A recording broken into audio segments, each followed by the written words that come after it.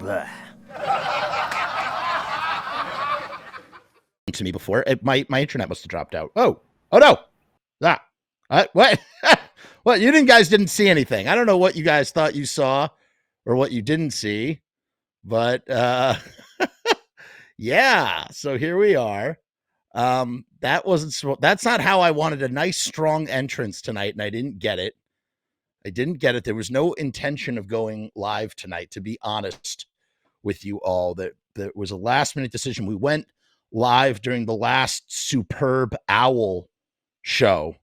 I interrupted my Superb Owl party where we were just admiring fine looking owls. All of us upstairs, we had a bunch of owls on display. It was a Superb Owl party. And I figured, fuck the Superb Owls. I would rather, I want to compete against the Superb Owls. I have no idea whether we did pretty well last year. So we'll see. We'll see what happens this year. I don't think anybody really cares about who's playing, to be honest with you. I know my family did not. But I got to tell you, this is a show that we've had in the works for a while now. It's just a matter of winding things up. Stuff gets in the way. Babies. You know what I mean? Like, I don't know. It's all sorts of stuff. We have Ballad's here. Hello, Ballad. He says he watched a podcast that the girls did examining the Misfits legacy. They got too many facts wrong for me to finish listening. How about that? I have not listened to that. It would probably make my little nerd brain angry. Hey, Jeff, just curious if you watched the movie Mulva Zombie Ass Kicker. I have not, but I do know that's a Chris Seaver film. I know about Chris Seaver. But in any case, I am super, super excited for tonight's show because this guy has seen a lot. He's done a lot. He is a great, he's a very detail-oriented kind of guy.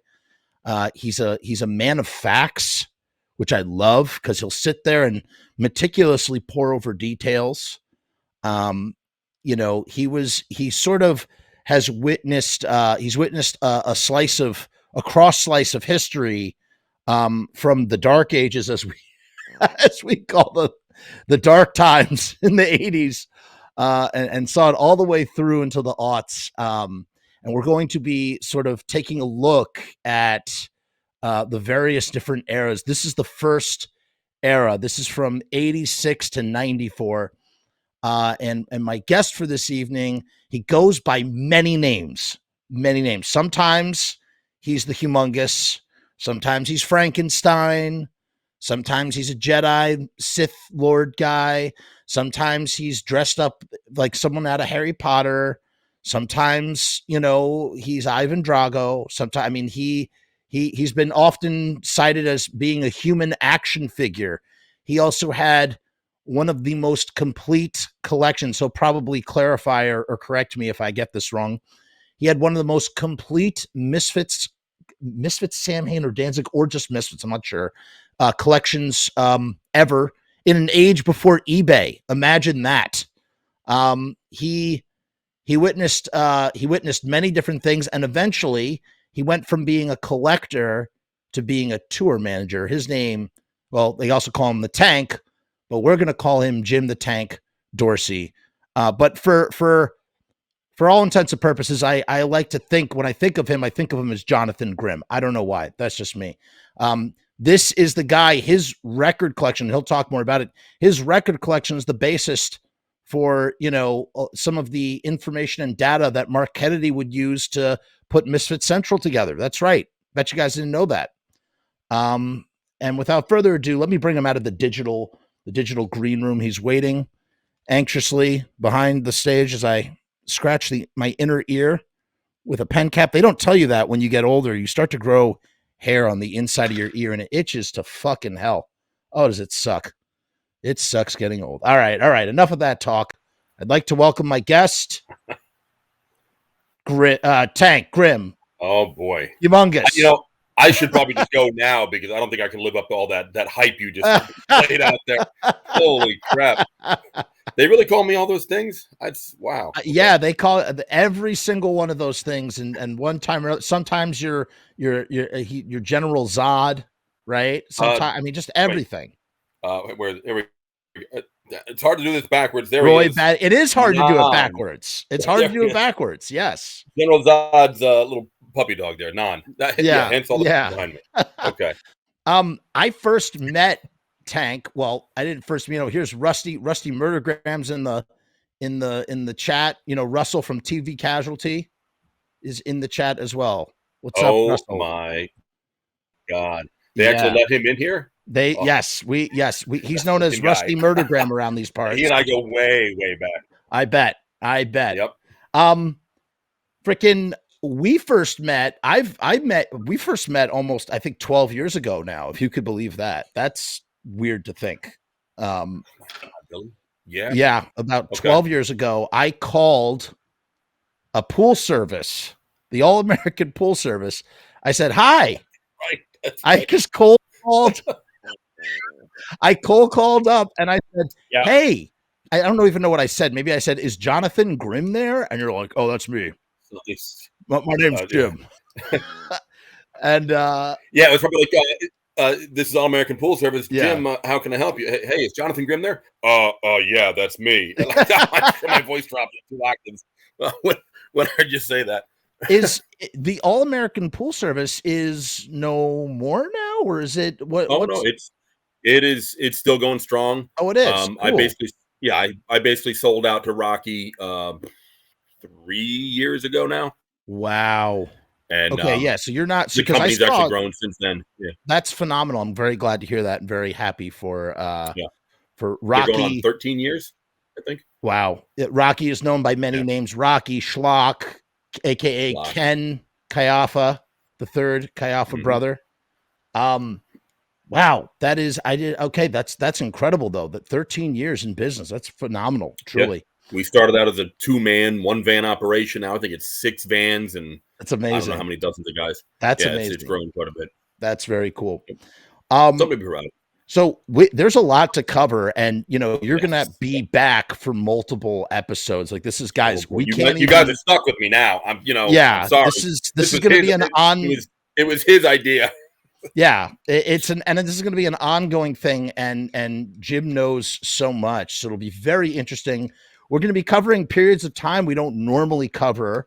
Jim, this is our 94th episode, and we mainly talk about the Misfits from 77 to 83, which is such a precious, finite thing to discuss. Yeah. And, we got a couple of, we do episodes where we discuss like Jerry only interviews from later on. But other than that, we really do kind of keep it to 77 to 83. So it's going to be very interesting to sort of dive into an area that I don't really, I know some stuff, but a lot of that is very casual knowledge compared to say what, I don't know. I'm just not a super specific, detailed, follower of the Misfits 95 history. So it'll be very interesting to hear things from your perspective, that sort of thing.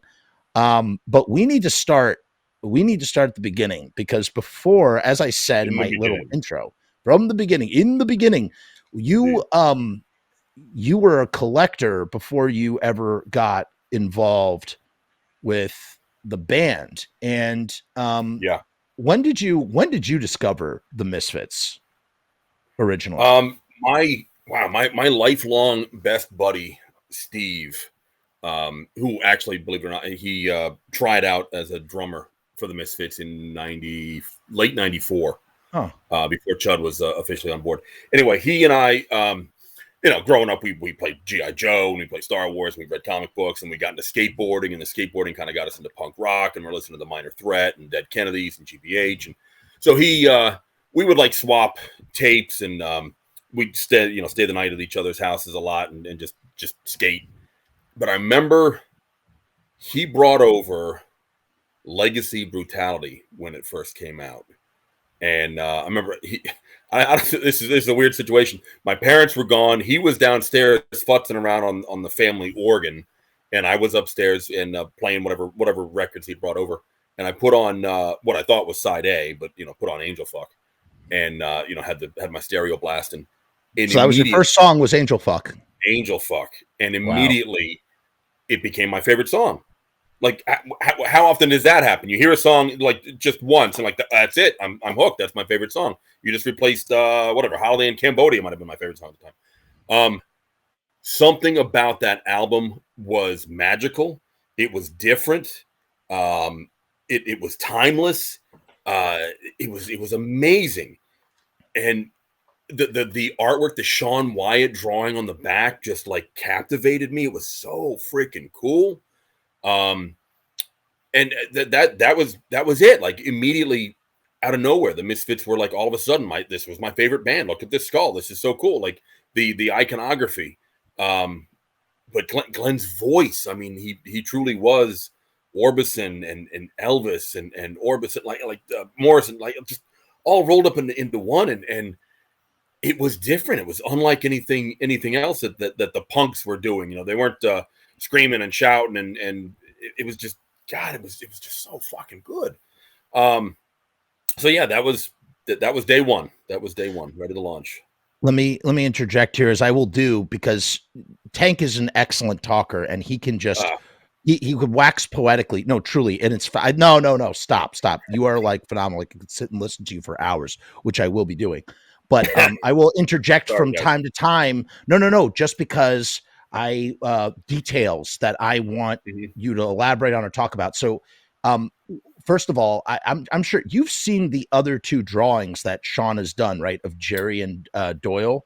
Well, I've seen the Jerry one. I don't know if I've seen the Doyle one. There's a Doyle one, and I got to tell you, like, I hadn't seen those until like last year, and I was like, whoa, I didn't know they did 3 of them. That's crazy. Yeah, the Jerry one was like, I had a bad Xerox copy of it, like a little tiny thing from way back, like maybe Thrasher had it or something. But I met Sean Wyatt at a random show in, like, I don't know, the upper Midwest, or really, really small place. And I went out and bought an issue of Legacy that day just for him to sign it for me. But really great guy, and he never got paid for that artwork, which was typical. Mad Mark Brood didn't get paid either. That is tragic. Both of those things are tragic. Well, let me back up. Mad Mark Brood eventually got paid.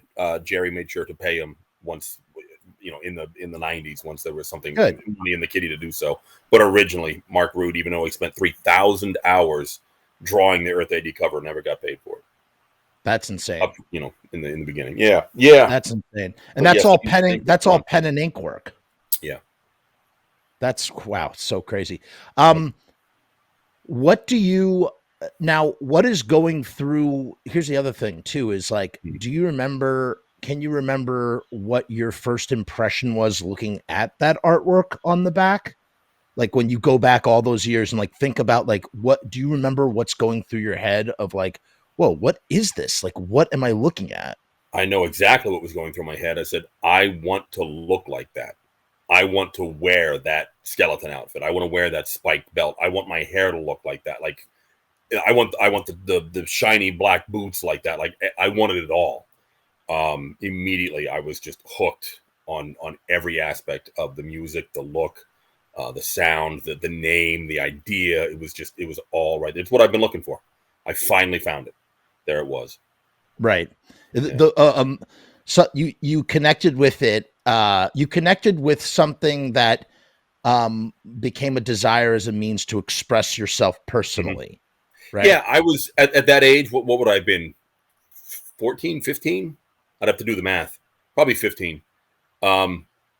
Identity crisis years. Definitely, I have a natural father that I never really knew very well. So I had a stepdad that adopted my sister and I. And so there was all those different issues working out as my hormones changed in my teenage years, and the angst set in, and the just issues. I was looking for an identity, and there it was. That was exactly the identity I needed. That with a little bit of Road Warrior mixed in, and I was golden. Yeah. Yeah, that's the thing that I love about Tank so much, is that him and I, we share an affinity for many things. One of which being you know, you could have a conversation with Tank about like Lord of the Rings or Star Wars or any of these fandoms, but he knows, he's like the only other guy I've met within my circle. He knows them all. He's enmeshed in that community, those communities.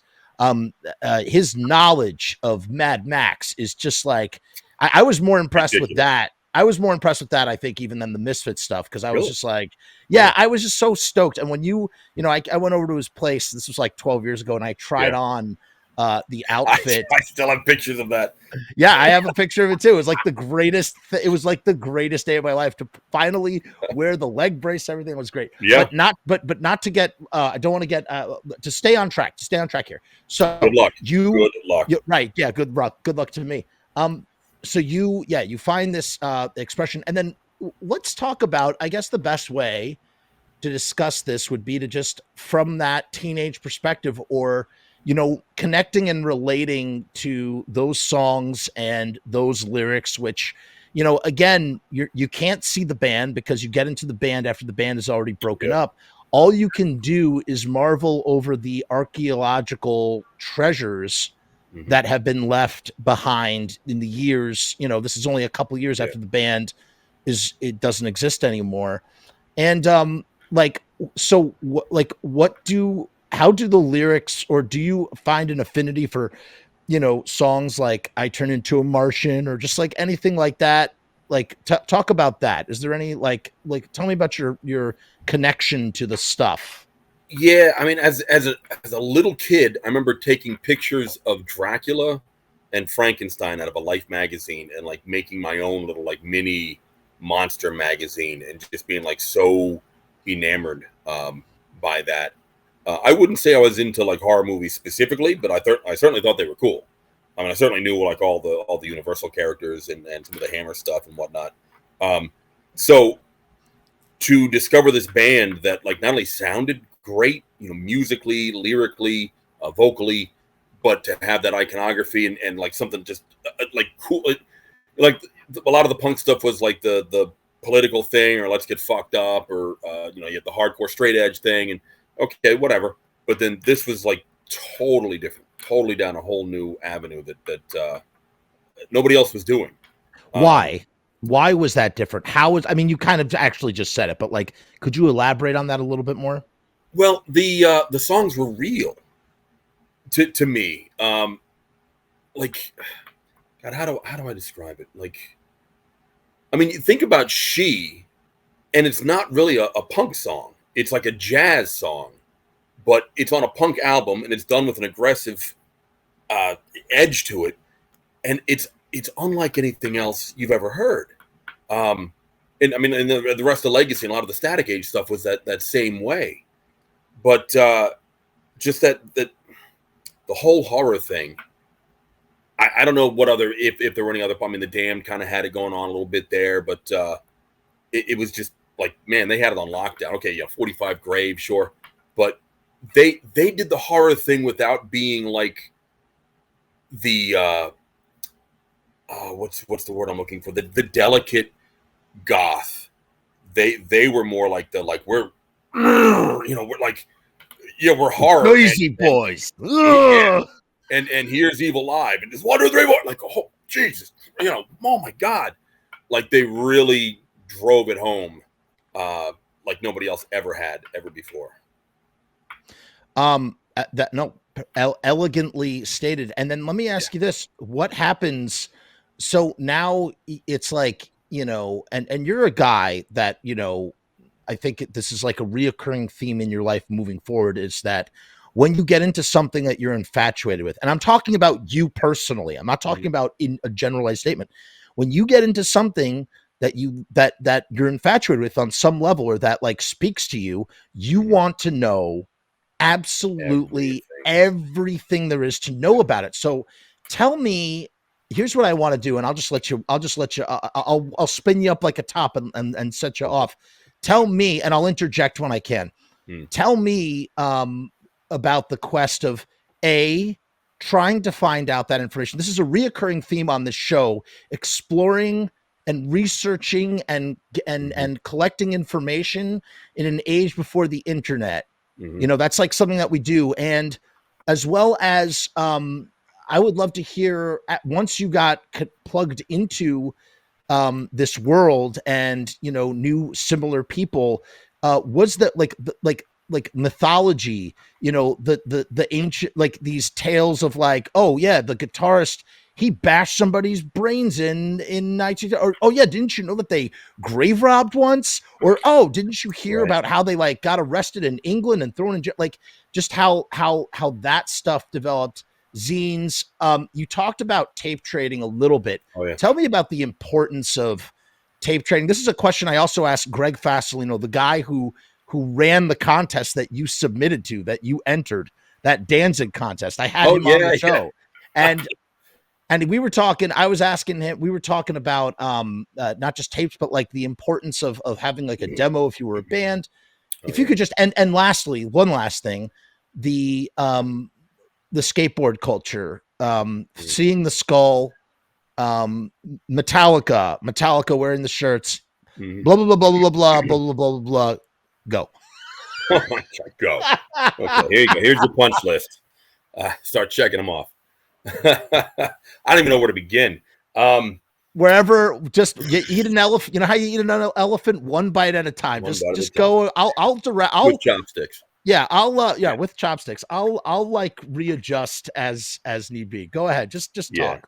Well, so yeah, immediately Misfits become my favorite band. Angel Fuck is my favorite song. She is like a very close second.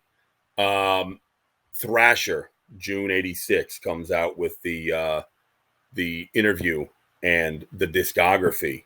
And my girlfriend at the time, Rafaela, has a copy of this thing. And I remember just flipping through, but oh, hey, cool, Danzig and Misfits and what is it? What? Wait, 45s? What? Oh, mind fucking blown. All this stuff, it's like when Geraldo Rivera opened Al Capone's vault. Imagine doing that, and there was actually something inside it. Like, that's what I felt like. Holy shit, we just found the Holy Grail. Here it is. That immediately became like my life's quest, was to find these records, not because I wanted the records. I wanted to hear the songs that were on those records. I'm still a sophomore, junior in high school. And like you said, internet didn't exist, eBay didn't exist, tape trading, like who I had to make this shit up as I went along.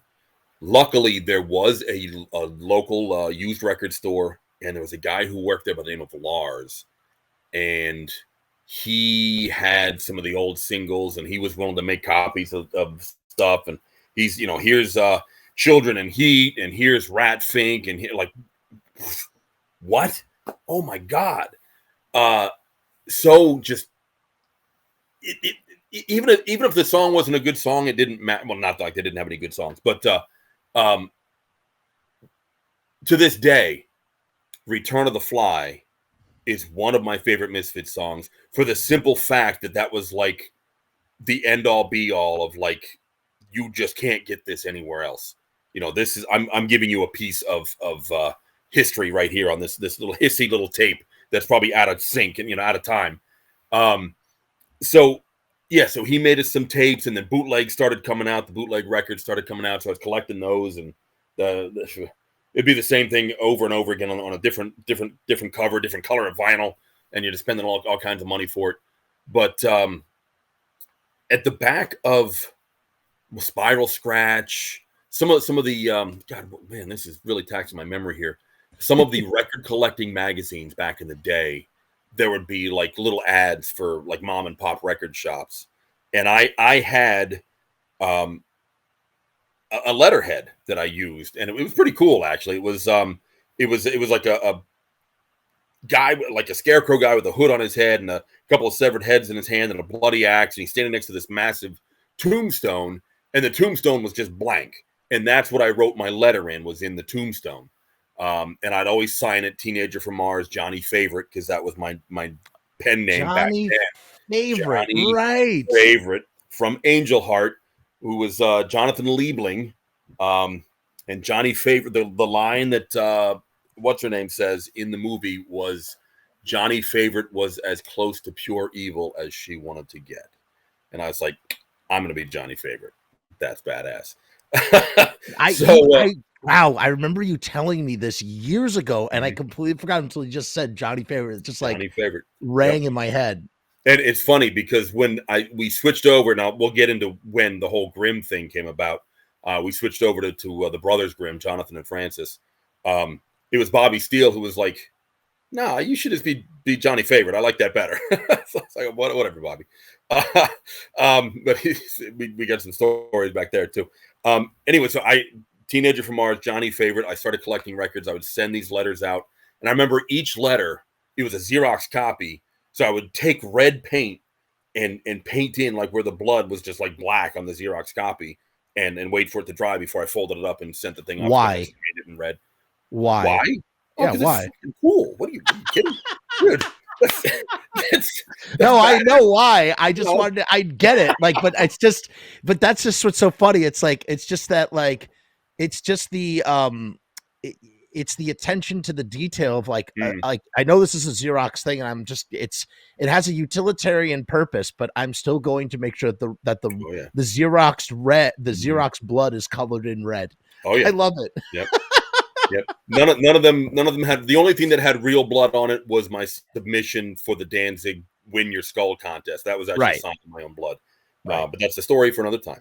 Right. So yeah, and then a lot of times the envelopes would be spray painted black, and then I do like blood dripping out of it and Misfits artwork on it and stuff like that, and mail these things. So like, mom and pop record stores get this thing in the mail, like, what the fuck is that? But it got their attention, and so they would open it and they would address it, and anything that they had in stock, they would write me back. And if you can imagine how long this process took of going through the mail or maybe finally getting them on the phone, I remember. I can't remember the guy's name, but somebody that worked at Pussmort Records was auctioning off some Misfits Samhain stuff. And it was a through the mail auction. And he had his list of what was available, and you sent him your highest bid on those items. And he collected bids from all around the country. And when the deadline rolled around, whoever had the highest bid on any of those items, that's what you won. There was no escalation bidding. There wasn't, it was just, I'd pay $300 for that. And you end up paying eBay before eBay. Yeah, that's how you did it, through the mail. And talk about taking a long ass time and needing to trust your sources. It was a little sketchy, but luckily I only got ripped off by one guy who sold me. It was a bootleg Who Killed Marilyn. It was like one of those close bootlegs, but those who knew, like, it was a little obvious. And what I thought, because I had nothing to reference it with, a real Beware for $300, and it wasn't the real Beware. It was the one that's really, really close. And for years I thought it was real until I met with Elizabeth Boris, and we held them side by side and saw the glare, right? Or the shine. There's my sleeve was a little bit bigger and actually had like a strip of black across the top where her artwork went all the way to the top edge. And hers had a little bit more gray tones to it, where mine were a little bit more washed out. And you really couldn't tell this unless you held them side by side and you knew what you were looking for. And then I was like, son of a bitch, I need to get a real Beware now. That sucks. I think that was the only time I got robbed by anybody. But let me ask you a question. So in this time, it's like a letter, it's like the mail comes, you get out home from school, mail comes in, and you're just like, let me at that mail, like flipping through. Yeah. Yep. I bought my Cough Cool that way. That was just after high school. I found my Cough Cool, paid $300 for it, which was a lot of money back then. I mean, I know what Cough Cools go for today, but let me tell you, it was a different world when I was, right out of high school working, whatever schlub job I had. $300 was all the money I had to my name. Well, I mean, let me ask. Let's pause for a minute, because because we're talking about Cough Cool right now. I mean, you saw what happened this summer. I mean, or you must have heard. It must have echoed back to you at some point that you heard that how much the Cough Cool went for. Actually, right? no, I'm kind of out of the loop on. Okay, and there's kind of a reason for it, because there's a part of me that thinks back and goes, well, I sold the Grimm Collection, almost 20 Right. years ago now. At the time, I got really good money for it You because sure did. I needed to buy a house. You sure did. If I sold that collection today, Oh I my would God. get so much more. But then where would I have lived for the last 20 years? No, no, no. Like Listen, what would I have done? you expressed it so eloquently in our, I keep using the word eloquently. No, you I'm expressed such an it eloquent so, guy. no, but it was just such a, it was really a touching way that you sort of, we had wrapped up our interview and you had talked about how, you had the memories of going on the quest and the collection was together now and you're starting a new chapter of your life and this very positive, wonderful thing that you really enjoyed doing. Got you to a place where you could start the next level of your life. I mean, it was like absolute. Like if you have to part with a collection, that's the way it should always be. It shouldn't be because and it happens to people all the time. It shouldn't Yeah. be because you're like, fuck, I need to pay, I'm Mhm. missing a monthly payment on my car. It should be Mhm. because you have to buy a house because you're having a family. Like that Mhm. is I think that's beautiful, man. You know who really helped me along the way with that whole thought process at the time was Steve Zing. We were hanging out at one of the chiller theaters back in late 90s, doing the photo shoot stuff and whatever. Michael was around at the time. So it was still pretty early on. But I was talking to him, about this life change that was coming. And at the time, the collection wasn't even on display anymore. It was all boxed up in my mother's basement because I didn't have a place to show it off. So it was kind of sad. It wasn't getting the majesty that it deserved. And Steve was like, that's the collection is just the physical stuff. You will always have the memories, and you're trading one love for another. I'm like, yeah, that really, like, you're right, Steve. You're right. I can do this, and I never looked back. It was interesting how that whole thing kind of worked out. That there was a deal on the table and it fell through, and then I'm like, I'm all ready to close on my house, and like, holy crap, what do I do now? And then some guy came out of nowhere and was like, I'll buy this, this, and this for this much, and I was like, are you fucking kidding? And then Yame came in and bought the rest of the stuff. It was just it made my freaking head spin, but all the pieces just they fell in place at the last minute. It was amazing. Can you repeat that? Because I totally froze Oh, and didn't dude, hear. I thought you froze. And I was going, damn, he froze. I'm the one that it's maybe. always me who froze. Where I missed right after Steve said that thing, and you went, Yeah. What were you just saying? Yeah, well, he said you're trading one love for another, Right. and that's exactly that's what did it. It was so true, and it was amazing how everything worked out. Where there was one deal on the table with I believe it was Karsten Moss The in. Italian guy, right? No, this was a German fellow, Karsten. I think he's German. Okay. There was a deal on the table. Things somehow got changed, and that kind of fell through. And then I'm like, oh crap! I'm supposed to close on my house in like a month, and I don't have the money coming in now. And then a private collector from I'm going to say like the Seattle area, and I can't remember his name, and he wouldn't want me to say his name anyway because he Right. wanted to stay totally off the radar, and I respected that. Um, Totally. he said, I will buy these key pieces and I will give you this much money. And it was a lot more than I expected.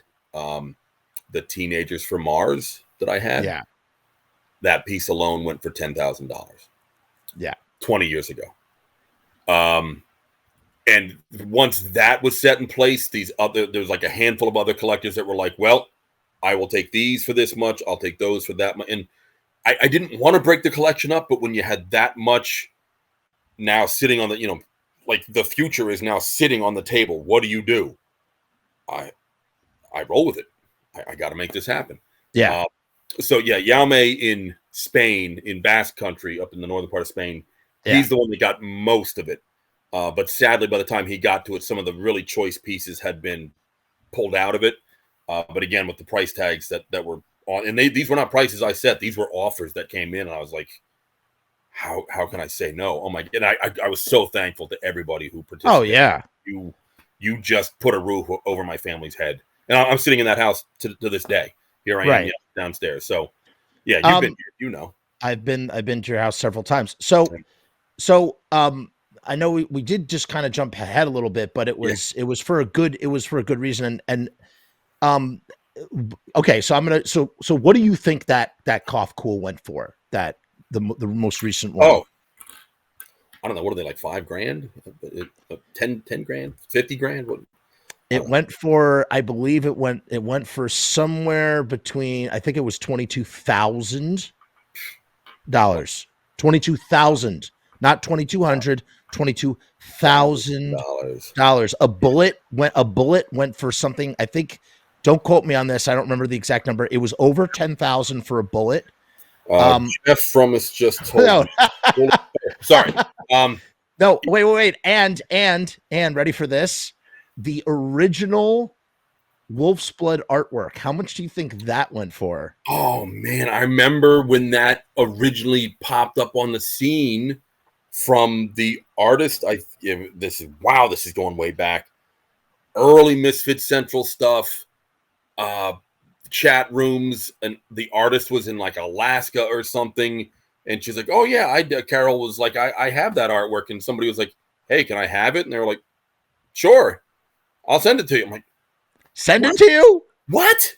What did the wow? I all right. This is gonna melt your mind, though. This is gonna hurt.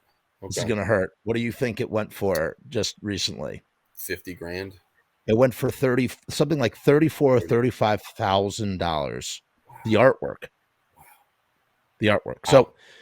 So yeah, like again, you did what you had to do at the time, but with the and we're gonna go back and talk about the Grimm collection and what here Tank is telling us about his collection. He's talking about how it needed to be displayed for enjoyment. We're not talking about records on a shelf. We're talking about like displayed. This was like these were treasures that were put out.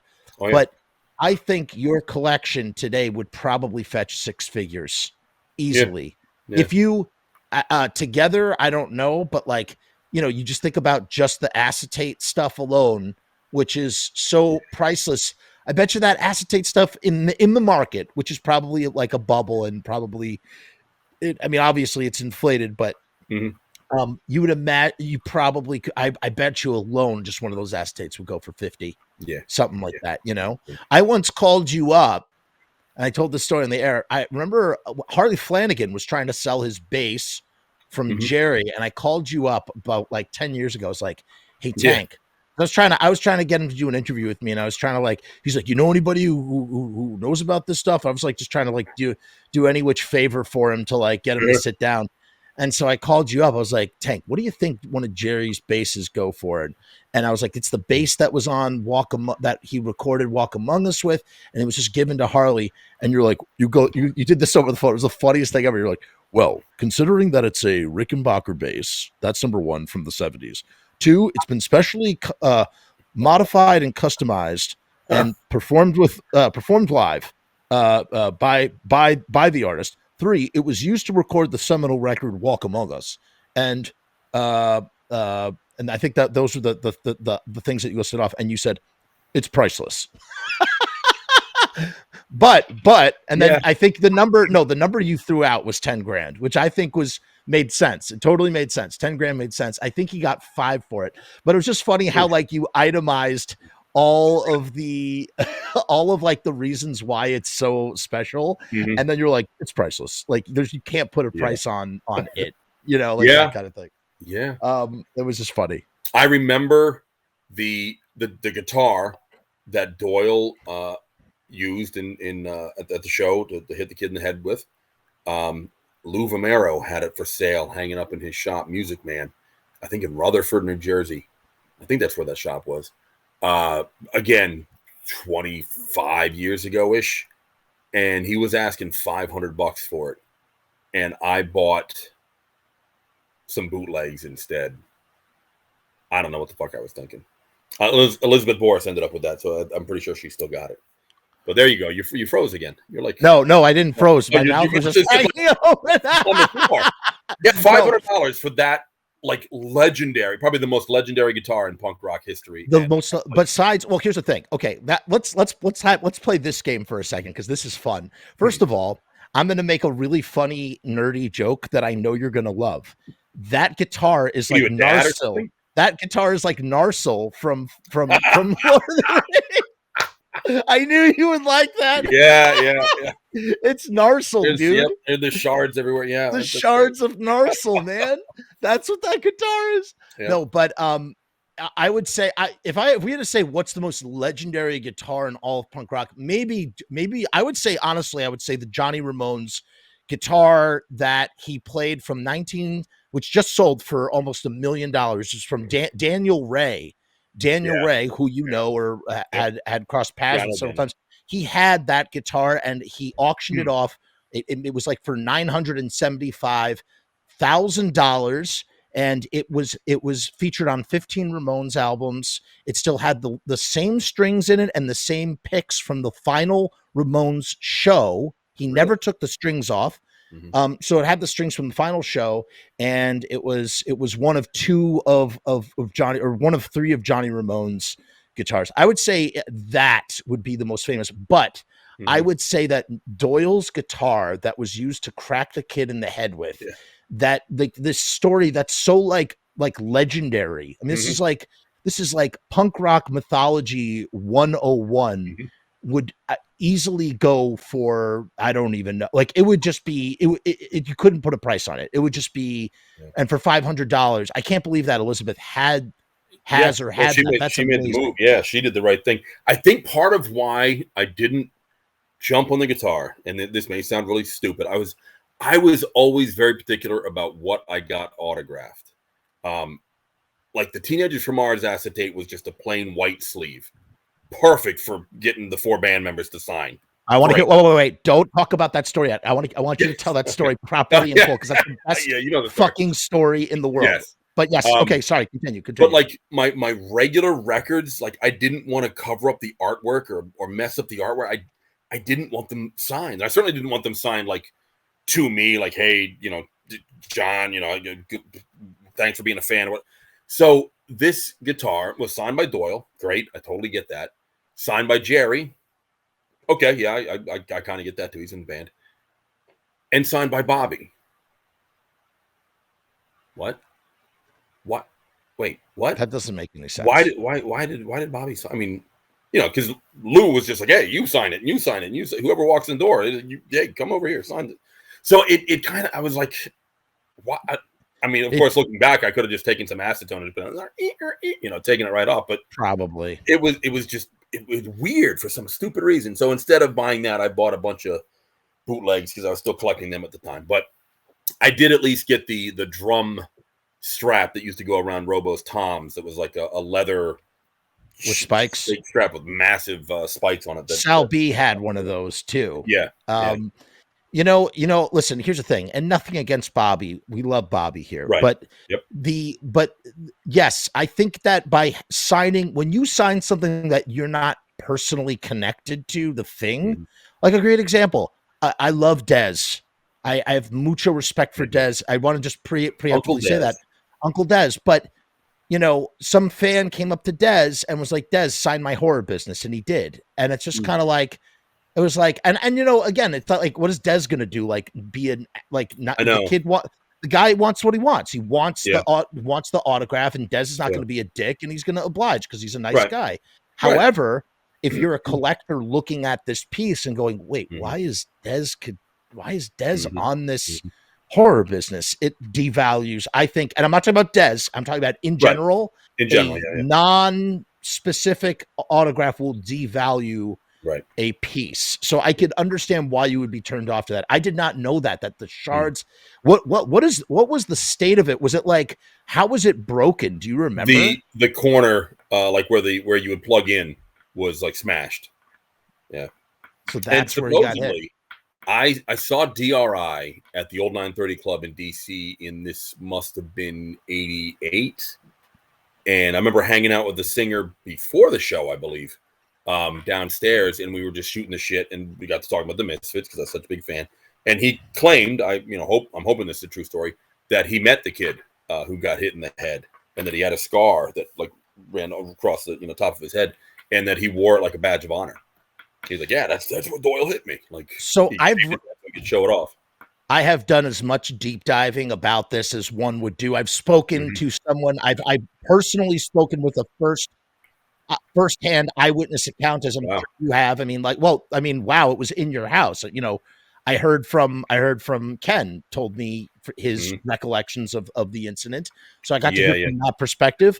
I read perspectives of people that were there when it happened. And I've heard just all these different things. Some people say that it was a 14-year-old kid who wasn't even the right kid. It was just some kid who was just standing in the wrong place at the wrong time. Right. I've heard other instances where the kid was, starting crap or was, provoking, which led to it.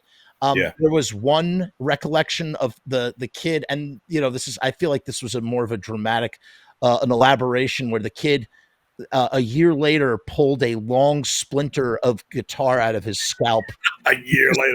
Doesn't that sound like some 80s folklore, like pre-internet, like kids smoking behind the school, talking about their favorite band. And one of them goes, you know what I heard? I heard that the kid pulled out like that kind of, like a tall tale. It was like this long. Right. And and then other like, oh, there was so much blood. There was a giant pool of blood and everybody froze and there was quiet over the crowd. Like all these different, all these different sort of things. But it's just so fascinating how like something that really happened balloons into a myth. Yeah. Into a legend, like actual legend. And it's just, I don't know. I think it's one of the reasons why we love this band so much, because it's just full of, we love all the stuff. We just talked about Lord of the Rings, talk about Star Wars, talk about Mad Max. We love these stories. This is a band that's steeped in lore, right? Yep. So when you meet Jerry Only, you're not just, it's like, hey, what's up? Hey, I'm Jerry, for the kids. Yep. It's more like you're meeting like this, this like Conan character who, is a real life, guy. Fuck, you know what I mean? And Jerry's always in his garb. So it's like, you're not meeting Gerald Caiafa. You're meeting Jerry Only when you see Jerry Only. So it's like, I feel like there's that element to it as well. There's a mistake that, I think if I had seen the band back in the day, or if they were still around when I got into them, it wouldn't have, the mystery would have been gone. Right. The aura, the legend. It just, I have no idea what I'm trying to say here, but I remember at the House of Blues in LA and Jerry and I meeting Rob Zombie backstage and being like, oh, hey, Rob, cool. Nice to meet you. And then we meet Lux Interior and Poison Ivy from the Cramps. And even though, Rob Zombie's like, he's Rob Zombie, he's a big shot, big time. And in the Cramps, in their scene were, legends. But that's the thing. They were legends. So when we met them, both Jerry and I were like, whoa, that's Lux and Ivy. Like, holy shit. It was a different mentality because I guess they were like so far back and so kind of niche and far, you only heard the stories of them. They weren't in your face. They weren't in the news. They weren't in the headlines. They weren't here and there. No, it's a totally different animal. And it has this whole different love when it's something like that. It's like my dad always said, the records that are going to become valuable are not the ones that were big hits that sold a lot when they came out. It's the obscure shit that nobody bought when it was available, and then later that person went on and did something great, and now you're looking back at stuff that most of them ended up in the trash, and that's exactly what the Misfits did.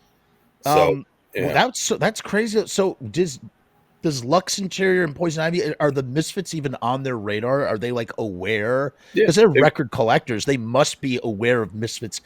Like they have these like legendary record collections. So do they have like Misfits vinyl? Do they have Cough Cool in their collection? Probably. I wish I knew. I mean, we only met them. They were hanging out backstage at one of our shows, and we're like, right. And it was brief. I didn't get to be like, hey, what's your number? We'll chat. Right. That would have been weird. But I would imagine they probably did. I mean, they were in the scene back then, so it was probably readily available. Well, not readily, but they could have gotten it without paying collector's prices like the rest of us had to. They were, yeah. I mean, they started off in New York, and I mean, they would have been contemporaries of the Misfits because the Misfits are a New York band, which is something I get into a lot of. Even with Steve Zing, go on and on about how the Misfits are a New Jersey band, Robbie Bloodshed, all these guys. Right. And I asked Mr. Jim, I said, Mr. Jim, are the Misfits a New York band or the Misfits a New Jersey band? And Mr. Jim said the Misfits were a New York band. And so I said, there you go. Okay. The man has spoken. I would say if his name is Jim, he's got to be right. I mean, I think exactly. I think so. And when I asked Franche Coma the same thing, I spoke to him on the phone very recently. I asked him the same thing, and Frank said the same thing. He said, we were absolutely a New York band. Even though we were from New Jersey, we were a New York band. I said, I feel the same way. Well, how many shows did they play in New Jersey as opposed to they played shows and they played shows. You play Eddie's Lounge. You play like how many venues are you going to hit? Right. This side of the water. So right. What's up, Dagger Love? Dagger Love, yo. Dagger Love is in the house. Dagger Love is Dagger Love lives in Lodi, actually, I think, or he lives somewhere. Not to reveal the secret locations of Dagger Love. Secret location, yeah. But I drove by 41 MacArthur.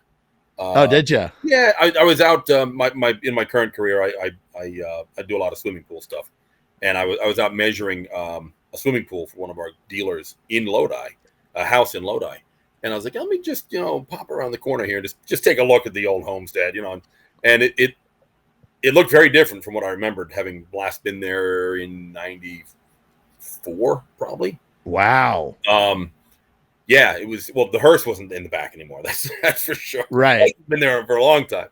But yeah, it was the middle of like a little bit of remodeling, and I was just, that as a younger man, like that would have been like the move to make would have been to buy that house and just go, I live in the old Danzig. I mean, that basement was like, if it could talk. If that basement could talk, exactly. I mean, that was the basement, and I was there not too long ago as well, and I did pass by. I was there. There was a VFW show, and I definitely passed by there, and I went to Grove Street as well. Got to go by Grove Street. Got to go by Grove Street. Yep. So all right. So we were talking about Cough Cool. Now we're gonna lasso all the way back. You're on your massive quest to sort of collect all your stuff, and then at the same time, Danzig is doing there's Samhain is happening. Well, let me ask you this: where are you? Like, are you a Samhain fan at that time? Yeah. Are you okay? You're into Samhain. You saw Samhain? No. Early Danzig, but because Legacy came out 85 or 86? 85, and Samhain was breaking up 86-ish. Transform gotcha. But no, Sam, I definitely, like, after Misfits, and my buddy Steve was like, "Oh, hey, check this out. Here's Initium," and like, it was just a whole nother can of worms just got opened on I'm like, holy shit! It just keeps getting better. So when you mentioned before in the intro, you didn't know for sure if I was just a Misfits collector, if I was Samhain and Danzig too. I mean, clearly the Misfits was the massive number one. Yeah, I had all the Samhain colored vinyls and the Danzig odd releases and whatnot. So yeah, all that stuff was. I sold the Misfits collection to buy the house. I sold the Samhain, Danzig, and Undead stuff to fix it up because it was wow. Yeah, and that's the other thing. That's the other thing I wanted to add. I was going to start with this, and then I went for Samhain instead. And then here's the thing that's interesting more than anything else. Yes, Glenn is playing a couple of Misfit songs in the Samhain set, but the only keeper of the flame, so to speak, is a Mr. Bobby Steele, who is for the entire time that between when Jerry and Doyle get the name back and start doing the old songs again, and 83, you have Bobby Steele for what is it, like 11 years? Yeah, is the old, like, for if you are a diehard Misfits fan, if you get into the Misfits in the year like 1987, and you want to go see like Bullet or Ratfink live, you got to go find Bobby Steele, right? Yep, because Glenn's not doing it. Yep. I mean, yeah, he's going to do some stuff. He's going to do London Dungeon and Danzig. He's going to do London Dungeon. He does All Hell. You know what's funny? Here's a hot take for you. I was listening to the first Danzig show. We did a whole special on the first Danzig show, and the first Danzig show and set list, in a weird backwards way, is almost actually really like the last Samhain show. Oh, that sounds weird, but when you look at the set list that they played, like they played Black Dream at the first Danzig show. Like there was just such a weird set list, and there's so much Samhain material that it's almost like, I was talking about this with the guy from Voice of Doom. We were kind of like thinking like, wow, in a weird kind of way, this is almost like, this almost could be like the actual final Samhain show and not the new music seminar, which is actually the final Samhain show of the original band. But it's just kind of interesting. But my point being, Bobby Steele, you got to go find Bobby Steele if you want to hear a couple Misfits tunes. Maybe I Turned Into a Martian, maybe Bullet, stuff like that. I remember buying the 2 7-inchers that were available back in the late 80s, Nine Toes Later and what the hell was the other one? Wow, whatever it was. And sorry, say it again. Say it again. Nine Toes Later. What were the 2 Undead? Nine Toes Later. Never Say Die. Never Say Die. Thank you. No, Never Say Die was the album.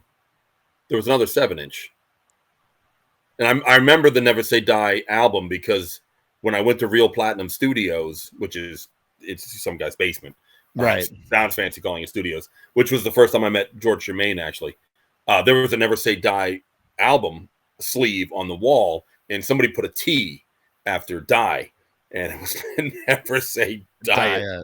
That's great. But anyway, I got those 2 records, and I remember putting them on my record player and being blown away because it was exactly like if I were to start a band at that time in my life and write music and, yo, Dan, what's up, buddy? That is what I would have wanted us to sound like. That music, like, to a T. Yeah. It had that it was just very like not aggressive, but like energetic, and it really grabbed me when I first heard it. Tell me about the studio, Real Platinum. Tell me, you said it's in the bottom of the house. What do you remember? Like walk me through that place and what it's like in details and anything. This would have been November 94, maybe. Okay. Either late 94 or early 95, but I think late 94. It was when Jerry was working on releasing the Christmas show, Max's Kansas City, and they were recording the guitar, the bass, the drum, like re-recording it and laying it over the top, and they were going to send it to Glenn to redo the vocals on it. And I'm like, why don't you just release the real show? That's what we want to hear. We don't want to hear it, redubbed. But I'm pretty sure it was Bobby Aleka's basement is what Real Platinum Studios was. Yeah. And so a little narrow, a little crowded. Bob was there. His assistant was there. I can't remember his name, but a really nice guy who amazed me with his tales of how much weight he had lost just by cutting out red meat and drinking a massive glass of water every morning when he woke up. Anyway, but so it was one thing to be in Real Platinum Studios and be like, holy crap, this is like history happened here. But who's sitting at the engineer's table? Fucking George Germain. Oh my God, our fearless leader is right there. And he was, an old kind of heavy set guy, didn't get around real well, had his cane with him. But oh my, wow, that's like meeting royalty. Like these are some deep cuts. Like it was, meeting George Germain the day I met Paulie B, I'm like, fucking hey, you're Paulie B. Oh my, what? Mind blown. Jesus Christ. George was talking about having the original tapes had deteriorated so much that they had to bake them in the oven. And like George knew all that kind of weird stuff. But yeah, they weren't recording anything. They were just like working on the engineering of it. So like not a whole lot of like fascinating stuff was happening, but it was just being in Real Platinum Studios with George Germain and Jerry and Doyle. I'm like, I've died and gone to heaven. This is nuts. This is totally now explain. We've talked about George on the show. When we had Steve Zing on the show, we talked about George briefly. But if you could explain for anybody who might be joining us for the first time or in general, who is George Germain, and why is he royalty, and why would he be there for that particular recording in particular, and why just if you could just explain that. Yeah. Well, from what I know, and hopefully, a good chunk of this is true, but it's all from what I've heard, but from reliable sources. So George was just an eccentric local, in Lodi, older fellow. He knew a lot about a lot of things. Like he was kind of like me. Like if he found interest in, say, drag racing, he would go out and learn everything he could about drag racing, and damned if he didn't have a dragster built in his backyard. And I'm not kidding. He had a dragster in his backyard. Originally, he was or at least at one time, he was a color engineer for DuPont.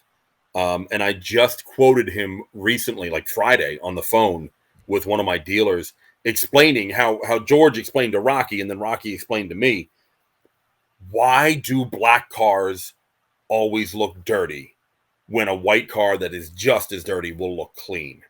How does that the math, it doesn't add up. Actually, it does. And George explained why. And this was the magic of George Germain. So when you look at a white car, so much light is reflecting back to you that your pupils get really small. And now you can't see the detail of all the dirt that's on that car. When you look at a black car, it's absorbing all that light and getting hot because of it. So your pupils get larger, and now you can see the detail. That's the only reason two cars that are the same amount of schmutz on them, one will look clean and one will look dirty. So this is the kind of stuff that George knew. It's just random, like, well, that's an interesting fact.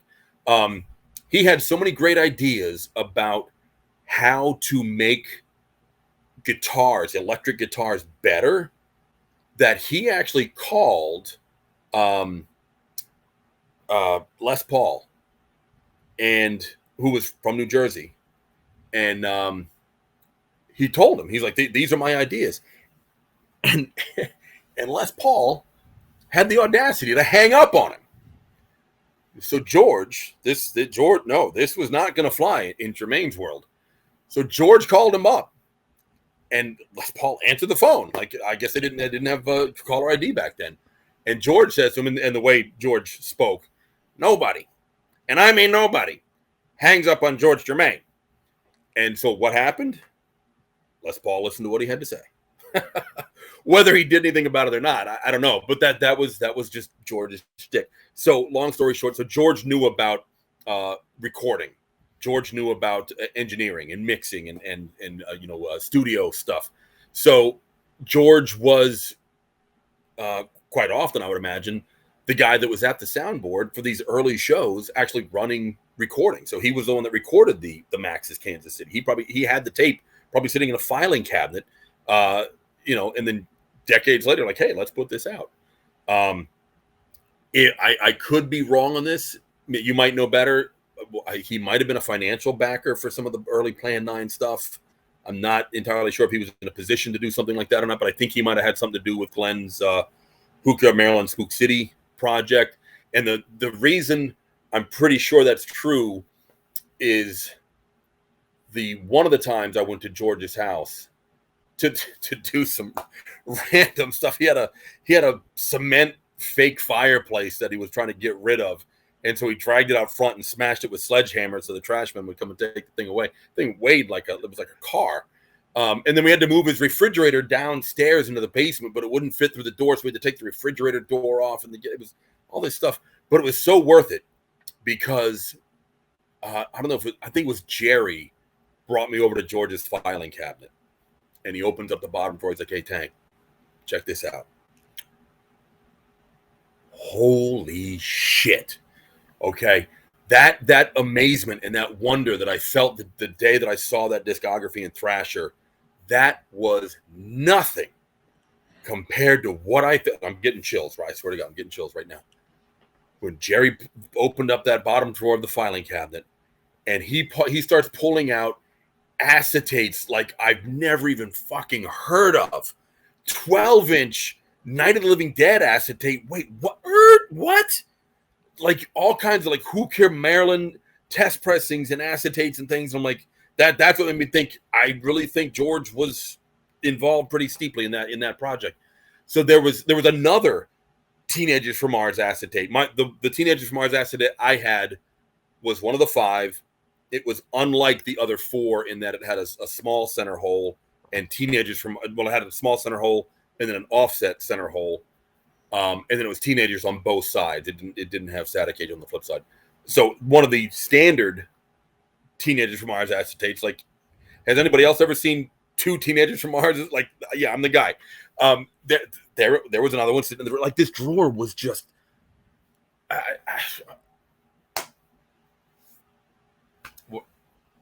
I got nothing. I don't know what to say. All right, I'm going to interject here. I'm going to interject for a couple of things. First of all, I love hearing that story. It's the greatest story ever. And if I'm not mistaken, and again, correct me if I'm wrong, at some point, Jerry just goes, here, take one or something, right? Close. In the early days, 94, 95, I was coming up. I came up in November 94 for my first audition. I was even taking singing lessons because clearly I have a deep voice. And I needed to try and hit some more of that tenor stuff.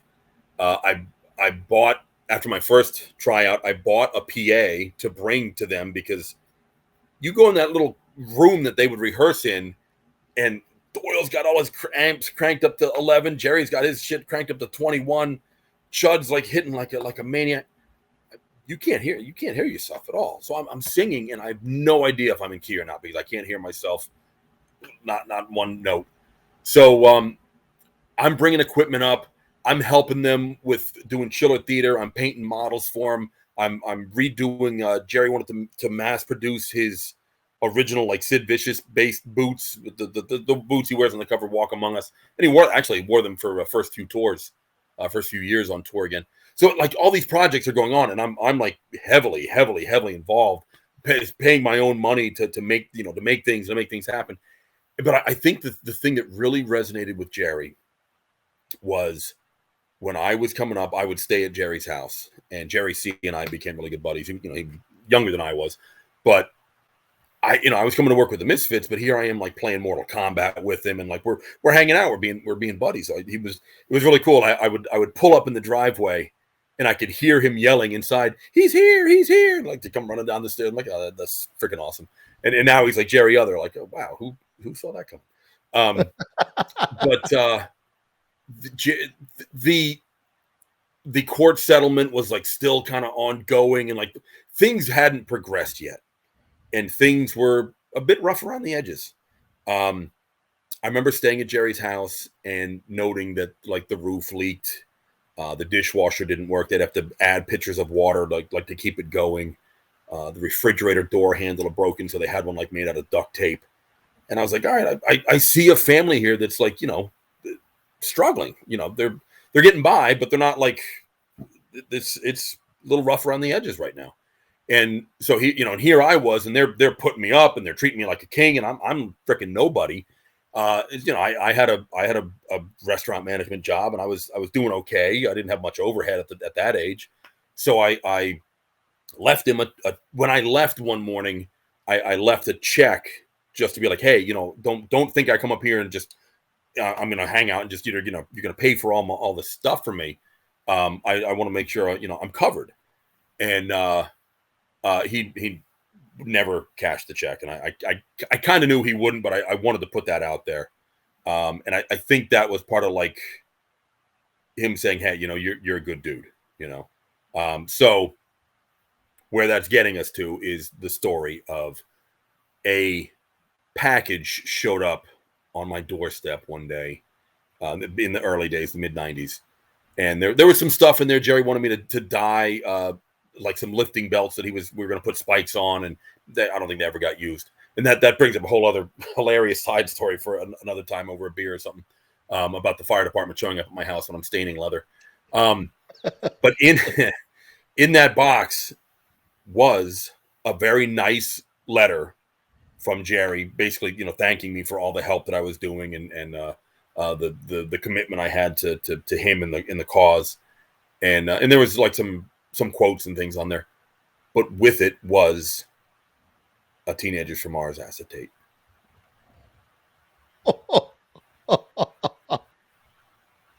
Oh my God. This is the one. This is the crown jewel of anybody's collection, like a Teenagers from Mars acetate. Holy wow.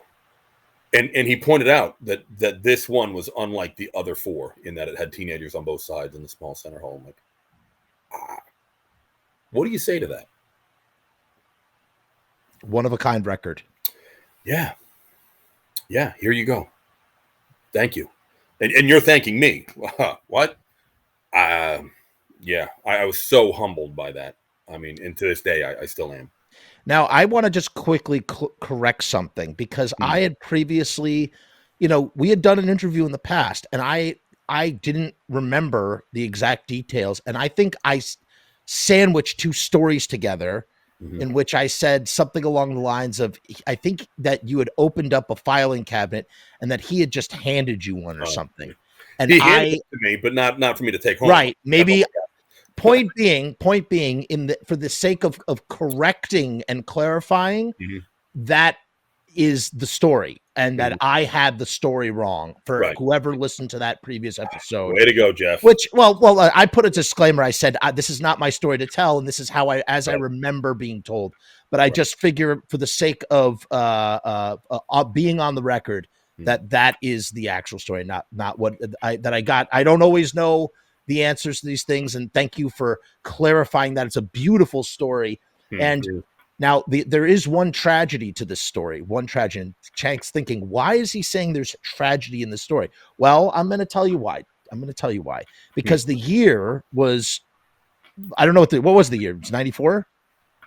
Yeah, 94. It might have been into 95 at this point. Right. The year was 1995. Now, if it was the year 2008 or 2009 or 2010 or 2011, you would have had a turntable that could go from turntable to MP3, and you could have digitized it, and we could have heard this uniquely sounding thing, which is not going to sound like anything else, that contains a version of that song that is, because, as you know, with that, we've talked about this ad nauseum. Acetates contain different versions, as you said. Now, here's what really blows my mind: Night of the Living Dead is on a 12-inch acetate, despite being a 7-inch record. Why do you think that is, in your best educated guess? With the lack of education I have, I really got nothing on that one. I to this day, what is that doing? Was that a planned project that didn't happen? Why would you do that? Here's my educated guess, and this is just speculation, as always. We speculate here constantly. My guess, Sorry, you'll go blind doing that. Oh, well, that's why I wear the glasses. Yeah. So, my guess is that they were going to do a 12-inch single. Yeah. And for either money, resources, for whatever reason, it was decided that it should be a 7-inch. And I'm going to take this one step further, and this is purely fan fiction. But I would imagine Glenn has said, I think Glenn or Jerry, somebody has always said, I think you're aware of this too, the idea that Night of the Living Dead was recorded really badly, or it was mixed or mastered badly. It doesn't sound very good, right? Like, are we on the same page about that? Right? It has a unique sound, Yeah, it's not, and that partially has to do with the fact that Jerry had really, really, really big amps, and Bobby had really, really, really small amps, and that there was no isolation between them, or there wasn't much of it, and that there's a lot of bleed through, which leads to a very uniquely sounding record, but B also is like a whole nother level of live recording that you really can't fix with any kind of mixing. So it's a mess. So now, again, I'm saying pure speculation. Perhaps for, when you put a record on as a 12-inch, you get more fidelity because there's more grooves, right? Yeah. Yep. Maybe my understanding. Yeah. Right. Maybe it just sounded, maybe it wasn't worth the money. Right. To put it as a 12-inch. Quality of the recording. Yeah. Because of the quality of the recording. So they said, because, that sounds like something that Glenn or Jerry might, think like, let's sort of, what's it called? We'll just sort of hack this ourselves. You know what I mean? Yeah. We'll hack it in a way that, okay, so the 12-inch single is now going to just be pressed on a 7-inch, which is cheaper, and the quality of the recording, we're not going to go back in the studio. We can't really do anything with it. Let's just do that. That's my guess. My guess was along the same lines, pretty much. Okay. All right. Maybe so I didn't have all those details in place, but I was like, they probably originally were going to do it as a 12-inch. Yeah, that's okay. So that's my educated guess. Yeah. And so all those acetates and test pressings, like I said, a lot of Who Killed Marilyn stuff was in there, including a marble vinyl Marilyn, which I didn't have one at the time, or no, I did. My timelines are so I'm getting old. But if I remember correctly, after George passed, his widow needed help with some financial assistance, and Steve Zing stepped in, and all those things got auctioned off. And I remember looking like, okay, I'd love to get one of these things. I mean, I've held them. I'd love to have one in my collection. And they all ended up going for more than I could afford at the time, and which was a good thing. I mean, it really went to a good cause. Right. Totally. Yeah. I'm going to take this very quick moment. We are going to go to a very quick sponsor break real quick. Good. If you, go ahead, get yourself rejuvenated for a second. If you are a fan, is this the official Superb Owl halftime show? This is the halftime here? What's going on? This is the Superb. Thank you for bringing. Wow, great way to bring that back. Right? This is the Superb Owl halftime half-hour show. We're talking about stickers here. If you need stickers, you should get your stickers from riotstickers.com. As you can see, the Frumess channel is powered by riotstickers.com. These are vinyl stickers. And as you can see, here is a sticker that came from riotstickers.com. You get 3-inch by 3-inch stickers. So what is a 3-inch by 3-inch real estate? It looks kind of something like this. Something along the lines of this. And this is, man, there's a lot of good real estate right here for your sticker, for your image. Image is everything, as they say, right? So you want to have something. And Tank, can you tell me whose handwriting you think that might be? Mine. No. Wait, no, mine's not that nice. Is that? Wait a minute. That's not. You're going to recognize it. I know you are. Is that Jerry's? That's Glenn Danzig's handwriting. I'm looking at the S's, thinking that looks like Walk Among Us. That's Glenn's. That's horror business. Okay. That's the E. That's the ESS at the end of horror business. If I knew and then I would have studied. No. But I know. I think you're out of touch with the thing. No, I took Glenn's letters and I made Frumess, and that's what I did for my vinyl stickers. I got to tell you, I'm really happy with them. We're doing the deal goes like this: you get 50 3-inch by 3-inch stickers for $29.50, which is that's a bargain. That is a bargain. Okay. You are not going to find a better deal. Leading sticker competitors, their stickers don't stick the way Riot stickers stick. Sharpie Riot, he is an incredible proprietor of Riot stickers, and he's an independent business owner and personable and great. He's really great with designs and stuff. And like I said, $29.50 for 50 3-inch by 3-inch stickers. Just use the promo code Frumess. The description. The link is in the description of this video. So you go down there and we have to do one last thing, Tank, before we move on. That's right. Thanks for the point. We're just going to listen to this 60-second video real quick. Riotstickers.com. Woo!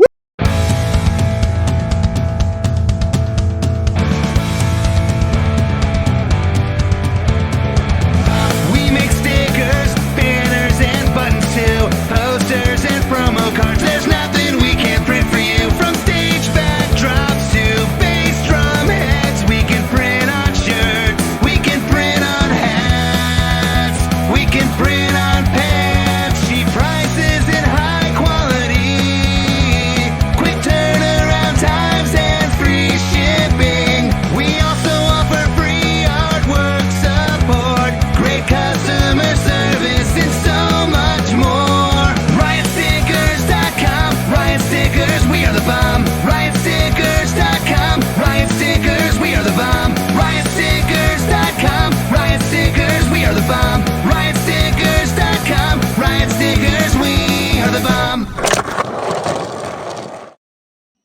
All right, we are Wow. back.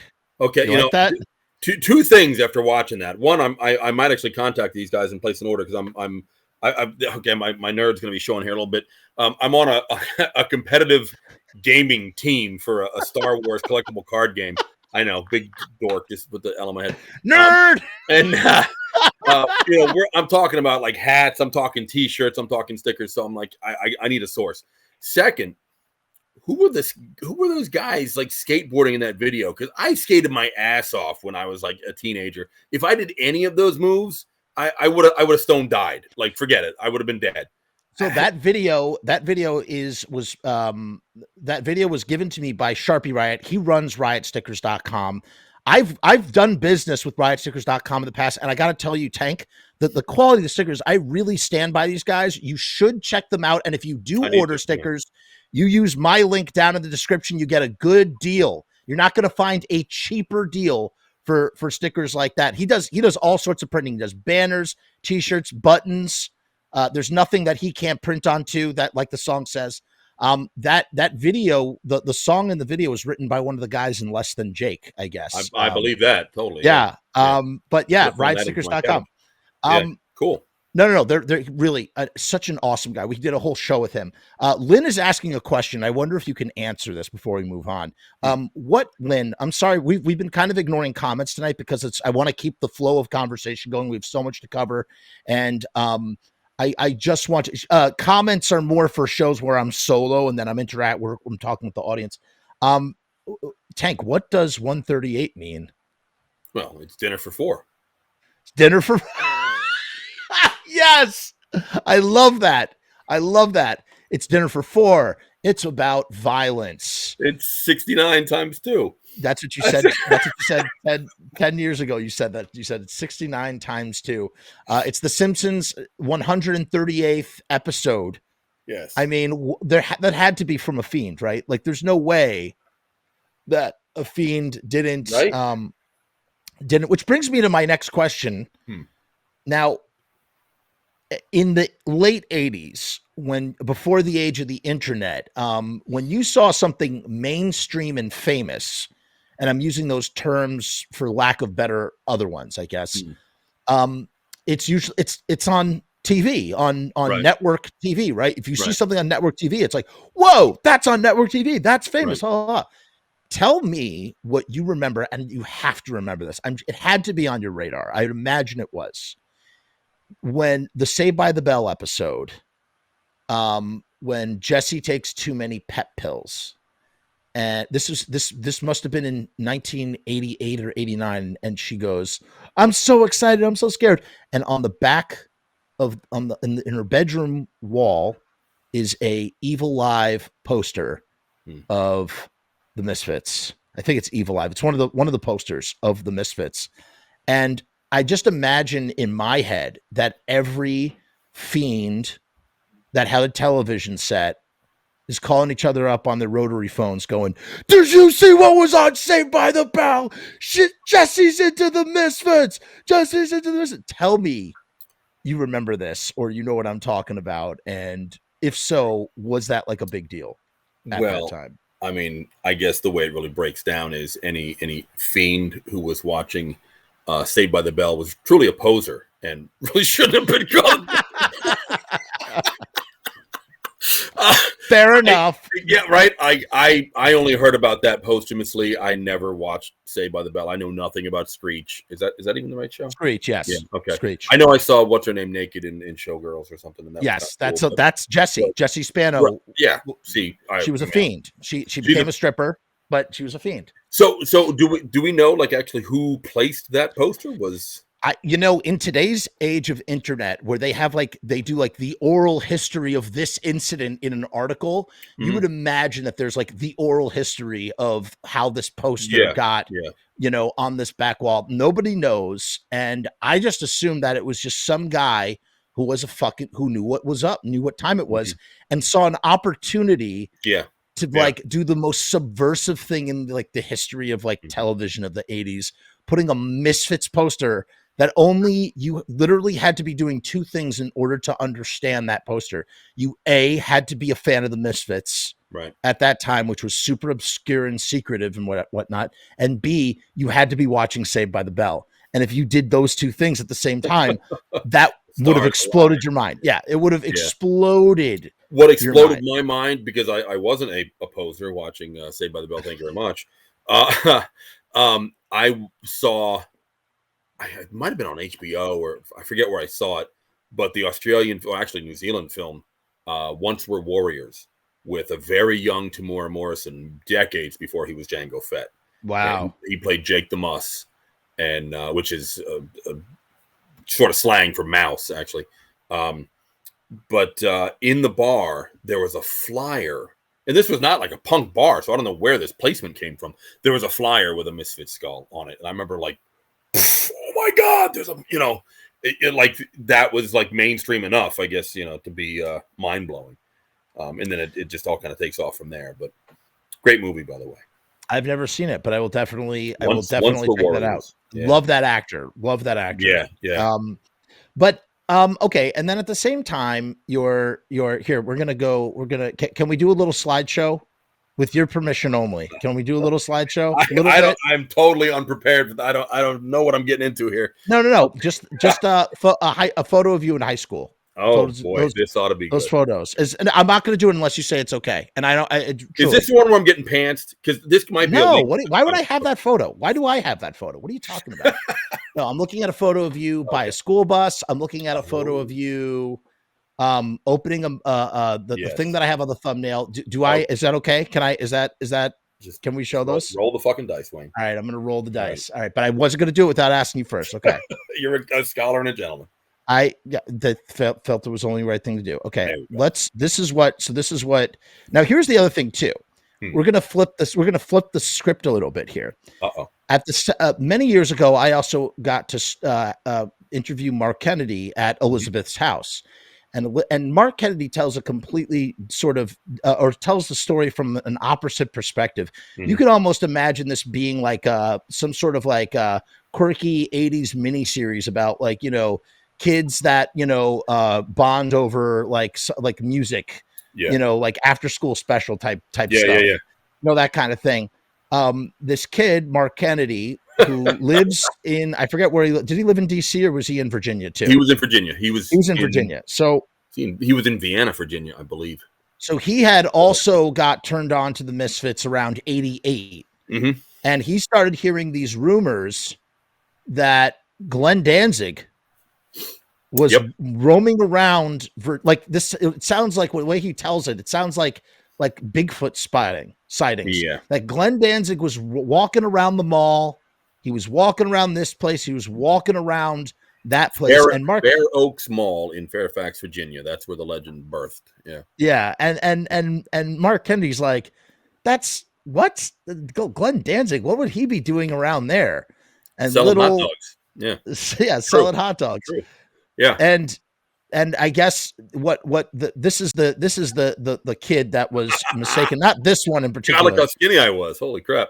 Now this is acceptable, right? These photos, these they're on my Facebook photos. page. I mean, that's why I didn't fit. That's why I thought it would be okay. But again, I'm just double checking. You're still here for my attorney, but yeah, it's cool. Yeah, of course.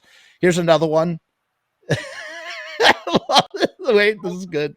Okay. This is good. Oh boy. Yeah. Oh boy. Look at that guy. Yeah. Got the Danzig belt on and everything. Yep. Look at me. Yep. With that. You got some devil. I would date that kid. I totally would. Yeah, I bet you would. But this is what you looked like in the late 80s around like, when you're getting into this stuff. Yeah. And 88 was the beginning of my senior year. This is my favorite one. My fourth. That was a couple years after high school. I'd embrace hair. Yeah. This is like Danzig. This is like early Danzig era Danzig. This is like Danzig 3 era Danzig. I think this might predate Danzig 3. Actually, this really. Yeah, might be more like a Danzig 2. So era. He copied you. He was exactly. The one That's right. he was emulating you, not the other way around. This was cosplaying before cosplay was cool. Okay, that's what it is. That's how you have. That's how I look at this. Mm-hmm. That's how I look at this. I look at this as you cosplay. This is what you're doing. Cheesecake. Oh man. By the way, I just want you to know that this is the thumbnail for this video. This image. Yes. Everybody, hey, I'm sorry. I had no idea he was going to do that. He had no idea. It was one of those what is it? Ask forgiveness later. Yeah. I'm thinking I'm 18 or 19 at that era. Okay, at this point, I still had a really long devil lock, like halfway down my chest, but I had the long hair growing in at the same time, so I always wore the bandana. This was me and Big Dave introducing the Undead at a really cool haunted house in Virginia Beach in like 89. Yeah, summer 89, I think. So this is when like Bobby Steele is just like, everybody's like, yo, fucking ex-Misfit played Misfit songs. Like, Bobby was doing pretty well on that. And, and I don't want to take away from the fact, like, I love those Undead songs too. When the evening comes, and I think I even said this to Bobby recently. I was on a show with him on another person's podcast. And I said, in a weird kind of way, When the Evening Comes is technically, I mean, it's not a Misfit song, but it was rehearsed by the Misfits without Glenn Danzig. And then Glenn Danzig came down and he was like, I'm the guy who writes the songs, and it was rejected. Right. But when I think of When the Evening Comes, like I could totally imagine it as a Misfit song. There's some great Undead songs, 84 in 84. I don't want to feel the pain anymore. So I don't want to take away from it's not just like he's only doing Misfit songs. Oh, right. Yeah, definitely. But interesting. Could we go back to that last picture with the Undead? By any chance? Hold on. Yeah, absolutely. I'm getting it right now. Okay. Well, not the pic. It made me think of something. And maybe the listeners can help me with this because it's been on many years.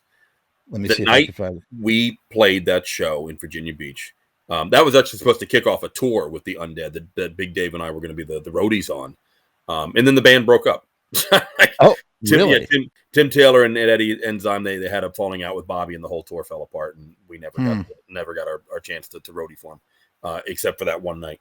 But at that show, there was a compilation record for sale called Brain Food. All right. One of the Undead tunes, it was all bands from Jersey. And one of the bands that was on there, along with the Undead, was a band called Piece of Wood. And they had a song called That Dream. I have scoured the earth to find this song. And I found it on YouTube, but it's a different version, and it's a very different version. If any of our listeners have access to Brain Food, the compilation, and could get me an MP3 of that song, I would be eternally grateful, because that is a really fucking cool song. If you do find it, send me contact me, send me Please. an email, and I will connect you with Tank here, and you can make me a very happy man. Make him a very, very happy man. Mordecai says, I was only a kid and I couldn't afford anything on the site, but Grimm's Misfits auction took up as much of my time as Misfit Central.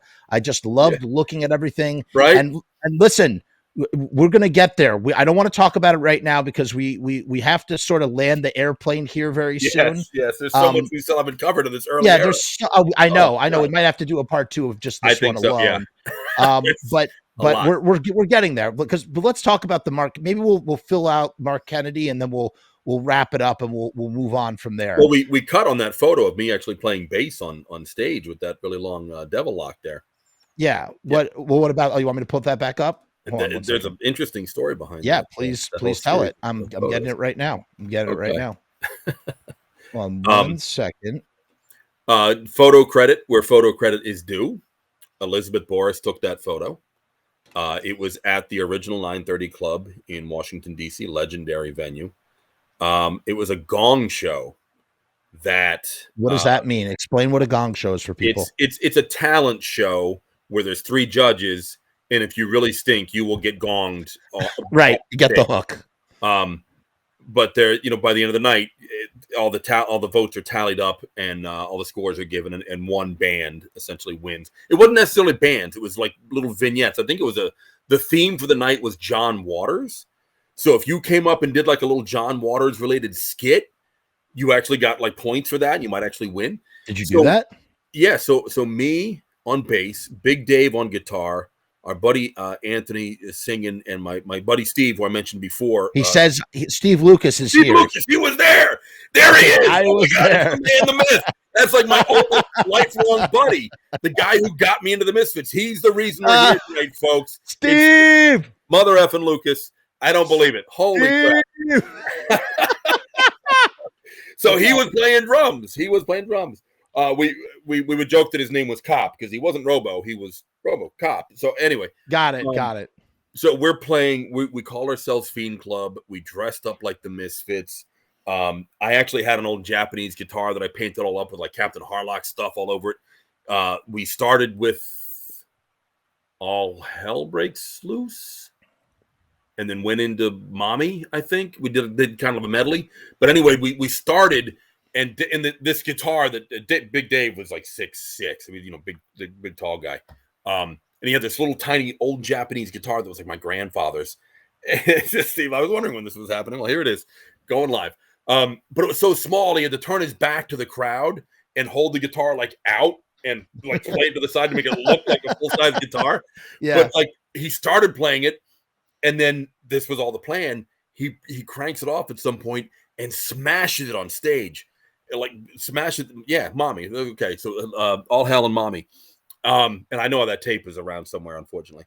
So he smashes it, throws it out in the crowd, and I'm seeing kids like diving on each other and tackling each other, trying to get pieces of this piece of junk guitar from like the 1950s that we just smashed to smithereens, because it's like this was the closest thing you could get to the Misfits back in '89, whenever. I think this was '89. I'm pretty sure this was '89. Right. And so when the show was over, and Elizabeth took a whole bunch of photos that night. This is just one of many. I know I've got them in an old photo album somewhere.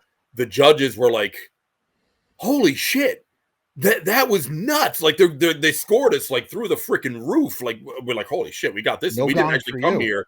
What's that? No gong for you. No gong for us. And I thought for sure we had it in the bag. Not that we really went there to win, and we just went there to play and have a good time. And then the band that came on after us, like all their friends and girlfriends and stuff, were there, and they ended up winning. But whatever. But yeah, so that's the Fiend Club. That was. I still had the Devil Lock. You can see it's actually down to my bass strap. Wow. Before I actually cut it off. That's how long it finally was. Now, quick story. Quick story. Yeah, this is a story. When I finally got to see the Misfits with Glenn and Jerry in 2016, I went to Riot Fest Chicago. I saw it. I didn't see this happen. My friend related it to me after the fact. I had Sal B was working the show, so he got me backstage, and I had like separated from my friends. I came back, and I was, Jerry had gotten back into the habit of breaking the basses and taking it to a whole new level. And now, how he did his thing. But my friend said, it just made me think of this just now when you were talking about what you were just talking about, that, the last bass, he had like thrown it super high up in the air, smash it through it super high in the air. And that, and I remember like the carnage that was left from that field, 84,000 people seeing the Misfits in Douglas Park, 84,000 people. There were piles of shoes, like everything you could. I'm actual shoes. Like people were going so crazy. They were just decided the madness had set in that I'm going to take off my shoes. Like I'm going to just take off. Like I couldn't believe it. There's like thick mud everywhere, and then just piles of shoes. And my friend said that the people that the body of the base had landed in an area, 6 or 7 people each had their hand on the base. They weren't pulling on it, but it was like 6 or 7 dogs that all claimed the same bone. And it was like, no one was going to it was like one of those contests where everybody's touching the car. Like nobody's going to walk away from that base. And I don't know. It's amazing how these fragments of, because they're connected. They're connected to this thing. They're connected to the memory. They're connected to the energy. They become relics is what they are, tokens. And, why are they valuable? They're valuable because we care about this shit. That's why they're fucking valuable. So fuck you. Somebody, I didn't see it, but somebody saw, I think it was a girl after that gong show, holding the neck of that old Japanese, guitar, like for dear life. Like this was the prize, you know, like we're just a bunch of jerks up there. And so what are you doing? It's like you said, man, you couldn't get the real thing get, back then. The lead judge actually said something like, you know, Danzig's playing to how many people, and you know, here we are, and he referring to Big Dave. He's like, and Doyle's playing to what, you know, what do we have here, like 50 people or whatever. But yeah, it was that was all you could get back then. You know, there was that or Bobby. You know. Well, what about this too? So let's say that you're like on the occasions where you do see someone else that you don't even know, but you see them that they're wearing a Crimson Ghost on their person. You see someone with a Crimson Ghost shirt. Do you get super excited and run over to them to talk about it? Or is it just kind of like, you know, yeah, cool. Yeah, right on. When I worked for the band, I always had a pocket full of Doyle's Little Annihilator keychains. And if I saw somebody with any Misfits anything, I would come up and I'd hand them one of those keychains. I'd just say, hey, thanks for your support. And they'd be like, what? And then I would introduce myself and we'd get to talking. And it was usually a great conversation. But yeah, that was always a shtick. Not so much anymore. But it always catches my eye. I'll kind of look. No. I'm specifically referring to the 80s. Oh, yeah. If I saw something like that, I'd be like, oh, hey, bro, what's up? Well, you Misfits? We got to talk, man. Oh, yeah, that was back then. That's what I mean. That was your only networking, was to just, by happenstance, to run into somebody that had a bumper sticker or, you know, whatever. So, yeah, I definitely made a point to talk to anybody who had something like that going on. I remember Steve and I at Sunshine House, which was like a surf shop at the local mall, but that's where all our skateboard stuff was. There was some guy like I'd never saw him before, never saw him again, had like a total Samhain leather jacket, and Steve and I were just like, oh my God, that's so cool. And it was just, we weren't steeped enough in it yet to be like, hey, dude, let's talk. But I remember like just being enamored with that guy and his whole like look. This, you know, the November Coming Fire painted on the back of his jacket. And just, oh my God, that's so awesome. Our friend Runner Dial Zero, who is a YouTube supporter, and we appreciate his support here on YouTube. So we just want to say thank you. Has gotten the stuff supposedly. Here's what you're going to do. My email is, go to the channel under the about section. That's my email address for like YouTube related stuff. Send me an email there, and I will make sure that Tank gets it. Okay. Thank you. Thank you for doing that. So and thank you for the support. Love Runner Dial Zero. He's always in the comments. Nice. Always giving us good comments and commentary and stuff. Good. So now let's bring it back to what I was saying before. So I'm talking to Mark Kennedy about 10 years ago.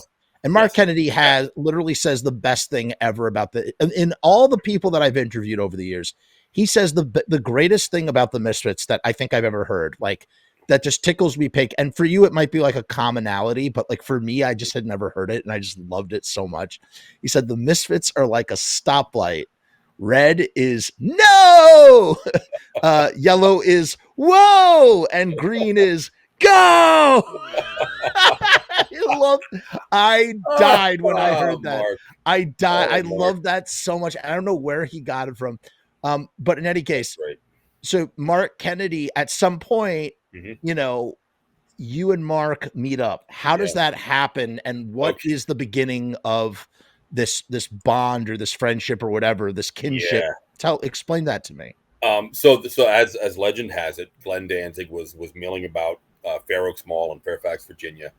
And this is the word that, you know, was on the street that Mark Kennedy got wind of.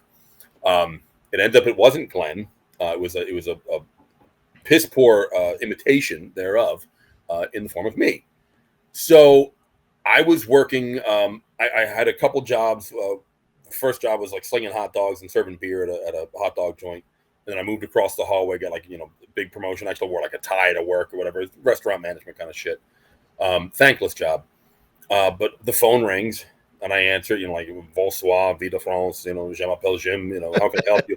But, you know, the whole shtick that we were doing for a French cafe kind of thing. And the voice on the other line says, Jim? I say, yeah. He says, Jim Dorsey? Yeah, can I help you? And there's like this pause, like, oh my God, I've been searching for you for years. I'm like, crank caller, like what are you talking about? I'm like, who? I feel like I'm getting punked. So it ends up, it's Mark Kennedy. He finally, after years, tracked me down to working at Vie de France, gets the number there, like some other wacko that calls people like at their jobs and do a pool service. I'll call those guys. Seems to be a reoccurring theme. And so he introduces himself, and I'm like, wow, okay. You're working on a website and you're steeped in all this Misfit stuff and gathering information. And just from the very brief conversation I was able to have with him on the phone at work, I could tell he knew his shit. So this wasn't just like some bullshit. I'm like, all right, well, we need to get together. And Mark, my interaction with Mark kind of re-sparked the passion for me again. Like there was that initial boom, for several years of like getting everything. And I'm like, I've kind of got everything. Is there anything I can really even get anymore? I'm kind of slowing down because if there is something, it's going to be way out of my price range. Like I'm kind of in a holding pattern now. So Mark, we get together, and what was supposed to be just like an evening of just like, he's going to come over and look at my collection, and we're going to talk about some things, maybe compare some notes. I'm so sorry. Can I interrupt you for one moment? Yeah, that was just me interrupting you politely, as polite as possible without cutting you off. Damn it, Jeff. Why does he want to call you in the first place? Is it just because you're a big fan, or is it because he knows you have this massive collection and wants to catalog it? What is the reason? Sorry. He somehow he knows I have this collection, and Gotcha. he is eager to catalog. Okay. As well as just, I'm sure just meeting another like over. Yeah, totally. So yeah, immediately we click. And he actually ends up being like a very legit, nice guy, like just a cool guy I'd hang out with regardless. So what was supposed to be just like an evening of like, let's just get together, for an hour or two, ends up going for like all night into the wee hours of the morning. We end up at like a Kinko's in the middle of the night, a 24-hour Kinko's. And we're just like, I'm copying all of his stuff. He's copying all flyers and articles and fanzine stuff and photos. And I'm talking binders. Like when he came over, I had 4-inch thick binders, one for the Misfits, one for Samhain, one for Danzig, one for the Undead. So all not my flyers were up on the wall, but like all my interviews, my articles, my this and that, ads, minutia was all in these binders. So we just went through like page after page after page, and he's going through my records and he's checking matrix numbers and like, oh my God, wait, he's discovering things. He's really flipping the fuck out. And it was at that time, that's when I realized that the record, the Who Killed Marilyn, that I bought from Glenn's collection when he brought it into Bleecker Bob's in Hollywood, was marbled vinyl. Because I thought it was just purple vinyl. He holds it up to the light, and he's like, "Yeah, you've got a streak of yellow in there, or whatever. It's clear." He's like, "This is marbled vinyl." I'm like, I did. I'm marbled vinyl. I'm picturing like black and white swirled. I didn't know it was like that. That meant it was that streak meant it was marbled. So apparently, I bought 2 things from Glenn's collection that he brought in there: a test pressing of Who Killed Marilyn, and then the marbled vinyl Who Killed Marilyn. And I think I got them for pretty good prices, surprisingly. But anyway, so we, and this wasn't the first night that we got together. We got together many, many other times, and just we were constantly just like back and forth on the phone, and just comparing notes. And then, did you hear this? Is this true?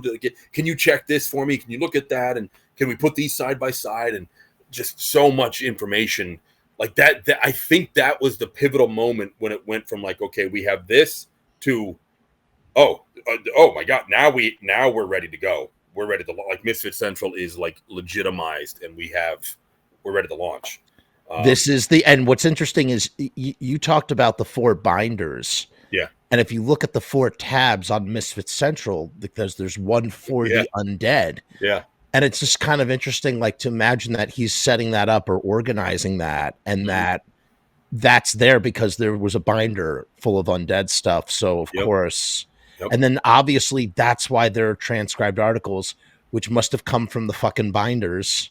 Yeah. Right? Holy Yep. shit. I never Yep. thought about it like that.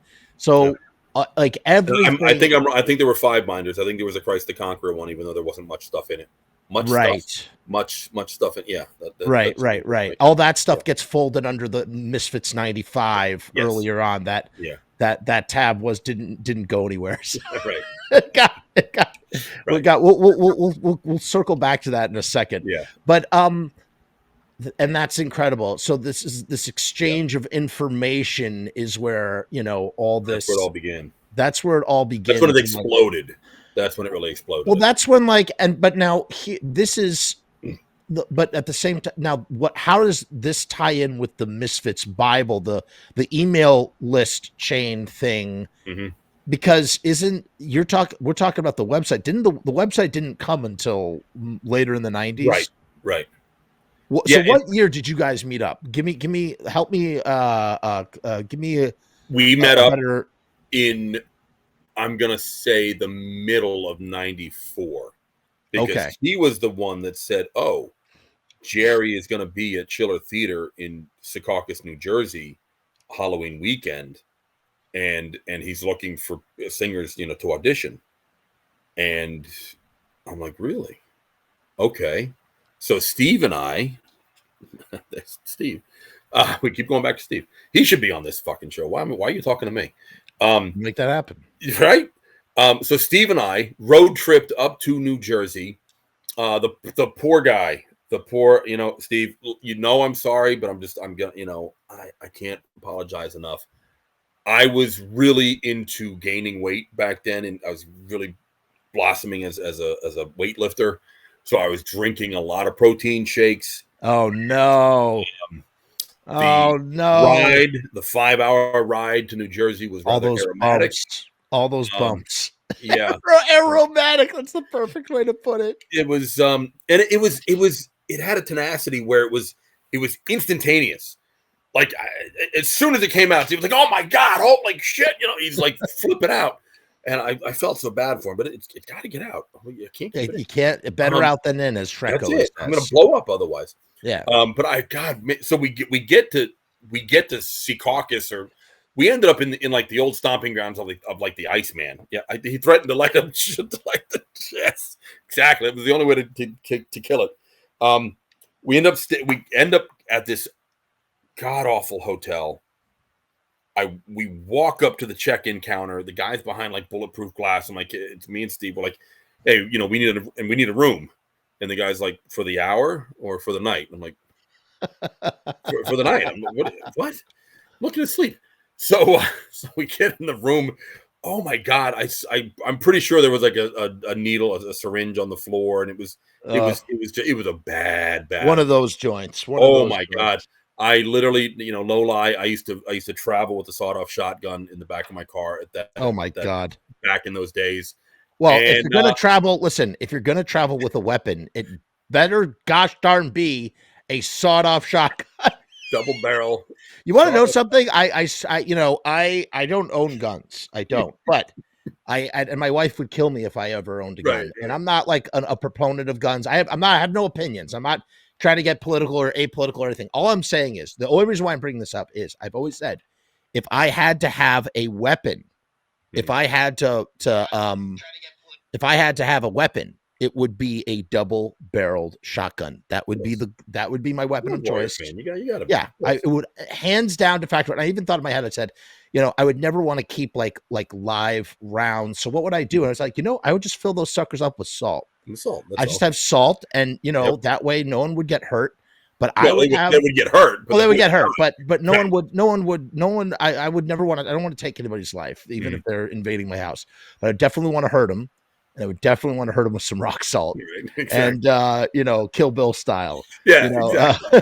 So no, but I get it. I get the double barrel shotgun thing. In any case, I slept.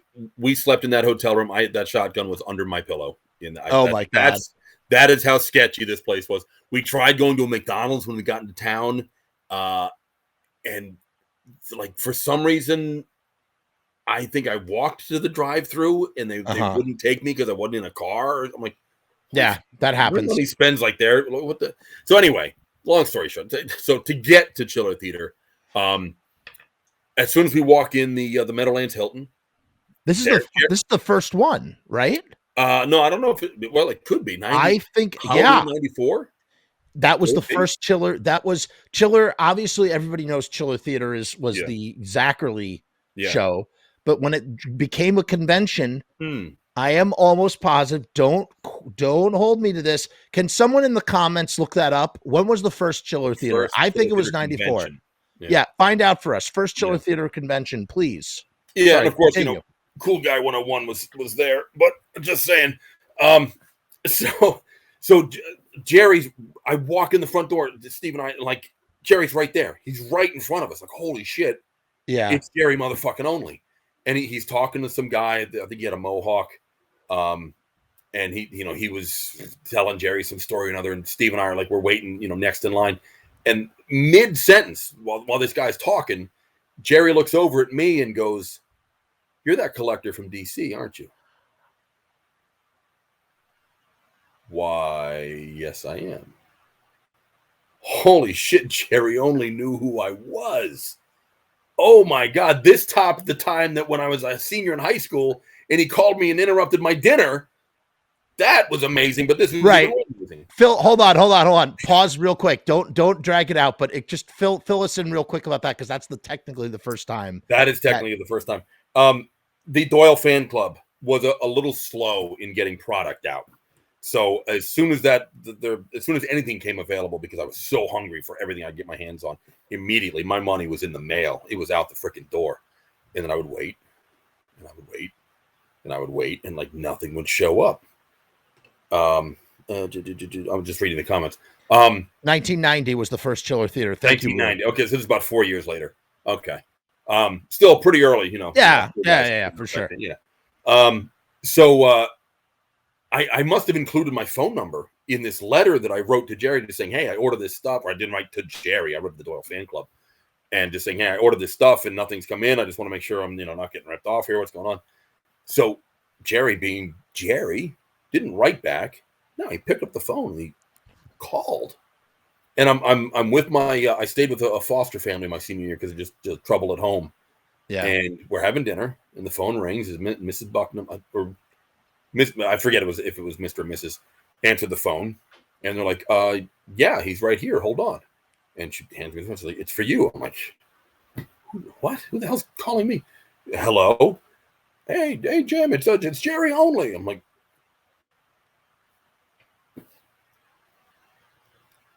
"What? Sorry, Jerry, I can't talk right now. I'm having dinner. Can you call me back later?" Right. Can you call me back later? I'm eating my peas and carrots here. He just wanted to let me know, to assure me that, hey, everything's legit. We just had some hangups with the printing, or I don't remember what product it was I was waiting for. Probably the Doyle posters. And he's telling me about, I've got a little kid at home. I got Sid Vicious's boots and just like random info.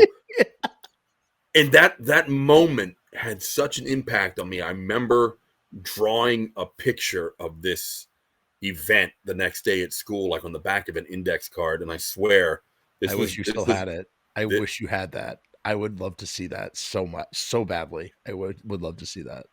I can make your dreams come true, my friend. Yes. I still have this postcard. Fuck yes. Yeah. If I don't have the original, I have a scan of it because that was. I have to see this. Yeah, it was. Oh my God. He called me. He called me. Jerry only called me, and it was funny because so this is my first ever experience with Jerry only, and I noticed something that would become a trend for the next several decades. As we spoke, or I should say, as he spoke, I couldn't get a word in edgewise. The man talked so much, and I had so many questions. I had so many things I wanted to say. He just totally steamrolled the conversation, and I didn't get to say anything except, "Okay, thanks, bye." Like, oh my God. And that's Jerry only to it. I always do a Jerry impression on here, like the big gregarious. Hey, Jerry only for the kids. Mm-hmm. Is everything And that, in, that like, was it. This was 88, 89. That was him back then too. I mean, nothing changed. but it's just funny You know? because when you read interviews with Jerry only, it's always that, like, especially like later, like after, I guess really after the 95, like the original 95 era, like after Mhm. like 2000, post 2000, everything is for the kids. Yeah. Kids for the kids. Like Mhm. he, like, I feel like he just like realized that there was like multi-generational stuff happening, Right. and so he started zeroing in on the kids being there and like wanting to do things for the kids and for the kids. Yeah. And so it's become a thing on our show where we talk about for the kids. Kids. For the kids. Yeah. All right. So now you're at, so he We're at Chiller. recognizes you. Yeah. He's like, you're that collector from DC, right? Oh my God. And I'm like, yes, I am. And he says, I'm here to talk to him about maybe coming up to audition. He says to me, so can you sing? And I'm like, I'd like to think so. He's like, hey, I want you to come up and try out. I'm like, I'm here to ask you that. What? Yeah, wow, mind fucking blown. So yeah, let's make this happen. So we set a date for like another weekend in November, and I made sure I had that Sunday off. And Steve was with me at the first meeting. He wasn't with me when I came back to audition by myself, but he came back the third time I went up there, so he could audition for drums, and I could kind of like follow up with another audition for the vocals. That's when I brought my PA system with me. And the cool thing about when Steve was playing, I remember Doyle looking at him and saying, "Man, you hit really hard." And Steve was like, "Fuck, that ain't right, I do." Wait. So hold on. So first of all, what is your, I mean, how fucking excited are you for the rest of this day? What do you do? What do you do when you see Mark Kennedy? Like, you must have been like, Mark, guess what? Oh, I do the usual. Put him in a headlock, give him a big noogie, whatever. No, he was probably the first one I got on the phone with. You're not gonna believe this, Jerry just asked me to come up and audition. But I think Mark knew that was the point that Jerry was at. Like, okay, the court case is wrapped. We're gonna get the band back on the road. We need a new singer. We need a new drummer. Chud is like the rehearsal drummer, but he's not the official guy yet. Wasn't sure why. So, Mark, I think kind of lit the fire to get me up there to light the rocket. So can we dial back for 2 seconds? And I just very quickly, you mentioned that you had ordered merch from the Doyle fan club, and that, from that you had heard about Christ the Conqueror. What are your impressions of Christ the Conqueror at that time when you order it? Like, in terms of like, like what like you see that this is a different direction from Misfits, and also like it ultimately doesn't end up going anywhere, and instead the band is going to return. When do you remember being like aware of the fact that Christ the Conqueror is really not going to happen, and that Jerry is going to try and bring a version of the Misfits back together? I guess around that same era, because so the first time I went up there, I saw Christ the Conqueror stuff, like stage gear, big spiked headdresses and capes and things, and Christ the Conqueror. It's like a platypus. Like, where do you put that? It's a poisonous mammal that lays eggs, and like what? How is that even possible? When Christ the Conqueror came out, I was ecstatic because I was so hungry for anything from these guys. Whether it was Glenn, it was Jerry, it was Bobby, it was Mr. Jim. Could have farted and recorded it and sent it. I would have been fucking happy. I was happy to get my hands on anything. In the grand scheme of things, though, I've never been even remotely a fan of like hair metal. So it didn't really rub me the right way, but I was happy that I had it all the same. Like, that's kind of weird. So knowing that, okay, we got the name back, right? Yeah, truth, exactly. we got the name back. We're going to put the band back together. We're going to go back to like, so that's happening. So Christ is kind of shutting down now. It's a little bit of a relief. And I can back this up because here's a very, very little known fact going back to Big Dave again. May he rest in peace. And that's a whole other chapter is Big Dave Smith. When he was doing some paintings for Jerry and Doyle in their Christ personas, he was talking to Jerry on the phone, and this must have been like early 90, maybe something like that. Jerry was saying, so these are the show. This is what I'm envisioning for like Christ the Conqueror playing stadiums. We're gonna be doing backflips off our amps. We're gonna bring our weights. We are gonna bring our weights out on the stage and like pump iron. Like we're gonna show people how much we can bench. And I mean, as like 18, 19-year-old, like testosterone guys are like, oh, this is awesome. Like, oh my God, I can't wait. The backflips, with the weights, it's gonna be so cool. But now, as a more realistic human being, I'm like, what? Okay. But Jerry did. I will give him this. He can do. He did do backflips. I've seen him. Not on stage, but in a pool. He smacked his head pretty good doing it. But he did a backflip into the pool. This was all during the WCW wrestling days. He was training with some of our guys and learned how to do backflips. Pretty cool. So yeah, so that was the direction Christ was headed in. And Merp with, unfortunately his drug problems and things just weren't working out. So it was quickly falling apart, unfortunately. Wait, who Merp, you mean? Yeah, Merp, yeah. Right. Now Merp is, I'm sure I don't know if you are or are not aware of this. Merp is the only person in the history of the world with a Christ the Conqueror tattoo. Yeah. Well, yeah. It's crazy. Yeah. He's the one he has a Christ the Conqueror tattoo. It's amazing. Yep. Absolutely amazing. So Merp is Merp is on the outs, and at some point, Chud is the same age as Doyle, and their dads knew each other, right? Like Jerry Sr. knew Chud's Jerry dad. Sr. knew everybody, so that yeah. And he's like an 80s drummer. I mean, he's like a new wave drummer, and Dan Kidney and the Pulsations and stuff. And he comes in and starts filling in for the Merp. Mm-hmm. Okay. Yeah. But when I first came on, Chud was like the session drummer. Right. He was like I think part of the problem was like there was a day that he didn't show up for work, and he used the alien abduction excuse, which only goes so far, I think. What? Yeah. What are you talking? Wait. Yeah, what do you mean? What do you mean he doesn't show up for work? You mean he doesn't show up to play? I think he was working at the shop, at the machine shop, at Pro Edge, at Congruent. And then one day he just didn't show up, and they're like, Chud, what happened? Oh, there was like a bright light, and the aliens came down and with the anal probe, and dead Chud serious. can obviously tell the story better than I can, but that's what like my first interaction with Chud and Jerry and like Doyle being all in the room together. That was like one of the stories I was told. I'm like, really? Huh. Interesting. Okay. I like this guy.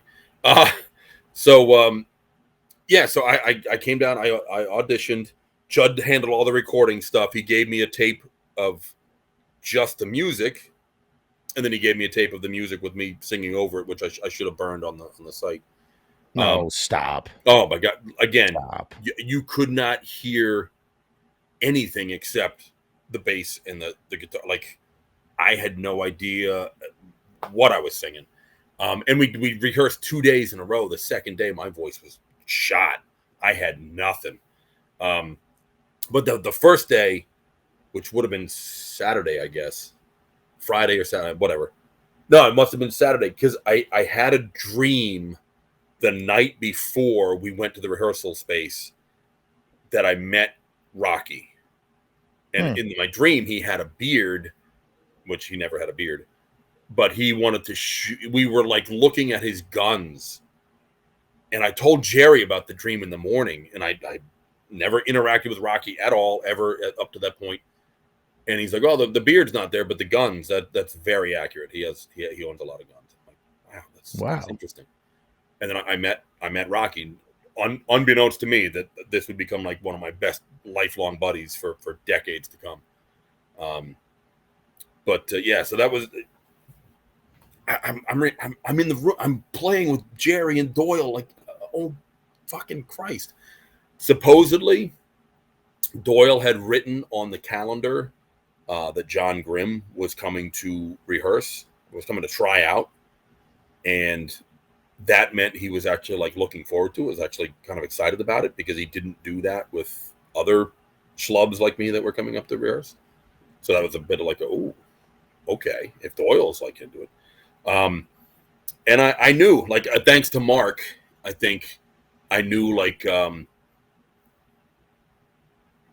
when it was just like me and Doyle in the room, I knew to talk about like Star Trek or the Giants or, things that he'd be like, he would perk up and like actually interact with me. Cause otherwise he's a quiet fellow,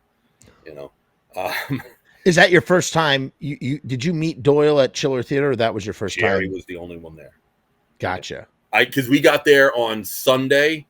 Doyle had been there on Saturday. Steve and I got there Sunday. Doyle was at the Giants game. What about this story for Dagger Love is asking, the story about Jerry and Doyle rehearsing while jumping on trampolines. Does that ring any bells for you? None at all. I've never heard that before. So you're there and you're meeting Doyle. What is going through your mind? You've already met Jerry or interacted with Jerry, but what is going through your mind with Doyle, especially because Doyle is Doyle, big, muscular, and you're like you're no small fry, right? When I've met Doyle several times. I met Jerry once. I met Doyle several times. I met Glenn a couple times, and when even though I'm 5'11" and a half, but like I feel like I look up at Doyle, like he's just this monstrous. And I shook his hand, and when I shook his hand,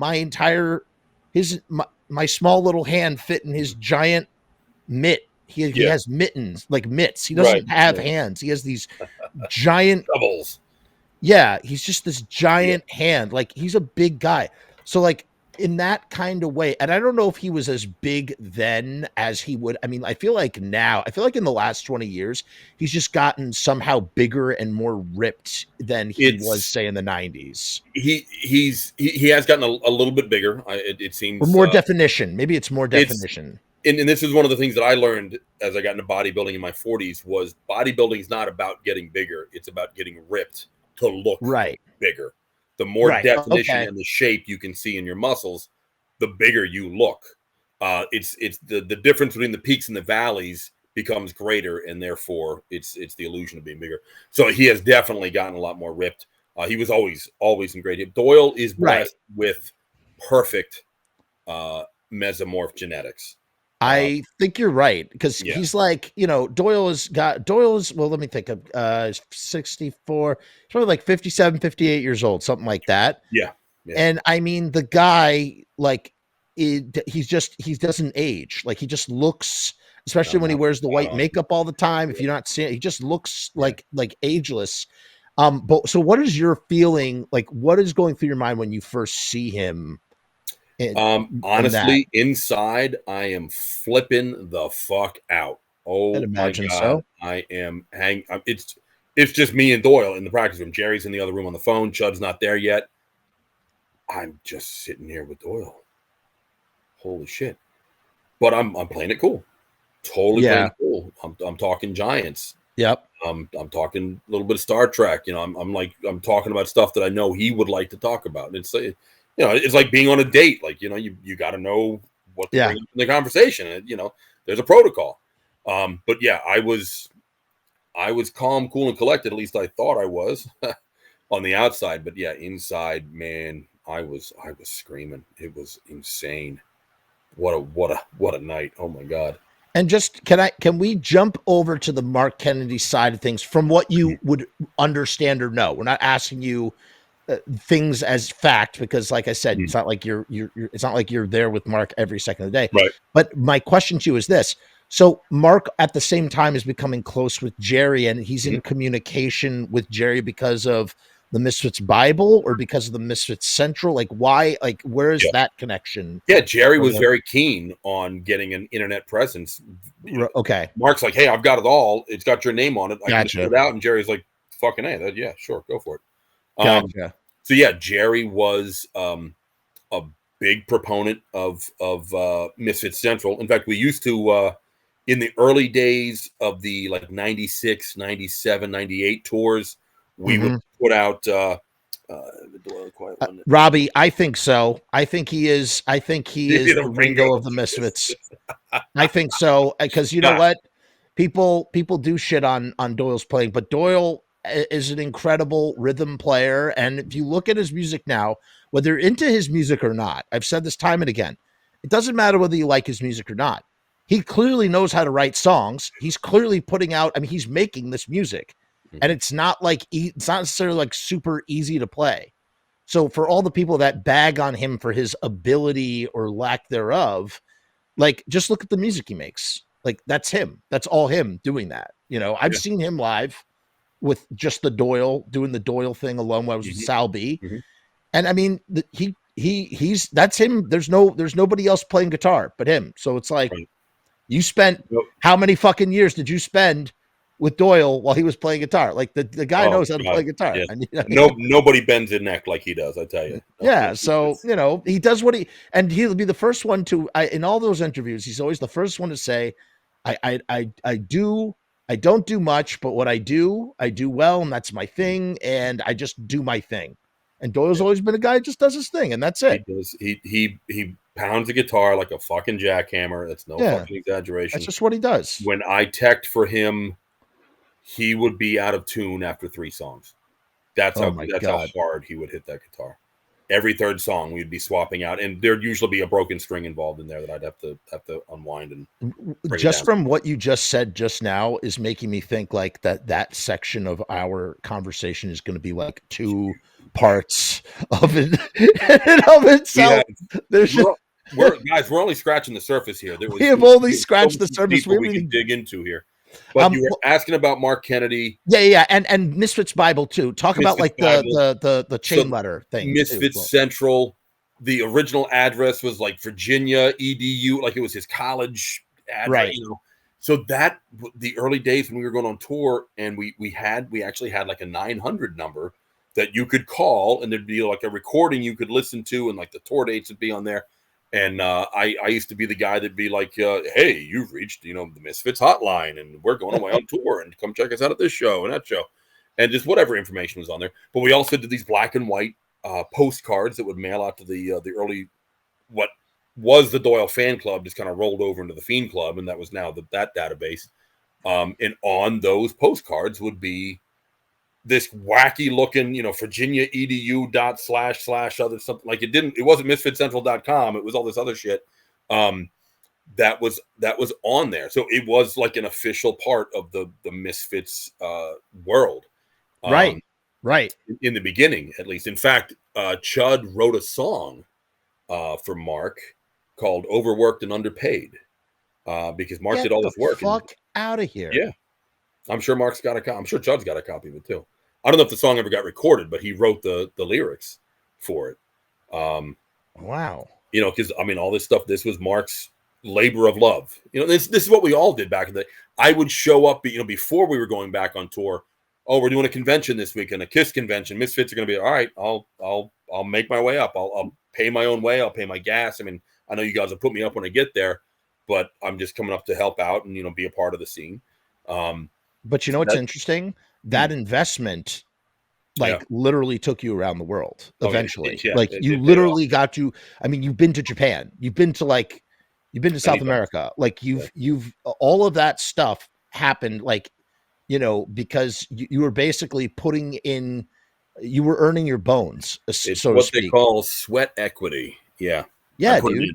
it in early. But Yeah. that wasn't like, I wasn't doing it because like, oh, if I do this, maybe I'll No, get of course. I was doing it because I fucking loved it. But I that was the loved being a part of byproduct. it. The Yeah. byproduct Yeah. was, and that's just like a testament again to listen, people should always be paid for like their work and yada yada yada. I think you and I both agree on that. But there's also something to be said, and this is more of an old school mentality that doesn't apply in the same way that it used to apply in like the 90s and 80s and 70s and stuff. Because back then, when you did stuff like what you're doing, that would materialize into jobs. Right. Not as much today. It's not the same today.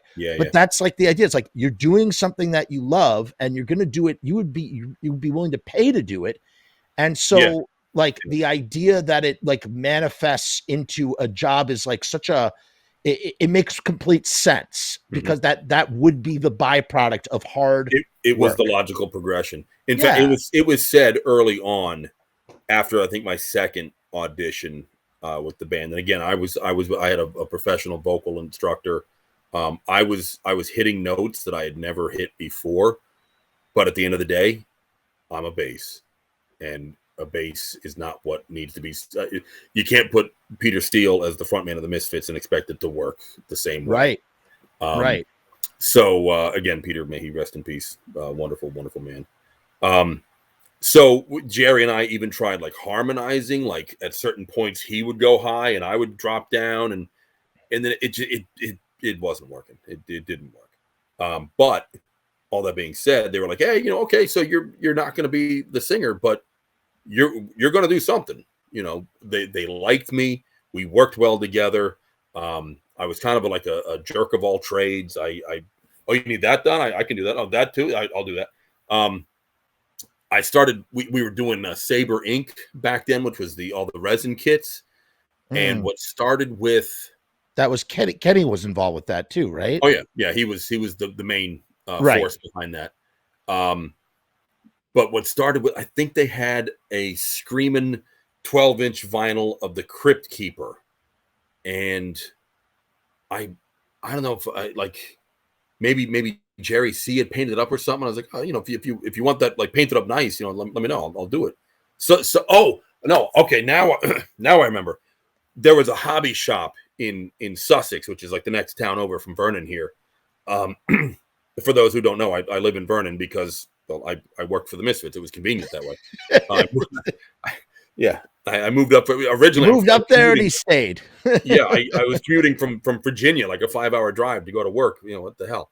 But there was a hobby shop that we stopped by one of the times that I was up here in the very early days, and they had a Creature from the Black Lagoon, the reissue of the old Aurora kit. And I was the Evil Eye and Earth AD plaques. That's what's coming down the pipe from all this stuff.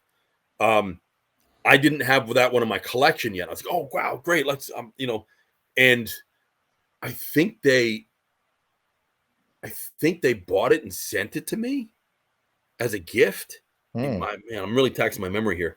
So I painted it up, and the next time I came up and I showed them like, hey guys, I painted up the Creature.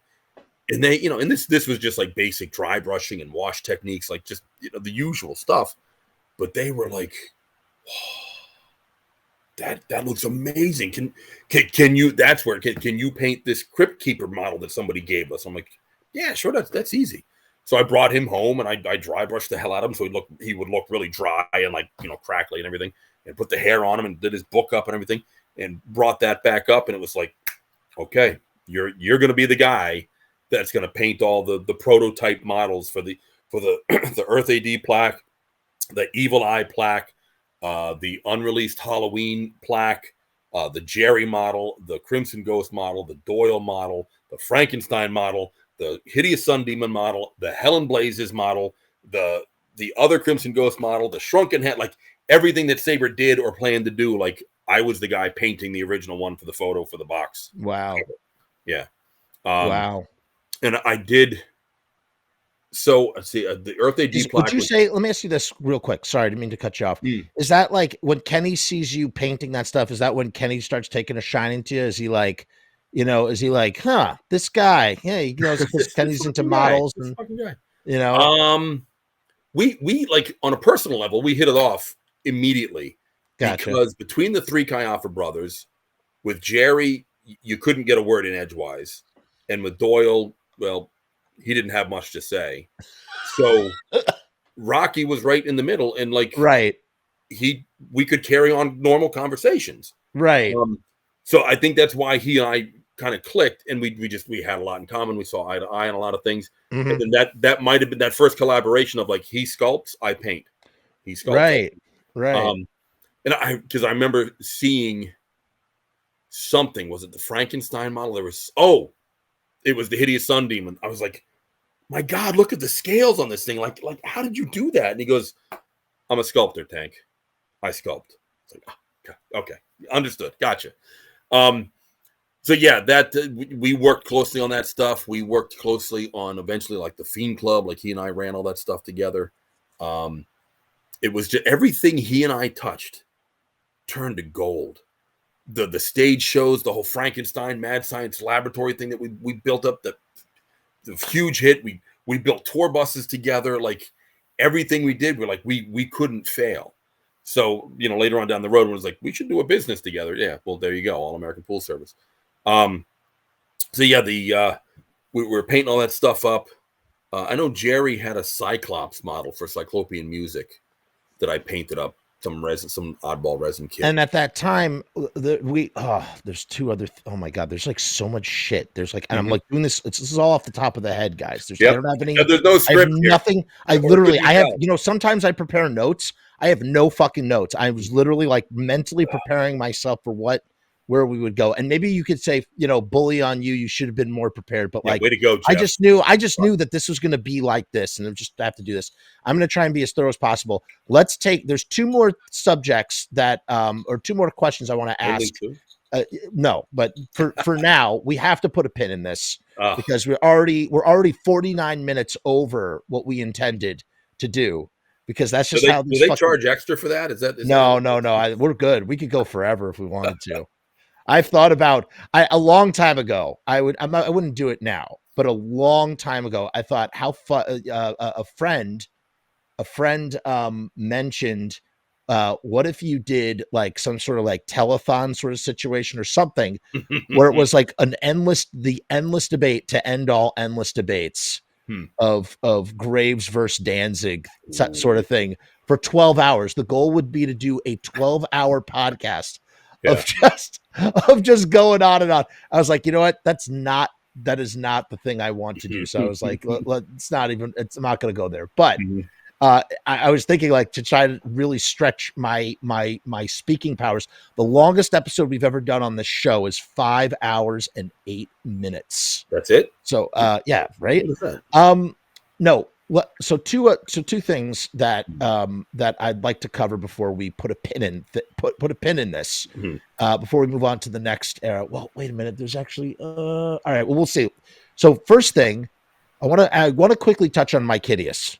Because Mike Hideous is going to come into play later in the story. Right. But he was around, and we had him on the show. He was on an episode of Pizza Punk.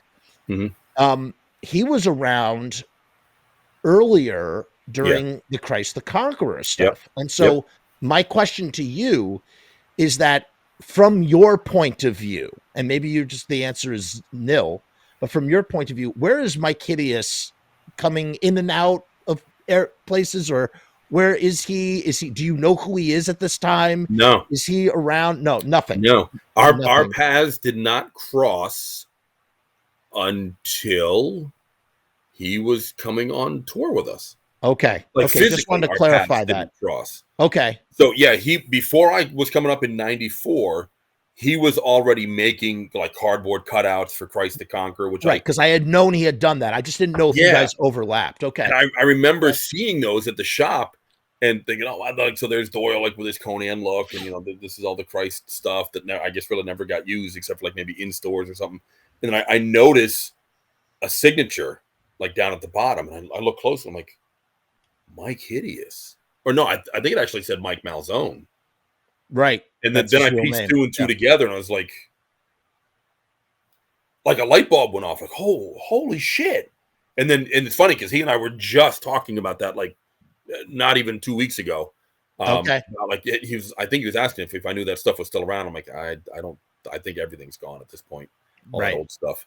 But yeah, so he might have been like kind of. So if I remember him telling the story correctly. I don't know. I mean, he was on the show. I just don't remember what he said. And like I said, it's interesting. I always think that your story kind of begins way earlier with them.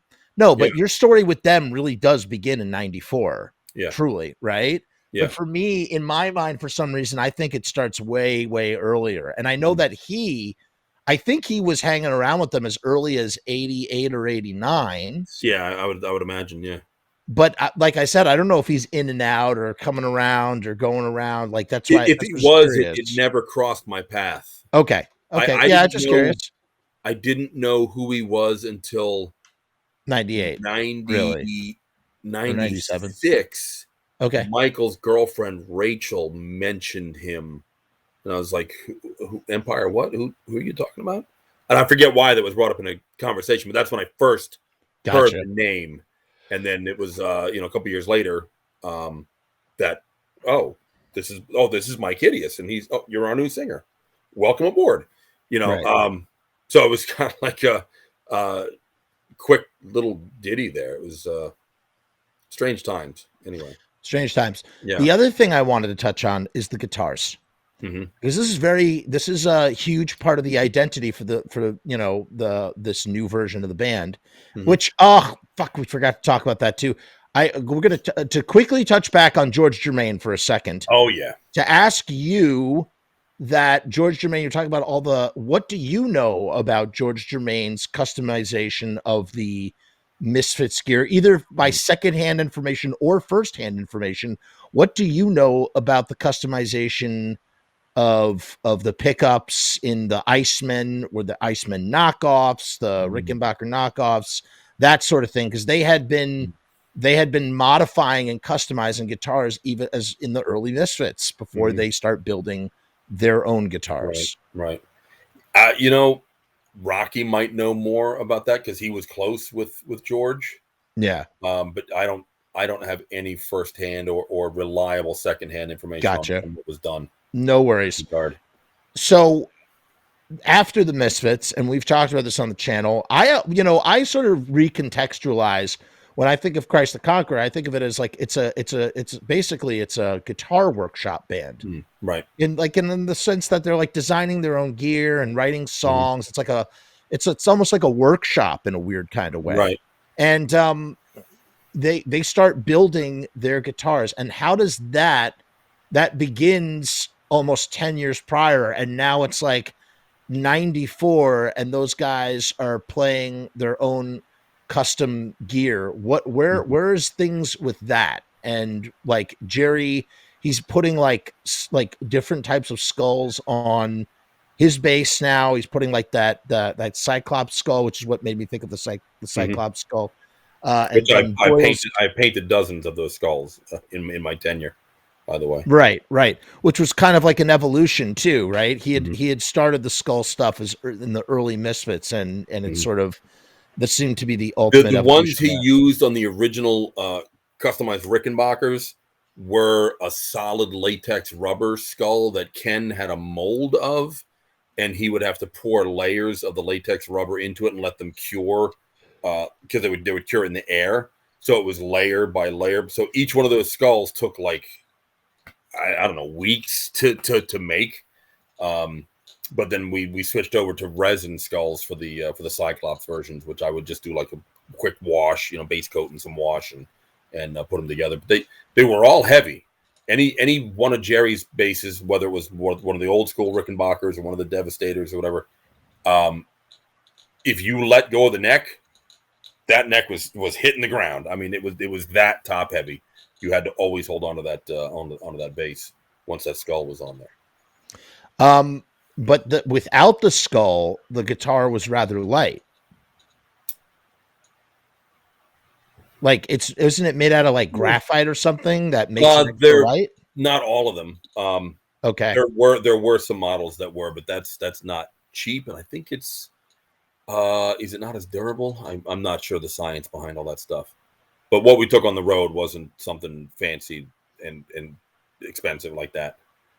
It was just the shit that Doyle beat the hell out of. And the guitar, the drums that are being played, you know, going back to even Robo's days, like in '83, he's playing bigger drums than, say, what a normal drummer would play. And how does that continue on with Chud's set?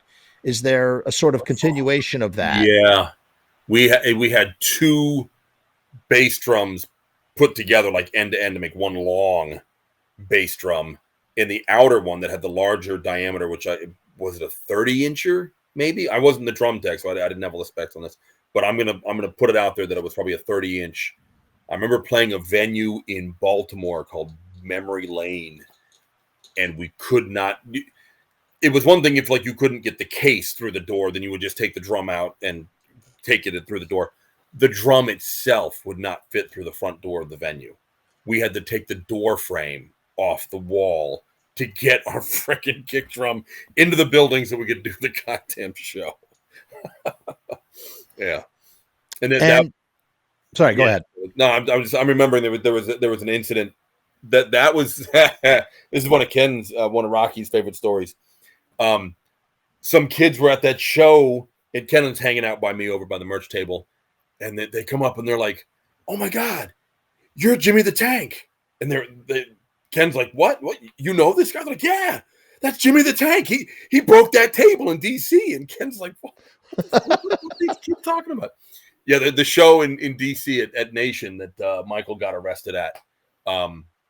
Apparently, I sat on a table, and it just it just cracked in half. And they witnessed it. And my crew shirt said Jimmy the Tank on the back. They remembered it. I like I was a legend in their mind. Ken just thought that was the funniest thing. But anyway, it's a total.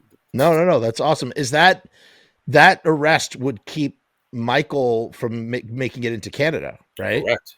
I couldn't. There was 4 of us that couldn't get in that first time. It was myself, Michael, the boss, who was Ken's father-in-law, driving the RV, and Bobby Benetti, our guitar tech at the time. We all had some kind of record. Well, Canada strict. Yeah. Okay. So here's the thing. You get to the border of Canada. If you're going in as a tourist and you're going to buy stuff and spend money, great. Come on in.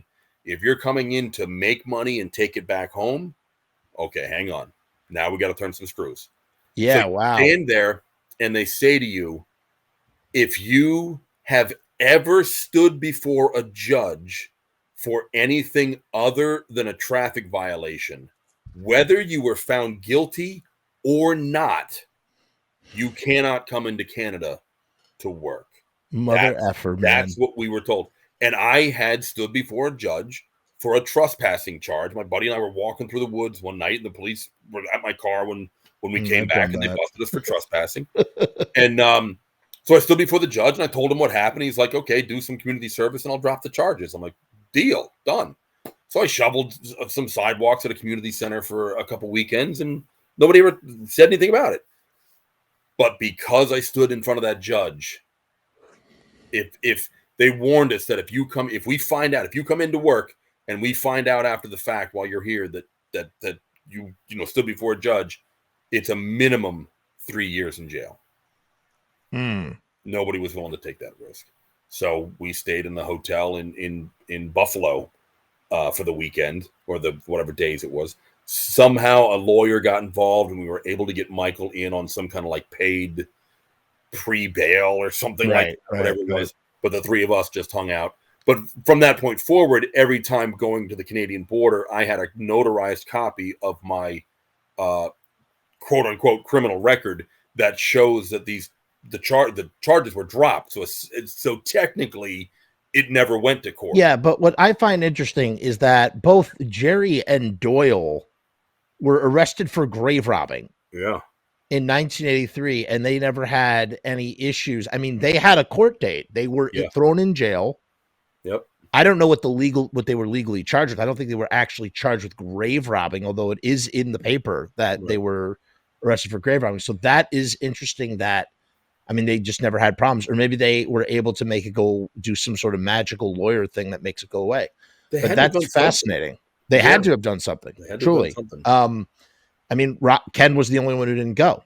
Ken was the only one who got away. He bailed them all out. He bailed them all out, and Yeah, they played the oddly enough, Robo was the last one that yeah, they played the joke like, on oh, Robo. sorry, Robo, we didn't have enough Yeah. money for you. Yeah. Yeah.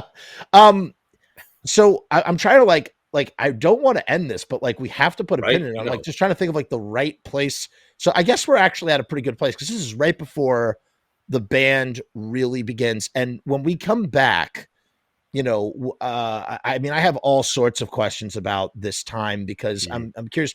We want to, I'll talk to you off air about it before we get started, and we'll make sure that we're both on the same page and move forward in the right kind of way. Yeah. And yeah, is there anything like egregious that we're leaving out about this time, about this period? What happens to the Misfits Bible event? Well, that comes later, actually. The Misfits Bible shuts down because like there's crazy rumors and stuff. It just gets like out of hand. Yeah. But you might have been like out of that by that time because it's like, you know, you're in full on Misfits tour machine world, right? Yeah. Like just sort of out of your periphery. Yeah. I'm thinking back to some of the early, like as a collector before meeting. Yeah. Let's finish there with the collecting Right. stuff. Go ahead. Perfect. I remember like the shit that I used to get from like my girlfriend, or I didn't really get shit from my dad, but I remember telling him, coming back from there used to be a record store, might still be there in Silver Spring, Maryland, called Vinyl Inc. This guy George owned the place, and you would go in there and there'd be like a bullet up on the wall and a German wolf's blood and like some bootleg. Like he had the shit. Like that was the place to go, and they would do these vinyl events every couple months, conventions. So I went to one of those, and like the first like legitimate collecting that I ever did was I bought a 3 Hits from Hell, just a standard issue one for like $65. And I remember coming back home and showing it to my dad, who had a massive record collection at the time. Oh man, Steve just told me George passed away. I think I knew that actually, but what a great guy he was. He really fed the addiction there for many years. I told my dad, like, yeah, I got this Misfits record, 3 Hits from Hell. It's I paid $65 for it, and my dad was like, what? $65 for a 45? Like that, but obviously that paid off years later. But at the time, like most people couldn't wrap their head around that. I remember my girlfriend finding out that I had bought a couple things from Bobby. I bought a Horror Business alternate sleeve. Right. Yeah, he would hold we'd call him up and he'd be like, "What do you got? I got a Horror Business. Okay, can you hold it for me? I'll hop on the subway and come back." He was so good to us. And I'll tell you something, those Horror Business alternate sleeves, you know, it's funny. Bobby took those home. Glenn said, toss these out. Yep. And Bobby said, no, I'm going to keep these. And who would have thought that would have been, I mean, that was a severance for him because he sold those for years. Yeah. I mean, decades even. He was selling those. Yep. I mean, like it was a severance when you add up all the money he must have made selling those. That was like a sort of, I mean, you know, whether it was enough that, you know, deserved for what he, you know, contributed to the band and earned is not to be, you know, decided by us. But to think of it that he got a severance in a weird kind of backhanded way. Is interesting in that sort of way. So you bought that from him. You bought the alternate sleeve. I bought an alternate sleeve and a bullet poster, both mint condition, right out of Bobby's attic for like $300 each. Wow. And my girlfriend at the time like lost her mind. 300 back then too. What year was that? This would have been 90, 91-ish. Bobby, wow. I mean, if Bobby was making 300 a piece off of those, and he had a large stack of those sleeves. I mean, he must have done pretty well. I mean, he actually sold no, those. it would have been later. I'm trying to piece my timeline together. Yeah. Here. Would have been. Steve says 90. That I bought it from Bobby? No, I was working at Vita France when I bought it from Bobby. So this would have been closer to when I met Mark. So like 94, 93. In any case, your Your girlfriend was like, "What are you doing? What are you doing? Why are you spending this kind of money?" Little did she know that this was going to set my future in motion. Little did I know it was going to set my future in motion. But did your dad ever find out that like you were able to liquidate your collection in that kind of way? And most definitely. Did he validate that sort of like, he was wow? very, very supportive. We did the math, and I think all said and done, I must have paid about 10 grand to put everything together, plus the things that I just called from just being there. Right. And then turned around and sold it for 50. So that was not a bad You had gig. a 5-time return on your investment. Yeah. And which was not what I expected to live with this stuff forever, because I wanted it because I loved it. I didn't want it because this is going to become valuable someday. Isn't that something though? It's just amazing. It's just like, I love that story. I really do. I really do. I seem to have this knack. Like I should be, giving investment advice. I was into the Punisher back in the 80s before anybody knew who the hell he was. Yeah. And I bought Spider-Man number 129, the first appearance. Oh my God. At a convention. That's easily $1,000 comic book that I still have it. You still have it? I still have it. Oh yeah. I bought it for $8. You have Spider-Man issue 300? No. I did. Right? I did it one time, and I got that from a friend. I think that's Venom. That's first Venom, right? Yeah.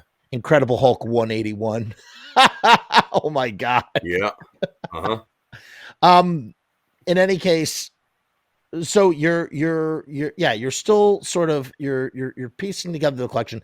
Tell me about the evolution of the display of the collection and that whole thing.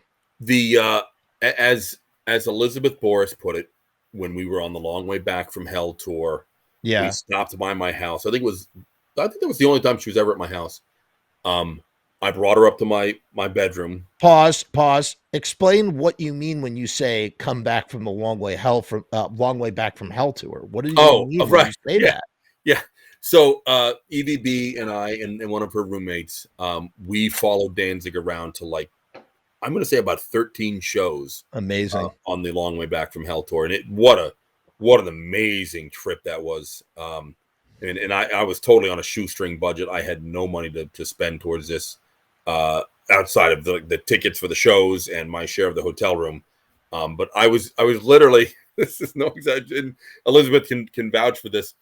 I was living on ravioli sandwiches out of my suitcase. I'm not laughing at your frugality, but I am. But I'm not like I get it, dude. I get it. Oh my God, that was what I had a suitcase with my clothes, and like the other half was like some loaves of bread and some cans of Chef Boyardee raviolis. How else are you gonna live? I mean, you gotta live. I would put raviolis on bread and eat ravioli sandwiches like suitcase temperature, and that's what I lived on for like almost probably 2 weeks. Good carbs. Yeah, and when you're like, what would I have been in 91? 20? I would have been 20. Yeah. So the metabolism of a hummingbird. Exactly. It didn't matter. And I'm going to a show every night, and I'm flipping out and sweating. So Elizabeth on a day off, I guess, on the tour, we were coming into DC for a show or whatever it was. We swing by my house in Virginia, and I show her my bedroom. I'm like, let me show you my shrine. And she walks in the room. She's looking around, like literally, like every square inch of wall, ceiling, furniture, like everything is covered. There's a 6-foot by 12-foot Danzig mural that like the 3 panels make up one wall of my room, and the bed comes out from under the teeth. And there's a treasure chest on the floor where the lid is like lined up with all these 7 inches and all the colored vinyl and Beware and stuff is like down on the inside. And she's just looking around. She goes, "Oh my God, I have a shrine. You've got the whole fucking cathedral." Right. But in that place. Okay. So yeah, that was this stuff was always on display. Every poster, every flyer, every sticker, everything. The surfboard out there. The Christ the Conqueror surfboard. What? That was it. It had to go behind the treasure chest because it was so big. So I traded a really beat up copy of Horror Business to Lou Vomero for the Christ the Conqueror sword that was like 6-7 feet long. It was this Oh my wooden God. thing. It was the Christ logo with like a lot of electrical tape on it, so Jerry made it, and it was kind of falling apart, but it was just like it was a piece of Christ history. So that was in there. Like, I have to interject for a second, and this is going to melt your mind. Recently in the forums that you don't keep up with any of this stuff anymore, so I'll inform you. I wish I had the time. In one of the nerd forums online, Misfit nerd forums, a new discovery has been had that it seems that Rockwell, the singer Rockwell, like somebody's watching me. He and I'll send it to you afterwards. He stole the Christ the Conqueror sword and put it on one of his singles from 1992. And someone just randomly was like, at first, because here's what's crazy about this. The song predates Christ the Conqueror, right? So everybody's thinking Jerry and Doyle stole the fucking Christ the Conqueror sword from Rockwell, the singer. That is the funniest fucking thing in the world. But it was shout out to Russell Casualty, TV Casualty, Rusty Murdergram, figured out that it was a Korean like import single from 1992 version of the song. So it actually was post Christ the Conqueror, right? Which lends everybody to realize that someone in Korea or something took the sword with the K, Christ the Conqueror, from Jerry and Doyle, whatever, the Cyclopean, whatever, and incorporated it into the art for a Rockwell single from 1992 in Korea. I'm paraphrasing this off the top of my head. I might have some of the details wrong, but that is, I will show you I'll send it to you. It is absolutely hilarious how these things happen. Awesome. That's awesome, right? Awesome. And I totally cut you off. You were talking about being in your room. The surfboard is there. You're showing. You have the whole cathedral. Everybody sees your collection. There's a chest lined with felt or something. It was like a Walmart, basic Foot Locker, but it had like the fancy brass trim, so it kind of looked like a treasure chest. Right. So in the lid, I've got 2 rows, and they just happen to be 14 inches wide. So I've got 2 rows of 7 inches across the lid, and then all my 12-inch records, all the different colored vinyl with like the colored vinyl in front of the sleeve and inside the plastic sleeve, all on display in the middle and across the bottom there. Right. And so that was the treasure chest. Obviously the rarer stuff was like in the middle, of prominence, and then things kind of fanned out to the side. And it was all legitimate original stuff, because I used to display my bootleg stuff on a separate shelf, and then eventually at one point I got so sick of the bootleg scene that I sold everything I had for like $700, and I stopped buying the bootlegs because at the end of the day, it's one thing. I mean, yes, they look cool and they have cool I like the bootleg stuff. I like it because I can afford to own things that resemble these awesome things. I don't care about owning the real deal. I personally don't, but I understand why people do. In any case, there is definitely the bootlegs make sense for certain people who don't have especially in today's day, you don't have thousands and thousands of dollars to spend on the original stuff. However, what is incredibly frustrating with the bootlegs is that it's just the same old shit pressed over and over and over. That's what I'm tired of. And not only that, the quality is terrible. Yeah. And it's just it's like kind of like, it's one thing, it's like, I really like that bullet art. I really want to have a replica of that bullet art displayed. Like, I have the record, but I can't afford to fiscally afford to spend this money. Yeah. I don't mind paying $7.99 for this single at, Generation Records or whatever. Yeah. It's another thing when it's like, the Misfits, the complete recording sessions, and it's just the same old shit that you already have digitally. Yep. And it's it's limited edition, but it's like $35.99. Yeah. What's the point? Like, why? Right. There were some bootlegs that, looking back, I kind of wish I had kept. The first bootlegs that Steve and I ever got was Ghoul's Gold. We got it. The ghouls. No, Ghoul's Gold. Oh, that's what it was called. It was Cough, Cool, and She. Yeah. On one side, and then the flip side was Ghoul's Night Out, Last Caress. So we had never heard the Cough Cool versions of Cough Cool and She, and we hadn't heard the studio version of Last Caress. We'd only heard Metallica's cover. So we bought there happened to be 2 copies at Record Convergence, and we raced back to my house. He had just started driving. I didn't have my license yet. We raced back to the house. Steve still has his Ghoul's Gold. You son of a bitch. You sold the skateboards, but you kept the Ghoul's Gold, you bastard. I love that guy. And we brought him back, and we lost our fucking minds listening to that. Like, the keyboards kick in, and these streets we walk, like, what the fuck is this? This is awesome. We played it over and over and over again. It was fucking amazing. So I kind of wish I had that one, because that was just my first foray into a much bigger world. But looking back, like Bobby's Live 79, A Perfect Crime. Right. That was before the Metallica cover. Well, I mean, that's like, you want to know something? That is the Bobby's Perfect Crime is a service to all of the fans. Mm-hmm. It's the only reason, that's the only way that we have recordings from that very small, that time of the band. Like, you literally have those versions. The whole show exists somewhere. Well, maybe not anymore, but actually maybe it does. Depends on who you talk to. Yeah.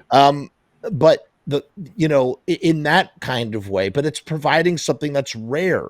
Mm-hmm. If it's just the same old shit that's been pressed up over again. But now you're talking about something else, and we've talked about this on the show, like a bootleg that provides a service. By the way, when I was talking about the Ghouls, I was referring to the Cough Cool version, where they're not even called the Misfits, they're called the Ghouls on the label. That's what I meant. Yeah. And the source of those is one of controversy, I would say. But that's not for show. That's not for show consumption, but that is one source of controversy for sure. But what's fascinating, you talk about, first thing you heard was Legacy, and we go through this all the time, where we go through the chronology of someone who hears it as this stuff disseminates, as you were talking about how much Return to the Fly means to you because of how rare it was, and you've told me how you heard In the Doorway and it melted your fucking brain. Like, that was like truly the lost relic. Didn't even know it was out there.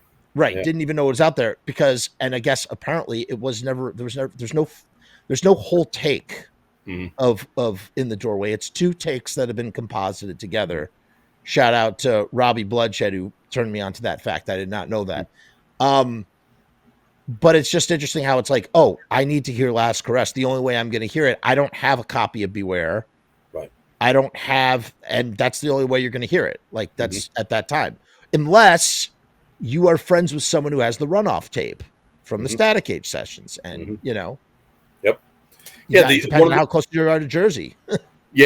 One of the other ones I think I wish I had kept at least one of the copies of, because I had multiple copies on different colors, was A Walk Among the Dead, that had the Astro Zombies with the like the false start. Right. Yeah. Like what's the story behind that? Like what is that actually from? Is that, what session is that? Like, I honestly don't know, but I do know this. There is, at the end of Astro Zombies, there's more to the song. At the very end, there's like this little extra lyric that he sings at the end of the song. Like he's singing. There are some lost lyrics there, and I don't know what they are. But that was a weird time, because there's a lot of overlap. They start with the MSP sessions with Bobby. That eventually turns into they eventually re-record some of those songs, right? And then they do even more versions of those songs. Then they're going to do the Plan 9 version. Then that gets remixed by Christie of the Flesh Eaters. I mean, it gets very sort of convoluted. So I'd imagine that, that's where that Astro Zombies is Newfoundland or some, one of those sessions. I'm not too brushed up on that per se. Yeah. But yeah. So So you got where were we? Where were we in this? Oh, we're talking You about the bootlegs. Yeah, Bootlegs, I the wish I kept. bootlegs. What about The collection, the shrine, the cathedral. right, the shrine, the cathedral, and eventually get to a place where you can't even store it It's anymore. gotten so, it's become such a juggernaut that I can't even contain it anymore. I don't have a. It's like my Mad Max collection is now. Like, where do you put all this stuff? Well, it's sitting in storage because what else am I going to do with it? Runner Dial Zero says, I think there were 2 whole takes of In the Doorway, but they combined them for the version of the 1997 CD. Or do you know something I don't? It's not on Misfits Central, right? Maybe, yeah, maybe I have it wrong. Maybe there's 2 whole takes. It was my understanding that there was 2 half takes, or that they did not have a complete. Each take is not complete. When I spoke to Frank said that they might have just ran through it. The reason why it was In the Doorway is an afterthought for Static Age. It is not meant to be. It was never really like meant for anything. And if you notice, 3 of those songs remained unmixed on Static Age. Which ones are they? She, In the Doorway, and I think it's Spinal Remains. And the other 14 would have been for the intended Static Age album. Why those other songs remained unmixed? Because they're kind of like that. We'll save those for something else. This is what our album is going to be. These 14 songs. And what's interesting too is She is a redid version of a song that they had already recorded. Spinal Remains is a repurposed song of Feline Nursery that they did on the spot, and In the Doorway is an afterthought.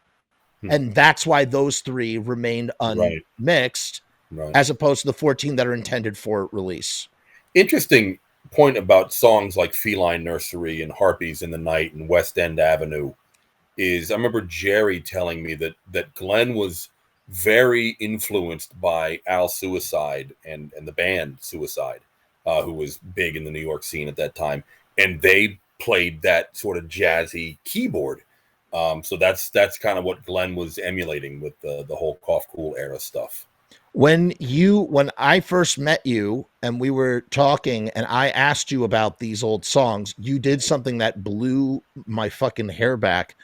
You said, when I was staying at Jerry's house in 1994, I asked Jerry about West End Avenue, or I asked him, no, Jerry was making pancakes. And he started doing the thing without, I don't think you asked him about it. I think he just started, you said, right? Didn't you say he just started doing it? Yeah. And you said, what is that? You go, oh, that's an old Misfits song, West End Avenue. And he was going, you were saying, this is how okay, this is my memory, because like I said, and I did this when I visited Manny Martinez and I listened to the fucking tape. So like it's burned in my fucking brain. And I remember what you did. That was also burned in my brain. Right. You went West End Avenue, West End Avenue. That's what you did. And that's your memory of how Jerry was remembering something that they had never fucking like played in all those years. So that is like a fucking carbon copy of a memory of a memory of a memory of a memory. Yep. West End. When really it's like do do do do do do do do West End Avenue, West End Avenue, West End Avenue, do do do do. But it just it was close. I mean, it was pretty close. He was just going West End, and the other one is Harpies in the Night. Sing like harpies in the night, in the night. Stevie Lynn from Kudat and Boojang sang it like that to me, but then I heard something that is, I guess, supposed to be Drive Me, maybe, but it sounds like he's saying Harpies in the Night when I heard it. He's saying, I'll shake my guts out for you. And then, da-na-na-na-na-na, da-na-na-na, and now you got his Harpies in the Night. Something like that. But it doesn't line up with what Stevie Lynn sang. Yeah, my memory of Jerry, making pancakes and kind of coming over, and there was kind of like a half wall that kind of separated the kitchen from the dining room, like with an opening that you could walk through. And as we were talking about it, he kind of did his fingers like on a keyboard on the half wall, and he was like, "Yeah, it was like West End Avenue, like the kind of thing." And I was just like, "What? Like, oh my god, wow!" And yeah, so he was, I don't know how the conversation started, but we talked about a lot of like the early stuff, Right. From back then, Right. the whole Al suicide thing. But God, I wish this stuff could see the light of day. Me I too. really do. That would, Me too. no matter hope how bad it is, it would be fucking awesome. it perfectly it's so fascinating because it just informs the band, and you see why certain songs got, like left off and other ones, continued on. And and what's interesting is that like Frank only plays guitar in a couple of songs. So songs like Comeback doesn't have any guitar, and Hybrid, I don't even think Hybrid Moments has guitar. I think it's just piano, drums, and bass. And it's just, I don't know, man. It really is. It's fascinating to see how when they added a guitar, it just sort of changed everything. Yeah. They should have released it in 2017. Yeah. 40th anniversary. Totally could have happened. Shame that it did not happen. Shame. Wow. Shame. That would have been incredible. It's 3 hours now. Let's put a pin in it because this is I think Tank wants to break the record. Probably could. We haven't even started. By the way, we've talked for 3 hours. We have danced around the topic. We have not even entered the time of the Misfits 95 yet. We have not even opened the door. We haven't even spoken about Michael Graves. We haven't talked about Peter Steele. We haven't talked about what's his face from The Damned. We haven't talked about Glenn Danzig and going to see him at his hotel. There's so much. Speaking of what's his face from The Damned, yeah, at the shop at Pro Edge, where it was somewhere on a wall, and I'm picturing it like on a door or by a door, like a steel door that kind of separated from one. Dave Vanian's phone number was just like written random on, because Jerry must have been like in between running. Poor Dave got on the phone. The Dave, so anybody who walked in, but like, I think I'll give Dave a call, see what he's up to. Just random. I just could imagine like every week or every couple days, Dave Vanian's telly rings and it's Jerry. Hey Dave, hey, yeah. And Dave's like, oh, all right. Dave is another very quiet fellow. I had the privilege of working with them on one of the Fiend Fest tours. Right. In 2006, right? 2003. 2003 was the first Fiend Fest with the Damned. Right. 2006 was the second one. And he and Captain Sensible mooned. Yep. Mooned the audience. It's so funny. Yeah, it's on video. The last show of any tour is when all the shenanigans happen. It's just a known fact, and it can get pretty awesome. And there was some financial troubles. There were some issues with like getting everybody paid. We were promised this, but we had promoters falling down on us, and we weren't able to uphold some of the promises we made because money can't go out if it doesn't come in. Right. And the comment that was made to me as the head tour manager when Captain Sensible went out on the stage and mooned everybody was like, see, that's what you get when you don't pay us. And I was like, well, that was great. Like, what's the problem here? Okay, that's cool. But it's funny because Jerry in the video, like, you could tell like Jerry's like smiling and stuff, but I like again, this is just my own personal interpretation of what I saw. It just seems like on the inside Jerry's like so mad that like that Captain Sensible's doing this. He's like, my hero, Captain Sensible, and then Captain Sensible turns around, just pulls down his trowel, just moons everybody, and Jerry's like, what, like sees it and is like, oh boy. Captain Sensible, he was a good guy. I want to say he was harmless because he was just such a nice guy. Yeah, I had to. I can't say take. I mean, I wasn't his direct tour manager, but as the head tour manager, I was kind of everybody's go-to guy. But he was a vegetarian, so I always had to like make some kind of special arrangements to make sure he got fed. What he needed, and he thanked me for that. He did. Oh, that's cool. Yeah. I'll tell you, one of the coolest things about that MSG show was it's like 40 years after the Misfits opened for the Damned, and now here are the Damned opening for the Misfits. I just thought it was kind of disrespectful that they didn't get the they should have had direct support. It shouldn't have been Rancid. It should have been I think it should have been the Damned. For whatever reason, it made no sense to me. I don't have no problem with Rancid or anything, but it's just like, well, that's a weird order. You don't have the Damned and then have Rancid, and it was Suicidal Tendencies too. I think they played maybe they played direct support, or no? Was that at the? No, Suicidal was the New Jersey show. The Jersey show. The Jersey show. Yeah. All right, listen, we have to. It's 3 hours and 10 minutes. I'm wrapping. I'm pulling the pin. I'm pulling the pin. Tank, I'm just going to do my Patreon thing. Hang on for 1 second, okay? Guys, I want to thank everybody so much. When we did last Super Bowl, we got as many as 50 people watching. We did not hit 50 people this time. However, that was at the peak we reached 50 people. This entire time, we have had a minimum of 30 people watching this broadcast and as many as 42 people during the Super Bowl. Which we didn't promote this show. We just started streaming out of nowhere. And so for that many people to have that kind of retention throughout 3 hours, I'm very satisfied with that. So I want to thank everybody for watching continuously. I want to thank Tank so much for his time. Tank is a new father again. Mazel tov to him and his wife Faye, who's a sweetheart. And they have a documentary, and we'll probably talk about that at some time in the future. But it was just very generous of Tank to give so much of his time. So we want to thank him truly for doing that. And Rue says, thank you. This was very cool. Looking forward to seeing you back here, blah, blah, blah. Walter White from New Zealand says, awesome show, guys. Cheers.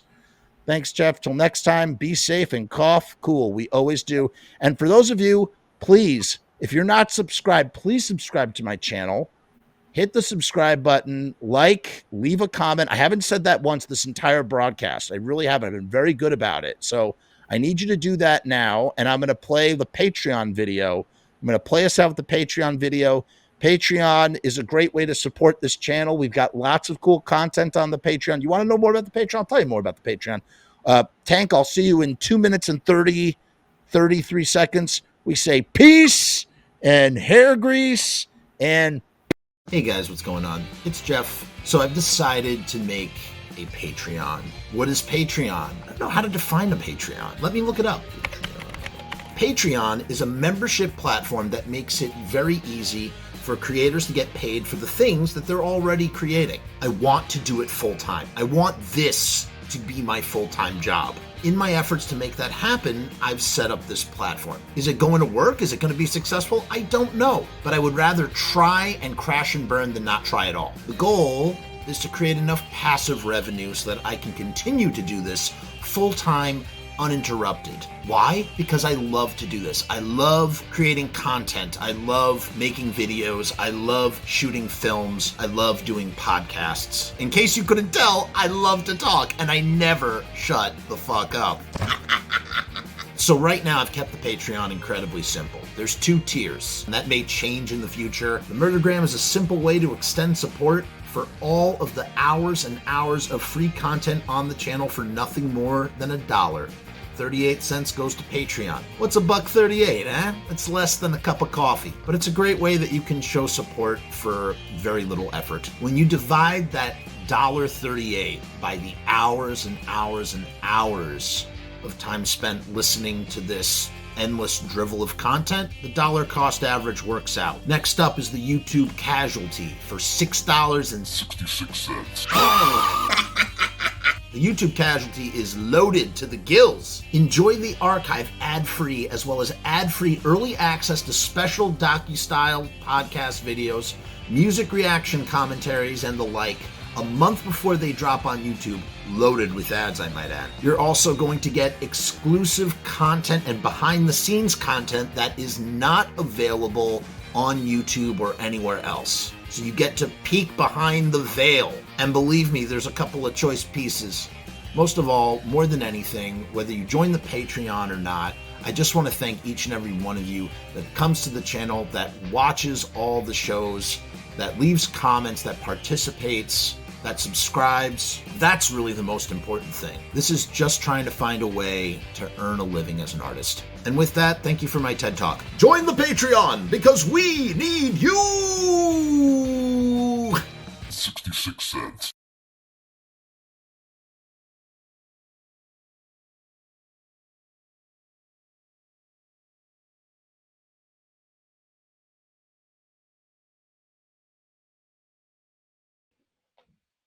Hello and welcome to another episode of Streaming Evil Live. Welcome. I just said welcome, didn't I? Oh, wow. Again, I botch it. I always botch it. I botch it. No, this is exciting. This is what a milestone. We have reached 100 episodes of the Streaming Evil Live channel. And yes, that includes a lot of, filler and kind of BS nonsense and whatnot, but we have officially done 100 episodes of this show. I'm feeling a little nostalgic. It feels like 2 decades ago, but it was really only 2 years ago, a little bit more than 2 years ago when we started, probably about two years and 3 months ago. And I just can't believe that we've actually reached 100. We've got quite the episode for you for 100, by the way. This is not a filler episode.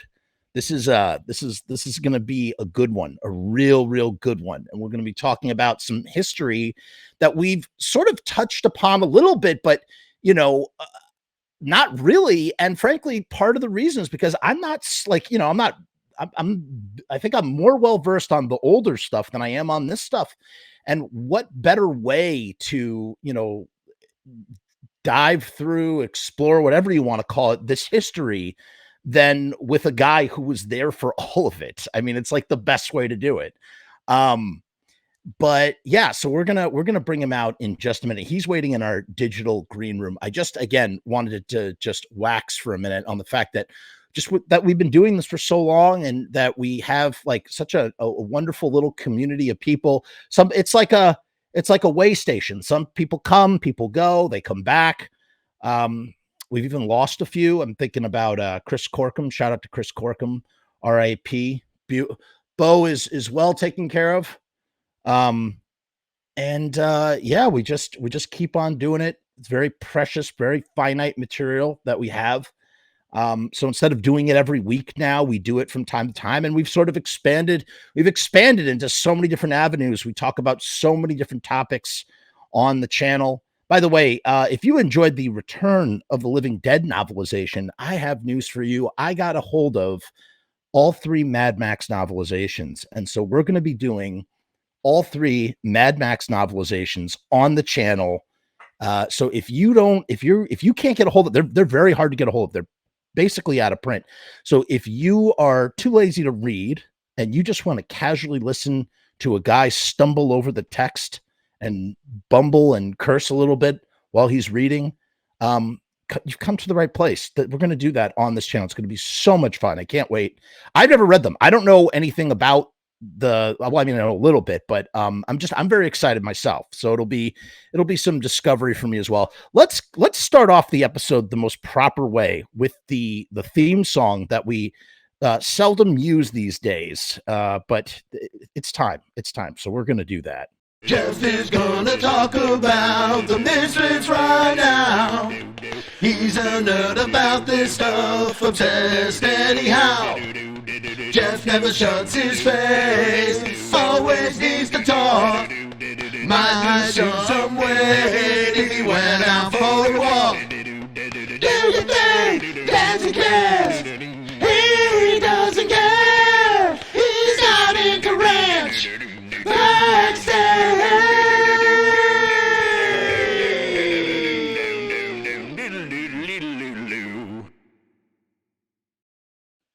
Oh yeah, that's the way.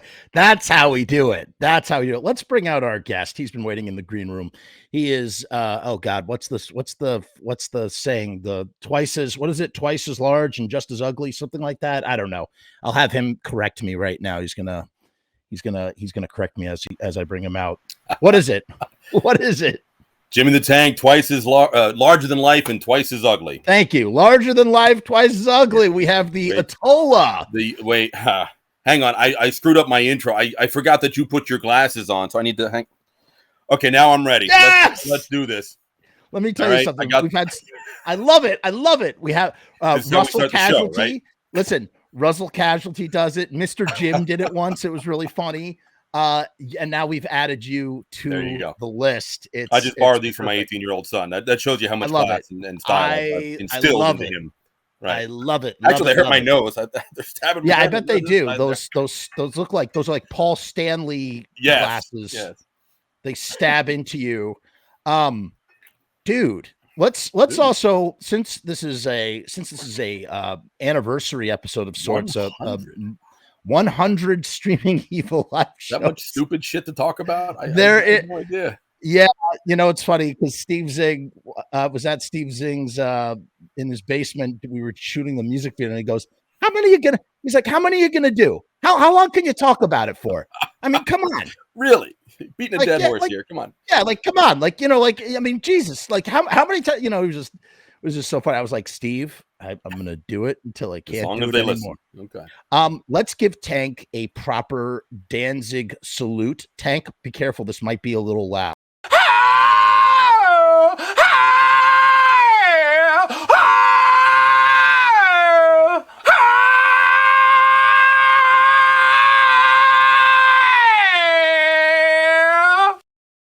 Okay, I think my daughter's awake now. I gotta go. Sorry. Thanks. It's been a good show, folks.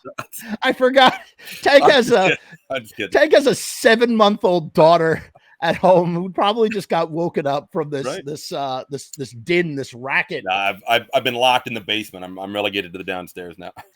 It makes perfect sense. Right. I was just with Tank very recently. We got to really sort of catch up at the Mahoning Drive-In for. How many mads was it? How many mads is it total? 4 Mad Maxes. Okay, it's a Max 2. Max 2. Right. The second time we've done this. Right. And him and Faye, who the two of them, they organized this thing, and they asked me, they gave me the honor of conducting the Q&As with Vernon Wells, it really was an honor for me, and it was such a treat. And I want to thank you. There was actually a mix-up. I thought Faye said T and A, and I was like, "Oh, that's Jeff. He'll love to do that." And then I realized, I got the first letter wrong. So I'm sorry that you got roped into that. Really. Oh no! It was wonderful, and those will be on the channel real soon. And I will tell you, if you told me like 2 weeks ago that I would ask Vernon Wells one of the questions that I asked him, and Tank, you know what I'm talking about in that second Q&A.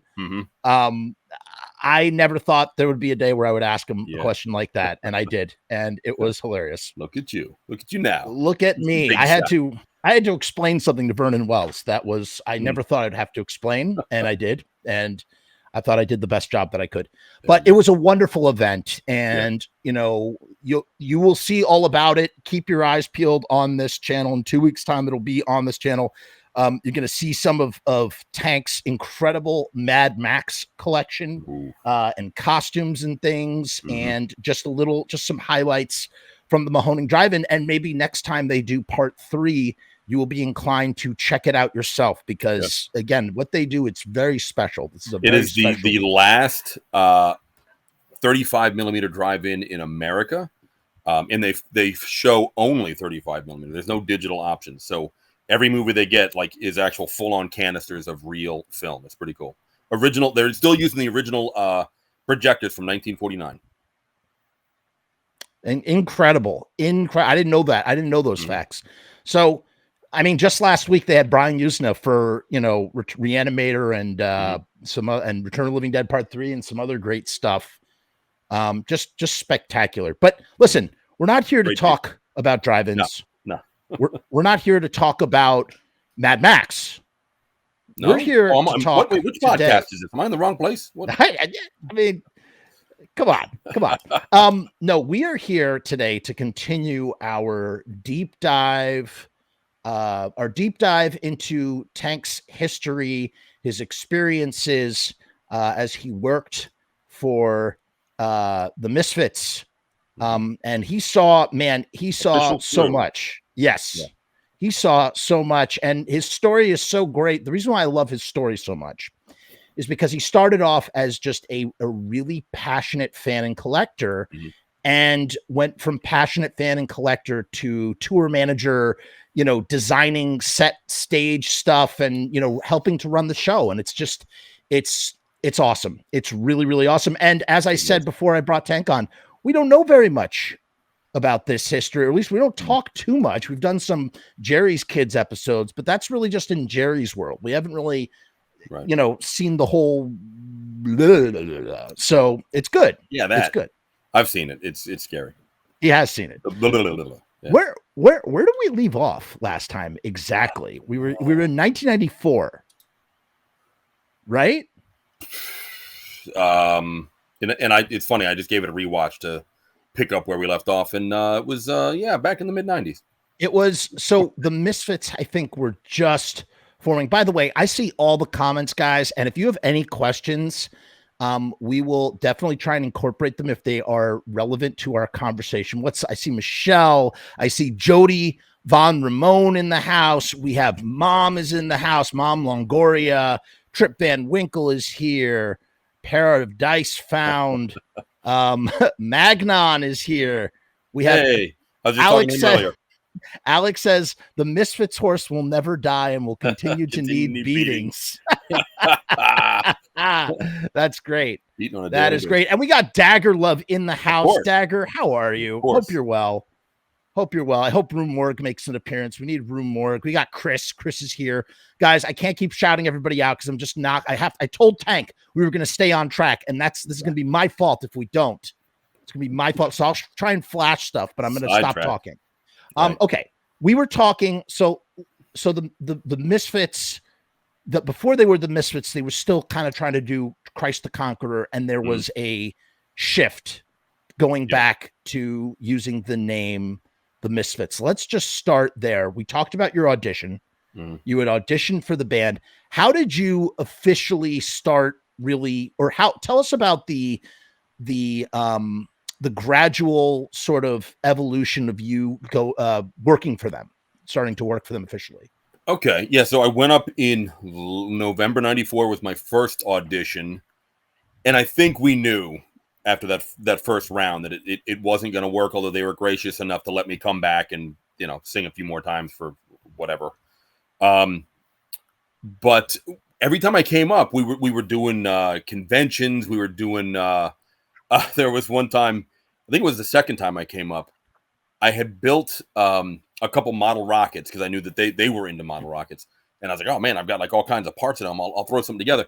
So I designed, oh my God, this is scary. I designed a dual engine rocket. So it actually had like a central shaft and then wings, essentially, that each wing had an engine in it.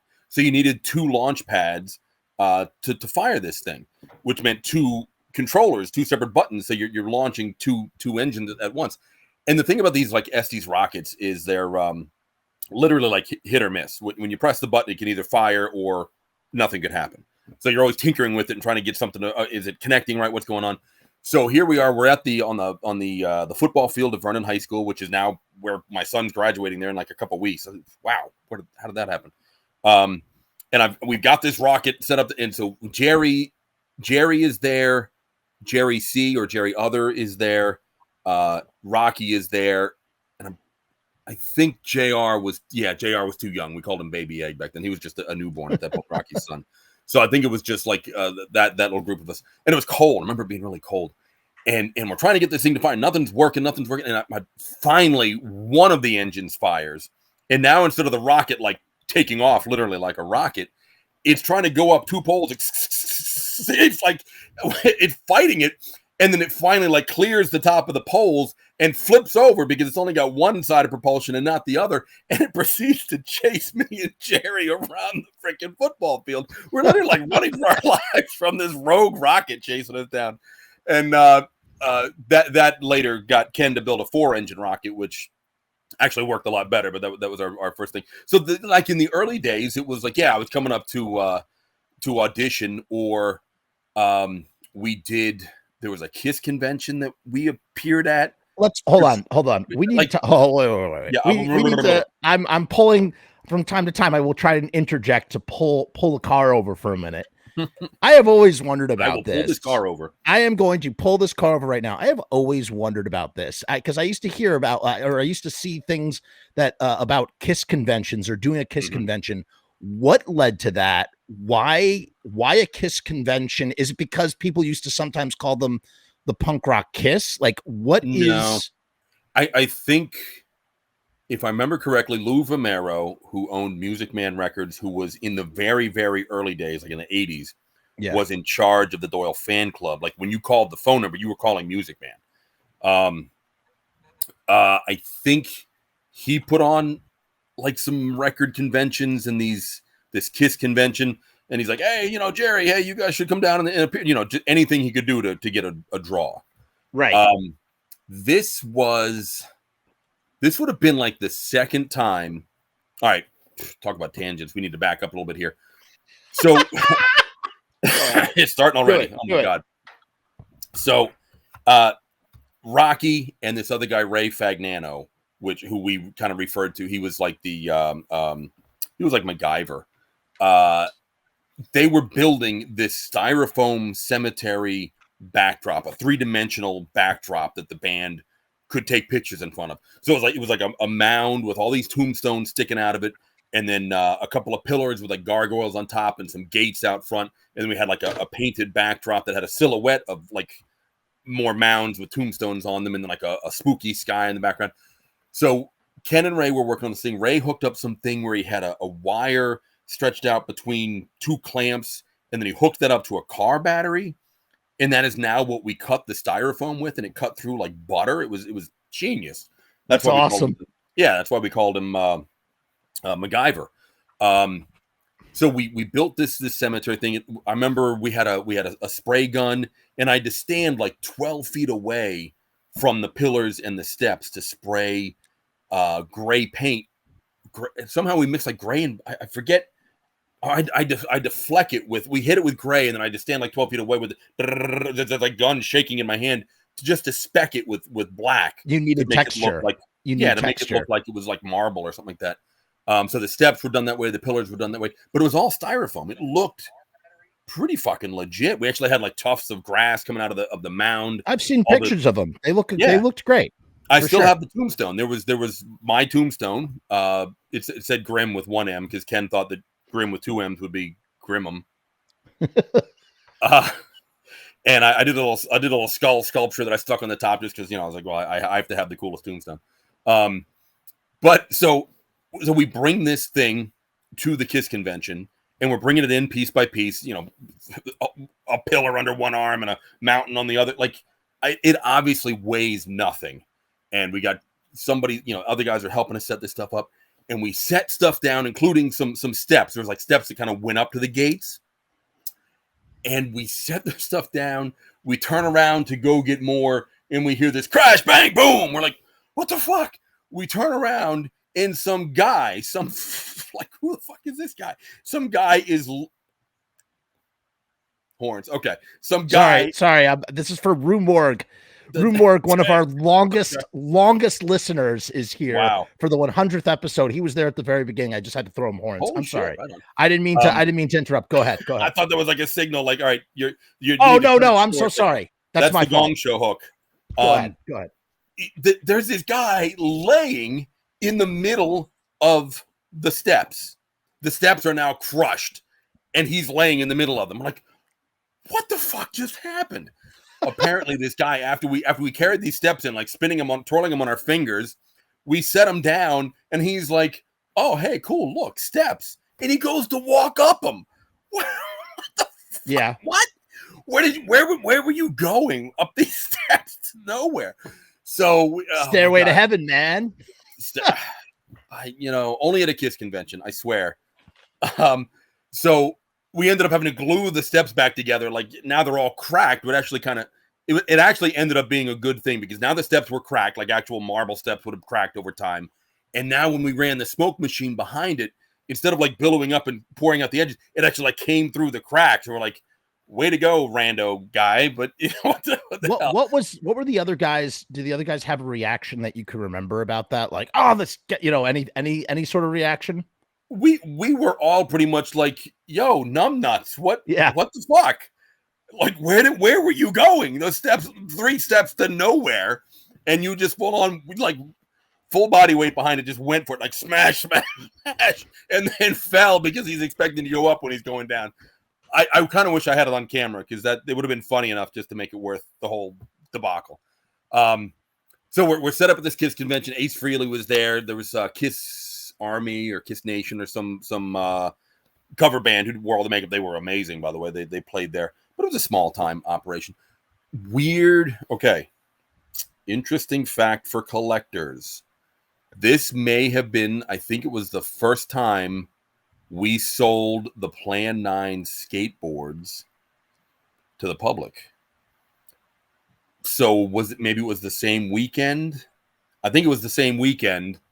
We had stopped by Glenn's parents' house, 49 MacArthur, and Glenn's mom right away was like, "Oh, hey, I just made some lasagna. Do you want some lasagna?" We're like, "No, Mrs. Anselm, we're good. Thank you." I got some apples today. You take some apples. Like, oh my God, we couldn't leave without taking some food. So we left with a bag of apples. But she, sweet little old Italian lady. But she was like, there's a bunch of junk under my deck. Can you guys take a look at it and like maybe get it out of there for me? And we're like, sure, Mrs. A, whatever. So I literally like belly crawl under this wooden deck, and there's just these like long boxes, and I'm like, what is this stuff? I pop them open. They're full of skateboards. You want us to get rid of this stuff? They are full of Plan 9 skateboards. I'm talking coffin cut. I'm talking skull cut. I'm talking black. I'm talking purple. Evil Eye. Evil Never Dies. Oh my God. Cases of them. This is like, this was the ad that came out in Thrasher, whatever, 80, whatever. And it came out when I was a kid. I'm like, I don't have the money even for one of those, but God, I'd sure love, and here's all of them, including some, there was one variety that hadn't been released, maybe Evil Eye on the coffin cut or something that didn't quite fit right. So it ended up not being officially released. So I'm just like, oh, okay. I'm handing these boxes off to Jerry to go load in the truck. I'm like, she wants us to get rid of them, right? And at one point Jerry's like, oh, okay, that's good enough. And I'm like, dude, shut up. So we load them in the back of Doyle's truck, which Doyle's truck back then was something to see. This was a massive full-size Bronco with the front grill was the same grill that they'd put on the old tow trucks, like for pushing other cars. It was a big metal grill, and then he had cone spikes down the middle of the hood. It looked so fucking cool. So we fill up the back of his truck with these cases of Plan 9 skateboard. We didn't see any of the Samhain ones, just the Misfits ones. And so we get them to this convention, and Jerry's like, yeah, let's sell these. I don't know, $15. $15? $15. Oh my God. I mean, Jerry wasn't like, these are worth a lot of money. No, he wanted to just get them out to the fans. And kudos to him for that. Believe it or not, I might have sold one that day. Like nobody that was there, even though they were there to see the Misfits, like really grasped what these were, what the value of them were, how rare they were. So luckily, I was able to make a stack of one of each for myself, obviously. Jerry was adamant to make sure we hooked up, and this is a really cool that this is coming around right now, that we hooked up Elizabeth Boris. He wanted to make sure EVB got as close to a full set as we could. There was one, I think it was, purple Evil Never Dies we only got one, and it was a little marred. It actually had a scratch on it. So that went home with me. So Elizabeth got every one except that one. Can we take a quick moment? Mm-hmm. And thank you for reminding me, Mm-hmm. because I thought about this. Elizabeth is honored and dedicated on another episode of this show, which has not aired yet and won't for some time, because I literally have hours to go through in order to like put it together. However, seeing that this is the 100th episode and seeing that we have Tank on, and that Tank also knew Elizabeth, we would very much like to officially dedicate this episode to her memory. Sure. Just a wonderful spirit. Mm-hmm. And I interviewed her about like her sort of like journey and experience with this stuff. She was so loved and celebrated in this community, and her story is properly documented.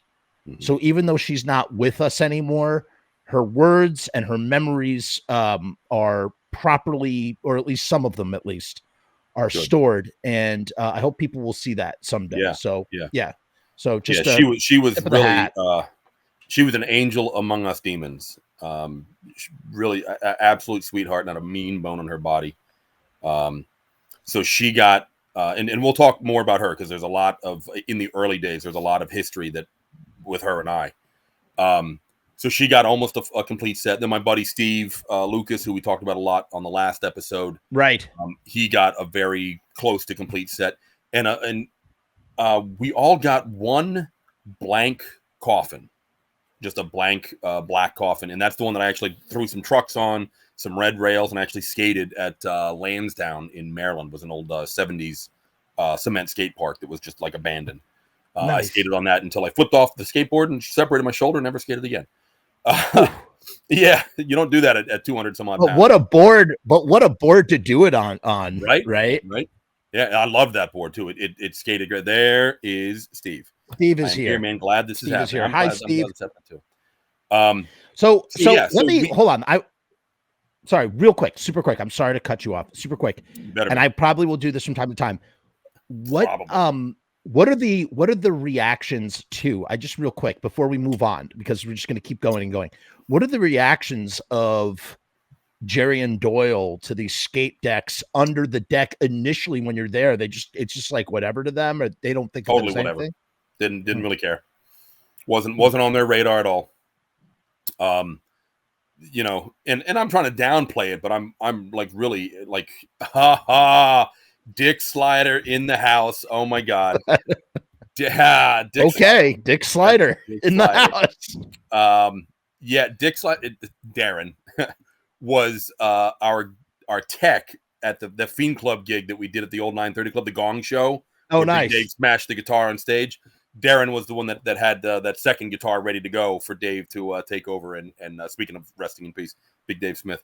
So I'm glad he's, wow, like the gang's all here. Where's Ruiz? We need Ruiz. And then Fiend Club's back in business. Paging Ruiz. Anthony Ruiz, as Lou Vomero used to call him. Okay, Ruiz.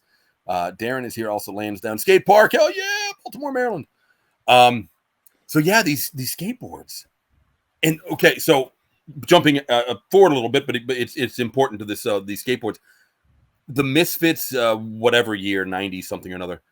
We were on tour with Sick of It All and H2O.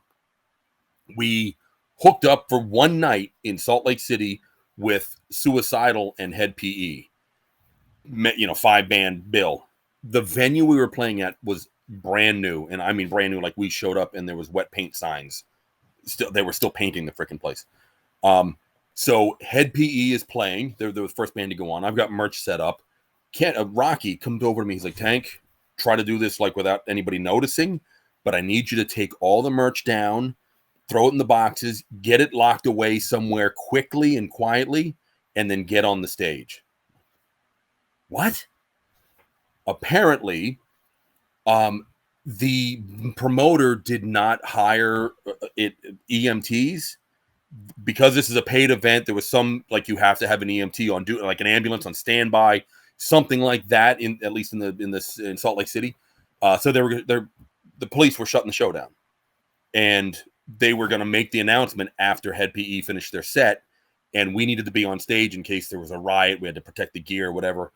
Oh my God. So I start ripping all, I mean, if you can imagine all the Misfit shirts on the wall. I mean, how many, 20 shirts. And I'm ripping them all down. I'm ripping stickers and posters down, all this stuff, and throwing it in the boxes. And some guy's like, hey, where are you going? I'm like, we're not set up in the right place. I got to go hang this stuff somewhere. Like, what am I supposed to say? So I throw the shit in boxes, throw it on the hand truck. I get it upstairs into just some random room that I can lock. I lock the door and shut it. And then I get back down on the stage and I'm ready to like tackle people as they come on the stage, whatever needed to be done. So the police made the announcement. The place is the crowd is very upset, but then a local radio personality gets on the radio on the stage rather. He's like, "Hey guys, listen, this is so and so from such and such station, and everybody's getting their money back. It's just he calmed the crowd down, so there was no riot. Although the full-on riot squad was out in the parking lot, like helicopters circling with spotlights and police with riot shields tapping their batons on the shield, marching through the park. Like it was really." The shit was about to go down. And then I go upstairs. I'm like, all right, who's got the key for this room? I just talked to the merchant there, and they're like, we don't know. So I kicked the fucking door down. Like, what else would you do? I kicked the door wide open. And it's so funny because my daughter was just in Disney like a week ago, and she texted me in the middle of the night, late at night, how do you break down a door? And I'm like, well, if you're asking the right guy, because I do that kind of shit. And she was just locked out of her room. She needed another key. So at that show, before that show, I went to dinner at some fast food joint before doors open, so go sell merch. And I'm hanging with, I can't remember his name, sorry, guy, the owner of Dogtown Skates. He was on tour with Suicidal. And we get to talking somehow about those Plan 9 skateboards. And he's like, yeah, I made those. Dogtown made the decks and then shipped the blanks out to Glenn, where Glenn was going to have them silk screened locally, or he silk screened them himself, or whatever the case was. And I think I think, and I don't remember where I heard this, maybe he told me, but I think the reason they didn't get released was Glenn was not happy with the color purple. And I don't mean the movie, I mean the color, the purple decks. They were more lavenderish. They weren't like an evil purple. So Glenn he silk screened them, but then he's probably like, nah, fuck this. And then they sat under his mother's deck. The deck's under the deck. So getting back to the story, we had those decks at the KISS convention and nobody bought them at $15 a piece. Imagine going to some random convention and every, it's such a likable, every Plan 9 vintage classic deck laid out on the table with a $15 price tag. Unreal. Lose your mind kind of shit. And I couldn't move them. Might have been the wrong place, wrong time. I don't know. But a lot of those decks went to people like I said, Elizabeth, Steve. I traded some for some other stuff with people. Just gave them away as gifts. I still have the coffin deck, the one I used to skate, up in my attic 25 years later. That's awesome. So those are, so how do we get on the deck? I'm gonna bring you back around. I mean, this is what you could do. You just let him go. You wind him up and he just goes. He's like one of those monkeys with the ting, ting, ting. Just, ting, ting. No, like a barrel of monkeys. Like I had the hook arms. Right. The hook arms. No, we were talking about the KISS convention and they sold the decks. And I think that's so, I did not know that about Jerry, that he just, I mean, again, we talked about this in the last episode, but just carrying over on the theme of, when it comes to his fans, that guy just really always tries and does. He always does right by his fans in some way, shape, or form. What do those things retail for in that Thrasher at $40-$50? I don't remember. Yeah, even back then it was, and it really was not about. It's not about money. It's just about. It's about doing something nice for fans as well as his gregarious nature. And knowing the situation, knowing him, knowing the situation, if I had pulled out any of the Samhain decks, which I would have lost my mind if I pulled out a coffin scarecrow beast deck. Oh, wow. He would have been like, no, put that back. He didn't want anything to do with that. Right. So, now, Okay, so you're at this Kiss convention. Ace Frehley is there. The Kiss tribute band performs. Yeah. And the theme here is it's an opportunity to say, hey, we're coming back, right? Isn't that overall that's kind of like what we're sort of aiming at, even if we're not all together yet? Talk a little bit about that. At this point, right. And this brings every little point brings up more stories. Sorry, guys, I'm chock full of useless information. So Michael was there. Mike Emanuel, because that was his name back then. Michael Emanuel was there. His girlfriend Rachel was with him, and like he must have just started. Okay, wow, the stories are just coming back at me. Holy shit! So this weekend, that I'm pretty sure it was that same weekend, was the weekend. I was driving the white van that the old man Kayafa used to use to deliver hay to his racehorses.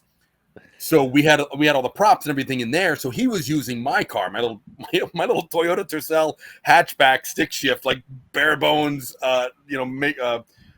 car, which I kept spotless because it was like my first kind of newish car. And I get it back, and the ashtray is full of stogies, and my car reeks. I'm like, oh, come on, oh my god. So yeah, old man Kayafa, he drank cognac and smoked cigars nonstop till the day he died. I think that's what kept him alive, actually. After they how old did he live to be? He was up there in years, right? He was up there. I'm not sure, but he was definitely of a hardy stock, because he was a boxer in the army, and there was a photograph in his office of him in his boxing days standing over somebody that he had just knocked out, and the caption underneath it in his office there at Congruent said something like that. Tell me again about that raise you wanted. Something like that. Who he went to high school with? What's that? You know who he went to high school with? Benson from Cardi Sugar Bowl. They were in the same grade at Lodi High School.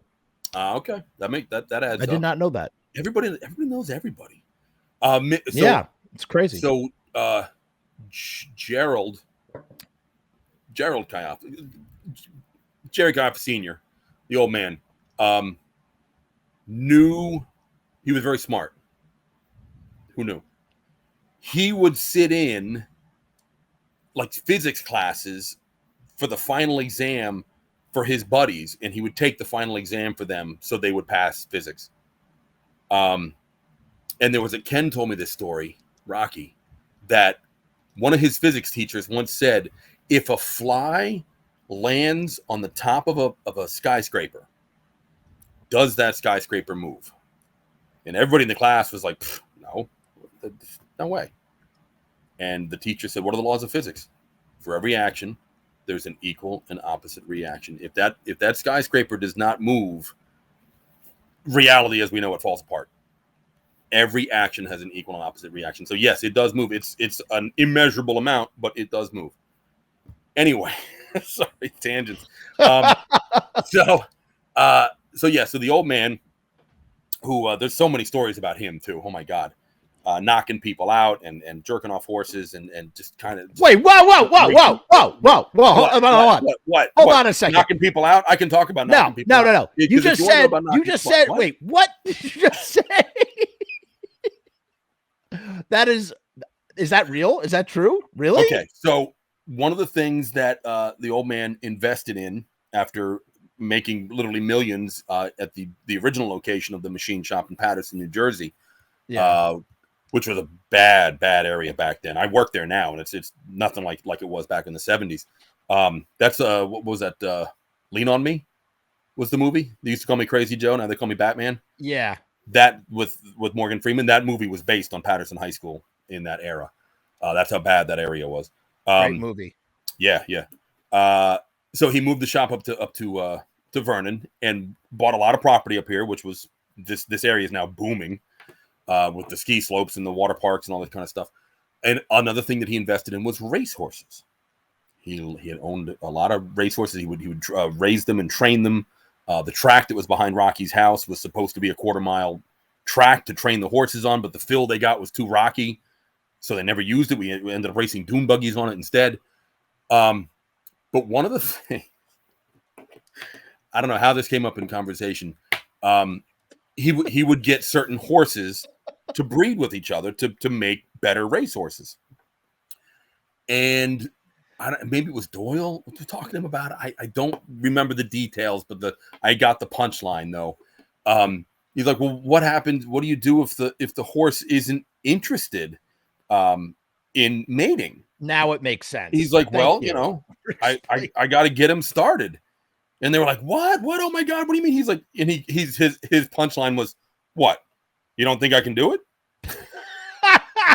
So if talk about dirty jobs, like, all right, let's get this horse going here. Yeah, you want to mount over there. Oh man. But that's who old man, he was no guff. What a response though. What? You don't think I could do it? What, you don't think I can do it? Perfect response. To not like ooh that. Or yuck or yeah, you know, I have to. No. What, you don't think I can do it? Like he didn't give a shit. That's didn't awesome. Give a shit. Yeah. Awesome story. Thank you for sharing that.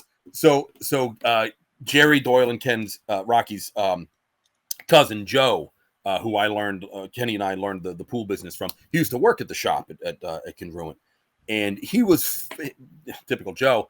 He was fooling around with the old man one day and like throwing some punches at him. And so as the story goes, I was not there, but I heard it from a reliable source who was there, i.e. Kenny. Says to me, you know, so the old man, you know, throws one shot, misses, you know, Joe's still kind of playing around. Old man throws another shot, misses, Joe's kind of tapping this and that. Third shot comes around, connects, boom! Cousin Joe is laid out, unconscious, into a 55-gallon barrel of like little tiny parts that just go spilling all over the shop. And he is like done, one shot out. I don't know how long he was down, but when he came to, probably shortly thereafter, and they're helping him up, and he's dazed, and he's like, what happened? There's the old man with the stogie. You got knocked out. Wow. Classic. I mean, this was old man Kayafa. He was just, you didn't fuck with him. He wasn't a joker. He was straight up just boom. Was that like the term for him, for anybody, old man Kayafa, or was it just senior or just Gerald or? I don't know. I might just be calling him old man Kayafa, but I do know, the day he passed away, we went to a, what do they call it? It was a fire department, local fire department fundraiser where they have a beefsteak. That's what it was. Thank you. And everybody in Vernon, that's all they were talking about that night was, oh, did you hear about, you know, old man Kayafa passed away? Like everybody knew him. Everybody knew who he was, at least. So he was, I would imagine, you know, larger than life. He was a big, he was well-known. Yeah. But they found cancer in him many years ago, and they didn't give him much time to live, and he just kept drinking his cognac and smoking his cigars, and I think that's what actually kept him going. I think you're right. It didn't shock his system if he had just stopped, right? Like it probably would have just like hurt his system in some way, shape, or form, you know, like it would have just made him like not able to. But look, we were back. All right, now I'm pulling you back again. And now we were talking Michael Emanuel. Yes. Okay. Was Michael also Emanuel. But now who's drumming at this time? It was Chud. Chud was there in the group. It was pretty much always Chud, regardless, even though he wasn't officially the drummer. He was just always there. And it was like, he was the logical guy. Other people came in and auditioned. Steve Lucas auditioned. Joel Galston auditioned, who was like a local kid who like wanted to promote shows until we called him Joel the Mole. We had a mole, we had a chipmunk, and we had a gopher. Yeah. Mark Kennedy was chipmunk, actually. That was his Mark Kennedy. Yeah. That's awesome. And some other guy. No, okay, it was Joel who asked for the nickname, and we called him Joel the Mole because we had chipmunk and gopher, who was some kid that used to come to the Trocadero in Philly. And so we called him Joel the Mole. I don't want to be too late. You asked for a nickname. It's stuck now. You have to take it. Joel the Mole. You're Joel the Mole. So never ask for a nickname. Remember, we talked about this. You never ask for a nickname. If you ask for a nickname, you're going to be careful what you wish for, because you're going to get a nickname. You might not like that nickname. Yeah. Nicknames have to be bestowed you earn a nickname based on something you do. If you jump really high, or if you, I don't know, I'm trying to think of something off the top of my head, eat too many hot dogs, or, you jump too high. If you vomit spaghetti, and maybe everybody start calling you spaghetti vomit. I don't know. Right. Yeah, it was always Tank, Grimm, Doyle, at least once called me Ox. Ken used to call me Bluto because I had the black beard, and Brutus. So there was a myriad of nicknames, but Tank was the only one that obviously stuck. Rocky loves giving out nicknames. He does. Oh yeah. What's Rocky's nickname for me? Did he give you one? I don't remember. Yes, we were talking about this during the Mad Max thing. Was I there? No, I don't remember. It was Blue's Clues. Blue's Clues. Blue's Clues. Yeah. Were you wearing the striped shirt or something? He just thought he referred to me as Blue's Clues. I didn't ask him to call me that, but I was Blue's Clues. We had a manager before John Cafiero came on board. Really? I forget his last name. He was just a hired gun from like LA, and he was a big Sopranos fan. And he's like, I want a New Jersey, like a Goomba nickname like the Sopranos have. And you guys are Jersey guys. You got to give me a nickname. Okay, you're Brown Al. What? And and he was Hispanic. He's like, that sounds racist. I'm like, no. And Kenny was the one who came up with it. No, look at your shoes. Al always wore brown leather shoes. Always. That was like his MO. Look at your Brown Al. And he didn't like, but too late. You're Brown Al. You just asked for it. Once it sticks, it sticks, I guess. You're Brown Al. You can't. Yeah. You don't ever ask for a nickname. Don't. Life advice here, kids. Yes. Life advice. Blue's Clues over here. Life advice. It's true. It's true. I Michael Emanuel. Michael Emanuel. Right. Yeah. Michael Emanuel. We were talking about him. Trying to get back there. So all right. Ken and I were at, wasn't Lodi Pizza. It was, what's the other big pizza joint in Lodi? Pizza Town. Oh, Pizza Town's good. Yeah. So it was Pizza Town. I remember he and I went there for a couple, I don't know what we were doing that night, but we went there for a couple slices, and this was before the day of cell phones. So he got on the payphone to call this Michael Emanuel guy that somebody recommended. Somebody from a studio said, hey, this kid can sing. You might want to give him a shout. So we called him, and I was with Ken when he left the first voicemail for Michael. Hey, this is Rocky from the Misfits. We'd like you to come up and audition. And the rest is obviously history. Michael didn't know the Misfits song. He was a Rancid fan. So anyway, Michael with his long brown hair at the time, still, I don't know if that was Bambi Slam era stuff or what. He was there that weekend, and I think that was the first time I saw him rehearse with the band. And I was working with him on he was singing with a microphone stand and kind of like leaning on it and hanging. I'm like, the mic stand's got to go. You are the connection between the band and the crowd. You need to be able to reach out. Look at that. Reach out to them and pull them in. And that mic stand is in your way. It's a crutch. So I got him to get rid of that. And I used to put a mirror. We had like a tall mirror. And I put it in front of him in the rehearsal room. And I'm like, look at how get a stance. I was working on his image basically. Because, I mean, you're coming from somebody who loved the band, emulated the band, looked like the band. Like, I lived the band without actually being in the band. Right. And I'm like, we need to bring you around. It needs to come around. So I was working with him on the early days. So that same day that we got those decks, that night in the rehearsal space at the shop, Ken came walking in the room. And I don't know who brought it up. Maybe somebody brought it up, said, Michael's going to need a stage name. Like at this point, we were feeling pretty good. Like this guy can really sing.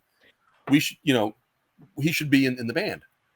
And Ken, this is Ken's humor, by the way, very serious about what he was saying. Oh, we already have a stage name for him. It's Raphone. Come again? Yeah, it's Raphone. Like Mike Raphone, microphone. I'm like, oh, and he's like, he's standing by this. He's not like smiling. He's being very dead on serious.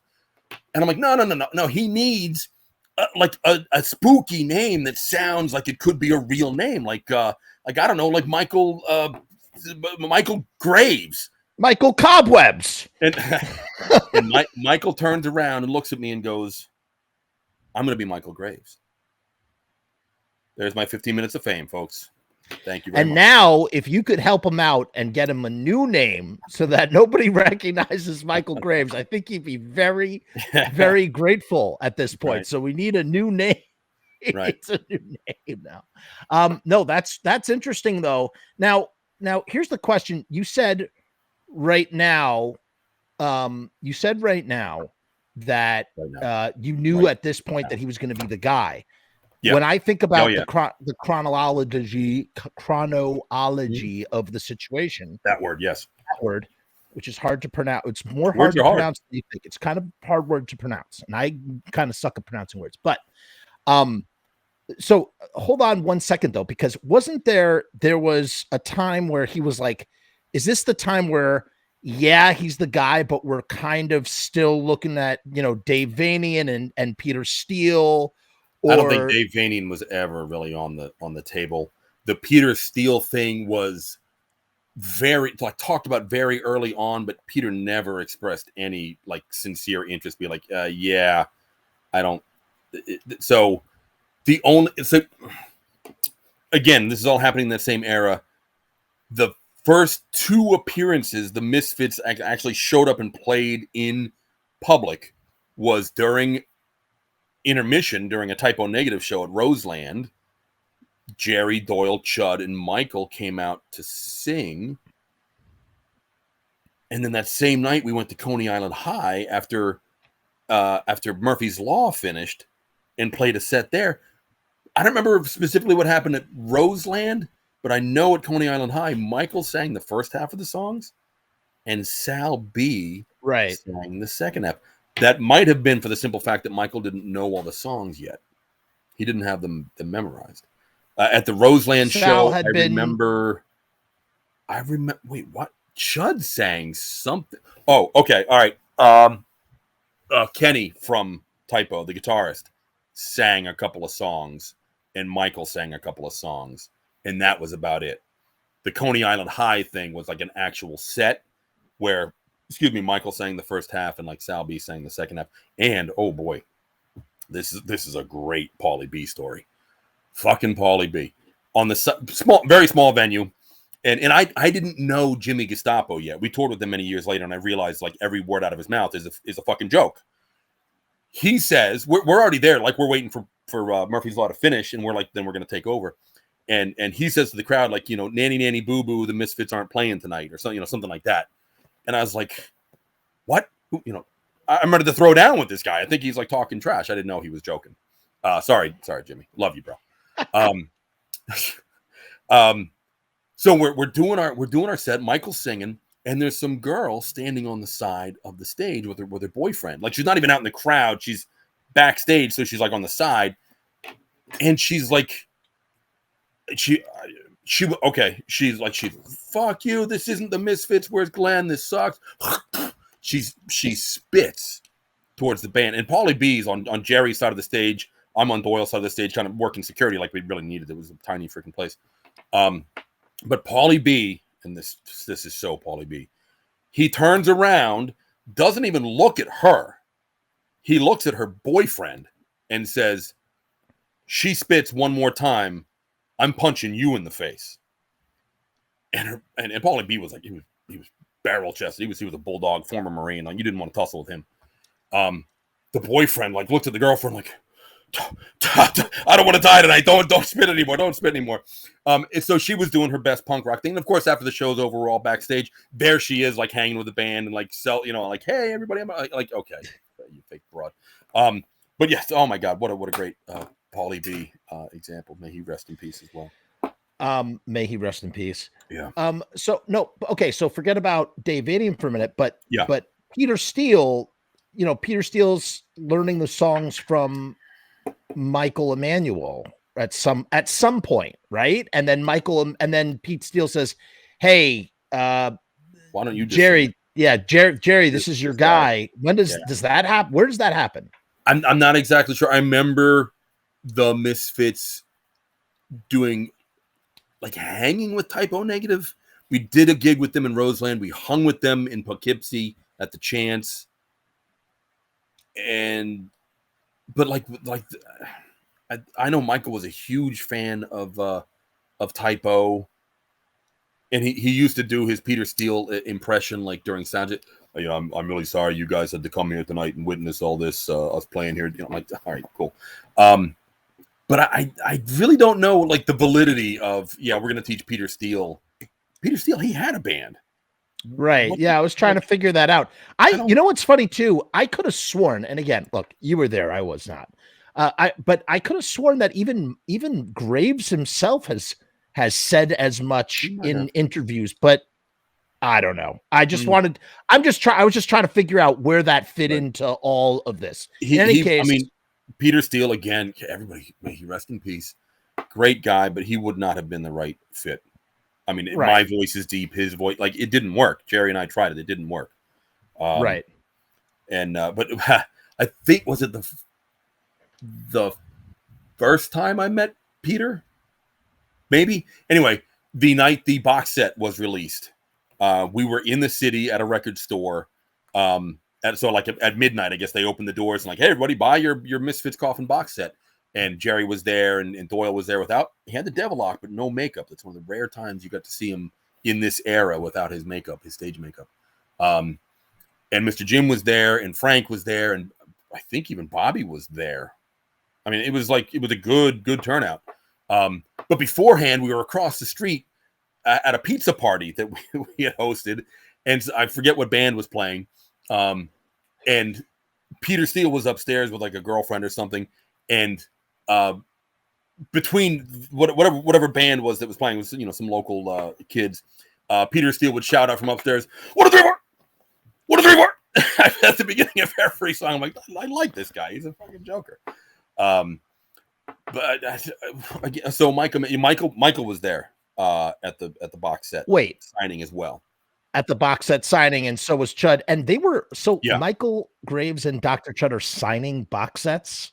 I don't know if they signed them, but I mean, people probably wanted them signed, but they were there as like, we are the Misfits, or the history of the Misfits. Right. So they were pretty legit at that point, whatever the release date was for that. That was later. That was like 2 years later or something, right? Yeah, that had we weren't later. back on tour yet. I don't think.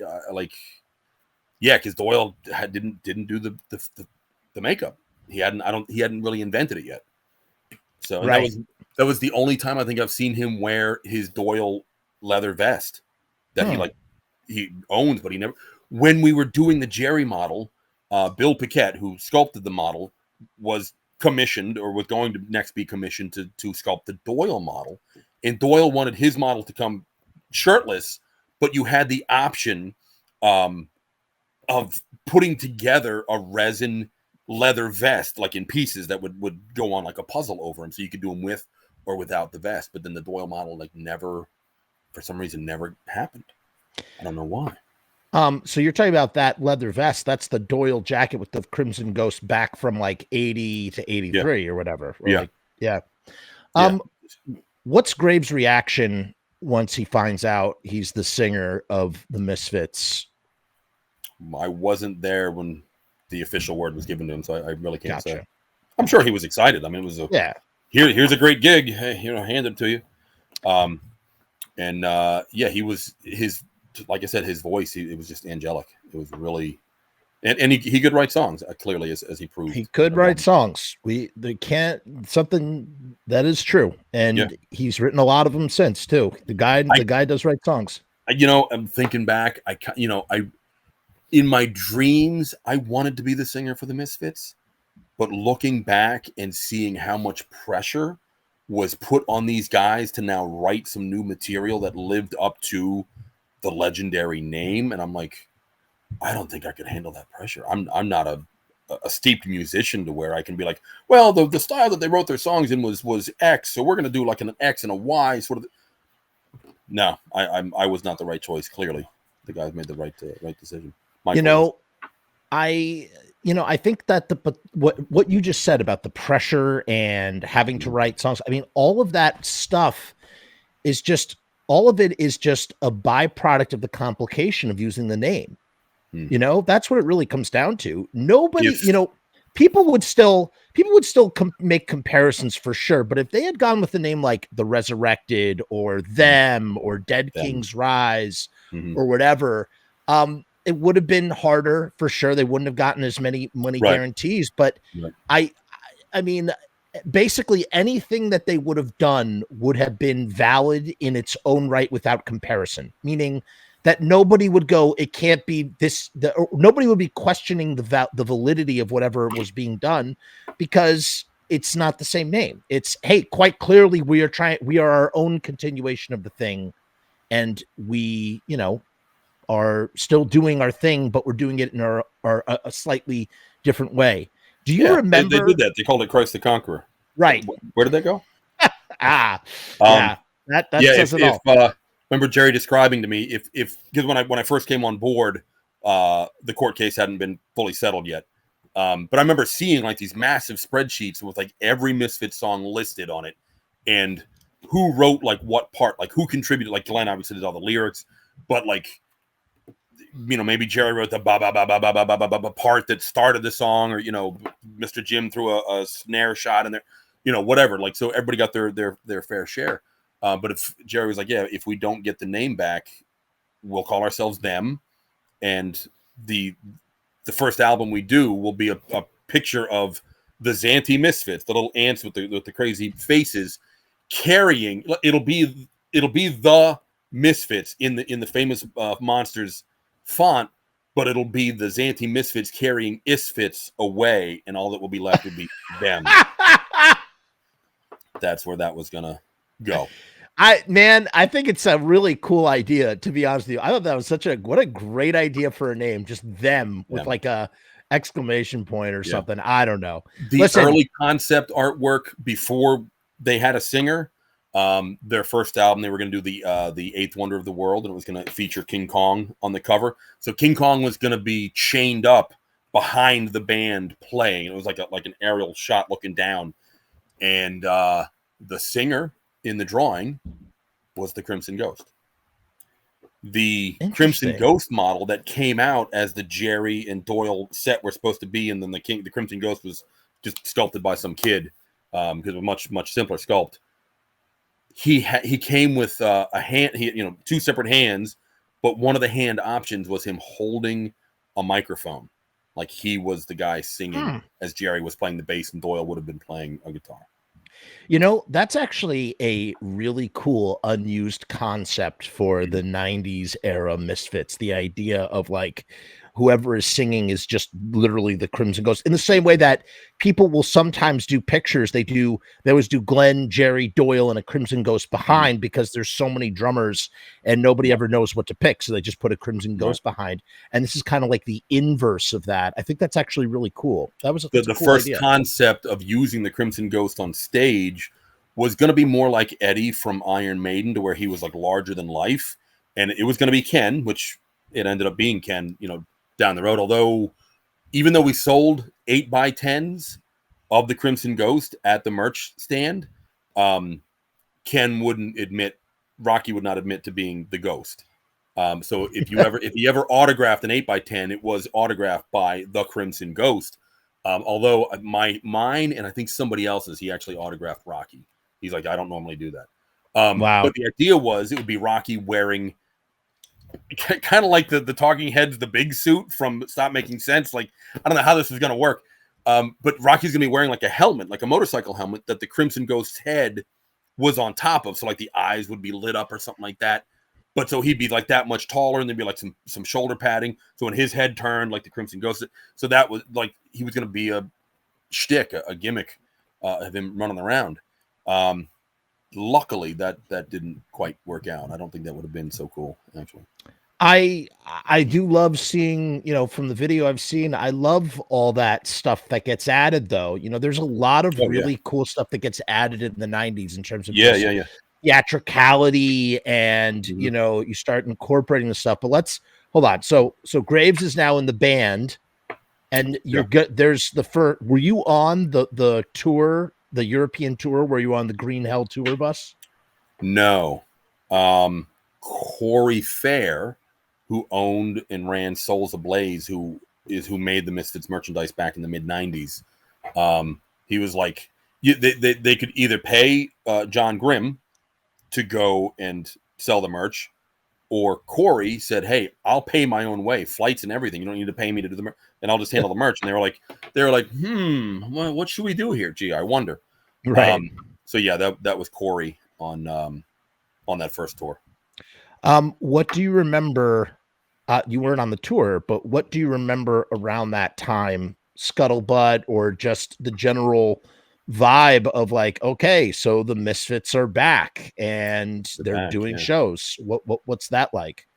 I remember around that time, Michael's girlfriend Rachel and I were like working together on getting the Fiend Club up and running.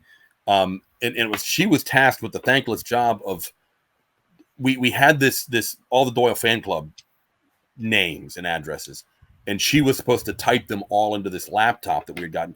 And this was early days of any of this technology, and the laptop was just, it was a horrendous brick of something to work with, and the software, if you can imagine, mid 90s was just like so clunky and difficult to like. It didn't do anything you wanted it to do. It wasn't just point and click and done. But I remember her telling me about the tour, like she didn't know what, like they're coming out to a Christ the Conqueror song, and I'm like, what? Christ the... Ended up being Dr. Phibes, which that later that made sense, but when she first told me, I'm like, what do you mean they're playing a Christ the Conqueror song? And I don't know who made these. It might have been Rocky, but there was a whole bunch of like backstage passes that had been printed out with different colors and then laminated to be handed out to people. Like backstage passes, it's just like a sticky pass you put on your chest with your name like handwritten on it. So Mark Kennedy ended up with a whole bunch of these, and I traded him one of the set of the Walk Among Us record labels, the unreleased ones, for a set of these weirdo backstage passes. But the biggest thing I remember about that tour is the driver. No, wait, was it? Yeah, it was a European tour bus driver that they called the Troll, and I never met this guy, so apparently he was a real character. So they all drew pictures of the Troll, and the one that Michael drew was, he wrote 1-800 the Troll, like that was the phone number, that was the gimmick. And we hung these pictures up in the rehearsal space at the shop, but it didn't. I didn't know it said 1-800 the Troll. For years I thought it said I boo the Troll. Right, I get it. The 800 looked like boo. I boo the Troll. So anyway, that's what I remember about that tour. Actually, is the Troll, this guy that I never freaking met. Yeah, is there anything to really talk about that tour? Nothing. I just, from what I know, is just that it was a hard tour. They were on a big green bus that they called Green Hell, and they got sick, and Michael got kicked in the face. It was Sal B that was like, "This is not a tour bus, guys. This is right." I don't know who set this up, but this is not a tour bus. Right. Sal was with them, I think. Yes. Yeah. I think Sardonica was on that tour. Yeah, Sardonica and a different, not the Peter Steele Sub-Zero, a different, like a hardcore Sub-Zero. Now Sal B had, before they had officially adopted Michael, like Sal B would just get up and he would sing with them. I was there for some of the Sal B rehearsals. Did he officially rehearse trying to be the singer as well at some point? I don't know if it was official or not, but he was certainly up there, like maybe just to help them with their rehearsals. Right. He didn't have the look. I mean, great guy. Sure. But he didn't look like a member of the Misfits. But then again, when Michael came on board, he didn't look like one either. We had to work on that. Right. But Sal was around a lot rehearsing, and then, like I said, singing at Coney Island High and stuff. And I remember him, about halfway through the set, like, "Hey, how would you like to hear some Misfits song sung by a bald guy?" And everybody goes like, "Yeah, great." I'm like, okay, so now Sal's gonna sing. I found that confusing because I wasn't always there, so I wasn't steeped in everything that was going on. But I'd come up every few weeks or once a month, or however often it was, depending on what was going on. And I thought Michael was like, "Yeah, dude, he's the guy. He sings great. Why is Sal B still singing?" Nothing against Sal, but I'm like, who is it? Which one is it? Why are we doing 2? And it's like doing 3 drummers. Like, who does that? Oh, you're gonna do that. That's right. That's right. But well, what that tells me, just from hearing that information, the conclusion I come to is that maybe they were just not completely fully set. They just weren't set on mic yet. They were still trying to figure all that stuff out, and they were, who knows? Honestly, who knows? That's what it sounds like to me. Yeah. I was gonna just 2 things. One, we have to take a quick commercial break with our sponsor, and 2, for those of you who might want to check it out, Sal B and I we used to do a cooking show at his house on Lodi, in Lodi on Grove Street, down the street from the old Kayafa compound. Yeah. And yes, on Grove Street. He doesn't live there anymore. He moved down to Florida from what I'm told. But you can check out any of those episodes. We did a Doyle episode that's pretty fun. You can no longer see the Graves and Chud for various different reasons. But the Doyle episode is still up, and that one's a lot of fun. I recommend everybody go check it out. What I was telling, I was on Doyle's tour bus with Sal, and I said, we were doing a thing, like I was like, okay, Doyle, can you just say you're on Rock and Roll Cooking with Sal B or something? And he just didn't want to do. He either didn't want to say it, or he just was like, he's like, I'll tell you what, can you just dub me in? And I'm like, what do you? I'm like what? But he's like, yeah, just dub me in, just say it. And I'm like, oh, that's great, that's great. So I was like, all aboard it. So he just goes like this, and I just spoke the words while I'm filming him, going, I'm Doyle, yeah, Rock and Roll Cooking with Sal B. And it was so funny. It was such a great.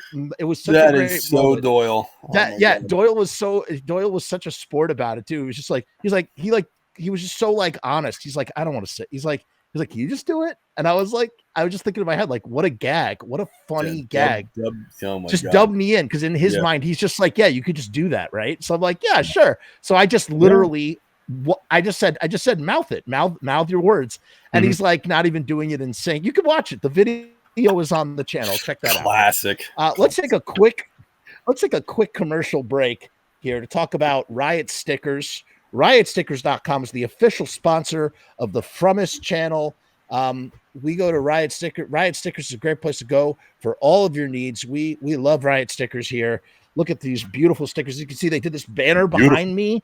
That's cool. The pins, yeah, they do good stuff. They do good stuff. He took my Moonface logo, which is from A Trip to the Moon, the first science fiction film. If you've never seen it, it's a great film that's perfectly in public domain. Thank for copyright reasons, and printed up some great merch. So go to riotstickers.com, check it out. In the meantime, we're going to play a 60-second video. Good. I have 60 seconds to pee. You have 60 seconds to pee. Ready, set.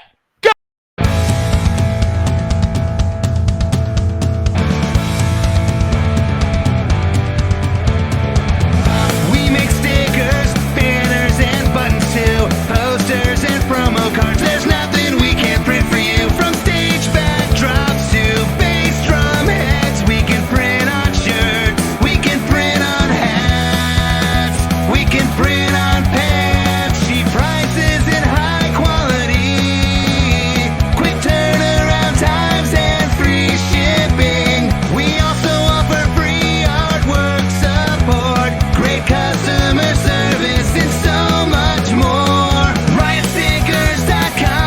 Stickers, we are the bomb. RiotStickers.com. Riot Stickers, we are the bomb. RiotStickers.com. Riot Stickers, we are the bomb. RiotStickers.com. Riot Stickers, we are the bomb.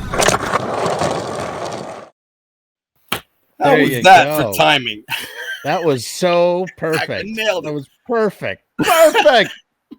That was perfect. Okay, so Michael's in the band. They've done the first tour. They're doing we have a question here from Dan. This is a good question just to start us back Dan off better real have quick. A good question. He says, Grimm, what do you have left in your collection? What couldn't you let go, if anything? That's something I'm kind of curious to know myself. I never wanted to let any of it go, in all honesty, but as we spoke about. Sorry, I gotta just my pillow here. When you get old, you got to sit with pillows behind you. I have one too.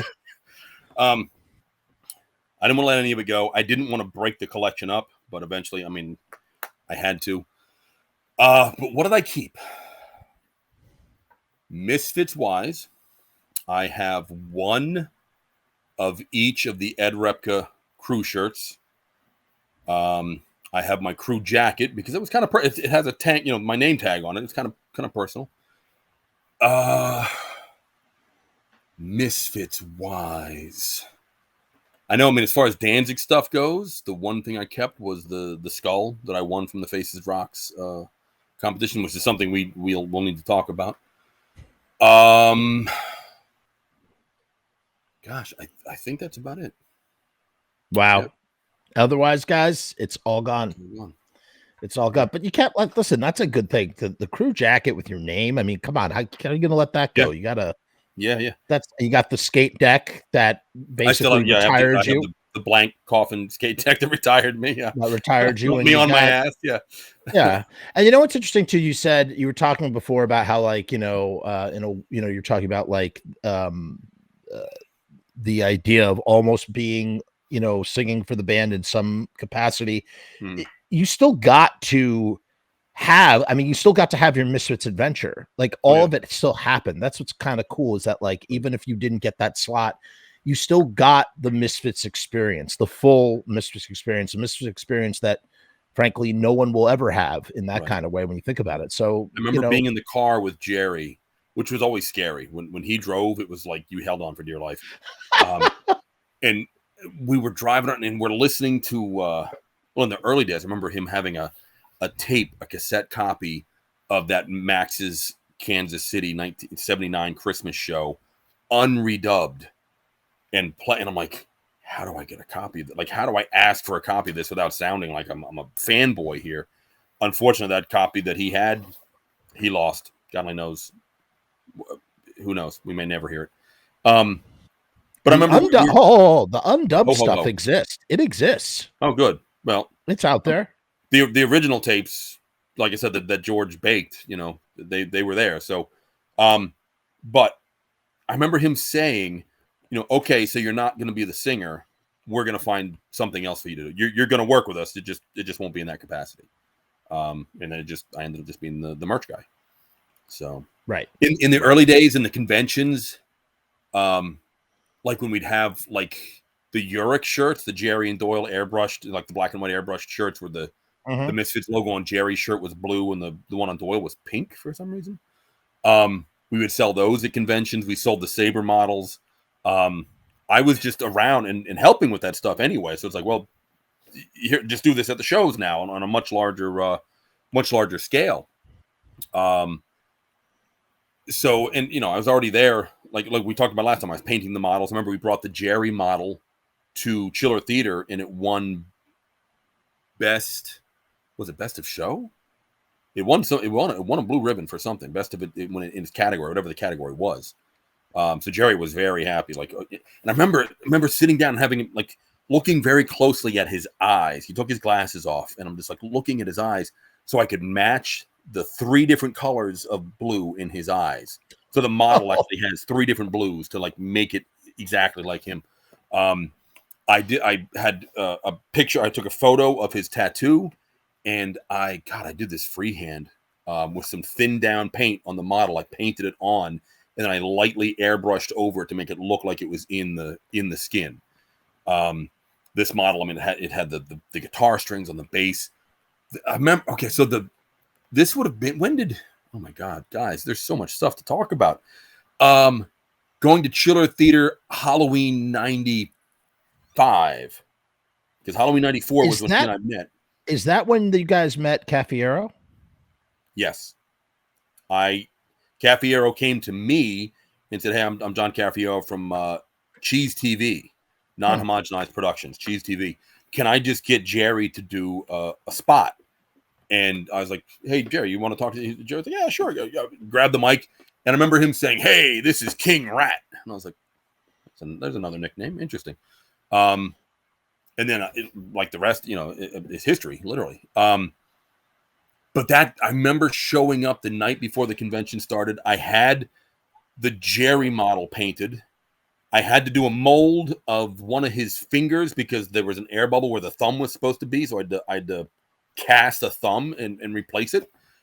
I remember the base, which is the Crimson Ghost face, was sent down to me separately because Rocky sculpted the base. That was the first thing Rocky sculpted for the band, was the Crimson Ghost face that Jerry stands on, the Jerry model stands on, which the model was sculpted by Bill Paquette. I think Jerry sculpted his own base. Quite literally, like, wow, I believe so. So all those pieces came at me separately. I got the figure done that was all airbrushed up. I heard that I didn't know that Rocky was a sculptor. So Jerry said, "Yeah, Rocky sculpted this thing up. I'm actually pretty happy with it. I'm gonna send it down for you to paint, and I'm gonna stand on that." So I'm thinking, oh boy, this is gonna be cheesy. The thing comes in the mail. It looks phenomenal. Like, I can't believe Rocky sculpted that. I'm a sculptor, Tank. I sculpt. So I painted that up, and I remember having, like, it was all done, and I kind of did it in more actual, not just black and white tones, but like actual bone tone. Oh, that's a thing. And then with a can of flat black spray paint, like way up in the air, just like letting it kind of like, yeah, just dust, a smidge, just like little time, like you wouldn't even notice the speckles until you got up close. And I was like, when you look at like clear photos of the original Crimson Ghost, it always had those speckles, and I wanted that. And I got that. But so I show up the night before Chiller Theater 1995, and I had already tried out for the WCW and knew that wasn't panning out. So this was my direction. This was going to be my gig. I get there. I'm rooming with Mike Stacks from Ugly Things. I'm rooming with Corey. Corey was there, but Corey and his girlfriend Lori, they had their own room. But there was like Doug Evil. Okay, I was rooming with Doug Evil, Mike Stacks, one other person, and me, all in the hotel room with 2 double beds. And as I hit the door, I'm handed Ken's next sculpture, the pus head evil eye wall plaque, and said, "Here, can you paint this for tomorrow?" When the fuck am I supposed to sleep? So guess who didn't sleep that night? Yeah, this guy.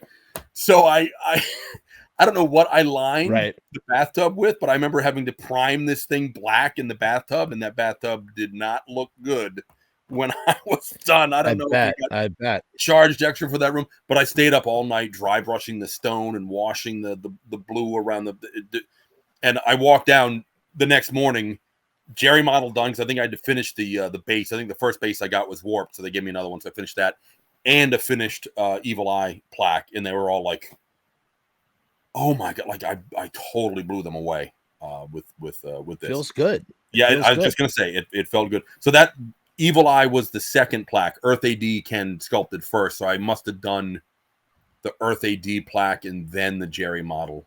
I did 2 Earth AD plaques. One that I painted according to the way it was colorized on Wolf's Blood, because that's actually like a full color version of it, as opposed to just the purple and green, like the Earth AD album cover.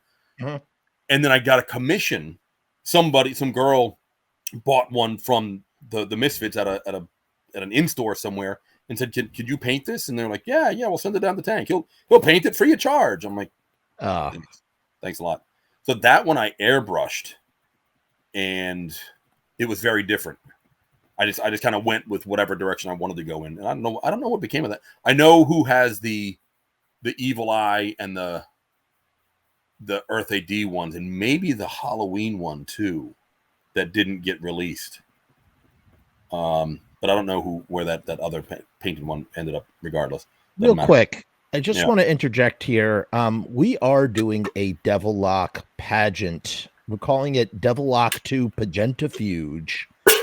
And we did a previous Devil-Lock pageant. That's right. We had people send in pictures of their Devil-Locks, and we rated them 1 to 10 and awarded a winner. And currently I've already announced the second contest, and we have a bunch of submissions.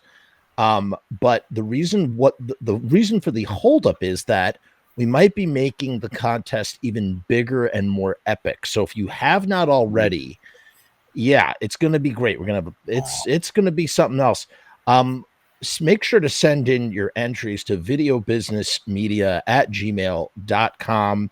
Check for the rules. The rules, go to the Devil Lock 2 video that has all the rules in the description. That's on YouTube on this channel, and that will give you the full details. So send in your entries along with your skulls, because that's how we roll here. It's sad that when I was in high school, cell phones were not a thing yet, because in 1989 I went from having bangs like Glenn did, Misfits era, Samhain era, right, and I went to Mike Stack's Ugly Things, one of the best publications ever in print. There you go.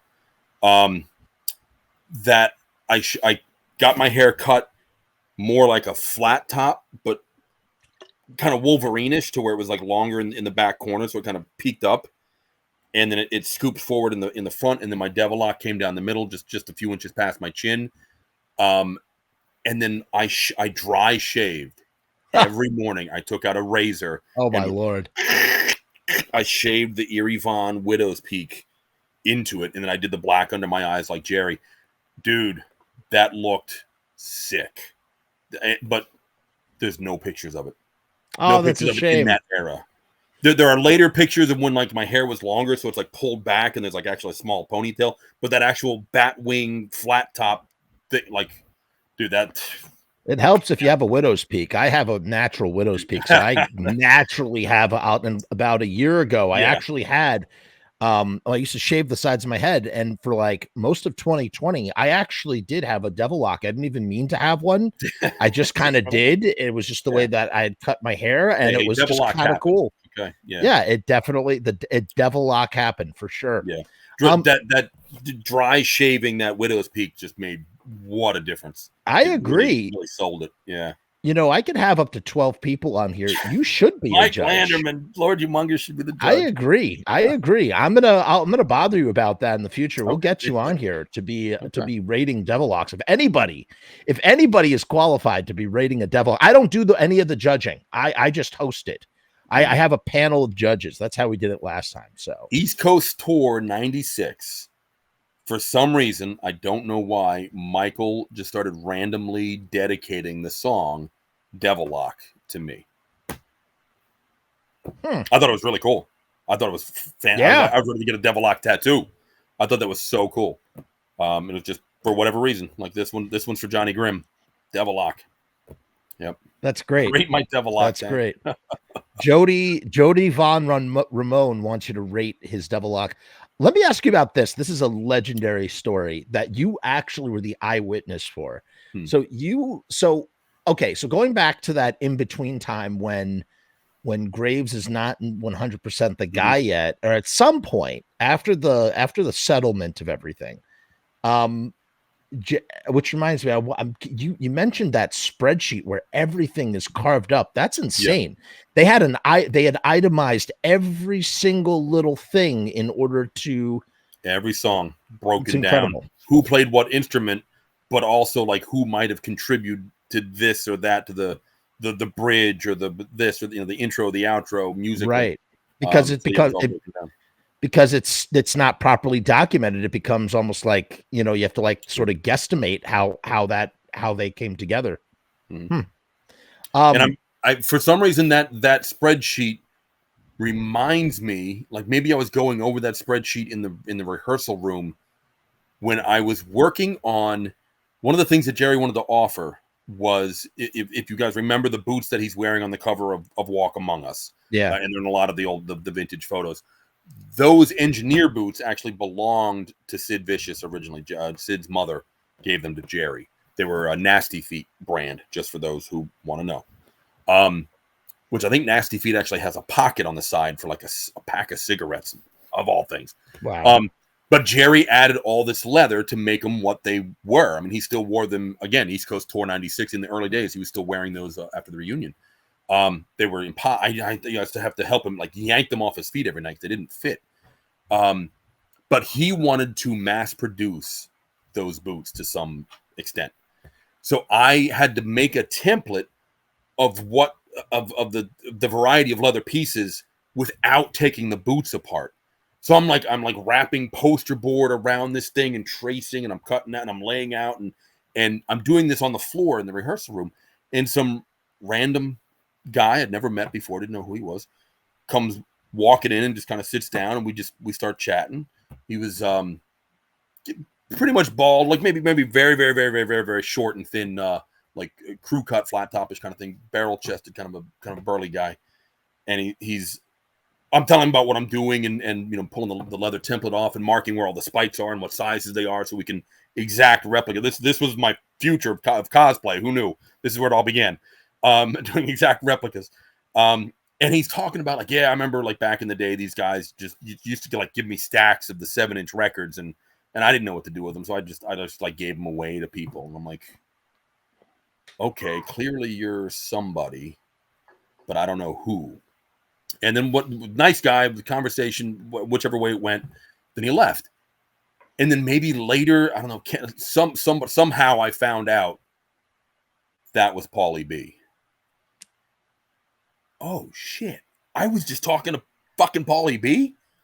Oh my God. And you know why? Everybody knows the show where Jerry says, fucking Paulie B. What happened? One, Jerry, I heard this from the source. What happened was Jerry had a wireless rig once he got it, and whatever show that was, he jumped down in the crowd during the song and ran around in the pit playing his bass. And when the song was over, there's Paulie B, who was just working security for the guys. I don't know, I might have actually been on tour with him, or it might have been a local gig. Sitting at the front of the stage, he grabs the bass in one hand, grabs Jerry, the collar of his leather vest in the other hand, and one-handed lifts him up onto the stage. And Jerry's like, whoa. And he goes over to the mic and he's like, fucking Paulie B. Like, dude was a fucking bulldog. Really. I mean, how much does Jerry weigh at that? He's got to be over 200 pounds of like muscle, right? Doyle was always just under 200. He was leaner. So Jerry was probably like just over 200. I mean, still, wow. 200 pounds one-handed to do anything with is like, dude, that's no joke.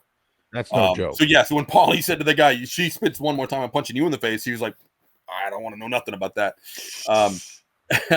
So that was Paulie B. I'm sitting here chatting with Paulie B. I had no idea it was him. So thank God. I mean, he was on the East Coast tour 96 with us. Again, kind of a quiet guy, but just so basic and easy and like got along with everybody and wonderful man. Anyway, let me ask you this. No, what I was going to ask you was back in this time, after, we were talking about after the lawsuit, Jerry and Doyle decide to go and ask Danzig to be back in the band. And you were there for that. Now, here's one thing I don't understand. So what? So Jerry and Doyle are talking or something. They're like, well, we have to try and get Glenn back in the band. Or did they know that he wasn't going to do it? What led to, what was the motivation behind doing this? Why? I'm sure they knew. I think everybody knew that Glenn was not going to do it. Part of the settlement was Glenn had to approve things that they were putting out. And they were working with Doug Evil at the time. So there's like some Doug Evil style cartoony things that they were wanting to make some posters or something. So that's where the infamous day happened, where somehow we find out that Glenn is staying in the city, staying at a hotel in the city for a Danzig show. And he's got a couple of days off around the time. That was the same weekend, I do believe, of going to see his mom and getting the skateboards. Because I believe we mentioned to his mother, like, yeah, we heard Glenn's in town. And she's like, what? Oh, he hasn't called. He hasn't come to visit. Like, wow, really? Anyway, so we find out what hotel he's in. Jerry, Doyle, and Rocky go into the hotel. And we're again in Doyle's massive Bronco. This thing was freaking amazing. I'm parked across the street in downtown Manhattan where there is no parking. It's like 30-second parking and you're out or you get the freaking boot. So we pop open the hood and I'm climbed up on this massive tow truck grill looking around under the hood. So if the cops come and be like, hey, I can't get it to start. You'll just bear with me. I'm trying to sort this out so I can kill time while the guys are inside. And worst case scenario, Doyle's like, yeah, if you have to move it, don't use first gear. How am I supposed to get going? He's like, first gear is like granny gear. That's what he calls it, granny gear. Because that's for like hauling really heavy shit. Like just your normal start and go gear is second gear. I'm like, oh, good to know. Anyway, so they go inside the hotel and they're like, yeah, we're here to see Mr. Danzig. And the guy at the front desk is like, I can't just send you up. I'll have to call him. So he calls the room number, and Doyle's like looking over the counter and he sees what number he dials. So Glenn says, no visitors. And the guy's like, I'm sorry, he's not taking you. And they're like, oh, okay, no problem. So they leave, and Doyle heads right to the freaking elevator and hops in, and he goes, and so he's got this. So Jerry and Rocky are down in the because we figured if Glenn was going to answer the door for anybody, it was going to be Doyle. For whatever reason, like it wasn't going to be, it was going to be Doyle. Doyle was going to be the guy that Glenn was like, all right, I'll talk to you. So Doyle goes with the poster and the whatever stuff we had to get him to approve. Goes up to that room and knocks on the door.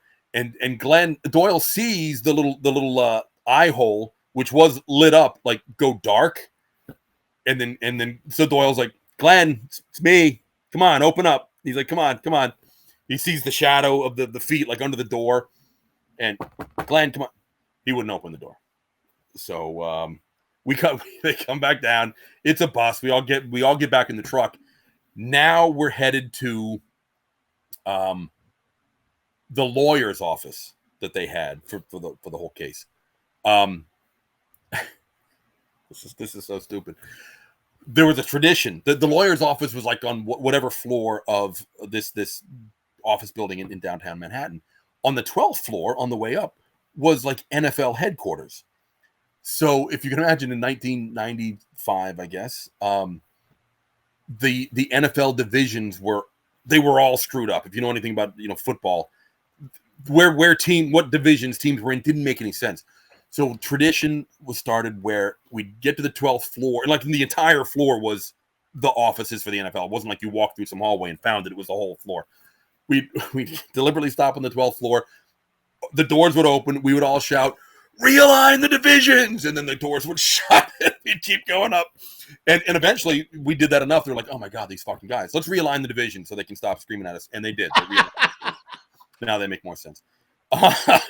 That's all thanks to the Misfits. The Misfits NFL sort of mixture there. So we go up to whatever the top, whatever floor it was, to go see the lawyer. And we're in like a big meeting room, big long table. And we're supposed to meet with a rep from Blue Grape who wanted to pick up the merchandising from Souls Ablaze and like make it bigger production. And so we're sitting there, we're joking around, talking to the lawyer about what just happened. And then the rep from Blue Grape comes walking in, not like an hour after we were at the hotel. First words out of his mouth, "So, I heard you stopped by Glenn's hotel." What? What? And so the guy, he's like, "I gotta know, like, how did you guys know where to find him?" And Rocky goes, "Oh, yeah, and anything you want to know around the city, you just ask Jimmy the Tank Pajullo of Brooklyn. They'll tell you." And that was the origins of Jimmy the Tank. Jimmy the Tank Pajullo, not, and this was very important, not of Brooklyn, Brooklyn. And I became Jimmy the Tank. Now, question: this guy from, what'd you call it? What was it? Blue Grape. Was that Robert? No, I don't think so. No, it was not Robert. But I believe he worked for them later. I'm pretty sure it was not Robert. I got to know Robert many years later, and I'm pretty sure that wasn't him. Right. So tell me about so here's the thing. Jerry starts working with Caroline Records because Glenn was working with Caroline Records, and Caroline Records was involved in the settlement and whatnot. Is that how Jerry first starts working with Caroline? Caroline, with the court case decided, okay, this is who's due what now, right? And this is who is going to get what moving forward. And Caroline Records is going to be the ones responsible for divvying that money up to where it needs to go. I forget who the rep was that we worked with. He was at the in-store the night of the coffin set release, the coffin box set. But he was like their guy at Caroline. So you that remember was kind seeing of all Googie? through the court case. Did you see Googie at the box set? The only time I ever saw Googie was one of the times, I think it was the time the Misfits played the WWF venue in the city on Halloween. He came down for sound check and tried to play, I think it was Die Die My Darling, and fucked it up. And Jerry was like, okay, thanks anyway. Thanks, Goog. We'll see you later. He was supposed to play with us just like a couple songs that I need. He couldn't do it. Well, you must have been excited for it. I was. I didn't know he was coming. I would have been more prepared. I would have had him, sign something for me. But he kind of came and went like, gone. And I was like, oh, crap. Okay. Let me know. Before the box set came out, there was like a bunch of stuff. There was going to be a Teenagers from Mars single, the Blue Christmas. Tell me about all those. Okay. So yeah, the Max's Kansas City redub album was supposed to happen. We even made the shirt for it. Basil Gogos did the artwork. That never happened. Jerry was going to do, I had forgotten about this until you just said it.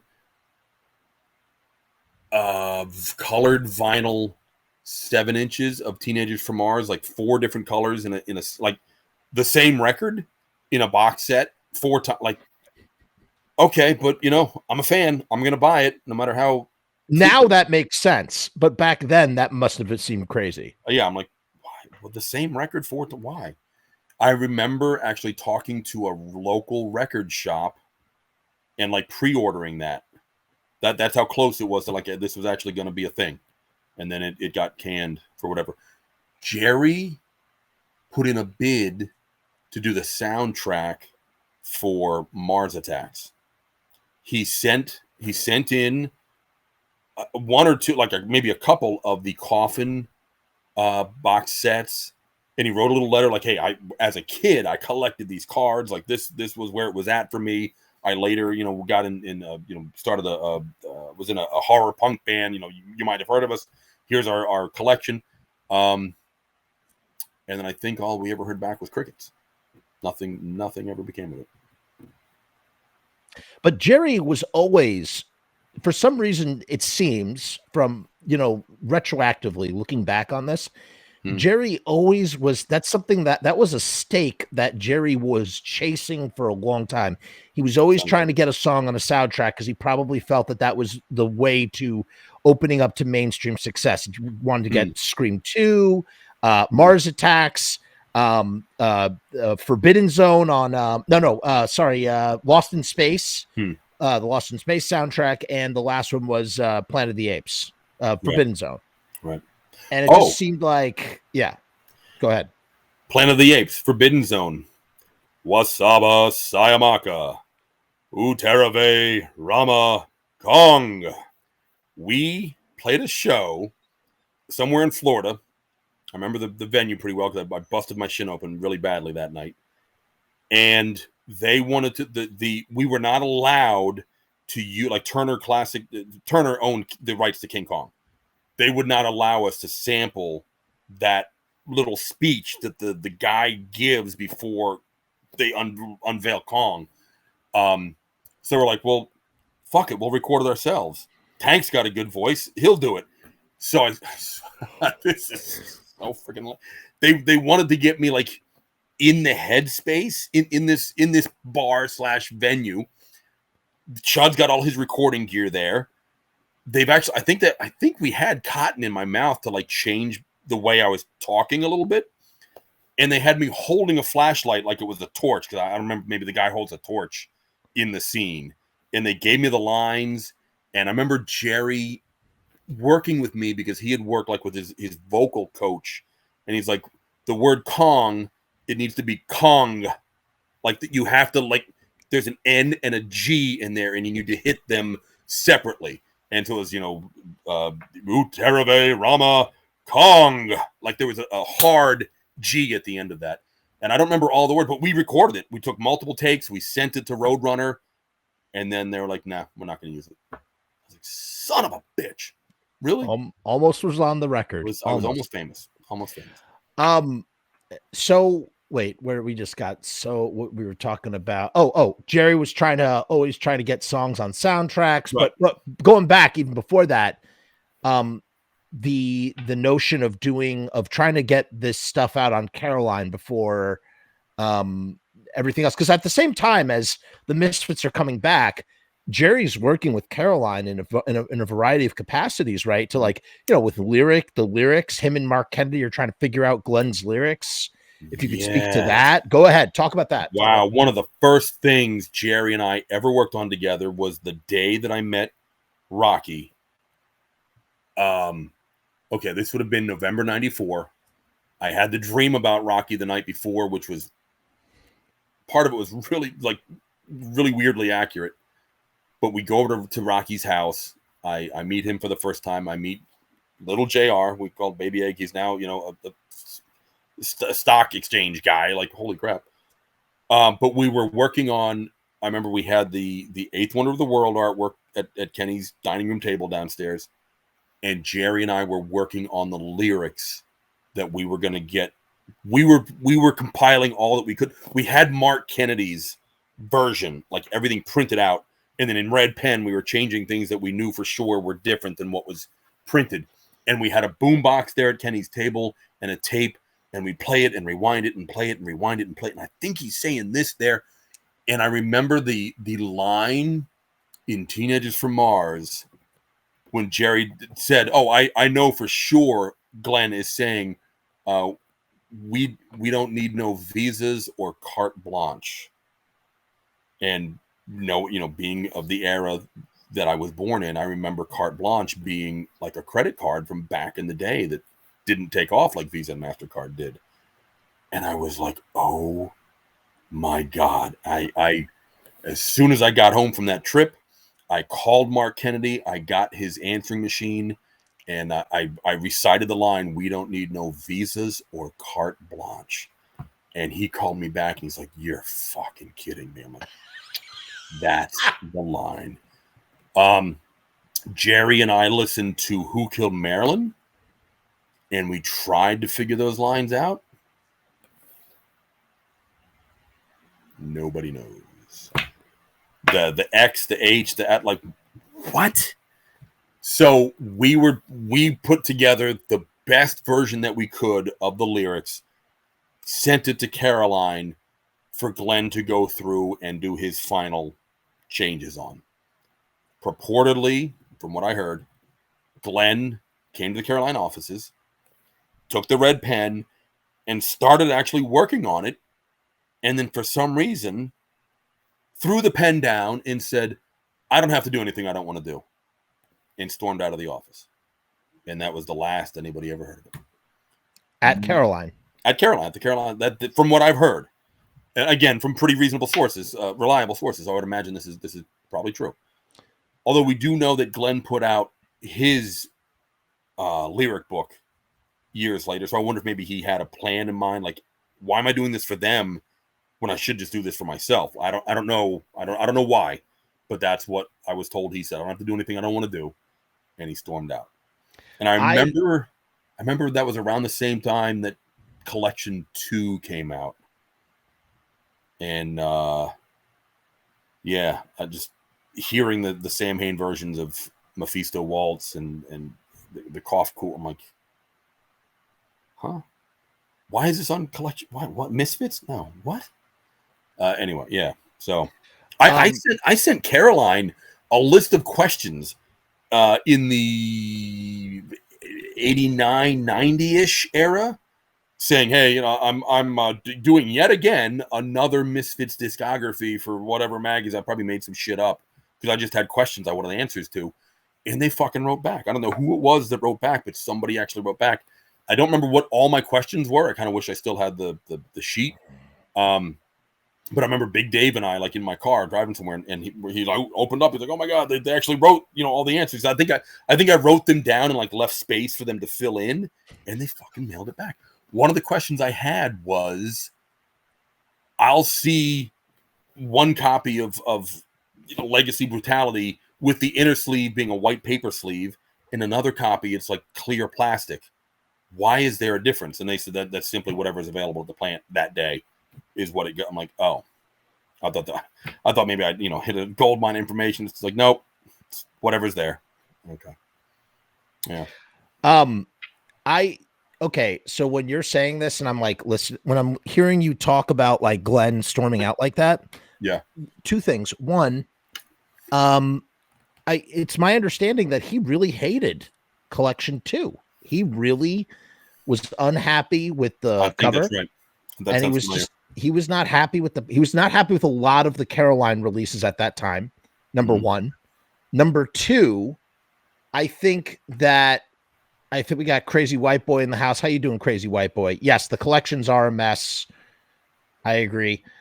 Number two, I think that bottom line, I think it comes down to Mystique. He's just sitting there, just like answering all this stuff. And maybe he has, and again, I'm just speculating, people. I don't know any of these. This is just my surmisation hearing Tank talk.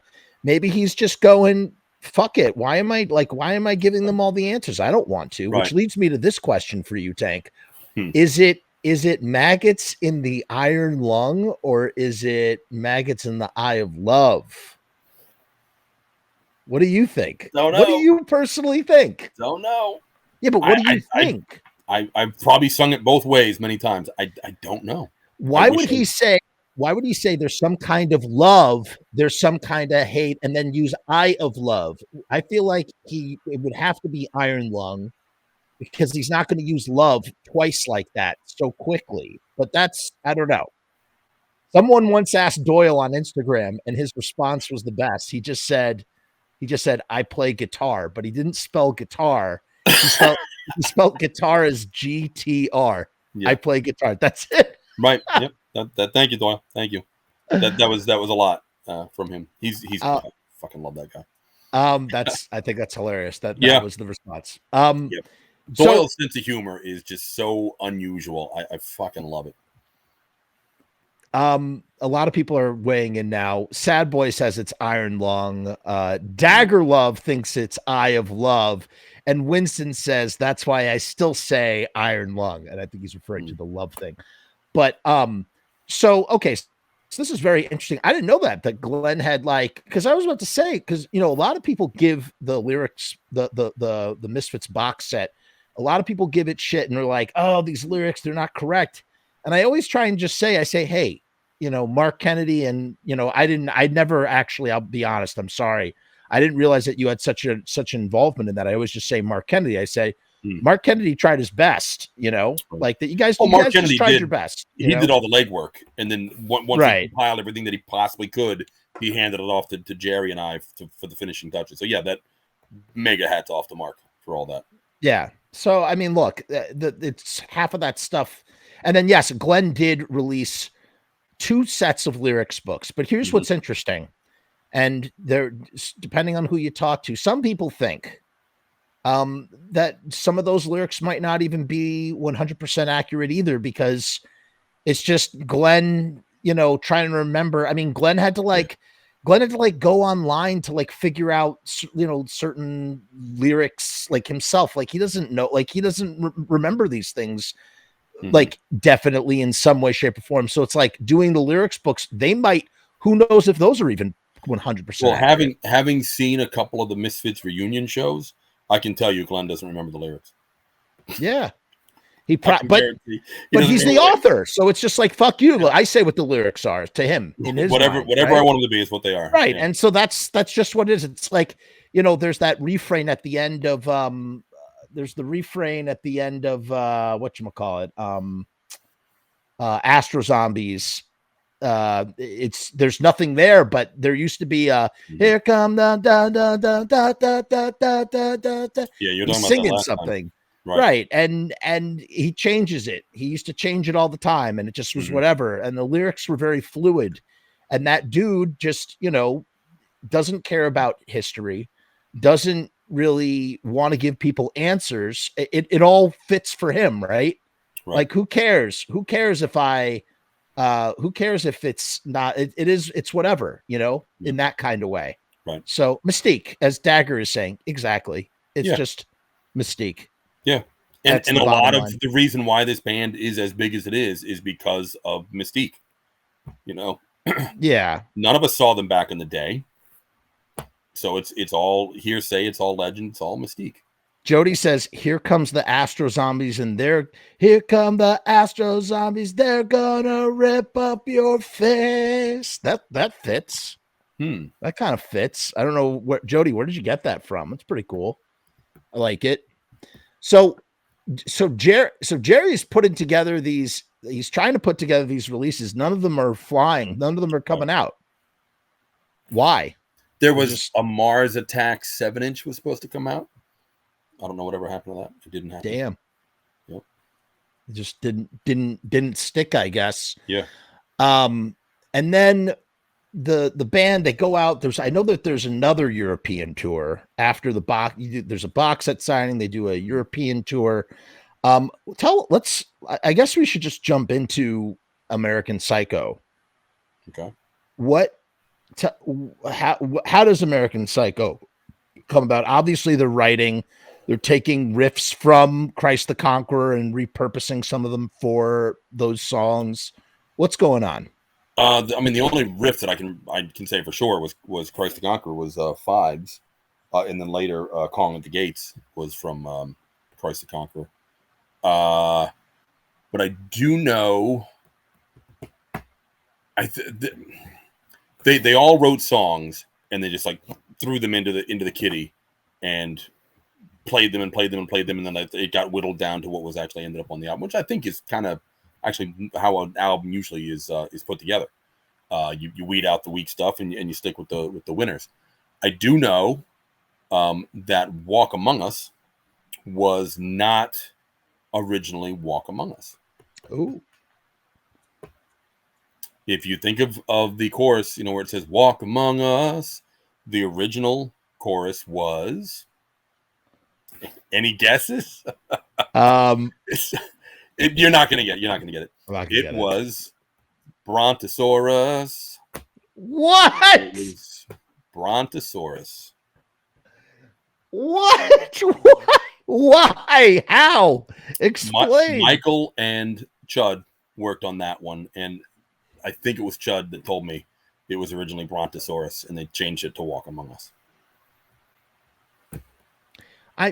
People, when you're writing a song, sometimes you just put something in for the melody, a placeholder, even if it's not the proper placeholder. That's probably, I could imagine it's like, we don't know what goes here, but we're just singing Brontosaurus.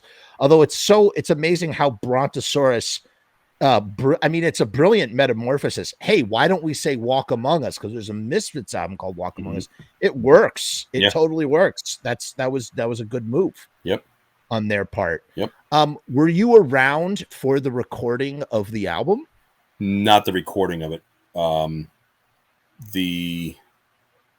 What that came out, 99? 96 or 97. No, we did a couple of tours. So it came out pretty early. But I know we did a European tour, the East Coast tour 96, the fall tour 96. There was some touring that was happening prior to the release of American Psycho, where we just played 97. It came out in 97, 97. Maybe. Okay. Maybe. Okay. And so are they getting songs? Are songs in 96 though? I do know, I remember there was a boot called The Shocking Return of the Misfits, and there's 3 new songs on it, or at the time. It was like The Hunger, Blacklight, and I forgot one of the other ones. And those are the earliest new Misfits. There was gonna be God, my memory here. I think there was gonna be a Blacklight glow in the dark 7-inch with The Hunger on the back. That's ringing a bell right now. Wow. Blacklight 7-inch. Again, that never happened. So yeah, the songs were being slowly brought into the set, even before American Psycho was brought out. I remember that we had to get a sampler for Devil, stuff like that was being sampled, and I think Morgan was the drum tech at the time, so it was his job to hit certain keys at certain times. Devil, and we made our own samples that we just goofed around with. And mine was we were watching heavy metal on the bus on the RV as we were driving through Death Valley. It was God, we were all sitting there like with our shirts off. The air conditioning didn't do anything. It was like 112. But we're watching heavy metal, and the Captain Stern story comes on, and they're talking to Hanover Fist, and he's Captain Stern's the kindest, gentlest, nicest man you ever met. And I've seen this movie a million times. I love this section, this Bernie Wrightson section, which I'll tell you about how he draws pictures here momentarily. And so I knew what the line was before it came up, and here goes, and I go, "Oh, give me a break!" And like everybody turns at me like, "What? Like how did you know?" I've actually seen this one before, guys. So that became a Tank shtick, was for me to say, "Oh, give me a break." So they recorded me saying that, and it became a sample. And there was the Johnny Grimm song they would do during sound check. And Morgan would be back there, oh, give me a break. Oh, give me a break. And Michael would just make up songs crooning about Johnny Grimm. And I remember Ken saying, like, this is a good fucking song. Like, we should record this and put this out. And they were just goofing around. And oddly enough, like, maybe we should have, because we could have been top 10. Who knows? The song by Tears for Fears, Shout, probably their biggest hit. Oh, yeah. It was a song that they would play during sound check to check the mics. There's a shout, shout, shout, let it all out, shout, shout. Something they freaking made up, and somebody was like, that's actually a pretty good song. Wait a minute. You're telling me that like Jerry and Mike and whatever would just say shout, shout? No. Tears for Fears would sing these goofy songs that you just do in sound check, just I get it. until everything's wired, dialed in, and then you actually play. Some of them are actually good fucking songs that you might want to record and release, because you could be the next Tears for Fears. Well, there's a bunch of sound check. There's like all these there's like Talons of Steel or something. Talons of Steel, Spider Baby, I think was Spider Baby. Mm-hmm. There's a couple of those that are just, they were never recorded, but I guess they are Misfits songs, right? Yeah. I'm sure they were recorded somewhere, probably like, on a crappy session recorder or something like that, but never bootlegged and got out to the light of day. So Monkey's Paw. Having a copy of Monkey's Paw was one of the 99 ones. Do you remember what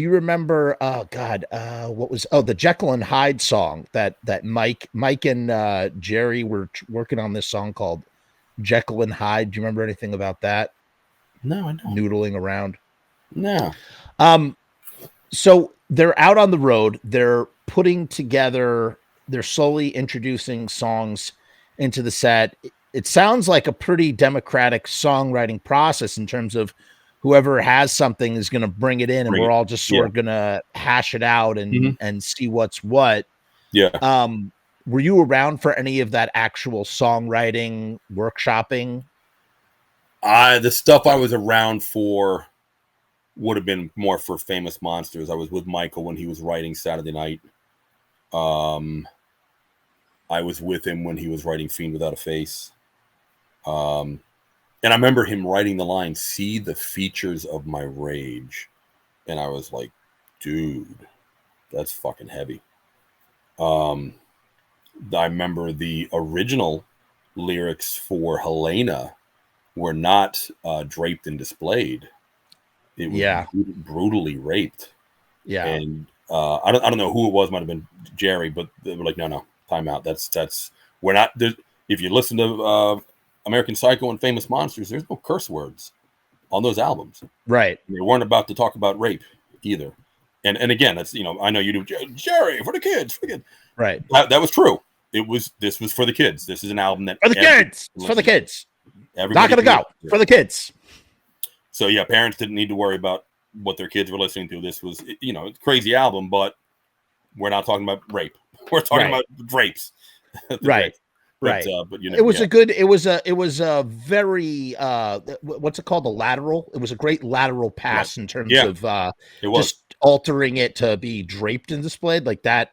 It still works very well for that song in that way, even if Yeah. it takes out some of the bite in that kind of way. But I mean, listen, later on after you left, I mean, Jerry was singing Last Caress and he's singing I Fed a Baby Today instead of, what Yeah, well, what it was supposed to be. I have a 7-month-old daughter at home, and one of her favorite songs is Blister in the Sun. And so Faye changes the lyrics to, let me call mom. Oh, mommy. Like, she's like, I can't sing the real lyrics to her. Yeah, fair enough. It's Yeah. fair enough.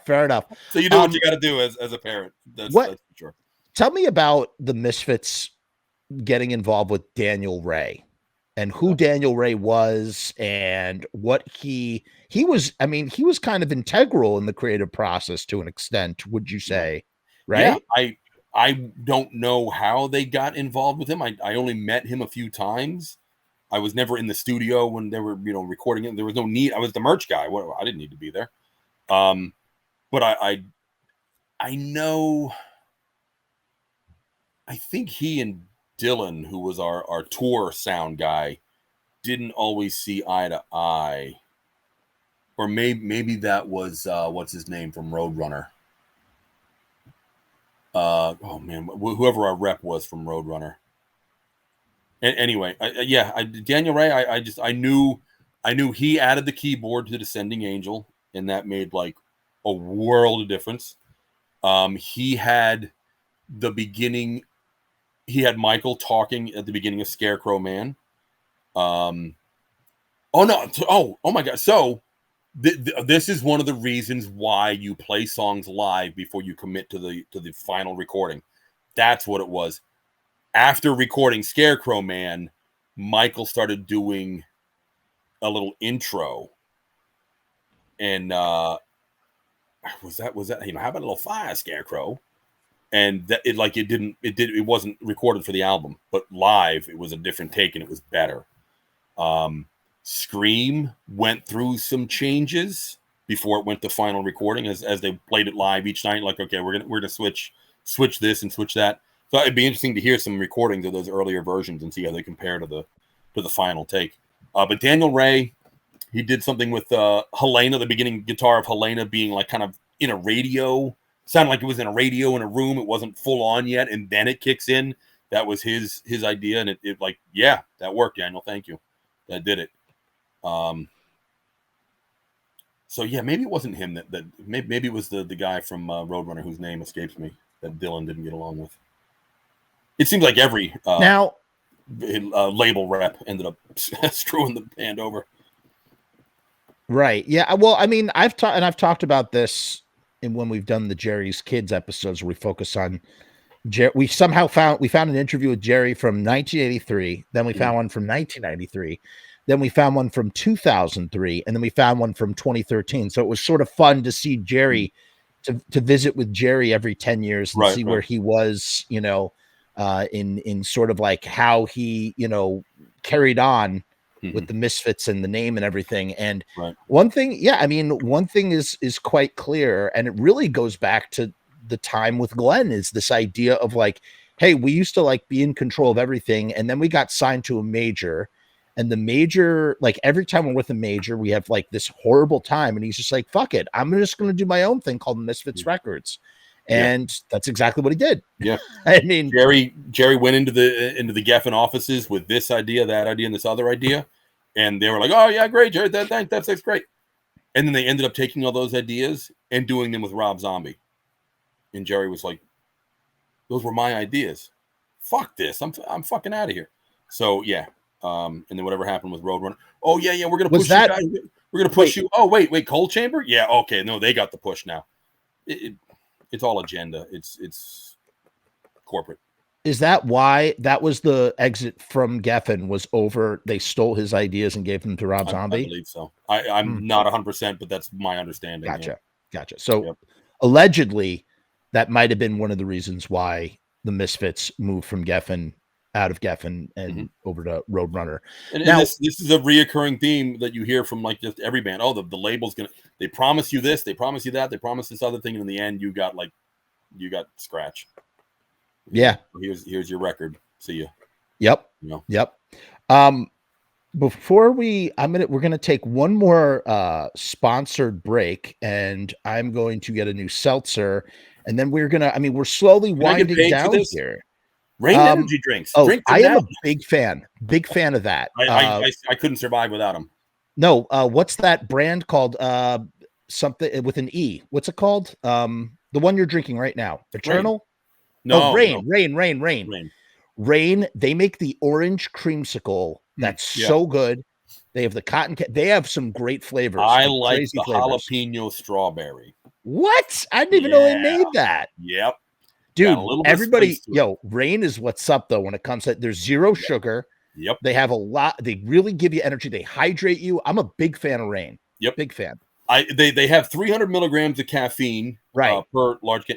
But I'll tell you, I found something even better. What? And I swear, where's my Panera? Where's my check? I went to Panera on our my Faye and I's anniversary of the year when we met, June 8th. And they have 3 different lemonades. One of them's a mint lemonade, which I'm like, sold. Yeah. That have per large are 386 milligrams of caffeine. Oh my Lord. And I ordered some stuff to go. So as I'm waiting, I'm sucking this thing down because I'm hot, I'm thirsty. Okay.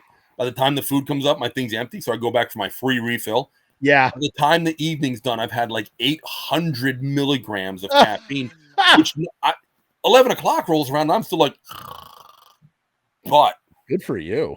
But 2 o'clock in the morning rolls around. What? You just popped your eyes open? Fucking wide awake. And I was up for the day at that point. So watch out.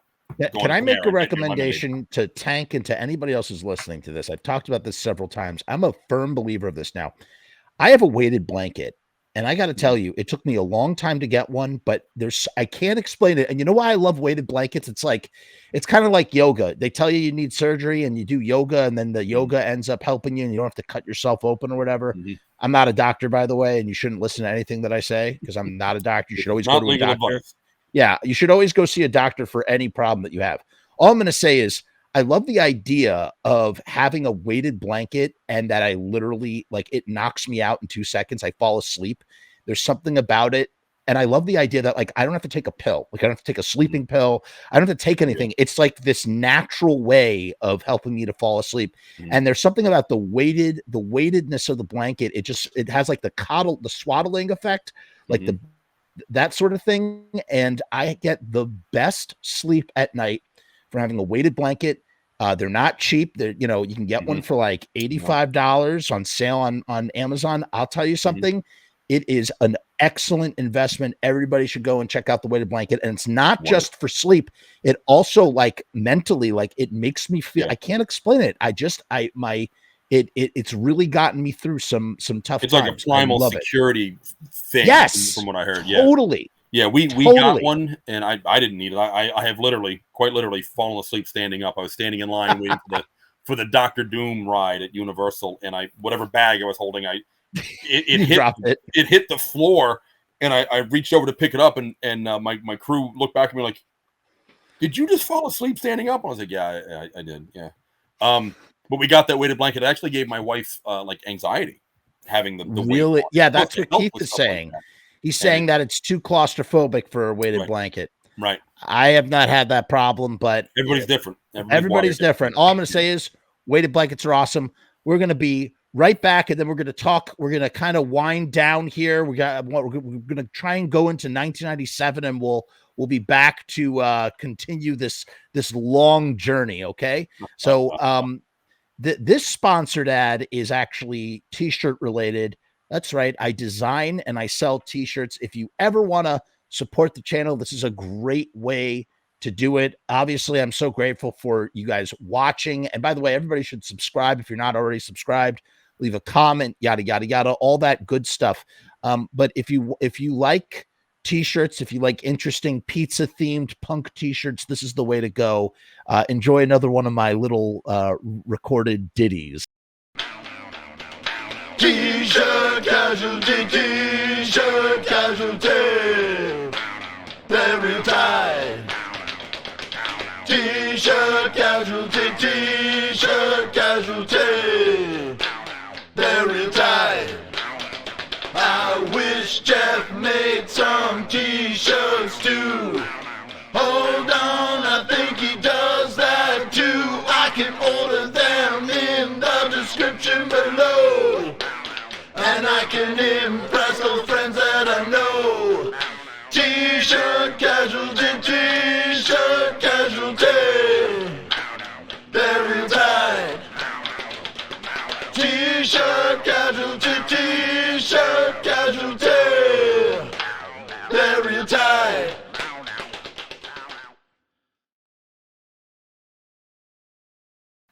And we're back. I promise there's no more of me singing on this episode. That was the last time you're going to have to hear it. The last.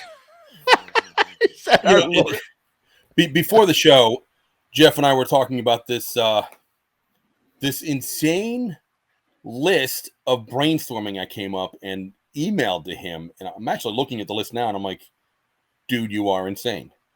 Oh my God. Like, have we even scratched the surface on this list? We got you mentioned a couple of things. You folded them really well into the conversation. I thought you did a good job. Yeah, well, I did want to pay a little more service to the memory of Elizabeth. Yes. Why don't we do that right now, please? Yeah. Go ahead. So I first met Elizabeth at a record convention, I'm going to say in Maryland. I was there with Big Dave Smith, who was the older brother of my girlfriend from my senior year. Another fellow who was taken from us too early. About a year or so ago, he had a heart attack. But he and I, we like back in the early days, he and I were we were the brothers Grimm. We started out as Johnny's favorite and Frank Cotton, but together we were Johnathan and Francis Grimm. So we were at this convention scooping up everything we could, which there wasn't like any, rare Misfits vinyl, but like this was, Danzig was out at that time. So like John Christ and Erie Von guitar picks and the Inverted Cross tour laminates and posters, like whatever we could get our hands on that we didn't already have, we were scooping up. And then this random kind of goth looking girl, long black hair, was kind of following us around. And everything we weren't buying, she was scooping up. And at first we're like, what the fuck? But then obviously she's a fan. So we get to talking to her. And, we must have exchanged numbers and that's where it all started. But I remember going back to Dave's house after the convention, and his younger sister, Debbie, was there. And like I said, my girlfriend. And we're telling, so we met this girl, Elizabeth, she's a big fan. She was following us around. I got her number, and Debbie's like, who is she? I'll kill her. Like typical jealous girlfriend fashion. I was like, no, it's not like that. Don't worry. It's cool. So yeah, we must have exchanged numbers because there wasn't Facebook or even email back then. Oh, I lost Jeff. Jeff, where'd you go? Are we still live? Hello? Can anybody hear me? Hello? Jeff must have frozen. I don't know if we're still feeding. Anyway, I'll keep working on this. We must have just, from exchanging numbers, started talking to each other and realizing, you're a collector. I'm a collector. She was, I think, a fan of Sisters of Mercy, if I'm not mistaken, and Fields of Nephilim stuff, gothy stuff like that. Maybe we're completely gone.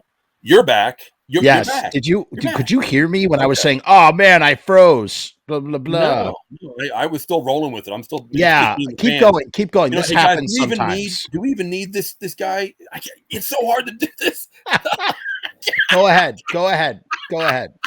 I know. It's so hard to do. It's so hard to point. You're pointing. I know. I have that problem all the time. There's so many episodes like that where I'm like, pointing in the wrong direction. I don't know. No, it's really hard. Look, see, I just messed it up. I meant to point this. I meant to point that way. No, if that happens again, it happens from time to time with the connection. I'm so sorry. Continue on about Elizabeth. All right. So Jeff needs to pay his internet bill, and then we'll proceed.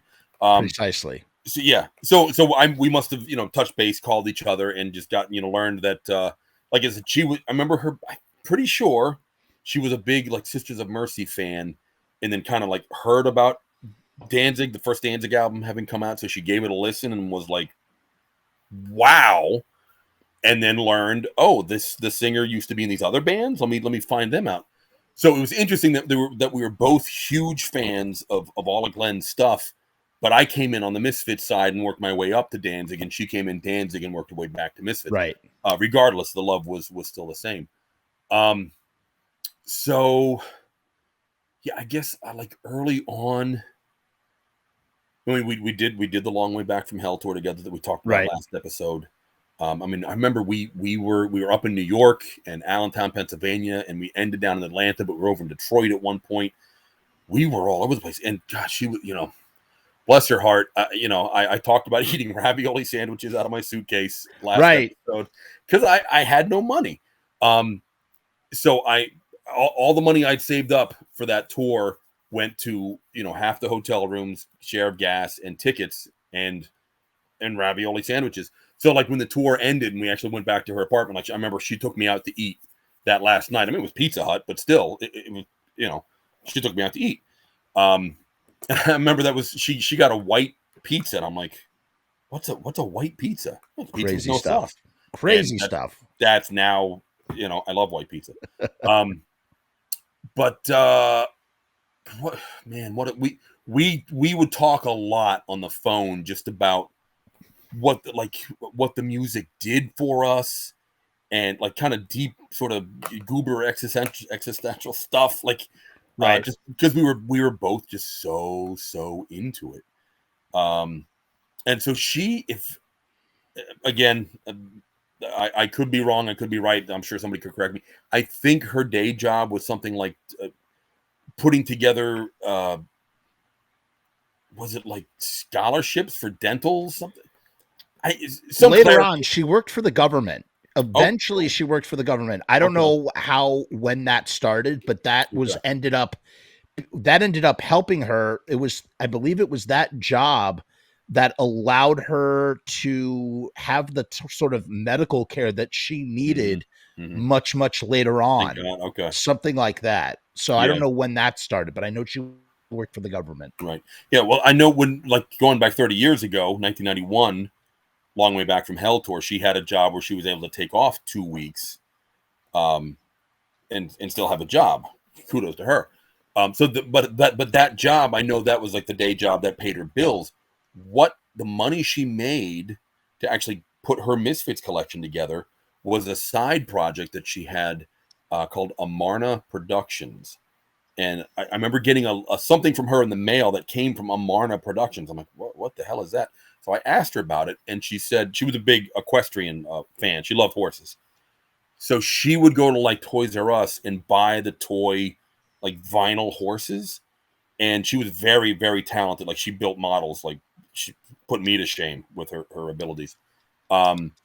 She would cut these horses up, repose them in more realistic poses, bondo them back together and sand them totally glass smooth, cut off the plastic tail and the mane, put real horse hair on them, airbrush them with like realistic markings that particular type of horse would have, and then would sell them to collectors for good money. And so if you can imagine her doing this, like I said, early 90s, there was no internet.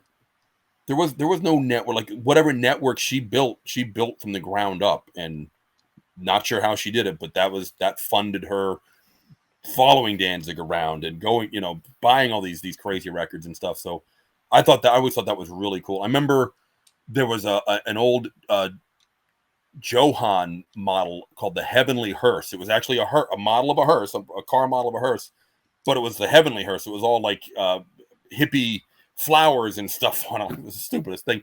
But I wanted that, and then there was the Ecto One, and I knew that like an ambulance and a hearse back in the 50s and 60s, they were the same vehicle. It was just dependent on how they were done. But the Ecto One had stuff on the roof. So I wanted these two hearse models. I gave her the Ecto One, and she removed the stuff that was on the roof, and then bondoed the rest and sanded it smooth and sent it back to me. And it was like, it was perfect. So she was a very talented artist. Her apartment was full. When I went over there about 10 years ago, her apartment was full of horse stuff. Yeah. And I always assumed, thank you for filling in the gaps there, because I just always assumed that's what sort of alerted me to this notion that, like, my God, there's like there's a niche for everything. But I was like, my God, I guess like there's like there's like all these people that are into like horses or something. Cause she's got like, and the stuff that she had, I mean, she had paintings and portraits. She had a couple of she had an Erie Von, Edgar Allan Poe, sort of thing. Like just incredible stuff that was not necessarily Misfits, Samhain, or Danzig related. Tyson is joining. This is his first live stream. So welcome everybody. Nice. Give Tyson a welcome. Welcome to our live stream. And just thanks for being here, man. Thanks for being here. Yeah. Her apartment was in DC. She lived somewhere in that area. Maryland. It was in Maryland. Maryland, right? Yeah. Maryland. And I was there with Mark Kennedy. It was me, her, and Mark Kennedy. I think we talked about this in the last episode, and we did our interview things there. I want to say Gaithersburg, Maryland. For some reason, I remember it being in Gaithersburg. She had a lovely residence, and like I said, her collection, guys. I like looked over, there was just like a stack of boxes. I think she was just rearranging stuff. And right on a box, just casually there was like, Doyle's like choker that he wore when he first joined the Misfits with the skull. Like it's something that you've seen in a million photos. And if you're a big fan of this. Oh, did we lose him again? Come on, Jeff. Recognize what it is. And it was just there. Yep. Just hanging there. Really. Yeah, just hanging there. I mean, she was good people, man. She really was. Yep.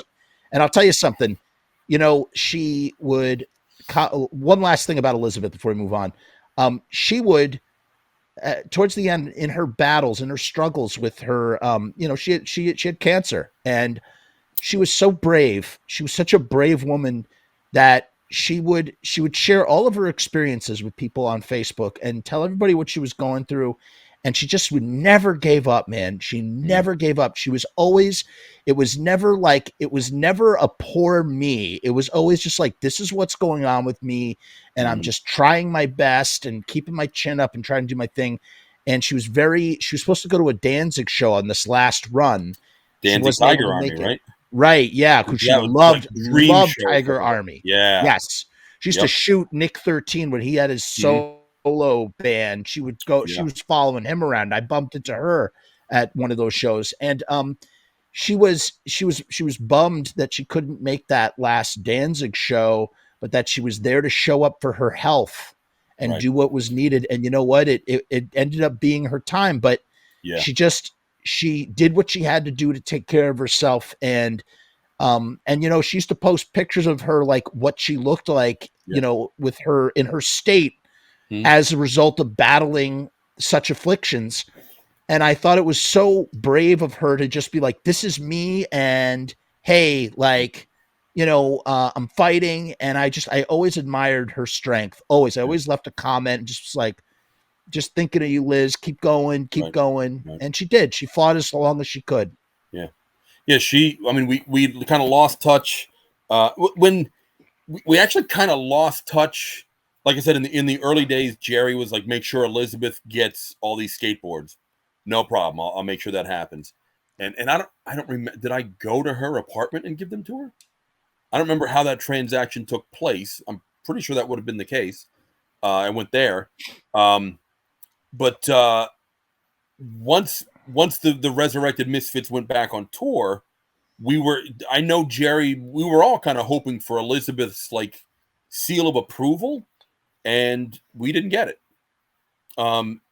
She I don't want to say she chose sides, but she was more in the Glenn camp, and I was more in the Jerry camp because that's my job. This is what I do. I'm over here. Right.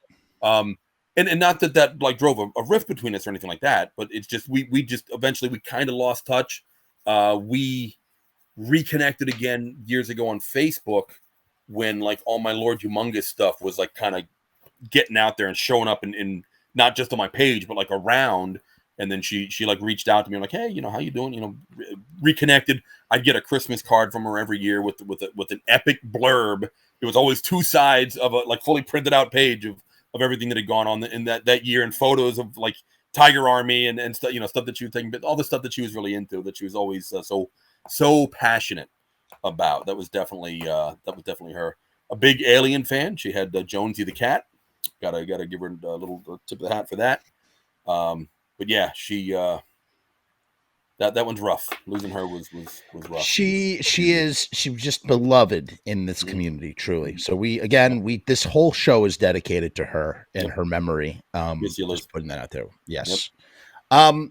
Now I want to talk about, I don't know what you remember, or if you want to talk about this or can talk about this, but there's something happened historically that sort of was, I guess maybe you could even say, the very beginning of what eventually would fray apart.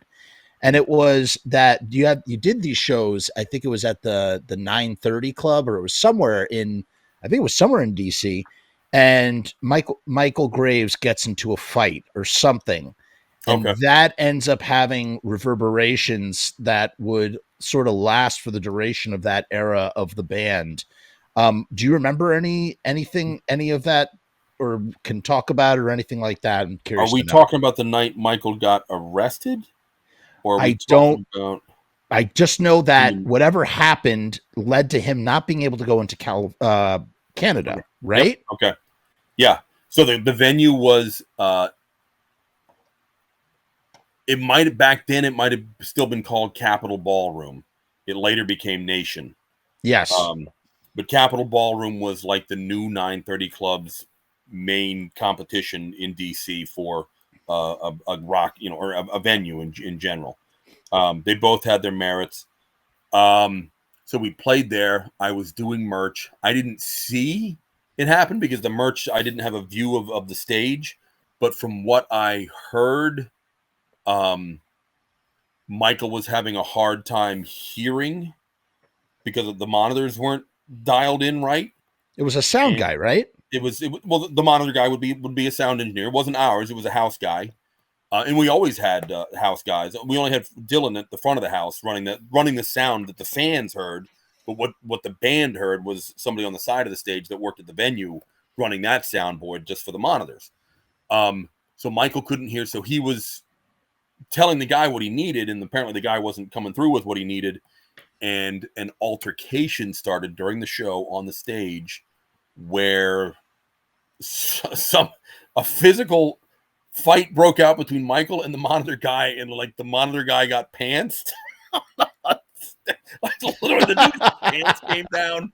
How or why, I don't know. Like I said, I couldn't see it, but I remember Rachel, his girlfriend, coming over to me at the show and like, where's Michael? I'm like, huh? Isn't he on the stage? Like, what? The band's playing. Apparently the police came and he ran off and they nabbed him for assault, and he ended up staying the night in jail that night. And it was really stupid. Okay, the two guys get in a fight. Does somebody have to go to jail for that? Nobody got stabbed. Nobody got shot. Like, what are we talking about this for? The guy was just been out of shape because he got pantsed on stage, is what it really came down to. So that went on his permanent record as an assault charge. Now you can't go to Canada. That's going to be a problem. And then the next couple of shows, he's not even performing. He's not even performing. So I guess Jerry, if I remember correctly, Jerry sang? Did guys from Anthrax or Cannibal Corpse sing? Do you ever remember any of that? I don't think George would have sung any, George from Cannibal Corpse. I don't think he would have sung any songs. Anthrax, John Bush? Scott? I don't know. Listen, no matter what questions I ask you, you were the guy who was there. So I yield to whatever you think is probably what it is what it is. Maybe Jerry sang. But in any case, I'm thinking Jerry sang. I mean, you have this issue now where you got a guy, and this is something that would plague Jerry for, forget about just Graves. I mean, he had a lot of trouble with Robo as well. It just, where you have a member who, for whatever reason, whether it's legal or whatever the situation is, cannot go to a place where the band needs to go, and it was Robo has a Colombian passport, right, and a green card, so he's right. not an American citizen. So when we go to the EU, It creates red us tape. American citizens, we walk right in the front door. He's not an American citizen. He needs totally different paperwork, different visas. But then when we try to go to the Czech Republic, all of us Americans need paperwork, and Robo's like, "See you guys later. I'm going in." Like, it was always a juggle. And that had even plagued Robo going back to when he was in Black Flag, because he was in Black Flag, and the reason why he ended up in the Misfits was because he got stuck in England, and they were like, "We got to go, Robo." Yep. They left poor Robo, got stuck there, and then he wound up in the Misfits. So and I mean, as the tour manager in the era that Robo was in the band, I was the one who handled all that rigmarole, and I remember anytime we did a South American tour, it was all a cakewalk except for Brazil. I had to physically go into the city, Avenue of the Americas, hit the Brazilian consulate, drop off all the passports, and then with a check or money order, whatever it was, and then come back like 2 weeks later to pick them all up. Like couldn't mail them in, like everything.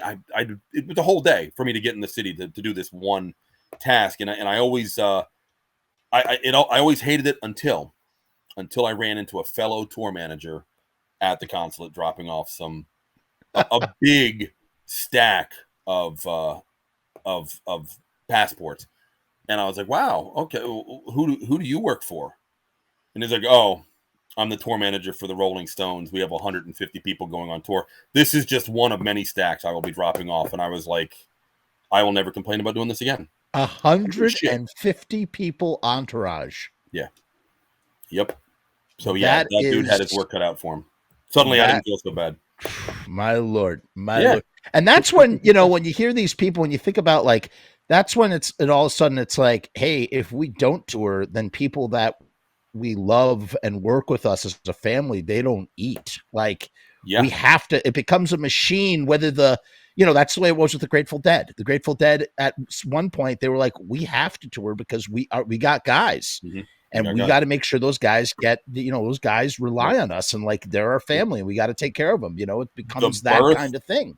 The birth of Grimm's Misfits auction, which is something I'm sure we'll talk a lot about here in the near future, was out of necessity. Because in the early days, like East Coast Tour 96, I got paid. You better be sitting down for this. I'm sitting down. Granted, all my travel expenses, I got fed. It didn't cost me to go anywhere, do anything with the band. But as far as like working and setting up the merch, counting everything in, standing there all night long. I'm not just talking about the hour that the band is on the stage. I'm talking from the time doors are open to the time the house is empty. I'm there selling shirts. I'm counting them all out. I'm responsible for all the money. I'm doing the paperwork. I'm settling with the house because they're looking to get their cut. It's my job to make sure they don't get their full cut. That guy, me, I got paid in the beginning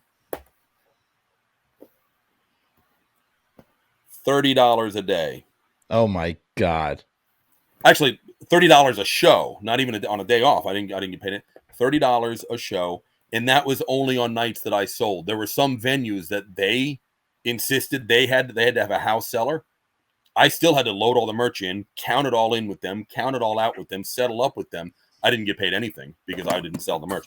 So Grimm's Misfits auctions started in, I guess, January every year when we weren't touring. You're not doing a U.S. tour in January. You can't go into Colorado in January. I needed to make extra money. And I had some crew stuff, and I had some tour shirts, and I had, whatever I collected along the way. And I knew people wanted it because I wanted the stuff. I kept one of each for myself, and the rest ended up selling. And that's how I got through. Otherwise, I would have had to get another. How do you get a job where you're like, well, I'm going to work this month, but then I'm gone for 2 months. But then I'll be back for 2 weeks, but then I'm gone again. Like, nobody's going to hire you for that. That makes the acquisition of your house so much sweeter to me when you hear this, when you compare and contrast the fact that is what that's what brought you your house that you're currently sitting in right now. Like, it just, I don't know. The sale Bring some of the souls. collection of the vinyl, which it was everything, but it was the vinyl was really the where the money was at. That's what got me in my house. What got me just surviving, paying for food and paying for overhead and just living was money I made from touring. And, Right. What I could pull in from the auctions each year. Yeah. It's crazy, man. Mm-hmm. In the beginning, it was, but I mean, in the beginning, in the very beginning, I still lived at home in my mother's basement. So if I came home from tour with $300 cash in my pocket, I felt like I was loaded. Right. I what's my overhead? My car insurance every month, which was, minimal. But as things progressed, obviously life changed. But part of, I remember on the Megadeth tour, Ken being like, you're getting a raise, because part of my responsibilities, when you sell merchandise for a band at a venue per contract, the venue gets a cut, 10%, 15%, could be 20%, God forbid 25% on who they're trying to kid. But the idea is they are providing you a venue to sell merchandise in, that if you went to go sell on the street without a peddler's license, you could be arrested. So they've given you a place, a safe haven, so purportedly, at some of the places. I guess I still think it's kind of BS, man, that they even taken a cut. Yeah, like I get it, but I know I don't know. But my job was, as Rocky told me, single digits, Tank. I want single digits. So no matter what the contract said, whether it was 10, 15, 20%, I made damn sure that what I counted out to the venue, what I handed the venue every night in cash, was a single digit percent, and that they would walk away happy thinking they got their full amount. I played every trick in the book. Right. So you were, as they say, cooking things just to make sure. The show at the Stone Pony in Asbury Park. Yes. Which is the one time the band played Wolf's Blood live. Holy shit.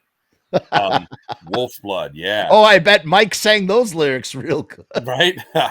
I hold on. I want to shout out to Voice of Doom, who John of Doom, the lead singer of Voice of Doom. You got to hear this cover of Wolf's Blood. This guy, he got the lyrics, I guess, from the lyrics book. Mm-hmm. He blows me away. I'm so impressed with his vocal delivery of Wolf's Blood, because he can succinctly, I'll send it to you after the show's over. Please. He succinctly pronounces and sings the vocal arrangement. I've never heard anything like it. It blows me out of the water every time I listen to it. You got to hear this thing, Tank. You got to hear it. Yeah, you'll like it. I'm looking you'll forward like to it. I'm sorry. Continue with what you're saying. So the guy that I'm counting in and then counting out with, right? And actually, I think they sold, because I was in the crowd for the show, and so there's moshing, there's slamming, there's stage diving, but what do they call it when you get up from the pit, get up on the crowd, kind of like on your knee, like you're standing up but you're kneeling and people are passing you around, and I was literally like arms crossed, like coming across the ground, like, yeah, motherfuckers. I don't know. I don't even know what you call that, but that's what I was doing while they're playing Wolf's Blood. Wave surfing. Okay. Yeah. I was crowd doing surfing. Crowd surfing. So, I don't know. But I didn't dive into the crowd. Somehow I got up on top of them. There was no diving. Anyway, so this guy, there was some girl handling the merch sales, and I was counting in and out with this guy. This guy was drunk by the end of the night. So I'm like, oh, here we go. Let me sharpen my pencil up here. I'm doing instead of using a calculator, I'm doing the math on paperwork right in front of him. I am changing the outcome of the math that I'm doing as I'm going. I'm like, yeah, you're following all this, right? And he's like, yeah, looks good to me. Oh my God, I pulled the wool over he got like 3%. I'm like, here's your 15%, buddy. So I would do shit like that. We had pizza boxes. I got to shrink this down. A stack of pizza boxes that were empty, and we cut out the middles of them except for the top one and the bottom one. And Ken would walk into the venue with a stack of pizza boxes with like a couple dozen shirts inside, and bring them over to the merchant. Hey, Tank, keep these for later. Like, yeah, no problem. When nobody's looking, shirts back into the stock and changing my number. I would fake comp shirts, like everything I could do to get those numbers. So that got me my first raise from $30 to $50 a show for the Megadeth tour. And then on the Megadeth tour, though, I worked with like a professional merchandiser who was hired by whoever did Megadeth, Blue Grape or whoever, Cinderblock, I think, did Megadeth's merchandise. And I would help him, and they did so much merch that he was like, "Here, I'll give you $100 a night." I'm like, "Really?" I felt like I was like king of the world. And then once I got the tip cup idea, I was like, this might be a thing. Oh, so you started to put out a tip cup? Yeah. And I got the idea from Jay, who was the merch guy for No Effects. We played with them in Denmark, and that was the first time. I mean, okay, Megadeth selling more merch than Misfits. Yeah, okay, I get that. But we played like No Effects open for Misfits in Denmark, and they ran circles around us in merch sales. Jay was slammed, and he had an empty beer pitcher that it with like change in the bottom. He'd rattle it in people's faces, being like, tip me. And that fucking mug was full by the end of the night. And I'm like, why didn't I think of that? Holy crap. So after that, you always had a tip thing out, right? Had a tip cup. But I wasn't aggressive about it like that. Like, hey, tip me, motherfucker. Right, it was just like, yeah, I gave you the best service I could and throw a buck in there. Great. I did work out a deal at one point where we had these huge die cut bumper stickers that we were selling for $2. I'm like, that's amazing. That is a fucking bargain. A $2 bumper sticker die cut of the Misfits logo, like this freaking big. And our shirts were $15 a piece back then. Wow. Again, Jerry wasn't about like, oh yeah, we should $50. No, he wanted the fans to get the stuff. So whatever the minimum price was that we could sell it for, we would. So a $15 shirt and a $2 sticker. If you hand me a $20 bill, obviously I can upcharge. I can upsell that sticker to you. Hey, instead of me giving you $5 back, how about you want one of these stickers? So that was my pitch to Rocky, and I said, if I can get $1 for each, if we can sell those stickers for $3, I get the $1 for the upsell. Is that agreeable to you? And so that's great. Tank, go for it. And that worked out really well. That was that kind of set my financial future in motion, I guess you could say. Little things like that, little stuff along the way. Little tips and tricks along the way. And I mean, you're literally getting the experience of a lifetime, traveling the country, traveling to see other parts of the world, all expense paid, so it wasn't a total. I could see how that, sometimes that tips the scales a little bit. Mm-hmm. But just getting back to what's going on. So Graves winds up, in trouble, and there's moves that need to be made. And like, what does this, is there any sort of friction? Is there any sort of friction that winds up as a result of this, or would that more come later? Not that I'm aware of. I mean, like I said, I think we all thought it was pretty stupid that he got arrested for assault for pantsing some guy on. Okay, so I didn't give you the full story of what happened. Michael was saying, hey, I need more. I can't hear myself. Probably his own vocals. He can't. As a singer, if you can't hear yourself, you have no idea if you're in key or not. Yeah, totally. So that's a bad position to be in. I've been there. And so he kept telling the monitor guy, I need more vocals in the monitors. I need more vocals in the monitors. And I wasn't there. So whatever happened, the monitor guy got pissed off and he pushed all the levels max and just like feedback. And Michael was like, motherfucker. So he threw the fucking microphone down, went over, jumped the guy and started fighting with him. The dude's pants ended up coming down and he gets arrested for assault. Do you remember Metallica coming to see the guys in '96? I mean, I'd imagine that would have been pretty noteworthy, right? James Hetfield, a couple of the guys, James and Kirk, were at a show in Frisco, and I remember James and Doyle hanging out by the merch table before the show and just like talking, and I was like, oh, this is kind of fucking cool. And but I was doing double duty. I was doing merch and guitar teching at that time. So I was kind of overseeing the merch, but I had like a helper to cover me when I had to go do the stuff on the stage. And I remember James Hetfield was going to come out and sing Die Die My Darling, like in the encore, something like that. I don't remember. Did he need the lyrics? I think there was something I needed to tape down on the stage for him. So before the Misfits went on, I'm down on my hands and knees on the stage, like between the front vocal monitors and wiping up some water or something that spilled. And there was some guy in the front, some assholes like, "Oh man, your job sucks, dude." And I'm like, dude, I'm fucking teching for James Hetfield right now. Go suck a dick. Okay. Like, you have no fucking clue. And yeah, James came out and sang Die Die, and it was fucking amazing. It was really amazing. Was Kirk there? I'm pretty sure he was there, but he didn't like come up on stage or anything, but I think he was in the house, if I'm not mistaken. And that's 1996 Metallica too. No, this the newer bass player, not Jason, after Jason left. Who was the guy that came in? Rob Trujillo? Yeah, from Infectious Grooves. Yeah. He was there. I know for sure he was there. I think Kirk was there. But he wasn't in Metallica yet. No, this wouldn't have been 96. This would have been later. Right. Yeah. So I don't know what happened in 96. I really don't remember. Yeah. Okay. Yeah. And right. So then we're like kind of like winding close. Now we get into 1997. Here's something I'm curious to know.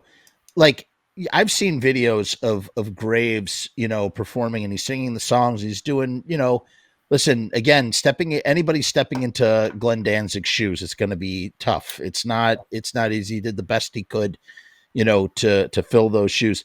Yeah. How is he doing lyrically, singing the songs? Is he, for the most part, like nailing the lyrics, or is he having trouble? Is Jerry happy with, like the? Yeah, no, he never needed cheat sheets like Porzoli did. He just stepped in, he learned them, and he freaking knocked it out of the park. Speaking of them playing Wolf's, the one time they played Wolf's Blood at the Stone Pony, I think. Right. I think the one time they played In the Doorway live was at a little venue in Virginia Beach. And I remember just being like, wow. Because Michael's voice was like perfect for that. It was perfect for that. Absolutely perfect. And I'm like, how did he know all the words? Because I'm not even sure what all the words are. There's no lyric sheet for that one. Tell me about the Bleeder's Digest. That comes along in like 97. And what's that? There's like kind of like a sort of a relaunch or rebranding of like the Fiend Club too. You got like different Fiend Club characters. Tell me all about that sort of stuff. What's so the Fiend Club, was always Rocky. That was under like that was what he needed to run. And originally it was him and Doug Evil. Like I said, Doug in the early days was kind of brought on board to do his comic book style artwork, and his rendition of Doyle I thought was really clever. Didn't have a mouth. Doyle don't say very much. His caricature doesn't have a mouth. Good point. Makes sense. But Doug would put together Ken would like write up the article, and then Doug would like what we call Dougify it and give it the spooky wording and then change it up a little bit to make it the Bleeder's Digest sort of feel and then the sound, and then he'd throw his artwork in there, and the idea was maybe in the early days was like once a quarter this newsletter came out, and the Fiend Club started out, it was free to join, but it cost us money to put out these newsletters. And was there a sign up, or that was still just the Doyle fan club rolled over to the Fiend Club at that point? But at one point we started, I made sign up sheets in a binder at the merch table where you could sign up for the Fiend Club. And maybe originally that was free, but at one point we said, all right, this is costing us money. we had to charge $5 a year. But then once we did that, I think we went to every 2 months with a newsletter. And having taken over from Doug Evil at one point and doing these newsletters myself, I can tell you it's a lot of work. I bet. Man, that'd be like a week of like just full time. That's what I did that week was I put the newsletter together. But each newsletter we'd have an offer for so your $5 a year got you your membership card, because every year you got a new card with originally Doug Evil artwork, and then I don't know what happened for sure. At one point there was a falling out with Doug and the Misfits. I really can't say why. I know it was messy. Doug just like kind of up and left one day. Like Ken was like calling. Doug's not answering. I'm trying to reach out to Doug. He's not answering me. He just like decided he was done, and he up and maybe this was after the breakup, and he sided with Michael or something. He just whatever happened, he skipped. He when you say after the breakup, you mean in 98, or you're talking about in 2000? In 2000. Okay, gotcha. Yeah, that would have been when I took over. Gotcha. Yeah, so your $5 a year got you your membership card. It got you your newsletters, and it got you access to obviously Fiend Club exclusive merchandise, which Evil Live 2, the CD was supposed to be like Fiend Club issue only. That was how we got around the lawsuit. Okay, according to the settlement with Glenn, the Misfits were allowed to go back out on tour as the Misfits and play the original music that Glenn wrote. He got all the publishing rights to, and sell Misfits shirts, sell Misfits logo merchandise, but we could not sell a recording of the old songs through like the normal.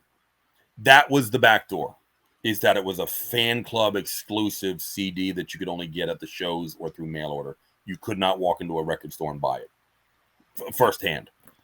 That was the back door to that. That now that's coming back together for me.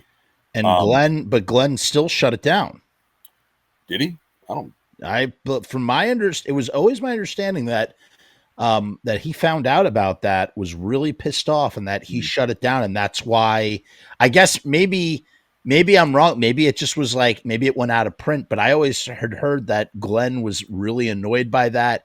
Chud recorded all the shows, right? Chud would record all the shows, right? Chud has a massive library of a lot of shows. Yeah. Doyle has some of the early stuff too, because after every show, Chud would record the audio, Doyle would record video. So after the show, after we go to the truck stop and shower and eat, we'd get on the tour bus and put it on and watch our own show to be like, all right, what do we, how can we critique this? Football player style. Like, yeah. So yeah, Evil Live, the first 100 discs of Evil Live, I think were on blue discs, and then the regular issue was on a white disc as far as like the print, the artwork on it.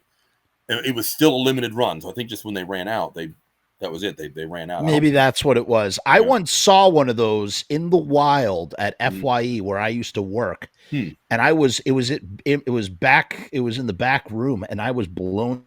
You were what? You were, dude, pay your internet bill. Come on. The fans, they're waiting. So, anyway, how about them Knicks, huh?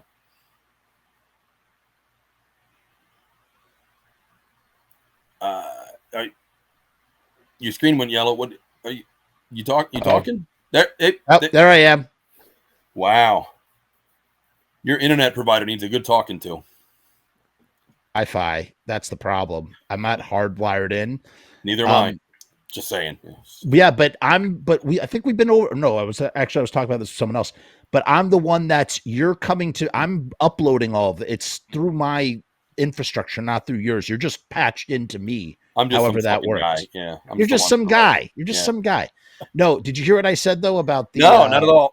Oh shit. So I worked at FYE, Yeah. And we had there in the back room, there was a copy of Evil Live 2, and I was blown away by it because I was like, it's just something you never saw. This was 2006, 2007. And my nearest guess was that someone must have sold it secondhand, and someone, my manager at the time was a Misfits fan. He must have known how rare it was. He took it off the floor immediately, probably for himself, that sort of thing. Right. I just remember seeing it in we had like this like weird cage locker thing, and I remember it being in there and being like, "Whoa, Evil Live 2." You just didn't see it. You just never saw that anywhere. But I guess that kind of explains it. We sold it at shows. It was $15 if you had your Fiend Club membership card on you, proof that you were in the club. If you were not a member, it was $20, and that included the 1-year subscription or membership to the Fiend Club. That's a good deal. Got your card. That's so basically, you'd have to sign up and then get the CD, but you could not get the CD if you didn't possess a card as a member of the Fiend Club. Makes sense. Yeah, and I mean, most people were like, "Hey, okay, cool, no problem." And other people are like, "Oh no, I'm not fucking signing. I'm not paying for this." I'm like, "Then you're not getting the CD, pal." Next, like, I don't know what to tell you. That's the rules, right? So it was $5 just to sign up, and you got a membership packet, which included your card, maybe a couple of the previous newsletters, and then anything. I think a sticker, a round Fiend Club sticker with the Hell and Blazes logo, perhaps instead of the Crimson Ghost. So you got a little packet, and then you would get more stuff in the mail. But I remember at a venue in on Beale Street, and some girl like just, "Oh, hey, the membership," and she started. I'm like, "Hang on, sweetheart, that's $5." She's like, "No, I've known these guys a long time. It doesn't cost me anything." And I'm like, "Okay, sure." And then as soon as she leaves, I take the pen. I'm like, and crossed it out. I'm like, "Go fuck yourself. Don't fucking talk to me like that." So so Doug did the newsletters in the beginning. Whatever the falling out was for whatever his reason for leaving, I know there was some lawsuit down the road with him. I don't know the specifics of it, so I can't really talk about it. So I took over, and every 2 months I had to do one of these newsletters with Rocky, and it was a lot of work, but it got done. We'd get the Ed Repka artwork and do the new membership card every year, different color every year. Ken and I would go to like trade shows at the Javits Center in Manhattan to look at products that we could provide that we could just put the Fiend Club logo on, because each newsletter there was something for sale and it had the Fiend Club logo on it or something, whether it's a hoodie or a backpack or a CD case or what a fun project. Yeah, and I would do the graphic. I would work with whatever company was printing whatever product we had. We had Fiend Club skateboards at one point, which I heard later like management wasn't happy about, and that got shut down or something. I forgot who did the artwork for that. Those were pretty fucking cool. Damn, totally forgot about those. But so the money, the $5 a year covered all the expenses for the newsletters and all that kind of shit. The stuff that we sold, the money came in for that. That is what kept our tour vehicles alive. That was the money to get all the because you put thousands and thousands of miles on an RV or a box truck, they're going to need some maintenance and some TLC before you go back on the road and do thousands of more miles. Because if we break down, we might not be coming to your town. So that was that money went to do all that stuff. So it was pretty important. But anyway, so now, that was me and Rocky for years doing that together.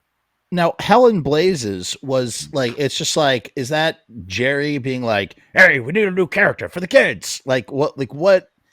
I think that was more Rocky, because the Fiend Club was like, that was his baby. He was put in charge of that. We there was a postcard in the early days of releasing the whole new Fiend Club with the Hell and Blazes character, where Glenn Hetrick, Rocky, and myself went into Manhattan to the Alan Yeager did the Fiend Club skateboard. That's right. I couldn't think of his name. Thanks, Dan. And it was a cherub. Oh, it was a really cool cherub. Oh man, those were pretty fucking awesome. We went to the Roadrunner headquarters and we auditioned models. We just spent a day, like one model after another, coming in to audition for the Hell and Blazes part for like a live photo shoot and anything else Interesting. that would come along. And Glenn was going to be doing the makeup. Somebody else, I think my buddy Paul Soot or his girlfriend at the time, somebody did the costume. I was going to be the one doing the graphics, like putting it all together for posters or postcards, whatever. And Rocky was just the one overseeing it. And Frank White took the pictures. So we settled on one that had the look that we were looking for. And Glenn Hetrick gave her the instructions. For those who don't know Glenn Hetrick, he did the zombie makeup for the Scream video with George Romero for us. And then he went on and became a great makeup. Great makeup. He became he's now a pretty big deal in Hollywood. Owns his own effects studio and works on some really, really big projects. One of my oldest and best buddies. So I was not there for the actual photo shoot. Ken, Frank White, and Glenn were there. Glenn told the girl, do not show up with any makeup. We're going to start from scratch. Right. She ends up showing up with like her normal street makeup, and Glenn's like, I told you, no makeup. And so he had to work around what was already on there, and it conflicted with what he was trying to work with. So that was a fiasco. Apparently the costume that we had made was not quite right. So they had to do some alteration on site, which meant some digital editing later. Frank White is a great photographer, and he captured the moments and the lighting and everything perfectly. But me as the graphic designer, I wish I had been there, because I would have told her, okay, turn your hip out more this way, put your arm up, turn your head over that. I needed more. Frank provided awesome photos, but as far as layout was concerned, I needed a little differently. So when I got the photos, I'm like, okay, these are great photos, but I'm going to have to do a lot of work now to make them do what we want them to do. And I had to Photoshop the makeup, which was like nails on a chalkboard to Glenn, because he didn't want CG anything on his makeup. There was a lot that had to happen to make Hell and Blazes, like the live action Hell and Blazes, a thing. And sadly, this woman, I don't remember her name. It was a paid gig, but she was such a pain in the ass. We never did it again. We let it go. She's like, that was not worth it. That was too much of a hassle. So better just to do an illustration, right? Just let Doug draw it, or later Ed Rep could draw it, and that was it. We are in our third hour of the show, so we have to wind down, and I'd like to wind down with 3 things. But dude, my list here. Listen, I like. I know it's a big list, but I was just looking at your list. And by the way, I picked something out I wanted to ask you about. Yeah. I'm looking, we actually hit a bunch of these things. Like, I'm actually amazed, because this is the first time like looking at the list. Talked about Pauly B, talked about Mike Stacks. We talked about Microphone. We talked about Chipmunk, Gopher, and Mole. Talked about Coney Island. I mean, dude, you hit quite a few. I mean, it's not everything, but you did pretty well. Shit. Did we? Oh no, never mind. I thought I blanked out there. Seriously, like it's a lot. It's just a lot. What? Oh my god. We got a tank. We did so good. Much. Tank. You did good. You did so much good. To talk about. Dude, people are so stoked. Talked about Doug Evil, talked about $15 decks, and talked about Dogtown decks. You folded so much into the narrative as we were moving on. It was really great. I want to tackle 3 things, Mm-hmm. 3 things that I think really, and then I want to ask you about the Halloween 2 plaque, because I have no idea what the fuck that is. I'm very curious. Okay, I think I'm unfrozen now, by the way, people. You are unfrozen so far. I just want to say thank you for everybody who's still with us. We have a total of, we have 65 thank you, people. I'm sorry, I don't know. We had 70 people last time. We have 65 still here after 3 hours, which is pretty darn good. Hey, you're lucky I'm still here, man. Like, really. Yeah, I'm so grateful. Thank you for coming back, dude. Over here on the East Coast. By the way, I'm calling it now. I think by the time Tank and I are finished, I think that when I stitch this into one long episode, it's going to be 12 hours long. That's my prediction. It's going to be 12 hours long. It's going to be really freaking long, people. Okay. First of all, someone's asking about a Christmas card. John is asking about a Christmas card Yes, Kevin's in the house. He has his own show. Yeah, Tank, are you familiar with Haunted Garage at all, by the way? You don't know this band? No. Very interesting band. Long story. Can't talk about it now. Kevin's doing a great doc, people. Check out his Indiegogo campaign. It's awesome.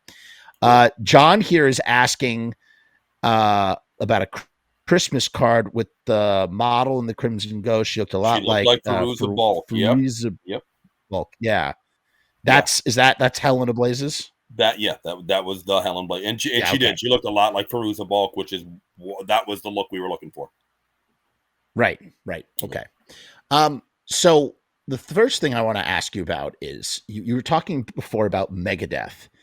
And what's interesting about that is that tour is an arena tour, which is kind of different than the tours that come before it. And correct me if I'm wrong. Mm-hmm. The idea that this new version of the Misfits has graduated from doing club gigs and is now doing arenas for really the first time ever. And what was that like?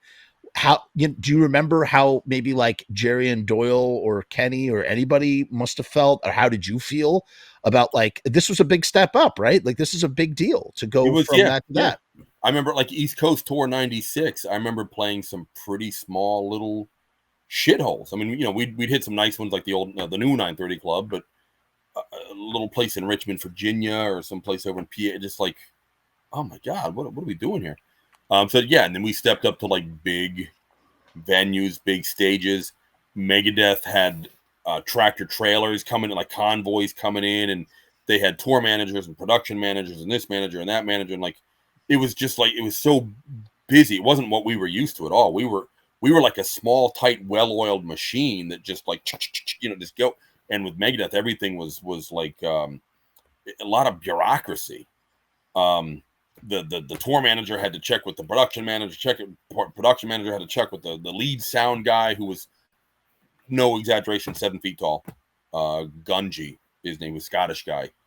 And I'm like, they're on a tour bus. The bunks on tour buses are 6'3". Where does this guy sleep? He would sleep on the couch in the back lounge. Sleeps curled up in a ball, like in a fetal position. 7 fucking feet tall. Oh my God. Yikes. Yeah.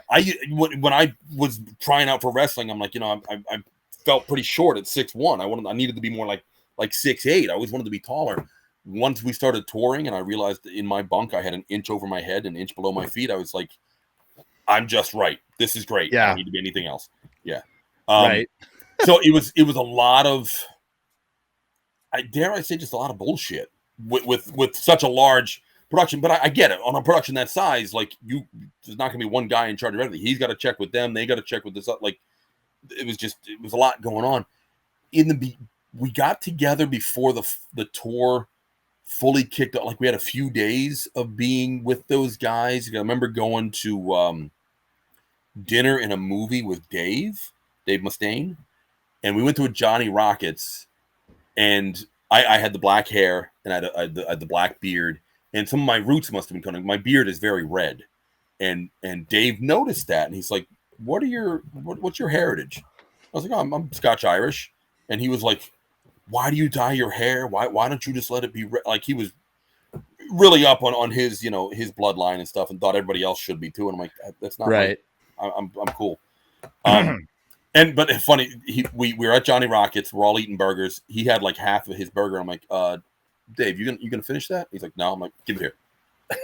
So I finished Dave. Just like the goose. Like the goose. Exactly. Yeah, give it here. And then we saw a movie together, all of us, like him and some of his crew and us and our crew.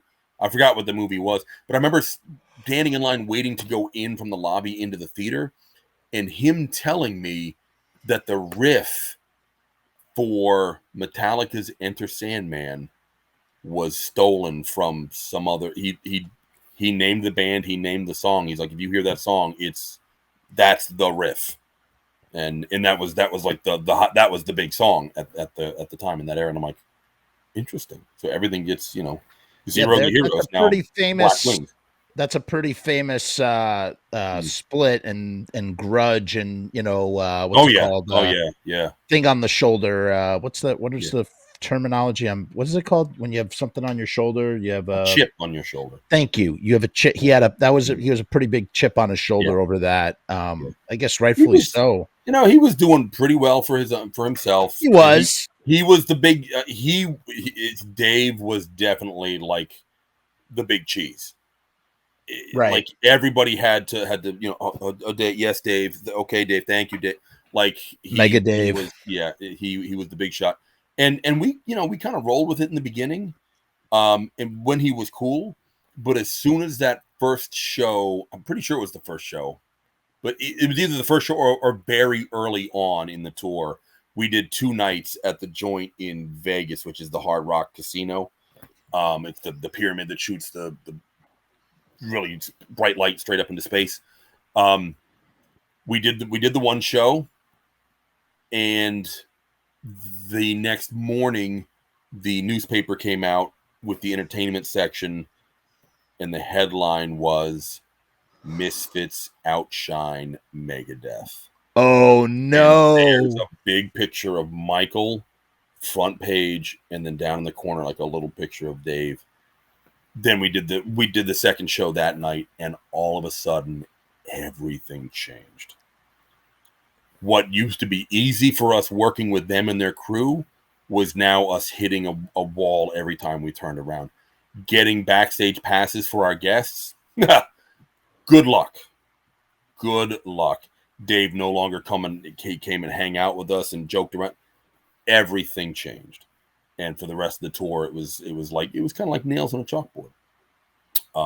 So at the end of that tour, Jerry found, just by chance, he was in a men's room and went to pull the paper towel out of the dispenser, and the thing, like the lid, like fell open, and inside was this massive roll of paper towels on a cardboard tube that looked like a huge roll of toilet paper. It was like proportionally, it was like, oh my God, it's a massive roll of toilet paper. So he took it, brought it back on the tour bus, and he's like, guys, this is what we're going to do. And he wrote on it, after a mega dump, we like to take a mega wipe. And all the band members and all the crew members signed it, and we put it in a box, and we shipped it to Dave. So, ooh. Shots fired. Shots fired. Shots were fired. mean, I've heard Jerry talk about this in relation to what happened with the Damned in 79. I heard him talk about this. And I mean, like he actually made a pretty good point. He was just basically saying he didn't bring up Megadeth, but I feel like I'm reminded of the Damned when I'm hearing you say what you said about Megadeth just now. It's just the idea of like, we're supposed to be like holding each other up. Right.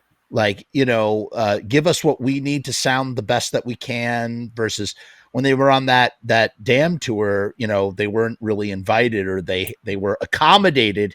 And Joey's snare was from like the 1930s, and it like he put a hole in it after the first show, and he didn't have a new snare, and blah blah blah. And like the Damned were just the management was giving him a hard time and stuff.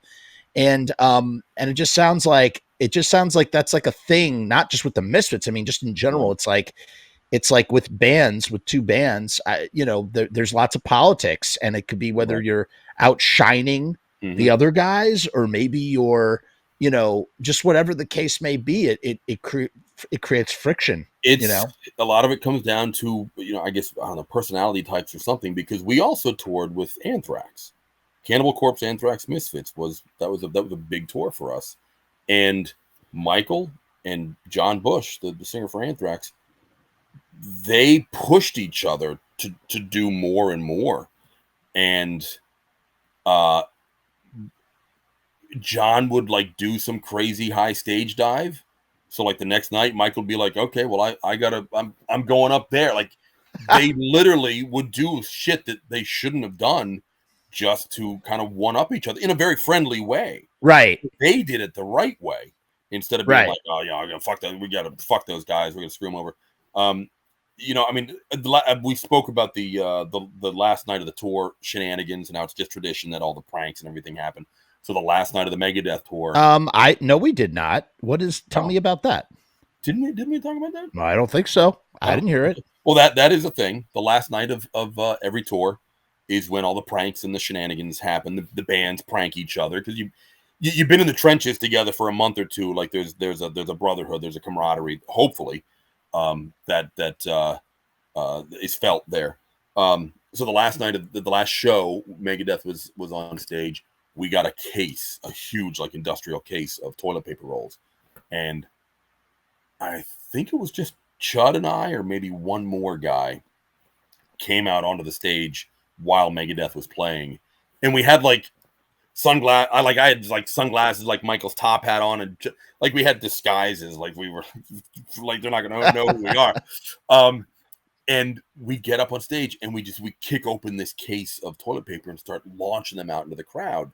And sure enough, they all came flying back. And by the time it was done, the stage was like a spaghetti bowl of toilet paper as Dave was trying to play Angry Again or something. Question. It's my understanding that Doyle is like a legendary prankster, that he just loves doing pranks of like filling up water, putting water in like trash bags and throwing it off the sides of like hotels, stuff like that. Do you ever remember him sort of getting down with like the prank, all this prank stuff? I could see him doing stuff like that. I really could. I'm trying to think if I can remember anything specific.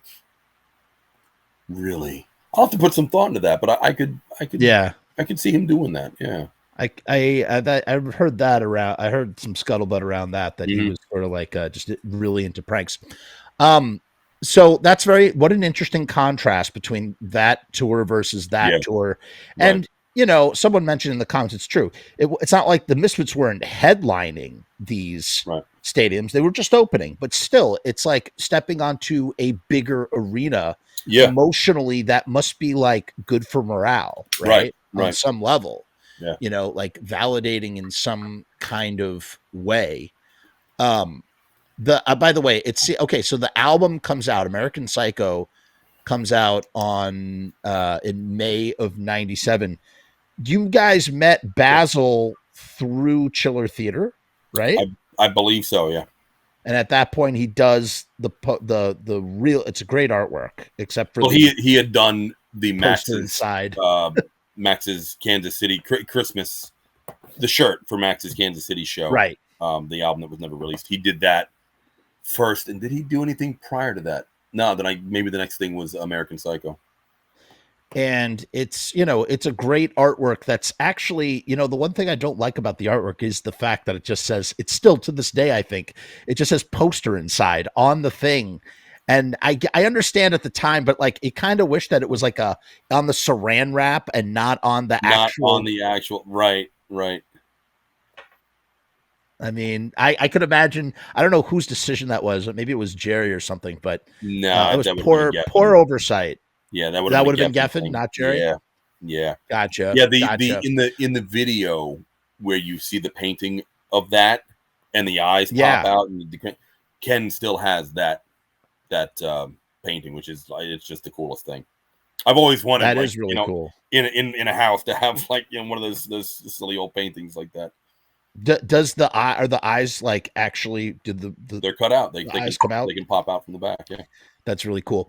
That was going to be the other thing that I wanted to talk about, and I think so. We met Basil, and I would probably say Ed Repka through Chiller Theater, and ended up working with both of them. Both very talented, both great guys. First, Basil, may he rest in peace. I'm so sick of having to say that, but that's sad truth of things. I interviewed Basil, and I asked him about the Misfits, and I'll never forget how I said, "Tell me about their haircuts," and he goes, "Oh, that braid." He called it a braid. I thought that was so great. I showed him my painting of the Hideous Sun Demon, and he was, bless his heart, he was very quick with the critique, as he should be, because he is the king, was the king. And he's like, I painted it green. He's like, it's the Sun Demon. He's red. And I'm like, Yeah, that actually kind of makes sense. I didn't piece that together myself. Shit. Oh, But I mean, it's a black and white movie. How the fuck am I yeah. I supposed mean, come on. How are but you he's like supposed to the know? way I painted it was just like a couple of shades of green for depth, and he's like no there should be purple here and yellow here and blah blah blah, and he's like he's pointing at me. He's like, look at you've got blue here and purple under here, and I'm like, no wonder his paintings are so full of like Yeah, random ass colors that you would never imagine would be in that picture, but when he does it, it works because he's actually seeing these colors in a spectrum that nobody else is seeing. that's And the perfect way to put it. He sees the colors in a spectrum that nobody else is seeing, and he translates it for us, and holy shit, there it is. just an incredible talent. I'm feel grateful that I got to meet him as well. Yeah, Honestly, cool. just a legend. And then you guys do. So you were around for the two music video shoots. Were you there for those? I was not there. No, those were done like in a weekend. I was still living in Virginia. Gotcha. At the 97, I was still living in Virginia, so that was a 5-hour drive just for me to come up here to do anything. So at that time, by that time, John Cafiero has really like taken a more active role in the organization, and I don't know if he's managing the band officially by that time, but he's directing music videos. Right. Yeah, I don't think he was management yet, because we still had the first guy whose name I can't remember. Then there was Brown Al, and then there was Cafiero, if my knowledge and memory serves me correctly. And so Cafiero, was he like he had been a filmmaker before he had shot these videos? Yeah. And then the first project he did, the first thing he ever did with the Misfits was have them appear on Big Money Hustlers, the movie that he was directing. Right. For Insane Clown Posse. Thank you. Yes. Which is what a weird sort of juxtaposition. Insane Clown Posse with the Misfits.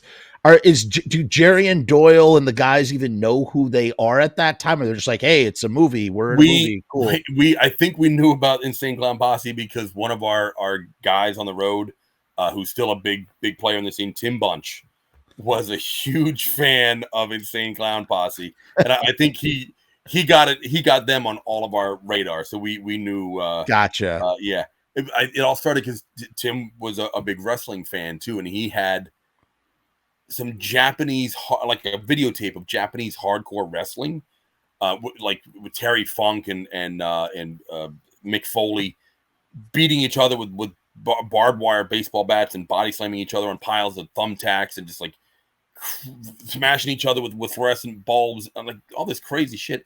But it was the commentary was by the Insane Clown Posse, and it was freaking hilarious. They were calling Terry Funk like drunk Terry Flunk, and it was really it was so bad it was genius.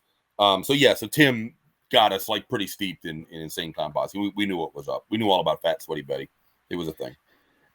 And what's interesting too is like, talk about like guys who go independent and sell so many fucking records. Yeah. I don't know when they went independent, but they go independent, and whatever that record, I don't know much about the Insane Clown Posse. I just know that they like to go whoop whoop. And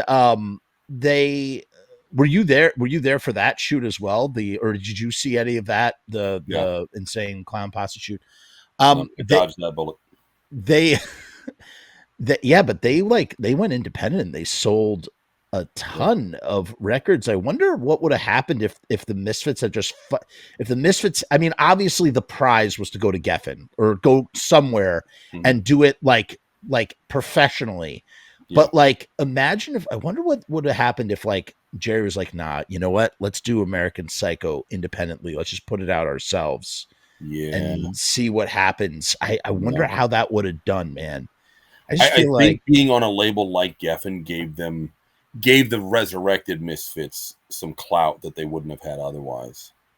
I that's just my kind of feeling. I'm sure, and that's the way it was in the 90s with record labels. However, in hindsight 2020, especially when you think about today, like right now, where like music is at right now, the idea of like having an album like American Psycho coming back and like, you know, if it wasn't the 90s and putting out American Psycho yourself and then just touring, Right. you know, to support it, that like it, that you just would have made, it could have made an even bigger splash. Right. Raimi is in the Yeah. house. Yeah, and he's talking about campfire stories. I remember Yes. they Doyle wanted me to be the guy in Campfire Stories. Really? Yeah, but I'm nobody. They're like, no, we want. Did they get Mick Foley? No, was Mick Foley in that?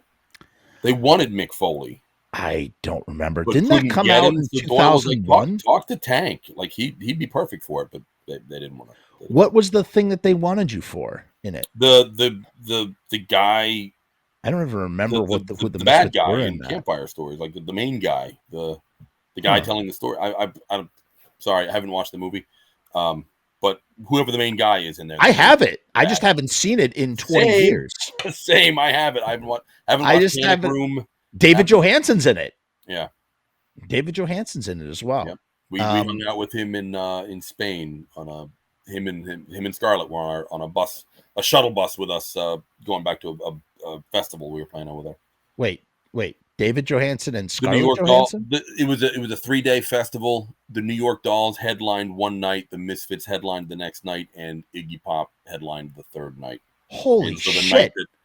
The night that the Dolls played, I think we went and hung out with them. What year was this? And Scarlett were there. I was the tour manager, so it was post 2003. It would have to be because the Dolls came back in 2004. I'm going to say it was like 2005, something maybe. What a triple threat that is, man. Holy crap. I was actually about to ask you two things. Two additional things I was going to ask you. One, Chud and Jerry, they did some track for, or maybe it was all the Misfits. Maybe it was I Got It Right. They re-recorded I Got It Right, and that came out on an Iggy Pop tribute album. Okay. Do you remember anything about that at all going down? And they went to a party, a release party for it, and Iggy Pop was there, and Joan Jett was there, and yada yada yada. Joey was there, something like that. That vaguely rings a bell. I love it when that happens, when you just like have the ding ding ding ding, something you don't think about for literally decades, and then suddenly someone says something and it sparks. It makes me think of the New York Ranger song. Interesting. Which I mean, Michael was a huge hockey fan, and I'm pretty sure a Rangers fan. I don't really know hockey, but I'm pretty sure it was a Rangers fan. And there was a recording of him singing "I Want to Be a New York Ranger," but for some reason, the official version that came out was Cafiero singing, because Michael didn't do it. I'm not sure. Very strange.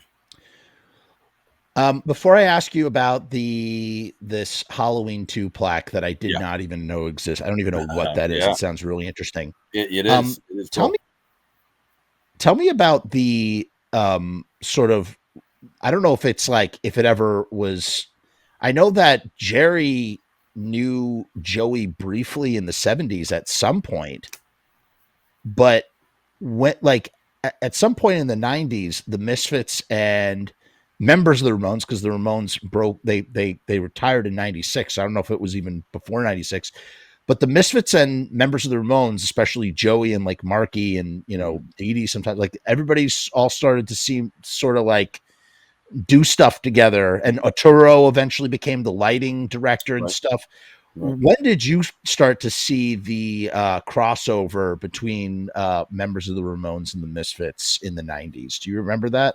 We did a show in the city, a venue we'd never played before, never played again, very small place. And it was just like a one-off show. I came up just for that weekend, for that one show.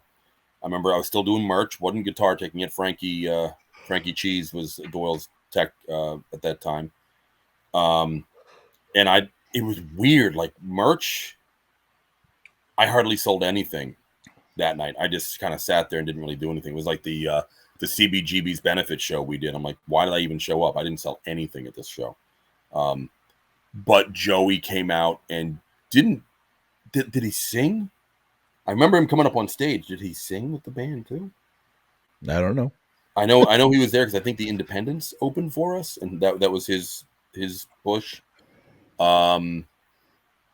Marky, we first did a tour with Marky Ramone and the Intruders. That's how we first got introduced to Marky and then became really friendly just from touring with him.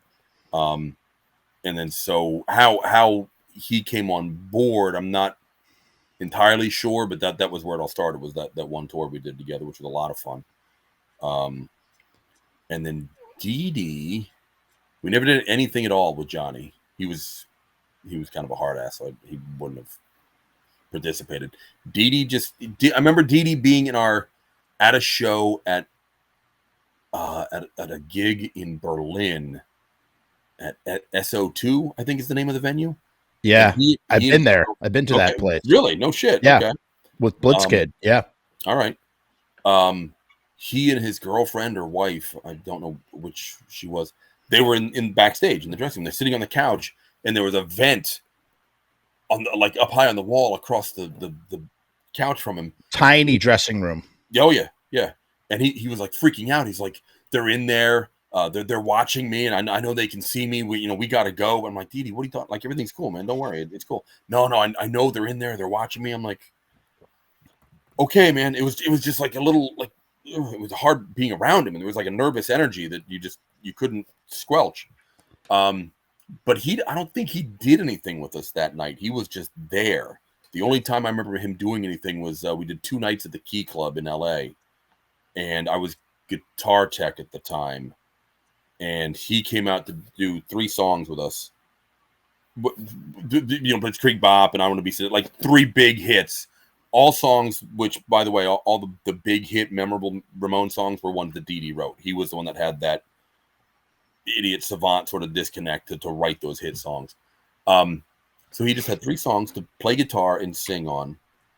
And there were 3 songs that he wrote that were all big hits, but he couldn't remember what they were. So I had to write their names really big with a Sharpie on a piece of paper and tape it to the back of his guitar. So before each song, he could look down, like lean his guitar out and look down and go, this one's called I Want to Be Sedated, 1, 2, 3, 4, and then play the song. And I go, this one's called Blitzkrieg Bop, 1, 2, 3, 4. 2 nights in a row. Second night, I did the same thing. He couldn't remember what 3 songs they were. So wow. He was an interesting character. Well, his brain probably was saturated from a lot of chemicals, and just a lot of I know that he definitely had mental health situations and was medicated from those too, and that stuff definitely jumbles the brain in various ways. You're taking this pill and that pill, and it just sort of sometimes people's personalities like get dulled because of the medication. I was because it keeps them from harming themselves. Yeah, a few years ago, I was on some medication that dumbed me down so much that my memory wasn't working like it used to be, and luckily I'm not on those meds now because obviously I'm pulling back details from decades ago. I couldn't do that while on this stuff, and 2, I had nothing to say. I'm sitting here talking for hours and hours. But on that medication, I'd be having a conversation with, like my wife, let's say, and I would listen to what she was saying. And in my head, I'd be thinking, I should probably say something just to let her know that I'm active, I'm listening, I heard her, but I can't think of anything to say, so I'm just not going to say anything. And I would just sit there quiet, like I had literally nothing to say. Very, very unusual, very strange. So yeah, I get that. I totally get that. You know what, man? It's like, it's just one of those weird things where, like, again, hey, just out there, people, not a doctor, not telling you what you should do.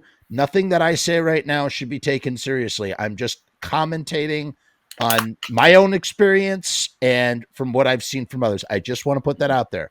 Not suggesting that anybody should or should not do these things, but I've definitely been in the vicinity of people who have a desire to want to get off those medications, even though those very medications, I'm glad I'm off them, but they're like keeping that person from doing something really dangerous. They kept me alive when I needed them. Right. They kept me alive. Right. But the desire to get off them was like a catch-22, because it's like, okay, I'm safe. I'm not hurting myself, or I'm not hurting anybody else. But at the same time, my personality, my emotions, everything is stifled. I'm not who I am. So it's like this weird thing where it's like, I don't want to hurt myself or other people, or like whatever, you know what I'm trying to say. Yeah. And at the same time, like, I'm not like, I'm a shell of a person on this stuff. It's like it's tough, man. It's so tough. And it's like, I don't know what the right answer is. And again, I just want to put it out there. I'm not telling anybody that they should or should not do anything. All I'm saying is that I'm not a doctor, and that I've seen that sort of thing. I just want to put that out there. That So Johnny and Tommy were the only two that I never worked. I mean, not including like Richie and CJ, and Clem Burke, or any of those other guys. I think Jimmy Destry was the only Blondie member I worked. I never met Clem, but so I'm kind of glad I didn't work with Johnny, because from what I heard, he was kind of like he was the hard ass of the band. The passenger seat in the van, that was known as the Johnny seat. Right. Nobody was allowed to sit in the passenger seat except Johnny. And so when Marky came to work with us, it was imperative to him that he sat in the passenger. He wanted that seat. That was a big deal for him to finally be able to sit in the. Did Jerry didn't give a shit, right? Did he care? None of us. We all like what? That's great, Marky. Like we were right. Nobody gave a shit, but he. Yeah, I might have in that van once and actually sat in the seat, and I did. I hopped in the seat because I knew he was coming, and he's like, "Come on, get out of my seat." And I'm like, "No, I'm sitting here." And he tried to like reach in to grab me, but he jammed his finger on the top of the door. So he's like, son of a bitch. And that I was just started laughing at that point. I'm like, all right, come on, sit down. I don't give a shit where I sit. I'm just I figured. It's just interesting how much overlap there was. Like, not overlap, but like that there just was a lot of sort of shared bonds in the 90s in various different ways, whether it was jumping on at each other's shows or whatever. And can you put this to rest, this not rumor, but like sort of like this sort of thing that like after Chud and Michael left, how serious was the talk of Joey and Marky coming in as permanent replacements before Joey got sick? Was this ever truly entertained, or was this just sort of like not serious talk? Like, tell me about that. I remember the night Michael and the night things fell apart. I'm not going to point fingers at who left or who did what. Right. But the night things fell apart was at a show at the House of Blues in Orlando. Right. The next night we played Fort Lauderdale, and Joey Image was from Fort Lauderdale, and he was at that show. And I know Goat was like Goat, amazing drummer, like sticking behind the drum kit, be like, Goat, play Flight of the Bumblebee. Okay, you know, there's like nothing the dude couldn't play. But did Joey come up and did he drum that night? I don't remember. I believe he did, and there's a recording of it. He probably did a few songs. They played horror business. They were in a serious jam. Mm-hmm. They played horror business era songs, and they needed him. I mean, it wasn't just a guest spot. It was like, we're in a jam and we need somebody. Hey, here's an original member of the Misfits. Right. And Joey came up, and you can hear. I have the recording. It's quite something else. Okay. And I don't think I was there. You think I remember it? Like, right? Wow. Okay. Ramey says it was 7 songs. He says they did 7 songs off the top of their head. Okay. Joe says that Joey did play with them at either CBGB's. Oh, that's right. At the CBGB, I forgot about the CBGB. Okay, tell us about that. I was in the freaking merch closet, so I didn't actually get to see what was happening on the stage. But yeah, that was all the CBGB's benefit. That's right. So Joey Image also came up or Joey Ramone. Joey Ramone. Oh, it was Joey Ramone. Gotcha. Yeah, we're talking about 2 Joeys at the same time. Right. Yeah, I got very confused. You started talking about Joey Image. I don't know. Yeah. Yeah. But this idea that Joey Ramone and Marky Ramone would have taken over for Michael and Chud, and it literally would have been half and half. Yes, I vaguely remember that being spoken about at that time. And I guess we ended up going the route of, what did we do? Goat and Zoli? Was that maybe Ramey? If Ramey or Joe could chime in here as well to help fill in this gap, because we're trying to. This is actually, we're getting ahead of ourselves, you guys. But Yeah, I can't. I We cannot. guys, come on, the list. No. let's if they answer, they answer. Let's move on to this Halloween 2 plaque, so we can knock another one off the list, which is only going to get longer for the next goddamn show, because now we're going from 99. We're going to go from 1998, and 1998. There's a lot to talk about from 1998 all the way. I guess we should go till 2001, maybe. But let's talk about the Halloween 2 plaque. Okay. So, Saber Inc. was the Misfits resin model kit company. Just like with the Fiend Club, Ken was pretty much the guy in charge of that. He and I worked together. He would sculpt, I would paint. He handled all the mail order stuff. Interesting fact about Misfits mail order. Yeah. I say that I live in Vernon, which is where the Misfits were based out of. I'm actually in Glenwood, which used to be called North Vernon, but it eventually got enough population that it got its own zip code and was renamed Glenwood.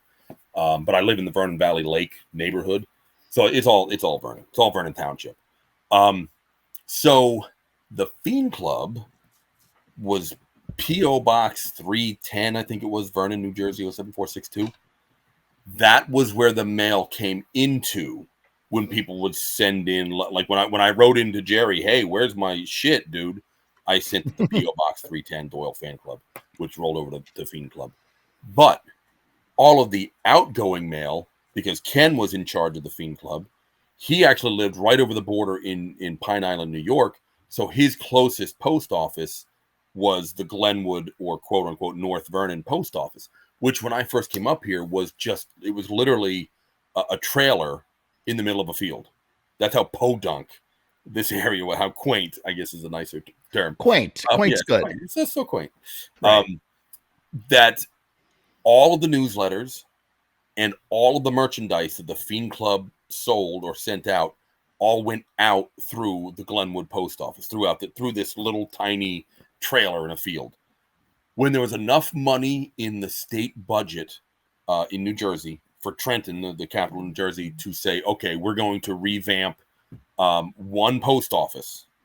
Let's take a look at what post office has the highest outgoing mail per capita. Oh, it's clearly Glenwood, New Jersey. Look at those numbers. Glenwood, New Jersey now has a very nice now it's been there for a long time at this point. It has a very nice post office that actually has a hand scanner. You can, if you have a PO box there, you can access it 24 hours a day by putting your hand on this scanner, and it like beep beep beep, and you put in your code, and you go in 3:00 in the morning. Doesn't matter. You get your mail. Very, very nice facility. That is all thanks to the Misfits Fiend Club. Wow, You're really? welcome, Glenwood. You're welcome. But what does that have to do with the Samhain, with the Halloween 2? Anyway, yeah. So all the I'm getting to that, Jeff. I'm getting to that. Go, do it. But first, there were these eggplants, and what happened?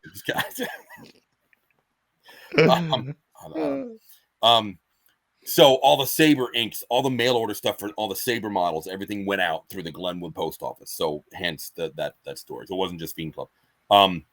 So Saber Ink, Ken would sculpt, I would paint, and different people would do the molds and the casting depending on who was alive. It was originally Sean McLaughlin. May he rest in peace. I should get a freaking recording and play that. Oh my God. Have a button. Yeah. Became somebody else after a while. Anyway, so Ken did the Earth AD plaque, sculpted that, came out incredible. That was like big and kind of thin, where the pus head, the evil eye plaque, was smaller but really thick. Like this thing was a brick. You could knock somebody out with this fucking thing. And then there was the Halloween plaque. We called it the Halloween 2 plaque. I'm not sure why, but typical plaque. I think the border was like little skulls and bones.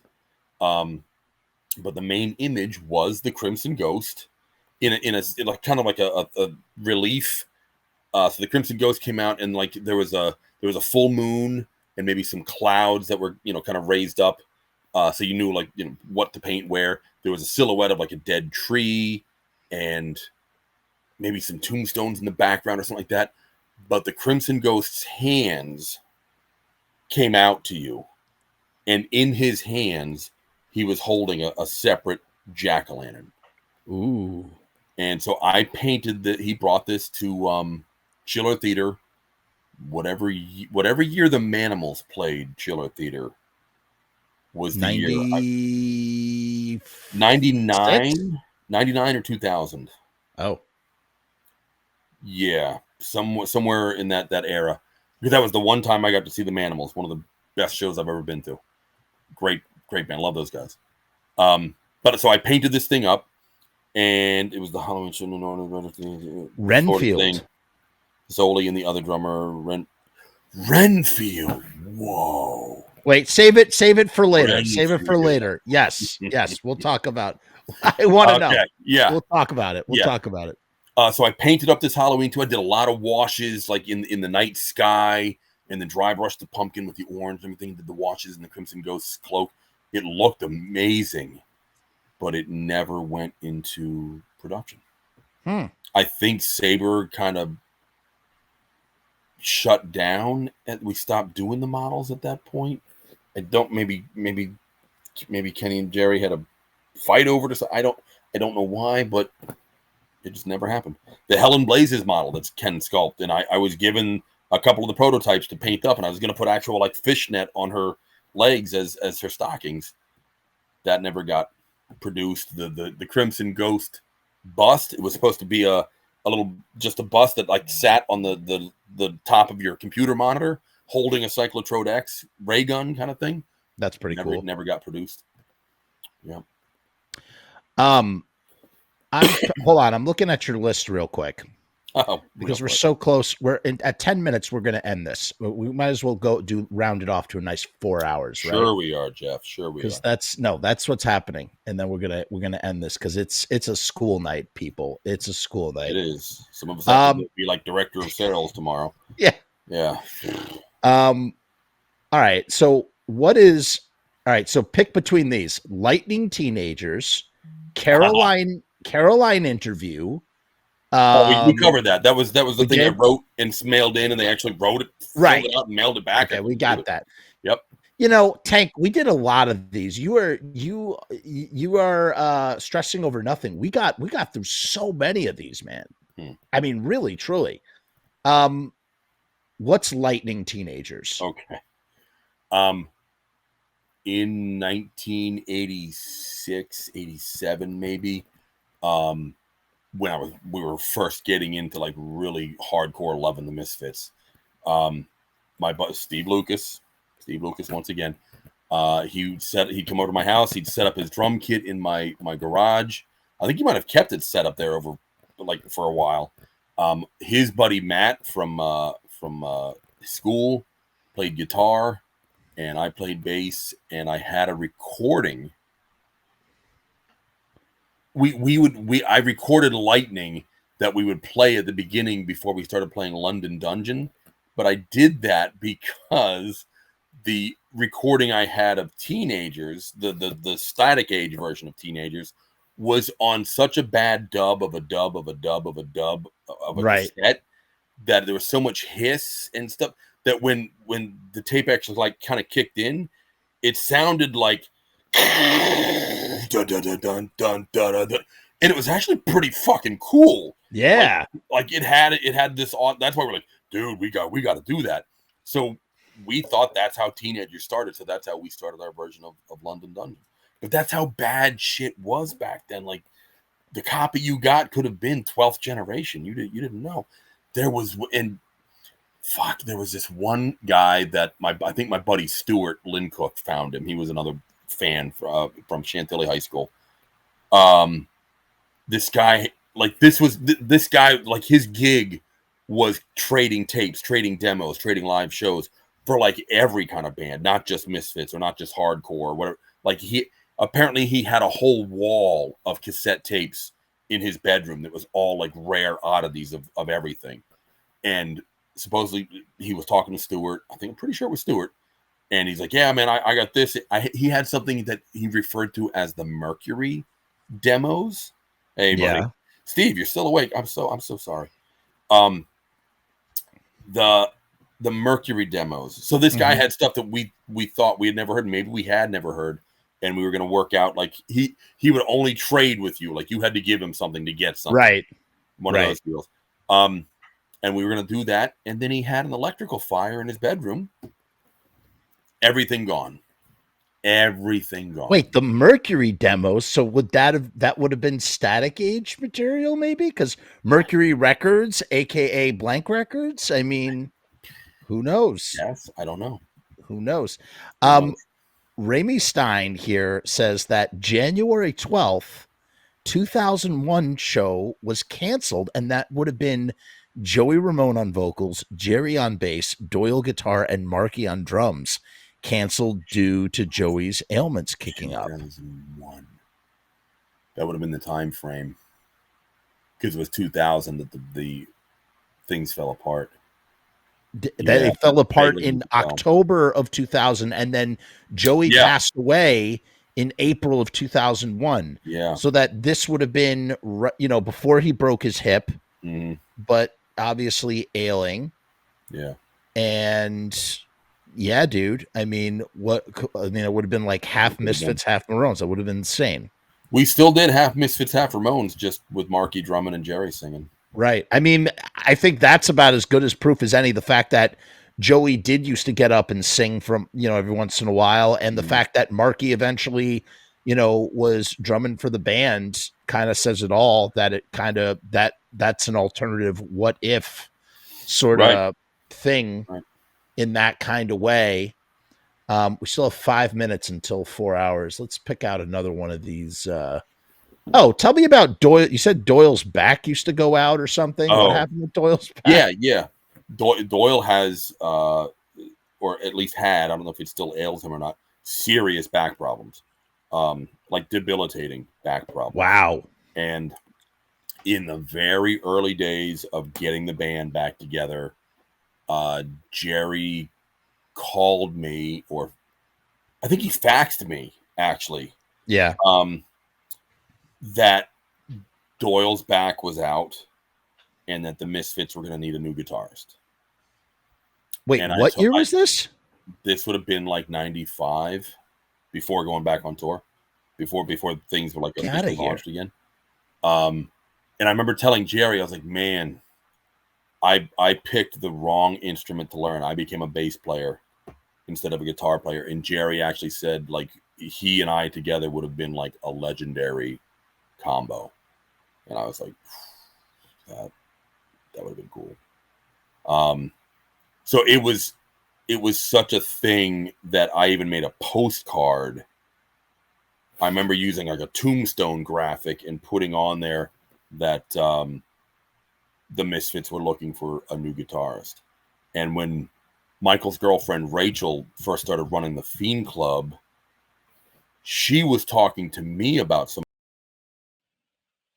Don't you just hate it when that happens? I am so sorry, people. And right before we're done, right before we're finishing up, this has to happen. That's the internet saying, all right, your time's up. It really is. What you were talking about, here's what I last heard. You were talking about in 1995, before we got broken up. So in 1995, Doyle's back was so degenerative or bad on some level. Really? Guitar for the band? Okay. Yes. So, yeah, Jerry and I spoke about it on the phone. I mentioned to him, like, man, it kind of sucks that I became a bass player instead of a guitar player. And Jerry actually commenting, like, yeah, you and I would have been like an epic pairing. I was like, wow, that was pretty fucking Wow. cool. But I actually started working on a postcard that I used a blank tombstone as the graphic that's saying, you know, like wanted, you know, guitars for the Misfits or so, whatever it was. And then when Michael's girlfriend Rachel was first getting the Fiend Club up and running with the database and everything, she was talking to me about a postcard. So I sent her a copy of this thing because it was the last thing I just talked to Jerry about. And she was like, what? What the fuck are you talking about? What is this? So we don't need Doyle's the guitar. Like, oh, okay. I was just told differently. We wanted the postcard for like going on tour or something like that. I'm like, I don't know. I'm just doing what I'm told. So that was apparently a thing. Wow. I think the fax said, hey, John, Doyle's back is out, in parentheses. Yeah, right. Listen, I need you to make a postcard saying we need a new guitarist or something like that. Like, I don't know if Jerry didn't believe him or he thought he was playing a fast one or whatever the dealings was. But apparently he pulled through. But it is true. Doyle has had very serious back issues. I don't know if it's like I said, I don't know if he's nipped it in the bud and everything's okay now, but back in the day, it was a thing. Definitely a thing. That's really interesting. It makes me wonder, like, you know, I know that, you know, I mean, Jerry does have a history of like, you know, if you're not playing ball or like, you know, you're, you know, I need to keep the wheels moving. Like, okay, I'll just get another guy. I mean, look what happened with Mike Hideous and Michael Graves. I wonder if that's a very early version of some argument. And hey, I'm gonna, you know, I'll just find another guitar player then if you're not gonna, you know, that sort of thing. And then gets dropped just as quickly because of whatever. Oh, Ramey says that he had a surgery. There you go. Oh yeah, Doyle definitely had surgery. Surgery. Had procedures and stuff done. And I can remember just being on the tour bus and him having to lay on his stomach with like his arm hanging over the side, like something to like relieve the pressure on his back. And yeah, it definitely being a thing. Damn, that's crazy. Yeah. And you know what? We're going to put a pin in our ongoing conversation right there. This is where we leave off. So I know when I play back, I can like, I'll look and I'll just know that we finished up the year 1997 for the most part. And we will be moving into the year 1998, as well as we'll have an even longer list of Tank's magical memories. That's what we're going to call it, the list of Tank's magical memories. We never even got to the day the Teenagers from Mars acetate arrived and the oh my God, we have to talk about. You have to talk about how you got it signed. That's a fucking story. Oh my God, that's such a good story. Oh shit. So let's pick up there. We'll pick up there. That's where it's going to be. So we'll start. Continued. And I want to let's do like a full rundown of like what the Misfits Bible was. Like we didn't actually talk about that, like how it was different from like, you know, the email list, how email chains worked and stuff. I mean, it's really sort of interesting early internet stuff. So I definitely want to check that out. Guys, I'd like to thank Tank so much for being so generous with his time. You had to wait a really long time for part 2, but I think it was worth it because we did 4 hours. So, you know, like it's pretty good. I mean, if you have 7.5 hours to kill, you can listen to the first. Holy crap. You can listen to Jeff Freeze. He saw Spawn with Mega Dave. So you saw Spawn? You saw Spawn with Mega Dave? That's what apparently? It was. We saw Spawn. That's right. We saw Spawn. Yep. Kind of forgettable. So we'll be back with Tank. Him and I will talk, and my schedule will be interesting, but we're going to figure it out. I'm going to play my little Patreon thing. Tank, I need you to stay for 2 extra minutes while this thing uploads to the server. I'm so sorry. It's just the way it is. And then everybody say thank you to Tank. And again, if you like this stuff, please make sure to subscribe to the channel, like this video, leave a comment, buy a coffee, join the Patreon, do any of these things. These help support, buy a t-shirt, all of these things support the creation of these shows and keep this stuff going. What is the Patreon, you might ask? Well, let me tell you a little bit about it.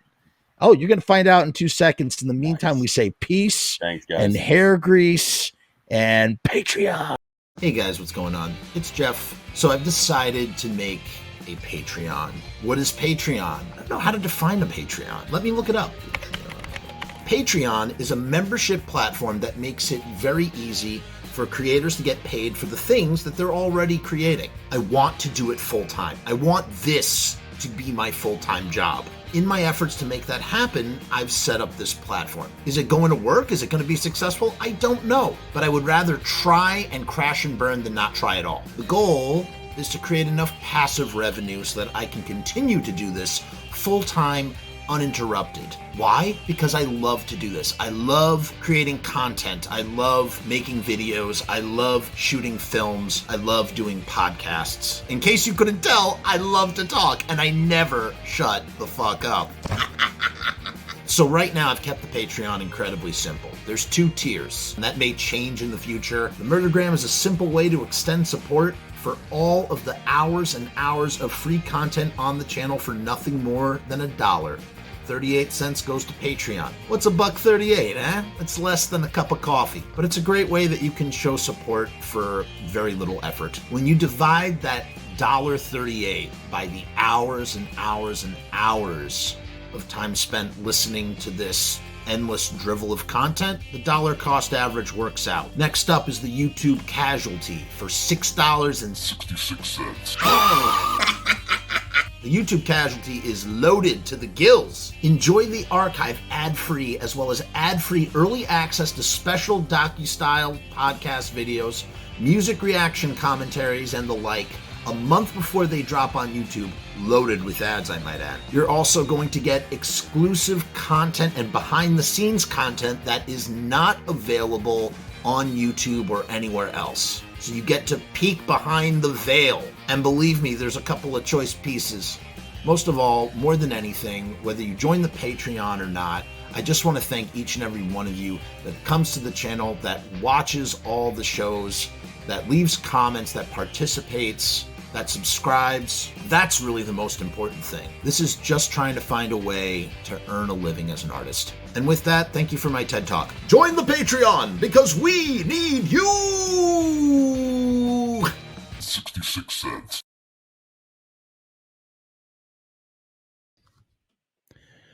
Hello and welcome to tonight's broadcast. We're Saturday Night Live right now. Please ignore my very shitty, ratty-looking mustache. I'm hoping that it will look a little bit better in a few weeks.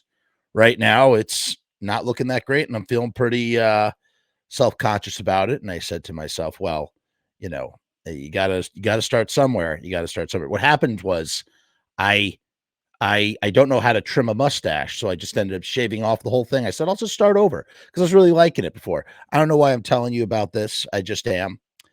Welcome to part 3 of Grimm Tales. This is the massive history deep dive with Jim the Tank Dorsey, aka Johnathan Grimm, aka Frankentank, aka Tank, aka the Humungus, any and all names you can imagine. For I mean, he's the man of 1,000 names, really. If you consider all that, he's done a lot of cosplaying, You consider all of that too. We got Sherm Smoke in the audience. What's going on? Right. Yeah. He's the Tank. Tyson is here. Good evening. And in any case, we are going to pick up right where we left off, hopefully, and continue on with this deep dive history. One thing, wow, Sherm, that's high praise from Sherm here, who says that Tank is one of my best guests. I have to agree because he's thorough, he's detailed, you know. Dick Slider in the house. What? Dick Slider. Hola, Biz. Steve is here. How you doing, Steve Lucas? What's going on? Okay, so what was I saying? Oh, yeah, real quick housekeeping item. I'll probably mention this again when there's more eyeballs on the screen. If you are a Patreon or a YouTube member, have the 4th part of Eerie up on or available for members right now. This is probably going to be a 7-part series with Eerie Vaughn. It was a 5-hour, 15-minute conversation with Eerie Vaughn, stretching from Misfits all the way through Danzig. I mean, we covered everything. And I put him through his paces in the same way that we put Tank through his paces, and poor Mr. Jim was put through his paces, and how we will put Franche Coma through his paces come this January. So keep your eyes peeled for that. If you want to see it now, it will be eventually on the channel. Parts 2 and 3 will not, though. So if you want the full enchilada, you got to go on YouTube. You got to become a YouTube member. You got to become a Patreon. Big shout out to my YouTube members and Patreons for all of their support. Really appreciate you all, you guys. Okay, enough preamble. Let's wait a minute. This is technically a streaming Evil Live show, which means we have to start it off the streaming Evil Live way. This is for Rue Morgue. This is how he always likes. He's like, we got to do it in the digital green room. He's huffing and puffing, raring to talk a mile a minute. Jeff is gonna talk about the Misfits right now. He's a nerd about this stuff, obsessed anyhow. Jeff never shuts his face, always needs to talk. Might show some weight if he went out for a walk. Do you think Danzig cares? He doesn't care. He's out in the ranch.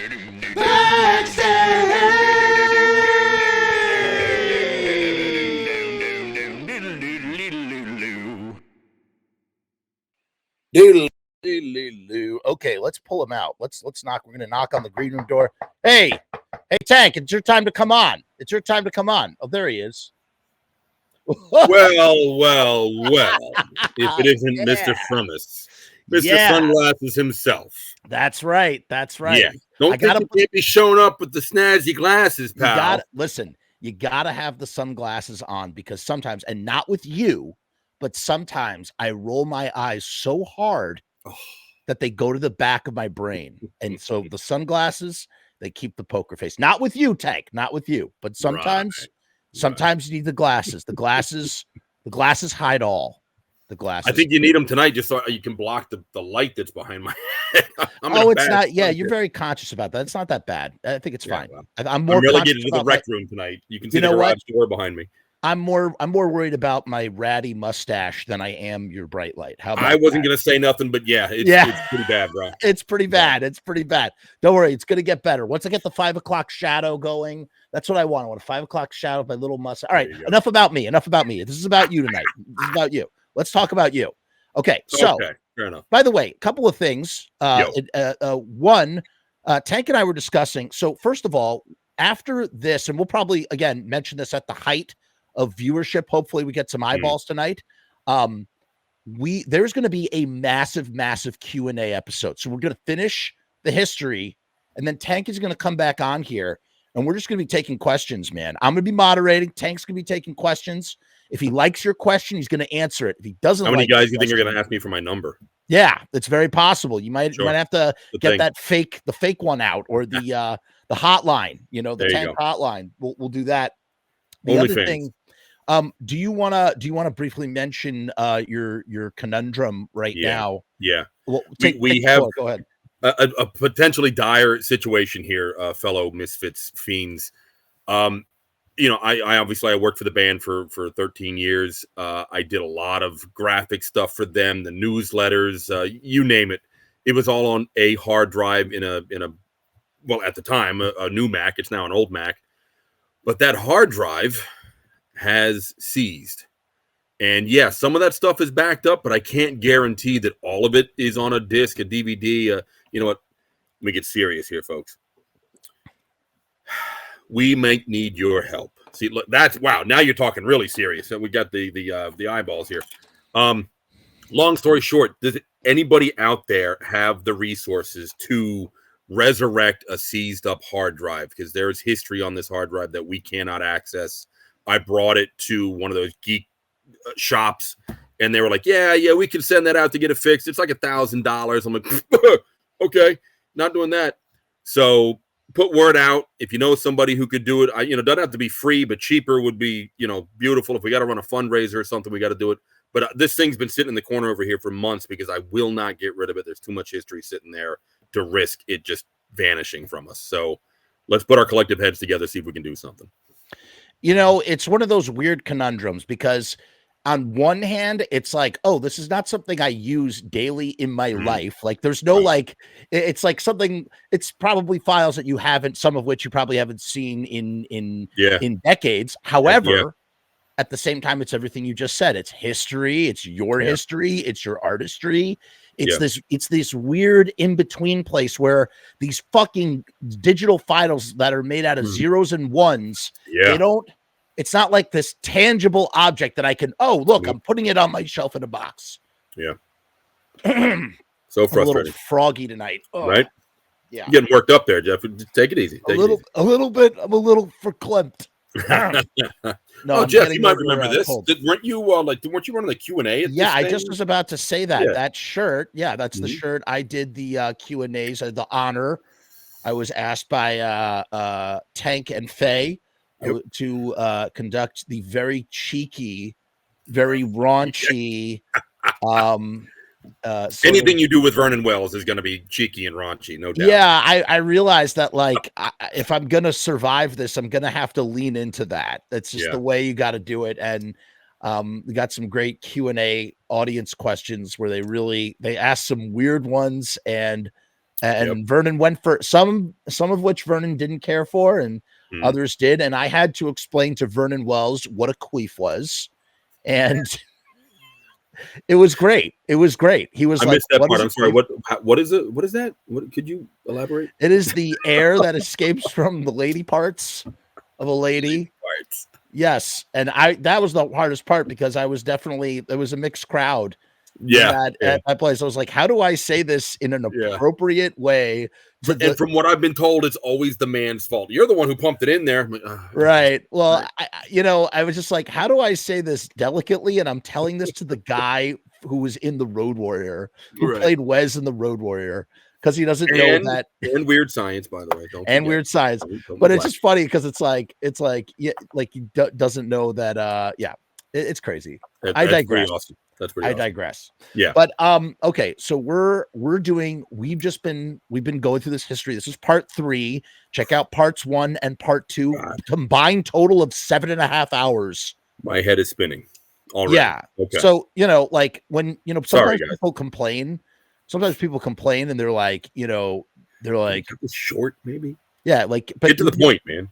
you want to know something? Like if you're at your job, I hear this from people from time to time. I'm at work and I listen to the show and the show gets me through my shift.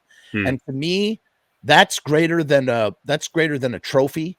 That's greater than a gold certificate or whatever, any kind of accolade. That to me, like, makes my heart flutter, like in a way you can't imagine. So let's give them what they want. I was on a podcast. We recorded Tuesday night for the game that I play, Star Wars. Right, We've got a right. huge match coming up tomorrow. Actually, some people coming in from Boston to play this thing.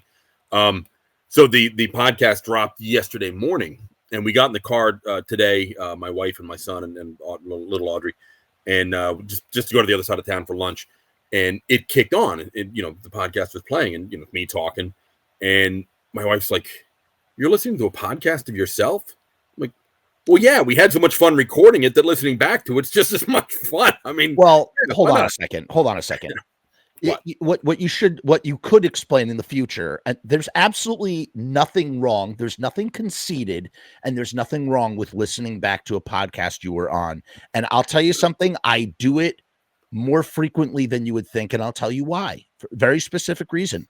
Because much like the way that a football player will watch their performance to see how they can improve, Right. I always want to try and be better, or I always want to see what didn't click, or how the diction is. Like there's so much to sort of review. So on certain episodes, when I'm unsure of how it went or whatever, or when I think it went really well, I will watch back and sort of take mental notes of like, okay, dude, that's good, that's effective, that's not so effective. And so I don't see anything wrong with that. Okay. Speaking of your show and watching it, my wife and I every 2 weeks, every full moon, every new moon, we run the photo booth at this event called Lunar Fair, which is like a witchcraft sort of festival. And the photo booth's a big, we set up a cool like purple black backdrop. I blow smoke around there. I bring in my collection of real skulls and let them pose under this neon sign that says Lunar Fair. And it's funny, people actually read the sign that says, yes, the skulls are real. And they're like, as they're holding a human skull, like, yeah, except the human ones, right? I'm like, no, they're real. I cannot believe Nick Long is watching from across the freaking pond. Holy crap. The Hobbit is here. We got some stories to tell about Nick. Just wait. Okay. So they were running a generator the last event we were at, and I had to go meet with the guy who was setting everything up. And I introduced myself. I'm like, hey, my name's Tank. And he pauses. He goes, Tank as in John Grimm?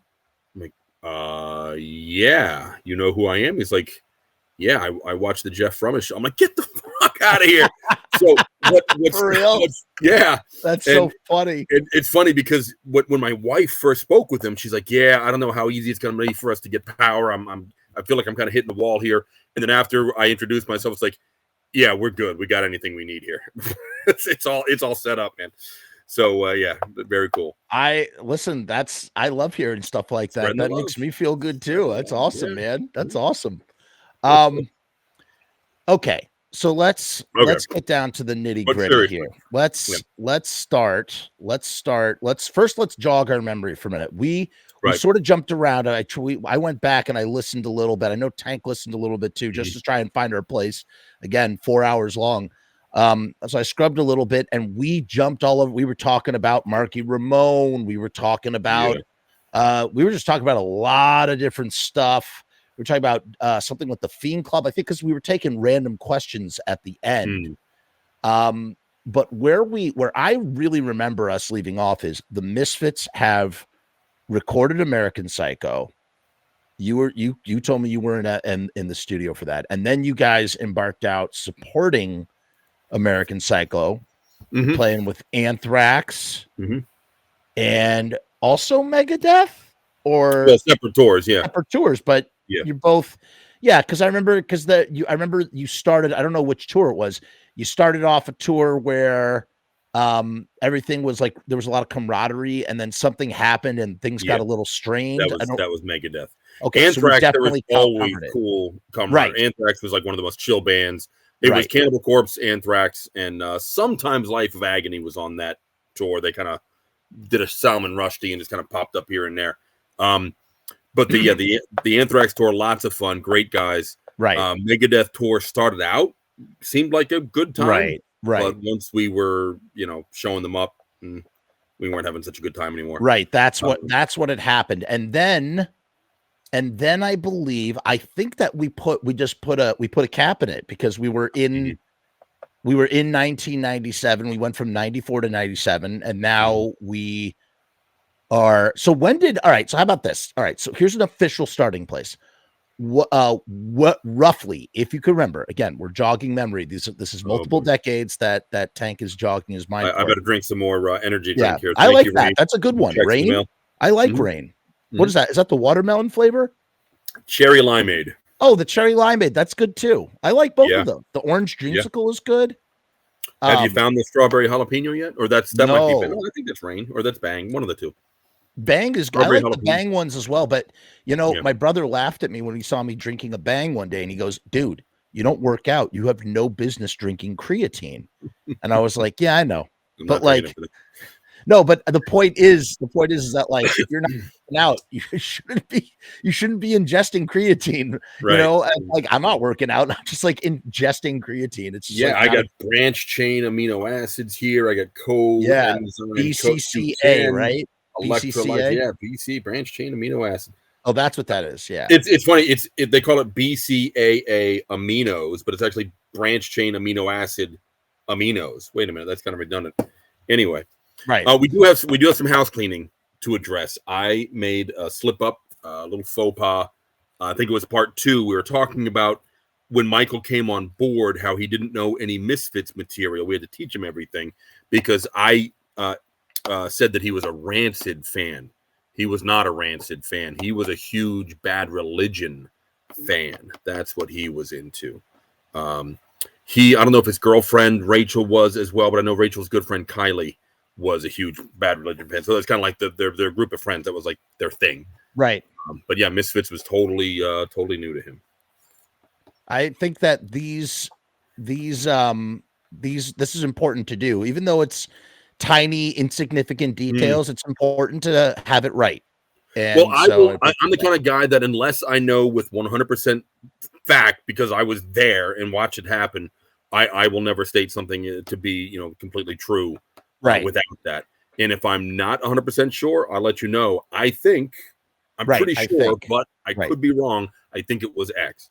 So I'm a very straight shooter in that regard. No, that is the best way to be. Right. I strive for that. I strive for that as well. You might miss the mark horribly, but you strive for it. So that's good. You strive for it. That's all that matters. So really, when you finished that Megadeth tour? Yeah, that was 97, summer 97. Okay, summer of 97. So now that's what I was going for. So we have just gotten out of summer of 97. What comes? Did we talk about how that tour ended? Like the hijinks of the last show? We might have, but why don't you just refresh I think our we memory? talked about the giant roll of the paper towel roll that looked like a giant roll of toilet paper, and we all signed it and sent it to Dave as a gift. Jerry wrote on it, after a mega dump, we like to take a mega wipe. No, I don't think I knew that either. Okay. Well, let me back up. So Jerry was after the tour, and Dave had just turned screws every which way he could. And so at the end of every tour, bands will play pranks on each other. It's tradition. Last show, anything goes. Sure. They didn't actually pull anything with us. I don't think Dave allowed it. But let's see, Chud and I think Frankie Cheese and myself, might have just been the three of us. We had a huge case of toilet paper because we were playing some big stadium in Phoenix, an indoor stadium, and we just yanked it out of the backstage area. And we put disguises on. Like I put Michael's top hat on. Like they weren't going to know who I was because I had this crazy top hat on. Judd had on, like I don't remember, but they were the stupidest disguises. Like I don't know, we didn't really think we were fooling anybody. Just mustaches. Yeah, right. And we run it on stage during like one of their last songs in the encore, maybe Angry Again or something like that. And we bust open this case of toilet paper and we just start launching them, like streamers out into the crowd. Thinking how that, that'll be funny, but it shouldn't be like too bad, right? Well, what we didn't think about the fact was the repercussions of the crowd going, oh yeah, it's on. And now all those rolls of toilet paper are flying back up on the stage. And in a matter of probably not even minutes, seconds, the stage was covered in this toilet paper. It was just mega TP. Like, oh my God. So I think from that, when on our way home, Jerry was like in a men's room and he goes to pull some paper towels out of the dispenser and the lid pops open and inside is what looks like a mega roll of toilet paper. And he's like, oh, this is too good to be true. So he pops it out. He takes it on the bus and like, everybody sign this. After a mega dump, we like to take a mega wipe. We all signed it. We mailed it to Dave. Hopefully he got it. I don't know. Hopefully he got the humor in it too. But that was just our little okay. But typical end of tour kind of shit. At least he had a lot of paper to wipe away his tears. Oh yes, indeed. It was a full roll too, so he's probably still using it today. So yeah, wrapping up the Megadeth tour. Yeah, we talked about. I worked with that guy, the actual like professional merch guy that was actually getting paid like real money. Right. So it was like a step up into like actually. It's the first year or so like touring with the band. I was there because like wow, I'm touring with the band. I'd be paying to do this if I had to. It actually turned into like, well, I'm not working any other job. I'm doing this. I need to actually make money doing this. And so that was slowly turning into like a real, not a career yet at that point, but it was turning into something I could live on. Right. So, yeah. I just went on Misfits Central to try and pull up some like tour dates or anything, just so I can have like a idea. And Misfits Central is down. I got to talk to Ramey Stein. Ramey runs that. And I wonder if something happened. Oh my God. It doesn't pop up. Can anybody pull up Misfits Central? Try anybody in the audience. Try and pull up Misfits Central for me. By the way, Frankie Cheese would later goes by the name Chibo Jones. So if you know Michael Chibo Graves, Jones. Yep. Michael Graves, when he was doing his solo stuff, he was playing with Frankie Cheese, who was his good friend from high school. Yep. And he was Doyle's guitar tech and yada, yada. And Frankie Vitello was his real name. Frank Vitello. Right. Frankie Cheese. So you come off that tour. And I mean, because this is part of the cycle now. It's like record an album, tour to support the album, get off the tour, look for opportunities. Like, what comes next? What do you remember coming next at that time? And how far? Yeah, sorry, go ahead. Megadeth tour was a summer tour, I do believe. So then we would have had a fall tour that year. Would have probably would have, typical fall tour would have been like 2 months in the US, September, October, November.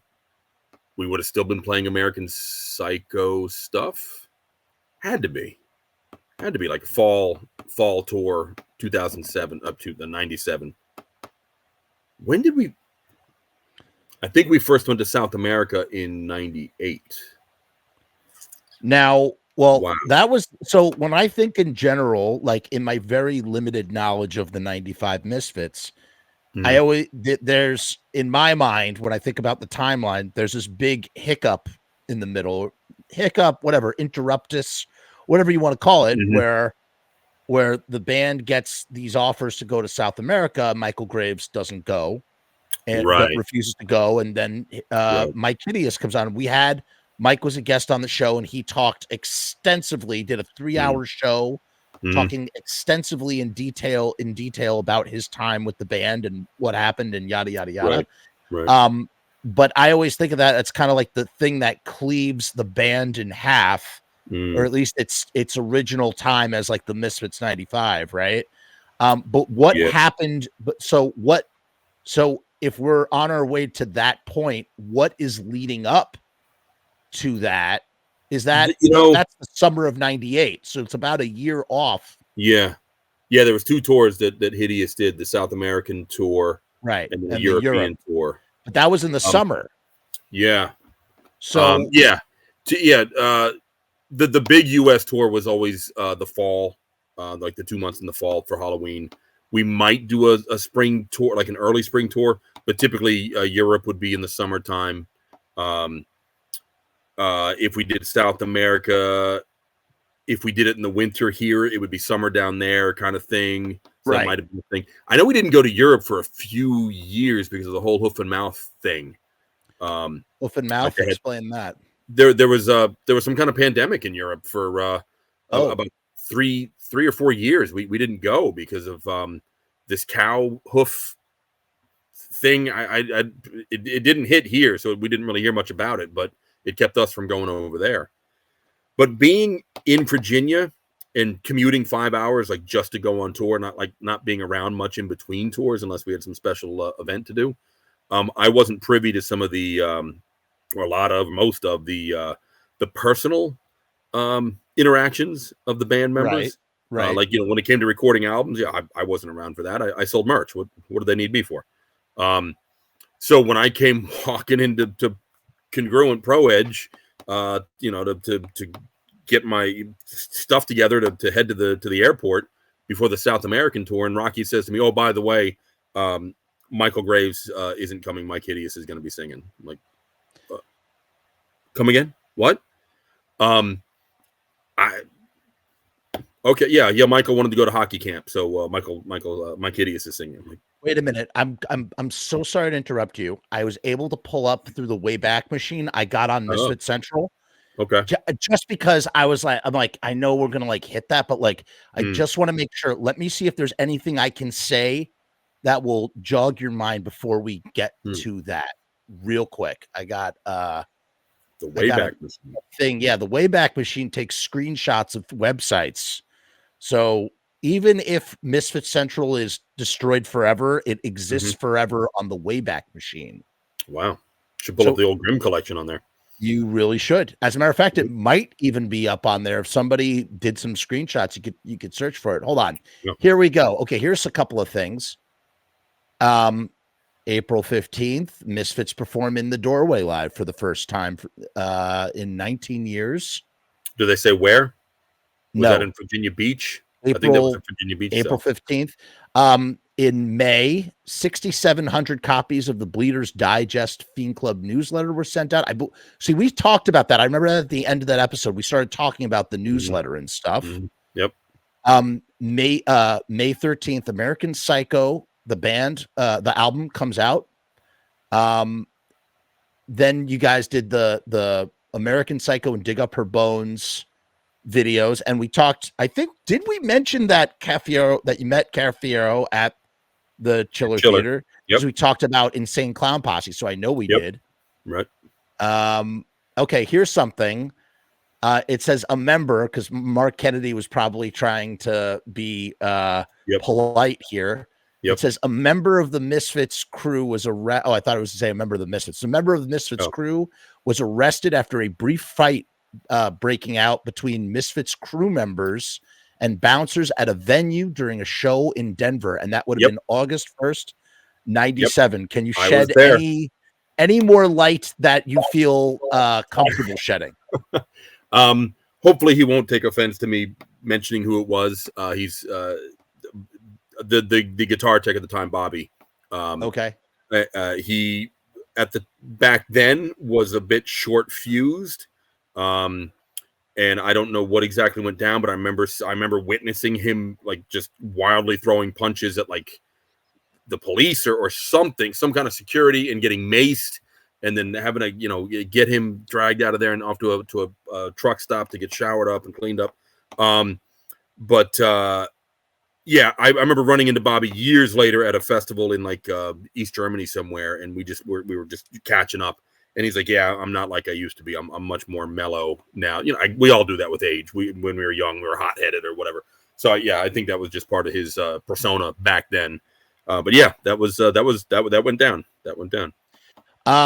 September 8th, 1997, at a Toledo show, Todd Swalla replaced Dr. Chud for Night of Living Dead.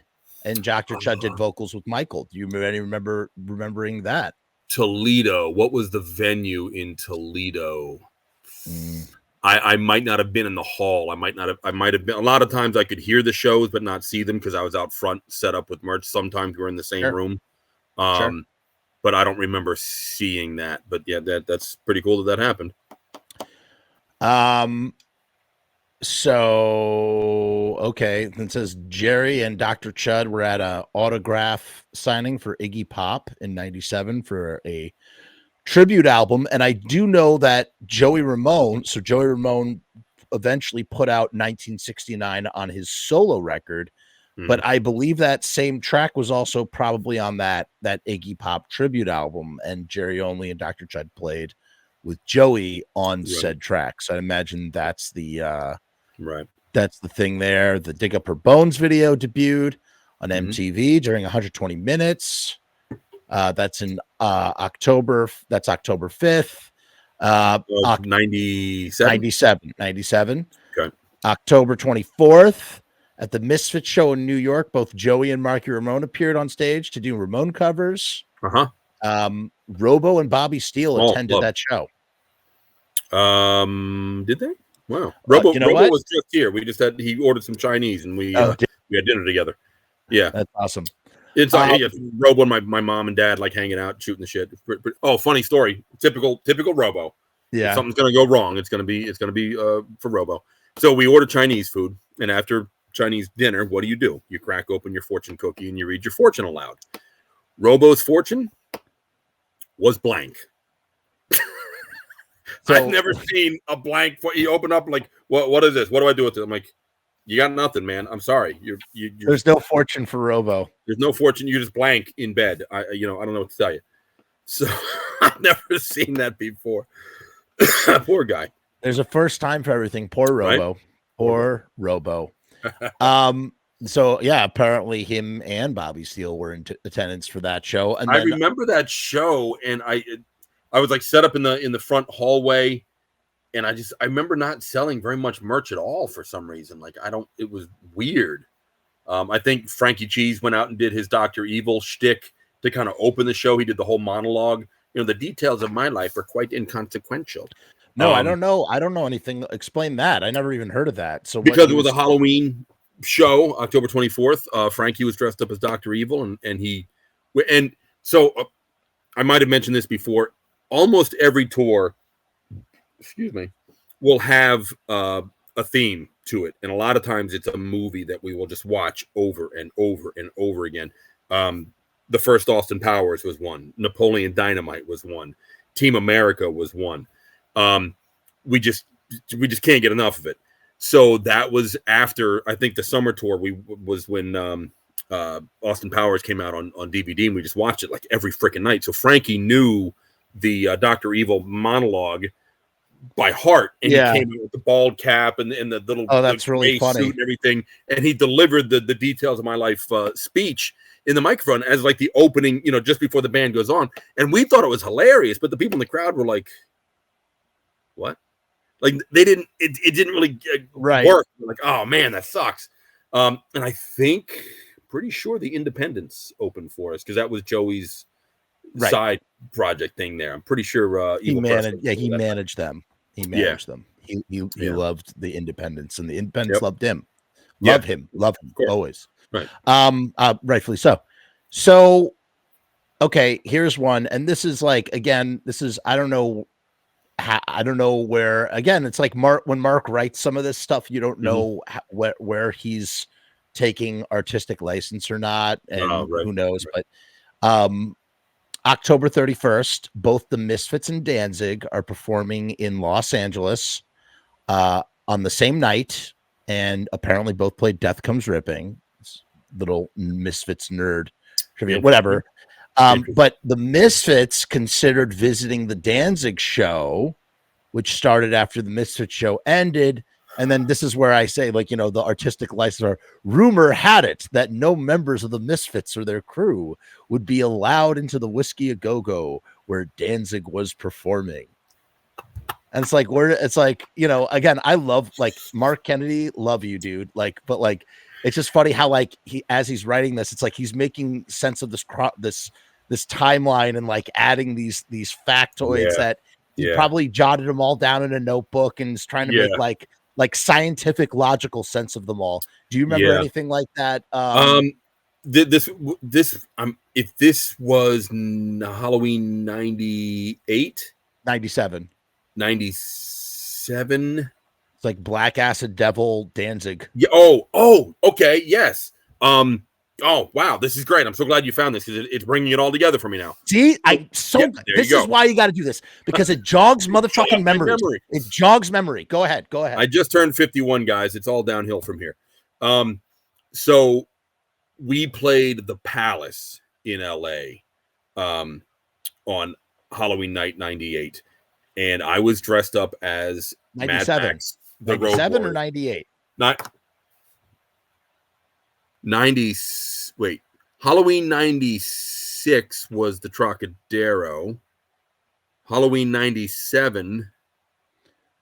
Would it help if you knew the exact venue? Because I could get it for you right now. Yeah. Okay, hold on. I'll get you the exact venue. We are. If it was LA, it would have been the Palace on Halloween.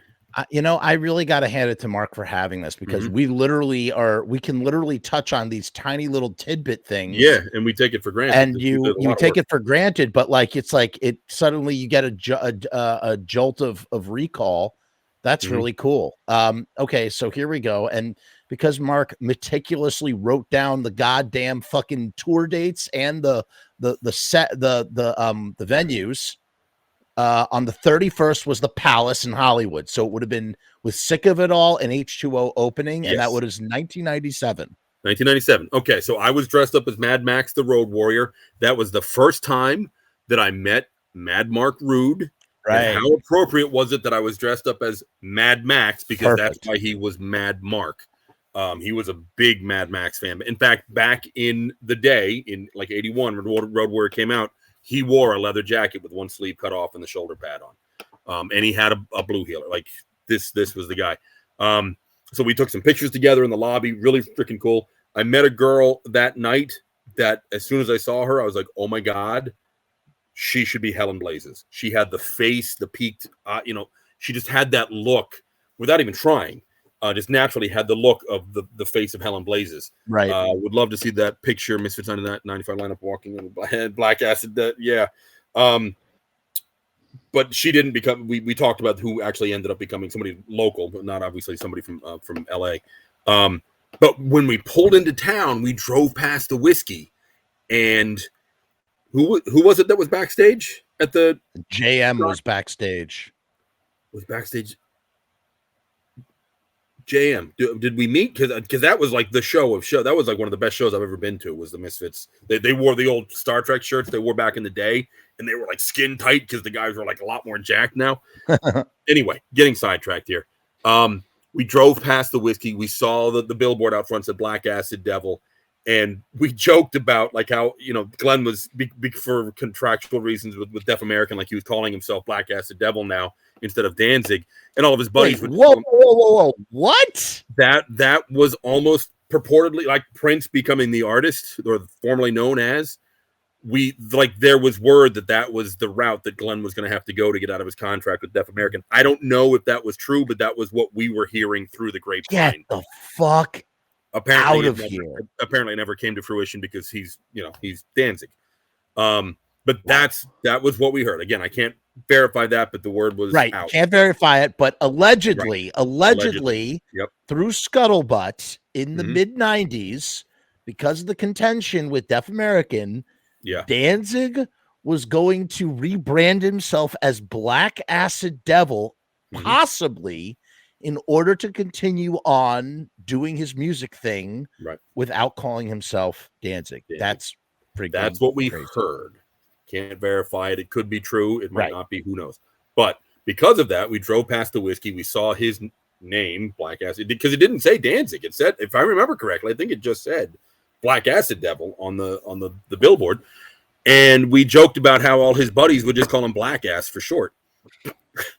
So that word might have gotten out on the streets, which may be why we weren't allowed down to the show. It's like, no, nobody's calling Mr. Danzig Black Ass. That's not cool.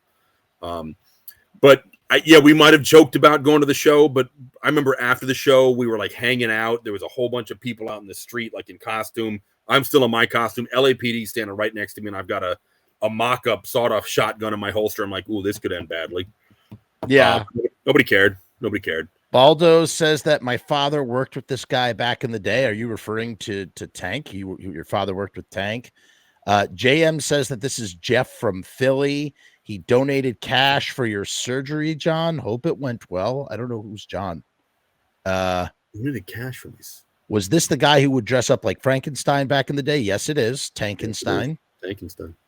What's up, Reiking? How are you? Welcome to the show. Says I learned something new every time I'm on here. So do I. I guess we're good here then. We can go now, right? Let's take a So do I. That's why I something. love doing this, because I just learn stuff and it's just fun to. I mean, I never heard that ever. Again, allegedly. We're not sure. We're not sure. Right. Allegedly. But we jogged the memory, and this is what happened. We opened the floodgates, and that's cool. That's fun. This is why this is rewarding. Yeah. Thank you. Big shout out to Mark Kennedy, who wrote down all this shit so that we could pour over it 3 decades later. I mean, fuck. So Halloween night.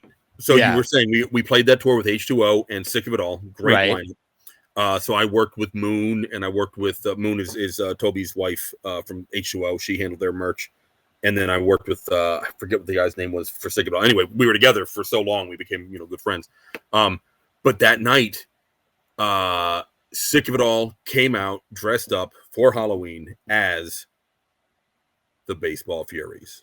Oh, cool. Freaking cool. Oh my God. Because they would always come out to the Imperial March from Star Wars, and just seeing them come out, I was like, that's awesome. That is awesome. So this guy says, this guy hooked me up with all the Doyle and Jerry merchandise when I was a kid. Thank you very, very much. It means a lot. Hell yeah. Didn't you used to carry keychains in your pocket? Yep. And you just hand them out to people, right? Too. If I ran into some random person at the mall or the grocery store wearing a Misfits, whatever, be like, hey, I'd hand them a keychain or a sticker, whatever I had on me, and just thank them for their support. Now, by this time in '97, just a sort of a bird's eye view, macro wide view of everything, the tour machine is well oiled, right? Like you've worked out all the kinks, you've smoothed everything out. There's a workflow. Was it in general, was it hard getting to that point, or was there a lot of trial and error getting to that point? I've said this before, doing the merch, it was a double-edged sword. It was kind of nice that I was Guar was part of Halloween Tour 97. 97. We toured twice with Guar. Anyway, we'll come back to it. We'll circle around. Right. Keep. I'm sorry, I keep showing these things to you, and you yeah. But it's interesting. My bad.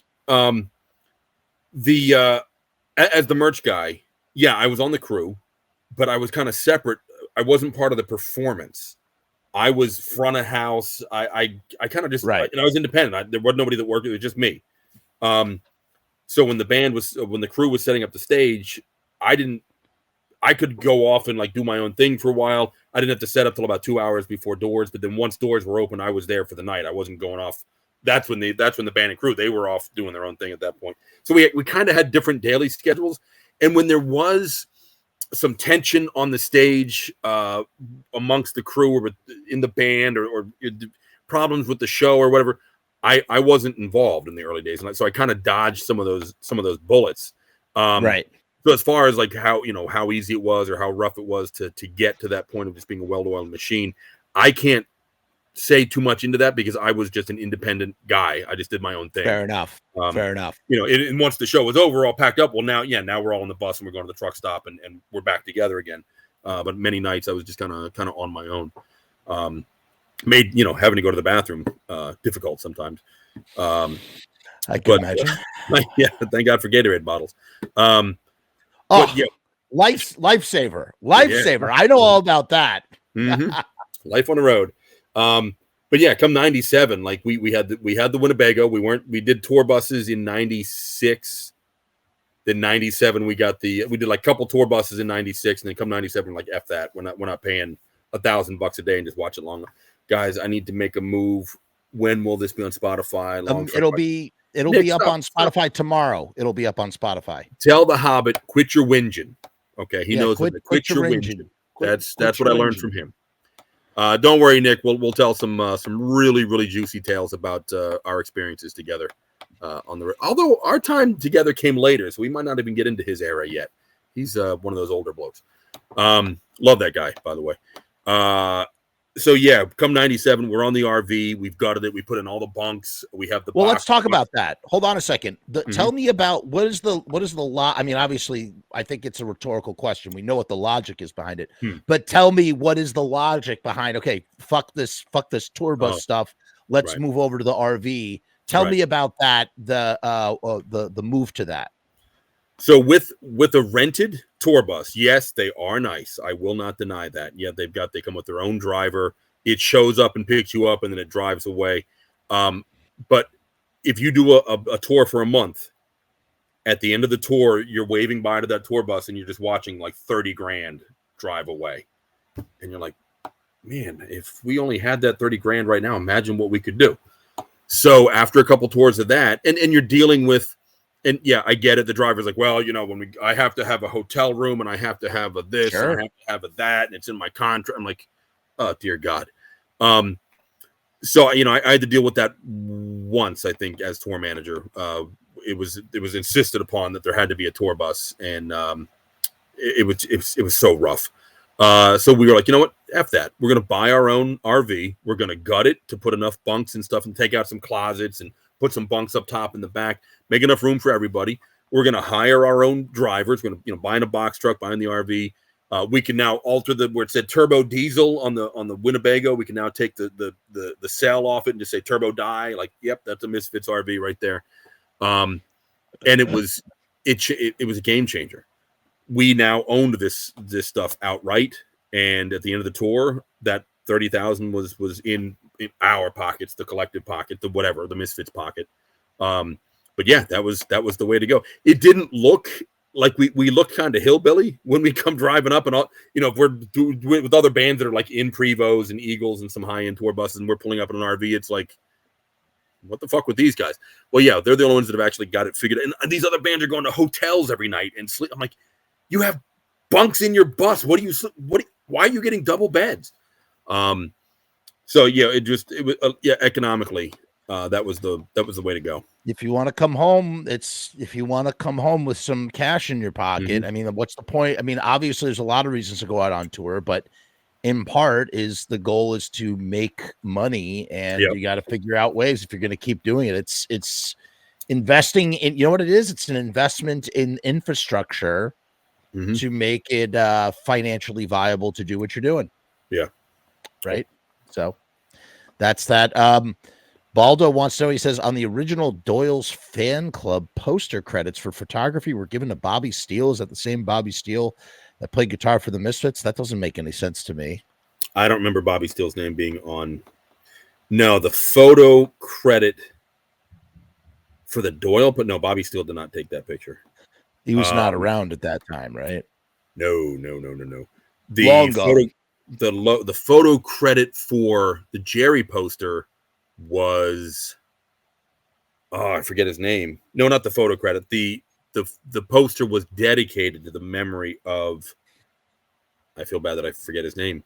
Anyway, it's the guy that lived across the street from Jerry, and he was like in construction or something like that. I think he was hit by a dump truck, a cement truck perhaps, and he obviously didn't survive.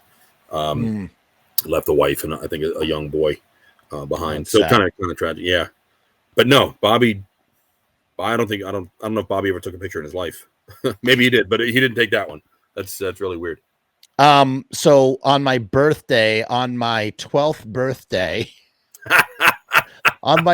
birthday, Jerry Only and Dr. Chud attended the Ramones box set autograph signing session in New York City.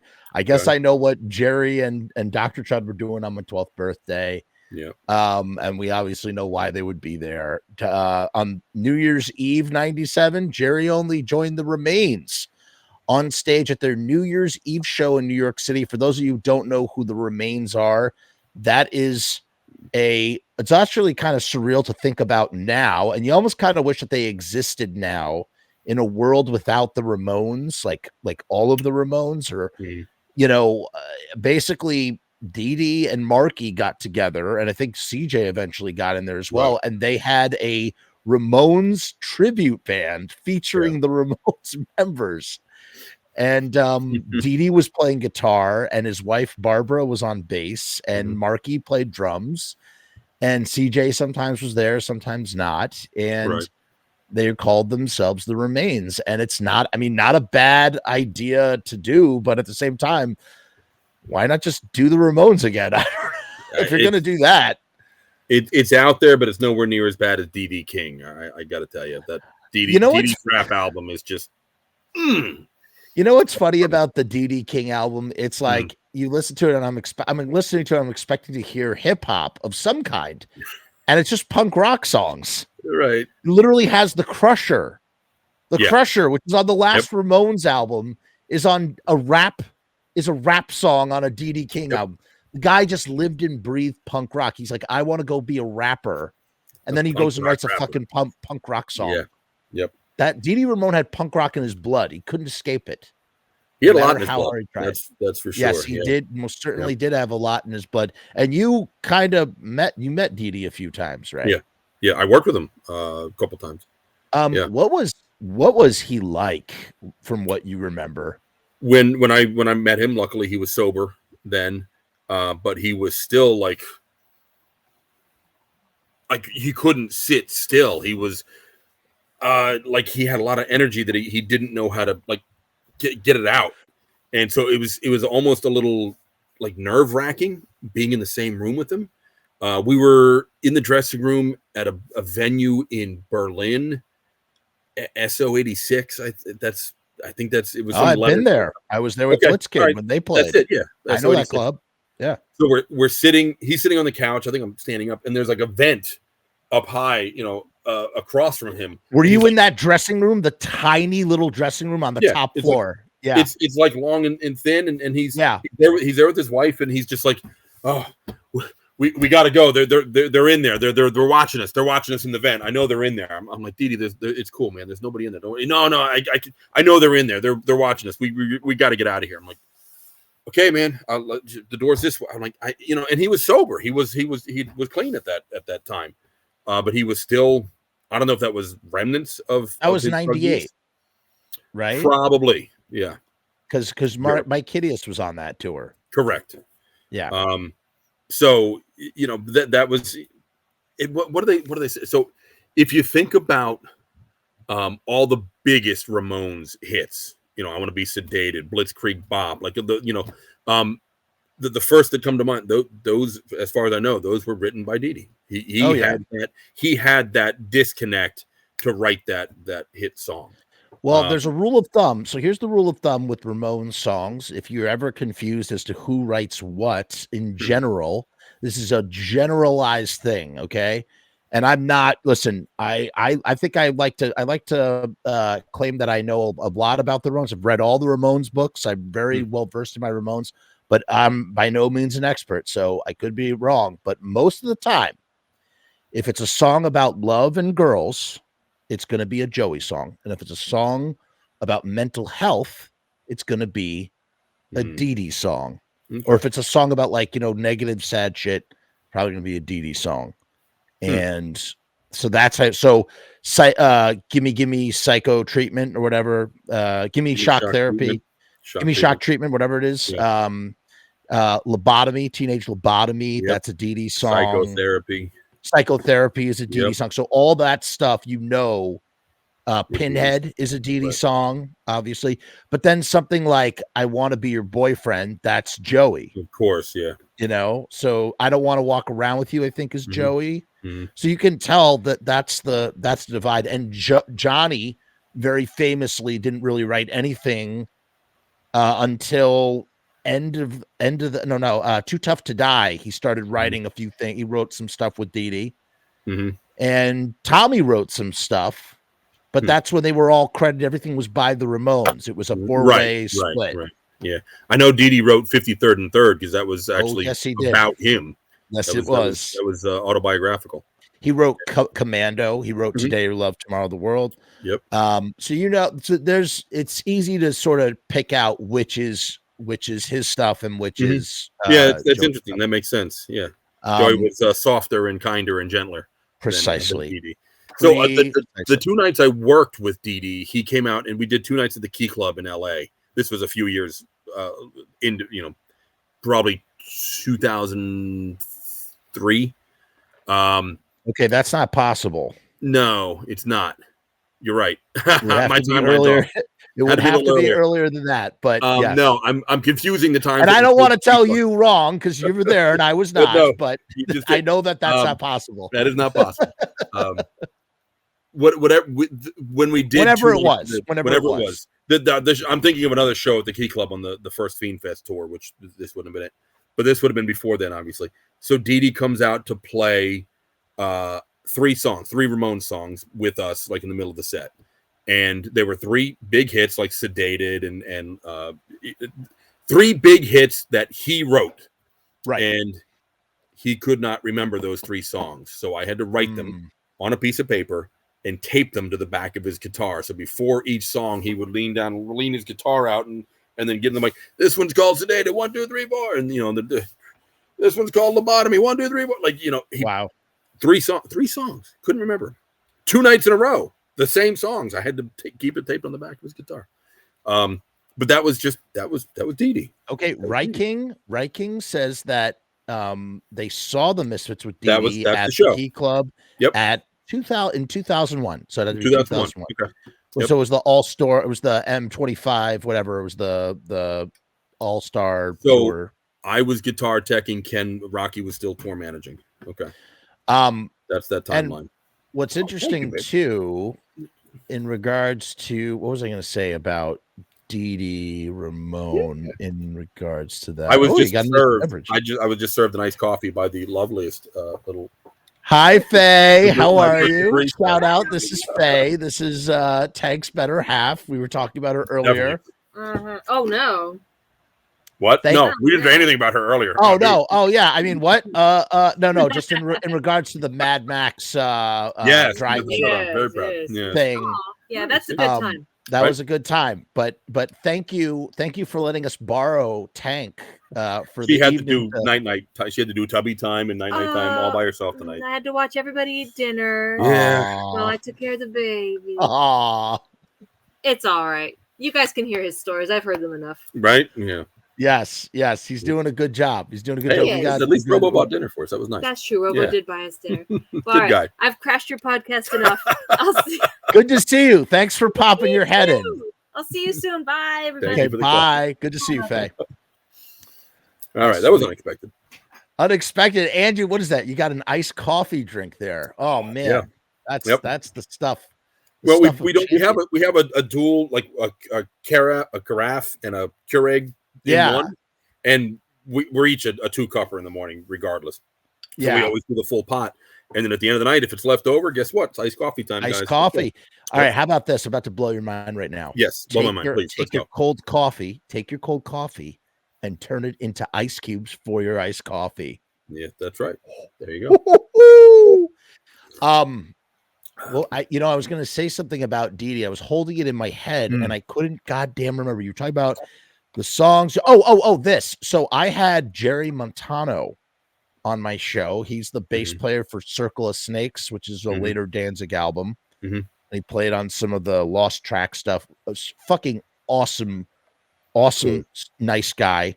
Right. And he was friends with Dee Dee. And he told me they used to drive around just blasting Misfits. He said that Dee Dee was a huge Misfits fan, which blew my mind when he said that. Wow. And the fact that you are in his periphery while he's playing with, Jerry and Doyle and whatnot. And, I'm trying to remember what he said in his show. If it was, because I don't think it was, and maybe Dee Dee just sort of mixed it all together. It was, whatever, whether it was Michael Graves singing or Glenn Danzig singing, you know what I mean? But that Dee Dee was a big Misfits fan, which kind of blew my mind because you don't really think about that like that. No, that's interesting. So I thought that was interesting from his POV, at least from his POV, from Jerry's POV. Ben is asking who wrote Chainsaw. I think that was a real joint effort because that was one of the earliest songs. I think that I don't know who took the impetus. Like for instance, Blitzkrieg Bop is actually Tommy Ramone, allegedly. Tommy Ramone wrote a lot of Blitzkrieg Bop. I mean, yes, so did Dee Dee, but that Tommy had a big hand. It was originally called Animal Bop. So I think on those early records, it's really more of like a combined effort, which is why they called it, everything was by the Ramones. Right. So, I don't know. Dee Dee wanted to call them the Eagles, but there was already an Eagles band. Are you serious? Is that for real? Yeah. So then it was Paul McCartney. Right. That was his alias, whatever, Ramone. Paul Ramone. Yes, for checking into hotels. Yeah. Which is like my favorite factoid ever because it's just another way that the Beatles are the fucking goat. That the Ramones take their names from the fucking Beatles. Awesome. Yeah, of course. Awesome little factoid. So now we're in the year 1998. It's January. Hold on. The Misfits appeared at the 2-day Fangoria's Weekend of Horrors convention to sign autographs and show the promotional videos for Dig Up Her Bones and American Psycho with director John Cafiero. Yep. Were you there? Do you remember anything about that? I remember it very, very, very well. Okay. Okay. So this was in Manhattan. I forget the name of the hotel, but if I drove past, I'd be like, "Yep, that was it." And it was a weekend Fangoria convention, which for Fangoria, I expected it to be like bigger. It was surprisingly kind of small. In fact, I entered the costume contest because I was still rocking that version of the Road Warrior costume coming off of Halloween '97, and there was only 3 of us in the costume contest. Wow! And I took second. Who took first? It was a younger kid whose dad, and this was before cosplay was like cosplay. Right. I didn't even think it was a word yet. So costuming was like totally on the fringe. But apparently, this kid's dad was kind of like a professional level costume maker. So the kid was a colonial marine from Aliens. So that's cool. The ammo and the armor. He had a motion tracker that fucking beeped, and his flamethrower had an ignition flame. And I was like, You can't beat beat that. that. There's no way. I forget who took last, who took third place, but I gladly took second after that kid because that was just really cool. Yeah, it's just not. You can't compete. Yeah, I mean, you really can't compete with Right. something like that. So that was what year was that? That was January 98. That was January 98. And Okay. so hold on real quick. Yeah. The one thing that we should also mention is that it was a sticky, it was very sticky at Fangoria. Very, very sticky. The floors were sticky. You couldn't walk on the floors because it would stick. And you know what else sticks really well? Oh, here we go. Stickers. Stickers. I always have to segue something sticky into you know what else sticks. Yeah. Stickers. I don't remember the floors being sticky, man. I know. I just was making that up. There. I wasn't even there. I was 13 years old. Okay. Right. I wasn't even there. RIOTstickers.com is the sponsor of the Frumess channel, and we are doing a special promotion with RIOTstickers.com. 1,000 stickers for $79. 3-inch by 3-inch stickers, vinyl stickers with UV coating on them. So they got a lot of protection from the sun. They're vinyl, so they're waterproof. That's 7 cents a sticker. 1,000 stickers for $79, and you're only able to get it at the URL down in the description, riotstickers.com/Frumess, FRUMESS. You cannot find that promotion anywhere else. You are not going to find a better deal on the internet. You're just not. At least you're not going to find one where the stickers actually stick.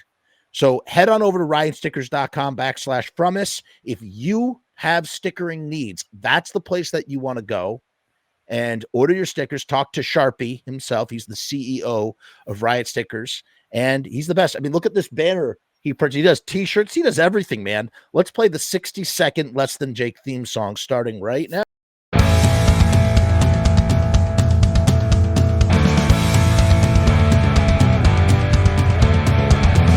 We make stickers, banners, and buttons too. Posters and promo cards. There's nothing we can't print for you. From stage backdrops to bass drum heads. We can print on shirts. We can print on hats. We can print on pants. Cheap prices and high quality. Quick turnaround times and free shipping. We also offer free artwork support. Great customer service and so much more. RIOTstickers.com. Riot Stickers, we are the bomb. RIOTstickers.com. Riot Stickers, we are the bomb. RIOTstickers.com. Riot Stickers, we are the bomb. RIOTstickers.com. Riot Stickers, we are the bomb. Okay, and we're Could back. you right? even tell that I left to go to the bathroom? No. I got back like just in time. But I do that all the time. That's where I get my seltzer. I do a seltzer break. I do lots of breaks that way. I just jump up, do something real quick, come right back. It's perfect. It's perfect. Or when you're 51, your bladder is like yay big, man. So or when in doubt, just keep a Gatorade bottle lying around. You got the Howard Hughes bathrobe already, the weird mustache. I'm a recluse. It's perfect. It all okay, Boo Radley. Yeah. So what the hell? We were talking Fangoria. about Fangoria, right? Memorable for a couple of reasons. We met a couple of famous people there.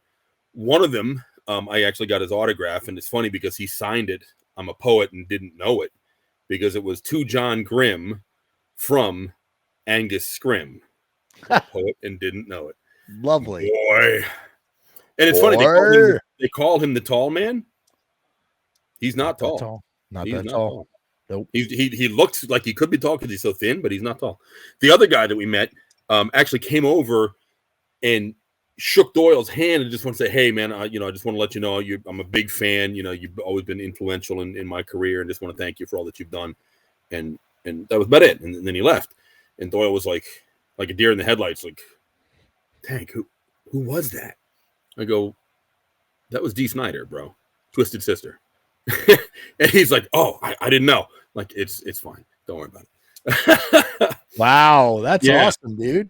Yeah, but a funny story. You all just met my wife, Faye. She's actually my second wife. My first wife. So at this Fangoria weekend thing, my first wife, Sasha, was there and got a picture with her and the 4 band members. And in the background is some random Misfits crew guy, like sitting down counting money because he's selling the merch. And like a year later, those 2 people would meet and would eventually get married and have 2 children. And the rest is history. The rest is history. So random. And it's funny because the same thing happened with Faye and I. We were in the city in Manhattan together, well, not together, at the same time on Alien Day 426, watching Aliens, and then Sigourney Weaver did a Q&A afterwards. She was a couple rows ahead of me. And, wow. So it was not a few months went by before we even met. It's just it's weird. You know what it is? It's just synergy, man. Synergy that brings people together in some strange way, and that's what happens, So then, okay, so now now we jump ahead again. Chiller Theater, which happens every fall and every spring. Yeah, this Chiller Theater also had Bobby Steele was there, Steve Zing was there. Correct. Yeah, we're in the room upstairs. Eddie Enzyme was there. Yeah. Oh my God, I didn't see him. And Mike Morantz was there as well. And apparently CNN later broadcasted parts of this event featuring Jerry only on the TV, according to Mark Kennedy. Yep. And I'm not, listen, obviously that probably really happened. I just love how Mark is literally I just imagine he has because he told me how he would just keep loosely, he had binders, right? He was just constantly jotting these random factoids down that nobody gave a shit about except for him. He thought it was important. So he jot this shit down and later transcribed it and put it up on his website, trying to make sense of it all. I just love that. Here we are. And here we are, but it's just so funny to me. I'm getting verklempt again. No, it's just my throat. You need some water? I got a LaCroix. Which flavor? The pamplemousse? Like no, I have the pamplemousse right here. Yeah. Oh, okay. This is limoncello. Sure. This is limoncello. Ah, good call. Which is good. Good That's a good one. Yeah. That's a good We're one. Big pamplemousse fans over here. I'll drink any seltzer, really. I'm kind of like a seltzer whore, but I won't drink plain seltzer. Plain seltzer is just boring. I need something. As much as I love seltzer, I, believe it or not, it's an acquired taste. I know. I'm a tonic man. It is an acquired taste. There's a lot of sugar in tonic. I get the diet tonic. Oh, right. You have diet tonic, sure. Yep. But it's something that does not taste sweet despite having tons of sugar in it. It's really weird. Yeah. But you mix that with some vodka and some Tito's and a little lime. Sure. Oh, dude. You're a happy man. Yeah. You're a happy man. Yeah. When it comes to the seltzer, two seltzers that are very common to me that I don't like: cranberry seltzer, cranberry lime, raspberry seltzer. I have those in the fridge. Yeah, it's not my thing. I'm just not into them. They're very common, like you said. Yeah. Yeah, it's like a common thing. I don't know. I like weird exotic shit like pamplemousse and pamplemousse. Yep. Like we get a lot of black cherry. Black cherry around here. Love black cherry. I'm sure all the Misfits fans at home go, "Oh, this is great information, guys. Thanks for sharing." Yeah, we had to have a little seltzer flavor. We had to have a little seltzer break. Okay, I'm glad I signed up for this. Did anything memorable happen at this Chiller Theater? Do you remember? Okay, so we were in a room upstairs. We did have, it was pretty sure it was still alive. The styrofoam graveyard, which I still have my tombstone from, the Grimm tombstone that has only one M because Grimm Rocky thought Grimm with two M's would be Grimmum. What? So yeah, I remember sitting next to Doyle. Okay, so was this the time? When was Steve Zing there? Steve Zing was there in 98, apparently. But I'm sure Steve Zing, who lived locally in New Jersey, probably went to Chiller Theater a lot. Because there was the time that Steve and I had the conversation about whether I should sell my collection or not, took place at Chiller Theater. So maybe it was at that Chiller Theater. No, because it would have been after. It was after James was born, and this was 98. James wasn't born until 2003. So then, quite clearly, you went back. You all were there at Chiller Theater at a later time. So there you go. It was a later time. Wow. So this would have been the one. When did Collection 2 come out? 95. 90 that early? Okay. And that's when, and we've talked about this at nauseum. We might have even talked about it with you. I don't remember, but we always are talking about how, like, for a lot of people who are either not in the know or not crafty enough, that you didn't hear Last Caress until 1995, because that was the first time you could ever hear it, really, unless you had a Beware, unless you had a tape. If you had a Static Age tape, Beware. Yeah. right? But if you had Beware, or if you knew somebody that was either in the band or in the outer circle of the band, then maybe you got one of the copies of the Static Age material. But apart from that, and apart from, you know, say a bootleg or something, there is no way to hear that version of Last Caress until 1995. It's kind of trippy to think about when you think about it like that. So, So 95 might have been the time that I'm thinking of when we had the styrofoam. We had a room with the styrofoam. Yes, cemetery. You told me about that. Yes, that was in the first episode. I remember Bobby like faux choking Doyle, like you fucking guy, you. And I remember, so that would have been when I was painting the Crimson Ghost model, or was that was too early? I think that was at the same one. And the only reason why I'm saying that is because I think I remember we talked about this in that it's on this YouTube channel. I think we spoke about that.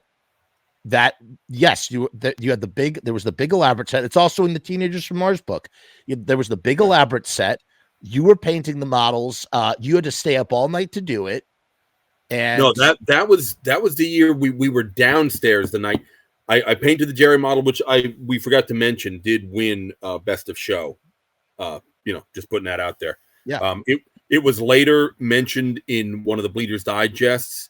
There was an article about the Jerry model, and there was supposedly a quote from Doyle that said, "Yeah, hand painted by the Grink," who was a guy that painted some other version where all the spikes fell off, and it was an absolute fucking fiasco. The Grink. And I go to Doyle, I'm like, "Why did you say that? It's I'm the guy that painted the one that's on the cover of the box and won the freaking blue ribbon, and why would you say it was hand painted by the Grink?" And Doyle was like, "I never said that." I'm like, okay, well, apparently Doug Evil thought you did, but So anyway, if anybody ever read that the Jerry model was hand painted by the Grink, it's incorrect. It was not the Grink. It was not the Grinch.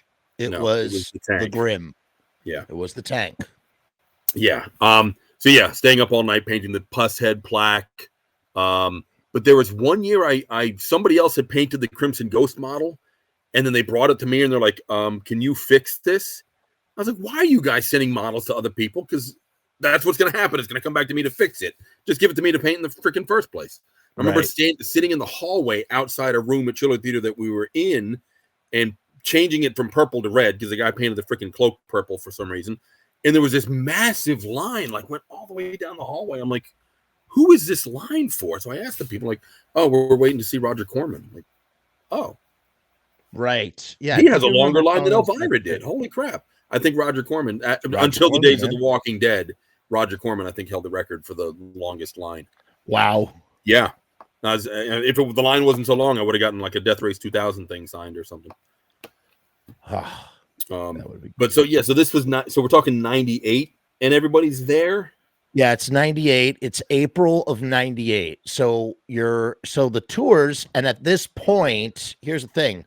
At this point, these tours are either coming up the pike or already, like, they're probably known about, I would imagine, because it's not like you just find out about a tour a week prior and then you go on the tour. So it's like they have them coming up the pike, and, doing an appearance and whatnot. And then 4 days later, Jerry, here's what's interesting. Okay, so here's now we're at the time when Graves exits the first time. And here's some interesting observations by Mark. And let's see if you could make any sense. Well, you already kind of explained from your POV, but it says here on April 28th, 1998, Jerry, Dr. Chud, and Marky Ramone. Oh, no, sorry. So sorry. That's a different thing. They did an online chat. Online chats in the 90s were starting to become the rage, right? Like it was starting to just starting out. go online, do a it's kind of like AMA before an AMA, like a Reddit Ask Me Anything, where you go online and you can connect with fans in this brand new way using this thing called the internet. On May 4th, 1998, ESPN filmed Jerry, Doyle, and Dr. Chud live in ESPN studios in New York for their X Games broadcast, but there's no mention of Michael Graves there. And then on the 13th, so 9 days later, Michael Graves tells Jerry and the band that he would be unable to do the band's upcoming tour of South America. And then Mark very nicely writes, Mike Hideous of the Empire Hideous was invited to temporarily take his place. Jerry Only, Dr. Chud, and Daniel Ray rehearsed with Mike for the first time at Pro Edge. Where now Daniel Ray had produced the Misfits for American Psycho. So where is Dan? So Daniel Ray is like a friend to the band, like sort of, on the periphery around, right? Yeah. In various capacities. I didn't know him well, but he would kind of like pop up from time to time here and there. I'm like, oh, okay. Would you say so? He was really more around the studio side of things. Yeah. Oh yeah, definitely. I mean, he's obviously he's instrumental in probably shaping a lot of that material and those songs and producing and whatnot and recording of American Psycho. But it's interesting that it says that Daniel Ray rehearsed with Mike and not Doyle. Not Doyle. And maybe I can shed a little bit of light on that. Again, I was there, but I was just picking up vibes more than like being handed cold hard facts. But having lived it, I would say Doyle was not a fan of Mike Hideous being in the band. And that was probably Doyle. Doyle probably had, a reason, an excuse for not being there, but I'm sure that's what drove it. So I think on our last podcast, I might have inadvertently said Daniel Ray working in the studio production had some things to do with Scarecrow Man and Helena and stuff. No, Daniel Ray was American Psycho. I believe it was Ed Stasium was Famous Monsters. I thought Daniel Ray was involved with Famous Monsters as well. Was he? Well, I'm pretty sure Ed was the one who came up with starting Helena, like it sounding like the guitar was like on a radio in the room, and just some adding keyboard to Descending Angel. Pretty sure those were, if I'm not, from what I'm being told this secondhand, I wasn't actually there to witness it. That's what I was told, that Ed had those were his little inputs into the production. Well, let me see if Daniel Ray, Famous Monsters. I'm pretty sure he was involved. I'm sure maybe they probably were both involved. I just could be pretty sure that, let's see here. Oh, he worked on D.D. King. Daniel Ray worked on D.D. King too. How about that? Wow, he did a lot of stuff. Did he get a Grammy for that or something? Yeah. Yeah. Okay, so he definitely worked on Famous Monsters. He's listed as the first producer on Famous Monsters, along with Ed Stasium. So both Daniel Ray and Ed Stasium worked on Famous Monsters. If my memory serves me correctly, and again, I want to clarify that this is what I seem to remember being told. Maybe Dylan told me or something like that, the old sound guy, that it was Ed's idea to do that sort of distant guitar sound for the beginning of Helena, and definitely adding the keyboard to Descending Angel, which you don't really notice until you actually listen for it and go, oh, yeah, there's keyboard in there. So he also has songwriting credits too, and here are some of them. He co-wrote with the Misfits. He co-wrote Dust to Dust. He co-wrote Living Hell. He co-wrote Descending Angel, and he co-wrote Hunting Humans. The keyboard part for that. Which one? And he co-wrote Hunting Humans. Okay. And then, furthermore, hold on. Wait a minute here. And furthermore, let's just hold on. Since we're here, let's just check on American Psycho if he had any hand in the writing credits there as well, because I'm pretty sure he did, but I'm not positive. Except where noted. No, I'm not seeing anything from Daniel Ray on that. Okay, Daniel Ray was only involved in co-writing some songs on Famous Monsters. But to get back to the rehearsing with Mike Hideous thing, and having Mike on the show, right, and tell his whole side of the story, and then speaking with other members of bands connected to both parties and hearing their POV, that there was something along the lines of, at one point, both Chud and Doyle were not there for any rehearsing, and instead it was Jason Trioxin and, oh God, was it might have been JV Bastard, Joe Vasta. It might have been Joe Vasta and Jason Trioxin, or it might have been, no, it was Jason Trioxin and his friend from a previous band that he was in that were rehearsing with Jerry only. So Doyle and Chud, and the reason why was because Doyle and Chud were not, and again, this is, I just want to clarify, this is not my information. This is secondhand information from another source, and I take it with a grain of salt. In that that neither that Doyle and Chud were not stoked about not having Michael Graves in the band. And so this was kind of like, if anything, also perhaps maybe some of it was in protest to Jerry and not just about Mike Hideous, that it was maybe a triangulation of possibilities there in that, hey, Jerry, F you, I'm not going to rehearse this guy because we'd rather have Michael in the band and whatnot. Who knows? Who knows? Is there a box at the bottom, just all of the above? We can just probably some semblance of factors. And again, neither one of us have definitive answers here. We're just throwing tidbits out onto the grill to barbecue, but we don't know anything. We don't actually know. I was not, I mean, I was in the crew. I was by no means in the inner circles, the machinations of the band. But I do, there was definitely like dissension on not so much the South American tour. I remember the camaraderie being a bit higher, maybe because it was just the first time we'd ever gone to South America. But on the European tour, it felt like there was a line kind of separating us there. It was like Jerry and Mike Hideous on one side and Chud and Doyle on the other side. I remember sitting in on an interview Jerry was doing. I don't know if it was on audio or video recording or just somebody taking notes, but I remember him saying, if Michael walked in the door right now, I would punch him in the face. And that was like a direct quote. Like, I'm going, man, what the fuck's going on here? Like, and I knew better than to be like, hey guys, you care to fill me in? No. Right.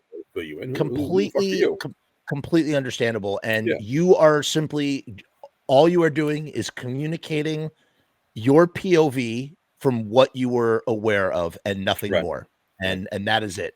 The thing I remember most about that tour, believe it or not, was Arturo and sometimes it was Arturo and Corey Fair from Souls Ablaze. Sometimes it was Arturo and Bobby Benetti, going back to Bobby, getting maced in Denver, on a team against, it was always Rocky and myself playing canasta. We would play like talk about a theme on a tour every night on this tour. We were in the lower lounge, and that's what we played. We played canasta. And man, it got freaking tense. It got cutthroat. There was a time we were playing in the cafeteria at like a black metal festival or something like that in Europe somewhere.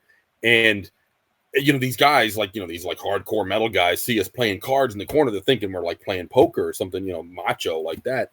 They're like, oh, hey, this is great. What are you guys playing? Oh, canasta. Like, isn't that an old ladies game? We're like, bro, not the way we play. And sure enough, later, like one of us got the if you know how to play canasta, if you get the stack of cards, it's like it's on now. And I think I grabbed the stack at one point, and I flailed about. I was so excited. I hit a tray, I think on the trash can behind me that had a whole bunch of plates on it, and those plates went like flying and smashing against the wall, smashing all over the floor. And those guys who like thought were like playing some old ladies game were now like, holy shit! Like the Misfits are not fucking around over there. So yeah, that was the theme of that tour. There was what we played. We had a day off in Lyon, France, the day the World Cup was in Lyon, France, and talk about a ghost town.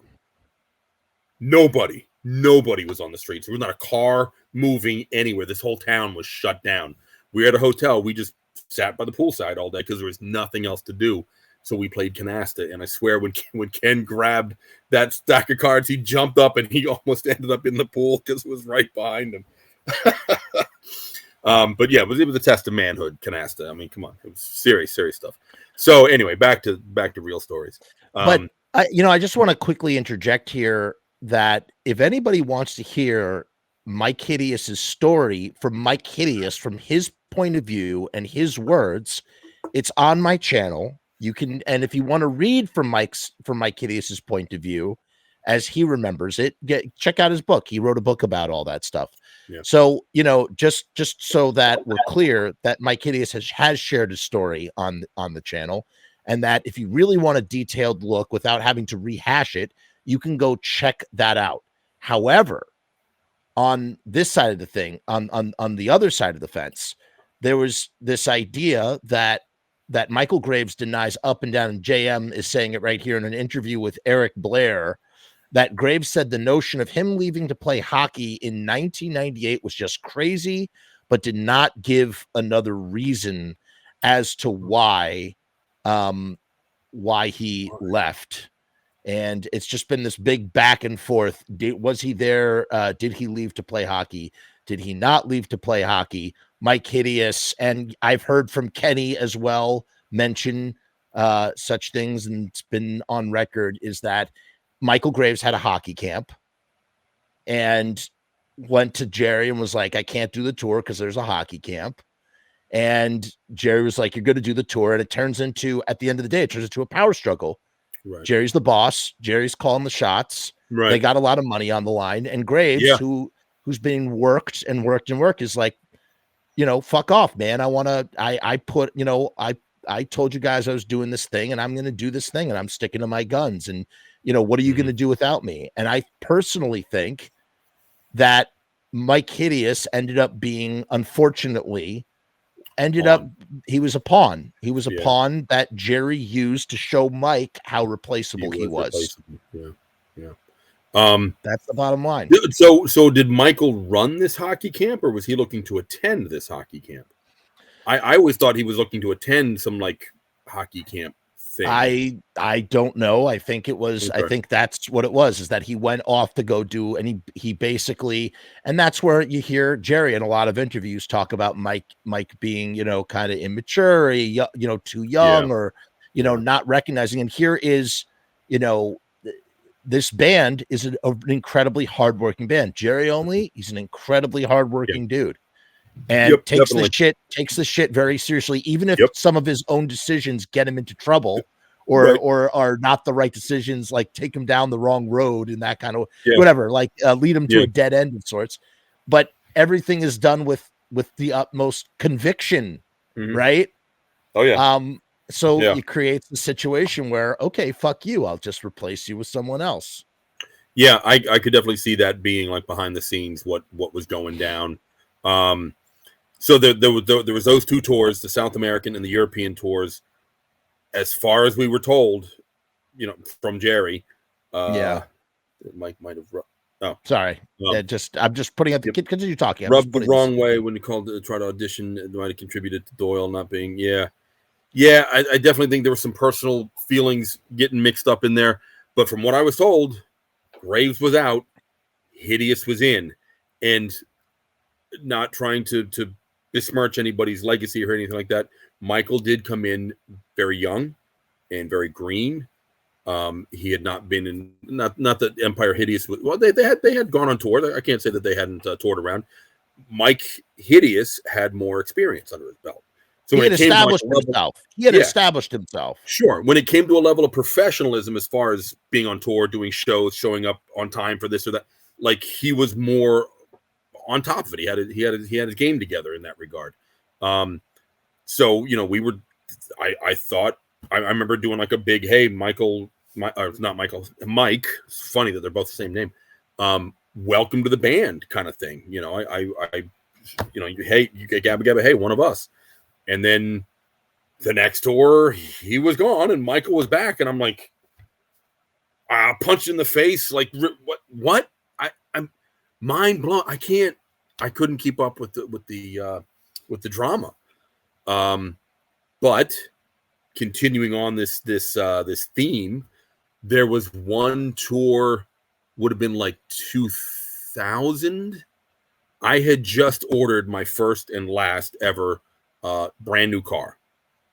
And so I knew it was being delivered by a certain date. And I was like, all right, well, we got this tour coming up. I'll come back with, X amount of dollars, and I'll be able to make my down payments and, finance the rest. First night, like right after we leave, we haven't even gotten to the first gig yet. We're stopped at a truck stop somewhere for the drivers to take a nap or something. And Michael is like on the phone. Somebody brings it to my attention that Michael's on the phone trying to arrange a ride to go back home. And I'm like, he's doing what? Like, no, dude, you don't understand. Like, other people's livelihoods are wrapped up in this shit. You can't just be like, no, I'm not doing this. And I'm going back in the truck stop. He sees me coming. He's like, oh, this is fucking ridiculous. And he's kind of running away from me. And I'm like, dude, you don't understand. Like, people's lives are kind of at stake here. Wait a minute. Hold on. I'm trying to process this. Wait. Yeah. I'm trying to process this. This was before the final break with those guys. Yeah.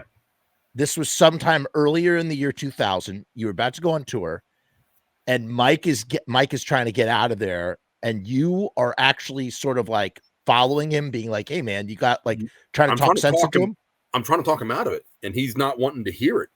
And I think he actually did go back home, but then still came back out in time for the first show or something like that. But I remember being in like fucking panic mode. Like, I'm gonna have to call the dealership and tell them to cancel the order. I can't pay for the car now. I'm not gonna have the money. Fuck. Yeah. And I'm like, you that. And again, I'm not looking to like speak ill of anybody here, but only with experience, life experience, both up and down, are you going to understand that like my decisions affect everybody else who's here with me. It's not just me. And it's also committing to something. If you you committed to doing a tour where everybody has made financial decisions in order to do said tour, but even as committed. It's like you have to stay the course. And here's what's interesting. This is something that Mike talked about on his episode, and I don't mind bringing it up here because Mike Hideous spoke about it very like outwardly and publicly. And it's interesting. It was an interesting observation and something that I most certainly never considered about singing and what was required of singing. And while Michael Graves might have been greener in that regard than say Mike Hideous, you're right, dude. Mike Hideous had an established band. He had the Empire Hideous. He was out there. He was doing all that shit. He was clearly influenced by the Misfits and other bands of the ilk.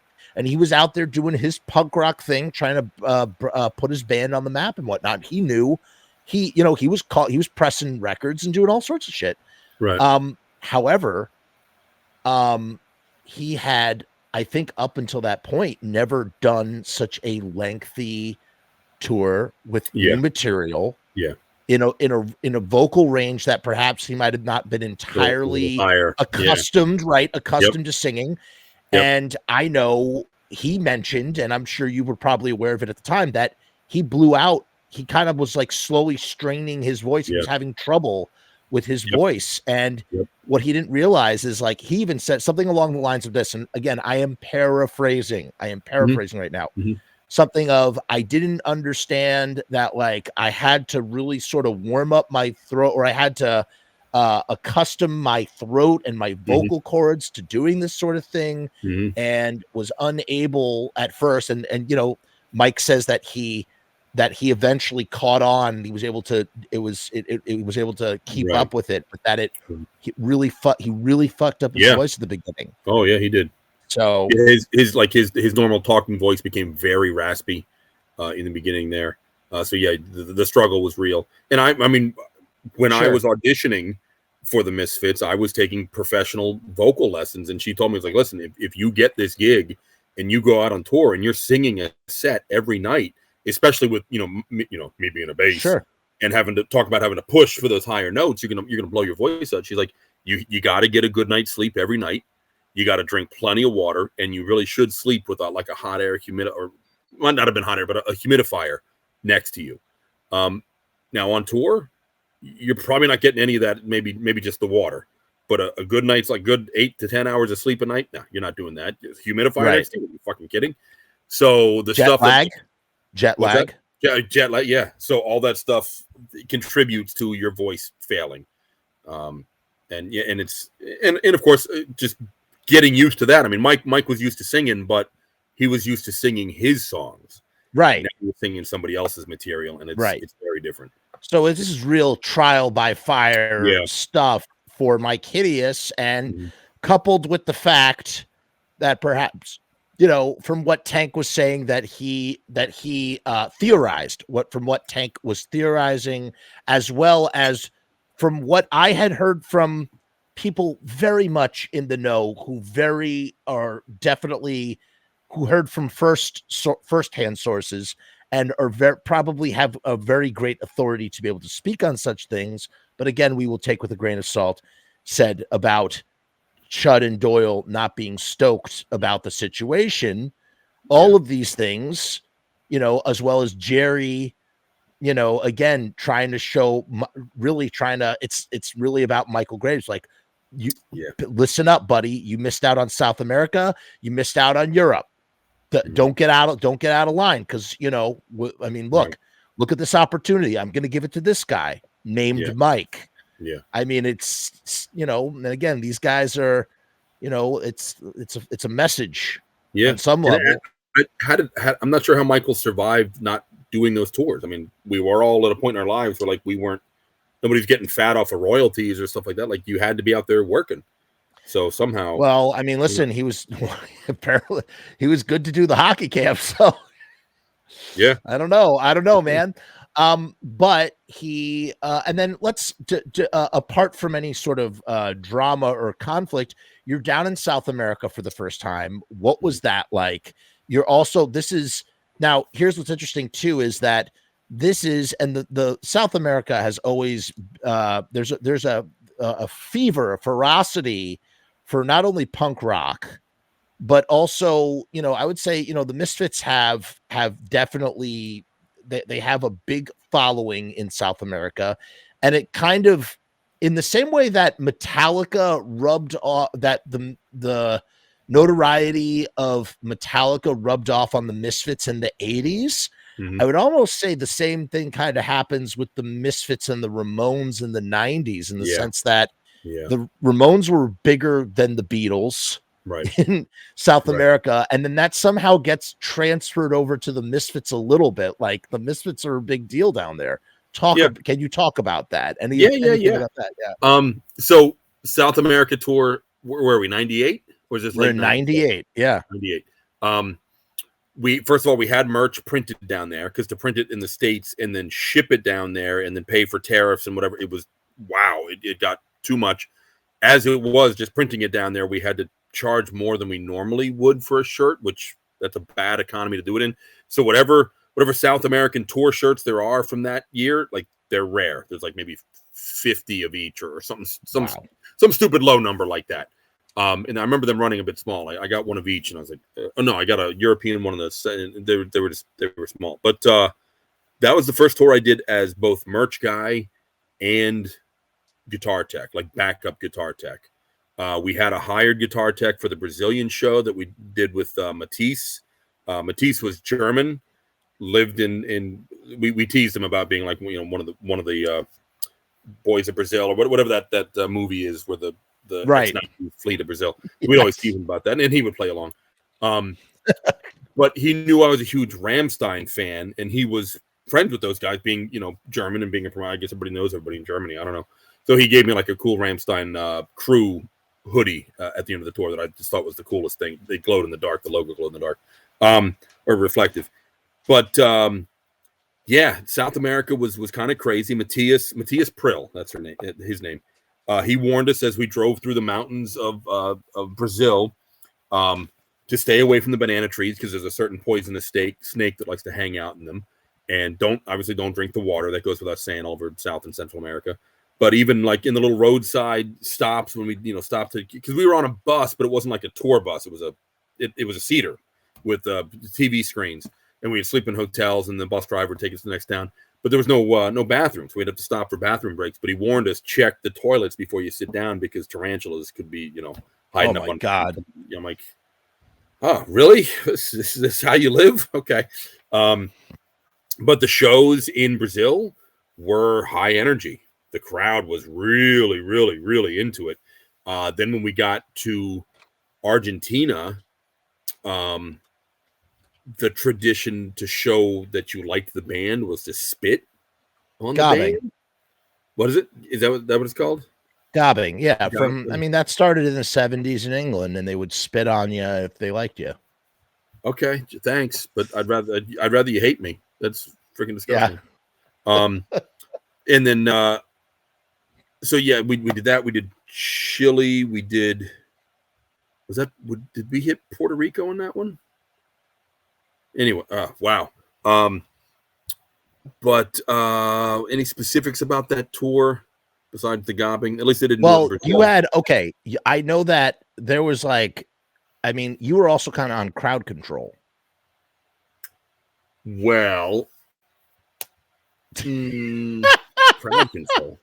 Yeah, weren't you from time to time, didn't you have to be on crowd control? Just the crowds would get a little crazy, no? When I was guitar tech, so in Brazil, I didn't really have the guitar tech because we had a hired guy, but Argentina, I know Chile, I had the guitar tech.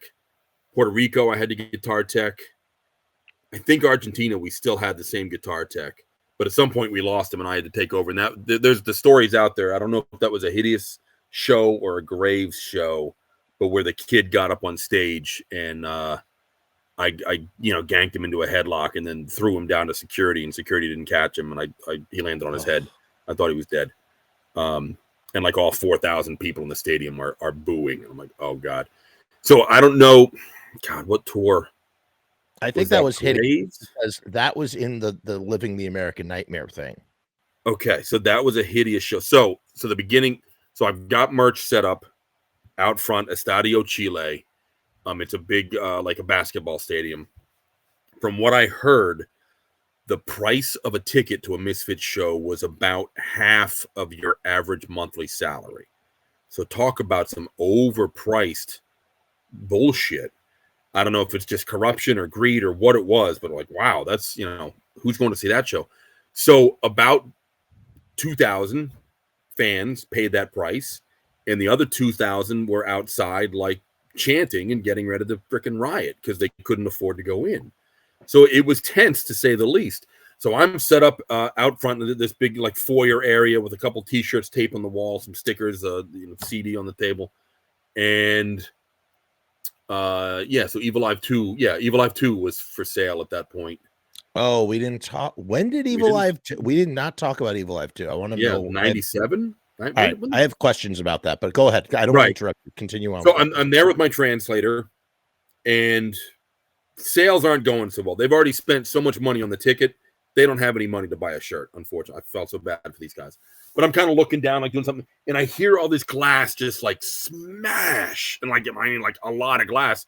And I look back at all the doors, all the glass doors, and the 2,000 kids that were outside have now rioted, broken down the barricades that were out there, and smashed through the glass doors and windows to come into the building.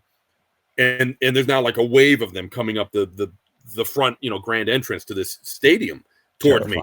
And I just, oh my God, I just quickly rip all the shirts off the wall, rip everything off the table, throw it into the boxes, and my translator and I, we just haul ass out of there. We run into the backstage. The band's already back there. I'm like, guys, you're not going to believe this. They're busting down the walls. They're breaking in here. So half of the people outside, like they didn't pay to get in. Not that we're worried about that, but it's a little crazy. Just like be on the lookout. So we get up to do the show. The show seems to be going okay. I don't remember there being a whole lot of spitting this time because that will be an issue later, a big issue later.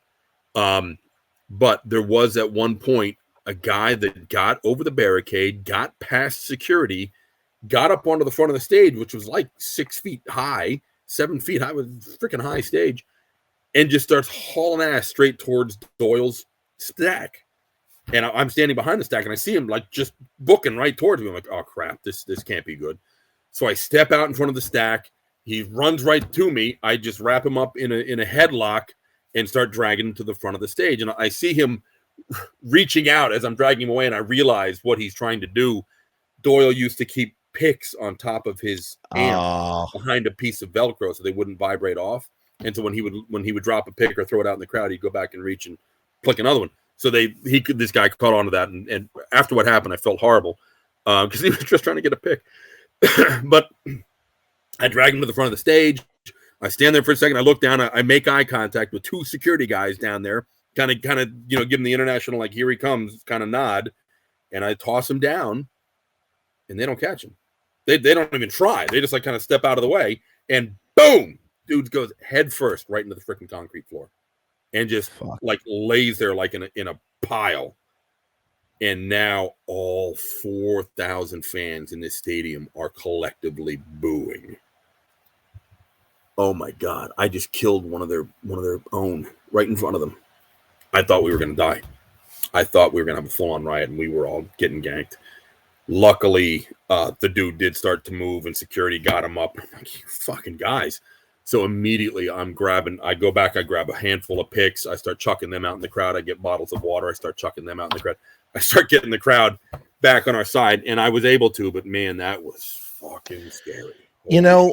First of all, thank you for clarifying that because I heard that story from that Living the American Nightmare thing. So I didn't remember the exact particulars, but I did see video footage of something of it, or there was something that was some B-roll that was playing. I don't know if it was the exact incident, but for some reason I thought you were security, but now like when hearing you telling it from that point of view, I mean, someone's running towards not only the stage, but like the equipment that's making the show go for 4,000 people. Right. Like there's nothing in your account where I mean, you're not liable for that, man. You just literally were just doing your job. Even throwing the guy off the thing. It's not like you did it knowing that he was going to hit. No, it wasn't done maliciously. It was done. I got to get this guy off. I have taken the moment to initiate. Hey, I'm throwing. You're going to catch, right? You let go of someone confident that they was lost in translation. Yeah, I don't know. Literally lost in translation. Yep. And most of all, again, this was like there was a whole thing about this with the dude from Lamb of God where somebody did die. Kid died stage diving at a Lamb of God, and it's something to do with the band. You know what it was? Actually, I think what happened was there was not security, or the security was not doing their job, meaning that the band had to interact in some way that led to this manslaughter style situation. But the point is that there was a lot of emphasis being placed on the band and no emphasis being placed on the fact that the band is doing a job. They are on the stage and they are singing and performing the show. There needs to the person who is supposed to be interfering with people trying to interrupt the show is not doing their job. Right. It's like film sets, right? Everything is super compartmentalized for a reason. Like a PA doesn't pick up a live wire. That's the grip's job, or the electric best boy's job. You don't do somebody else's department's work. Everybody has their assigned role, their job, for a very specific reason. Yeah. And so, I don't know. That's how I kind of see that situation when I hear you tell it from, rehearing it again in that specific way. Mm-hmm. And, you know, thank goodness everything turned out okay for all parties involved. Yeah. Well, it was, I don't know if it was the next night, but I think the next show was Puerto Rico. And that was where we played an outdoor venue. And there was a lake behind so I'm in the back of the stage with a lake behind me and like a little, like 2-foot high chicken wire fence. And I asked the promoter or somebody there, I'm like, so what's with the fence? I'm like, oh, that's to keep the alligators from coming up out of the lake. That's what? That's going to stop an alligator? So the whole night I'm like stringing guitars, like, you know, checking my back, you know, got to check my 6 here. Something's going to come up and bite my ass. But and apparently the opening act was hardcore wrestling. Like that's probably the best opening act we've ever had. Perfect. But some guy got on that stage during the show, got up and kind of danced around, did his thing. He wasn't causing a problem, but yeah, this is great. It's punk, I get it, but okay, your time's up. Let's go. There's kind of like a limit to you doing your dance and your jig up there. So instead of putting him in a headlock, because there was no immediate threat, so I didn't have to address it like that. And after what had just happened, I certainly didn't want to like overreact. So I casually walk over to the guy, gently put my arm around him, and just like, shall we? And he was agreeable. Like, yeah, okay, cool, let's go. Time for you to jump off. And so I give him like the gentlest bit of a shove because he didn't have far to go to it was a low stage and just over the barricade. Dude trips over the fucking monitors going out and crash lands down in front of the stage. Oh. And I'm like, I can't fucking win with these people. Oh my God.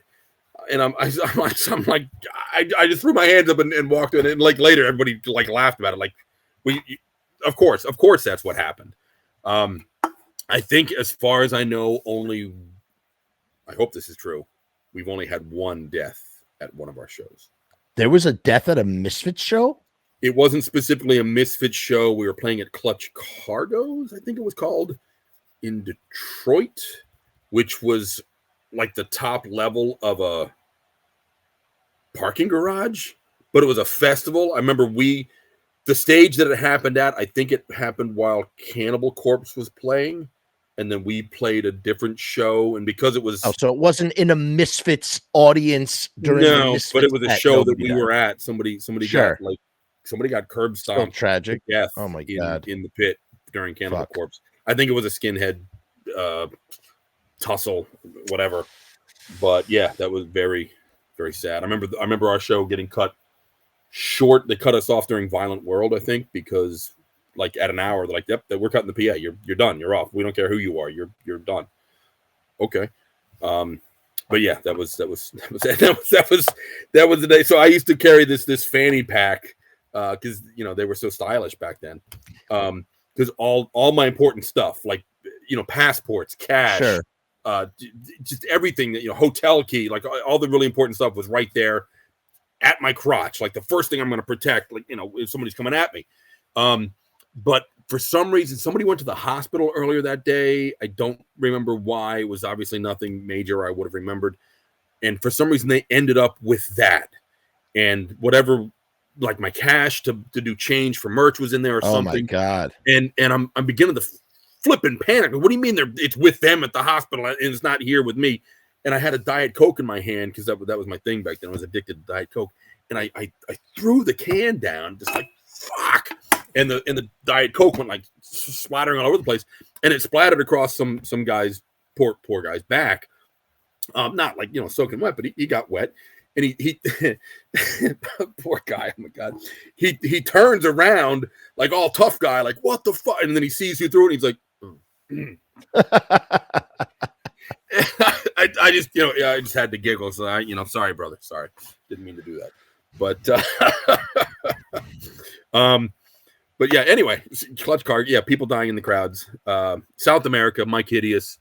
One thing to interject. Mm-hmm. So, in the back list of like your mind, are you just like, okay, just like have picks in my pocket if somebody's running the stage, like they're probably just gonna get like an immediate diffusing situation.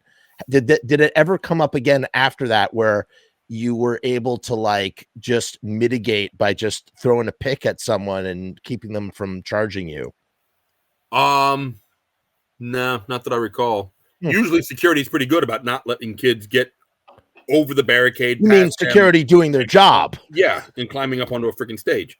I mean, the only other time that security like really failed was us playing Mexico City when once the barricade went down, they just freaking left, like literally walked out of the building. Hence us running for our lives. But that was 2000. That was later 2000. So we got to tell the Mexico City story down the road. So Mexico City, we played the Hard Rock. I think that was the first time we played there with Mike Hideous, and they had a really cool picture of him up on the stage, like in green lighting, and they framed it and put it up in the dressing room with other famous people that had played. I've seen that picture. Yeah. I know a picture. You're talking about. I think I gifted it to Mike Hideous at one point. But when we returned the second time to play the Hard Rock in Mexico City, Michael Graves was with us, and he saw that picture, and it was at the end of the line. It was the last one, and it was secured to the wall pretty hardcore. It wasn't just like hanging on there. I guess they really wanted to make sure that people didn't walk off with these photos. Somehow that picture ended up ripped off the wall and like in a trash can somewhere. Yeah, this story's in that documentary as well, where that he ripped it down. Mm-hmm. Yeah, and it came home with me, and it was in my collection for many years, but I later gave it to Mike Hideous. Oh, so it was intact, because I remember distinctly. I took it home in the frame. Yeah, it was okay. It was like there was like wall, like an anchor in each corner that like went into the driveway. Okay, I thought it was like ripped, that it was ripped to pieces or something. No. Okay, well that's good. I'm glad it wasn't ripped to pieces. Mm-hmm. So yeah, and then what about like just in general, just like, did you notice a difference in the fandom? Like, did you really see like the rabid fanaticism of South American fandom while you were down there? Not so much. I mean, yeah, the shows were high energy. There were definitely more. It's hard to say. Was it security not doing their job, or was it the fans being so rabid that allowed them to get onto the stage and do what they did? I can't say for sure, but the fans were definitely like into it. So the drill is there's a network of fans in South and Central America. Right. When you land at the airport, they will be there, and and then I don't know if they follow you but they probably can't follow you from the airport. But when you get to your hotel, there will be a group of fans at your hotel, and you look at the promoter like, why did you tell people what? And he's like, we didn't tell anybody anything. There is a small group of fans at every hotel in the area. And once you show up at one, the word goes out. And when we leave now, it's going to be a fucking mob scene. And sure enough, when you go to leave the hotel, everybody's there. And, there's, I feel kind of dickish about this, but the first time we went to South America, apparently there was a guy that took a picture with Doyle, and I'm like in the background or something. So the next time we went to South America, in South America, I'm not Tank, I'm Tonk. Just putting that out there, Tonk. Next time we go to South America, he's like, Tonk, don't you remember me, Tonk? I take picture with you. I'm getting on the bus, and I just look back and I'm gonna go, no. I'm like, this guy's like up my fucking ass about like, remember me, and I'm like, I don't fucking. Finally, this photo surfaces of this guy, this rabid fan, taking a picture with Doyle, like, Yahoo! And like in the background somewhere, I'm like walking on a door, looking some other direction. I'm like, we didn't take a picture together. What are you talking about? But this is, God, talk about poor Robo. One of the times we were in South America, just because we're on the South American journey right now, we were down there. This was the Jerry Dez Robo era when I was full blown tour manager. Jerry and Dez were doing it. We had done a little live gig in one of the radio studio, did a couple songs, and then Jerry and Dez went down the hallway to do like a radio interview. and whatever country we're in, they speak Spanish. And there was some language barriers. So like, Robo, what do you do? Robo doesn't do interviews, by the way. We get to Estonia, and they're trying to interview us by the tracks, and Jerry and Des are talking. They ask Robo a question. He just goes, okay, thank you for that input, Robo. So they coerced Robo into going down this hallway into the other studio to take part in the interview. To get there, we had to walk across this like glass encased catwalk, and all the fans are outside, like waiting rapidly for someone to walk across this catwalk. So this is so good. So Robo walks across this catwalk, and you hear the crowd all shout, "Robo!"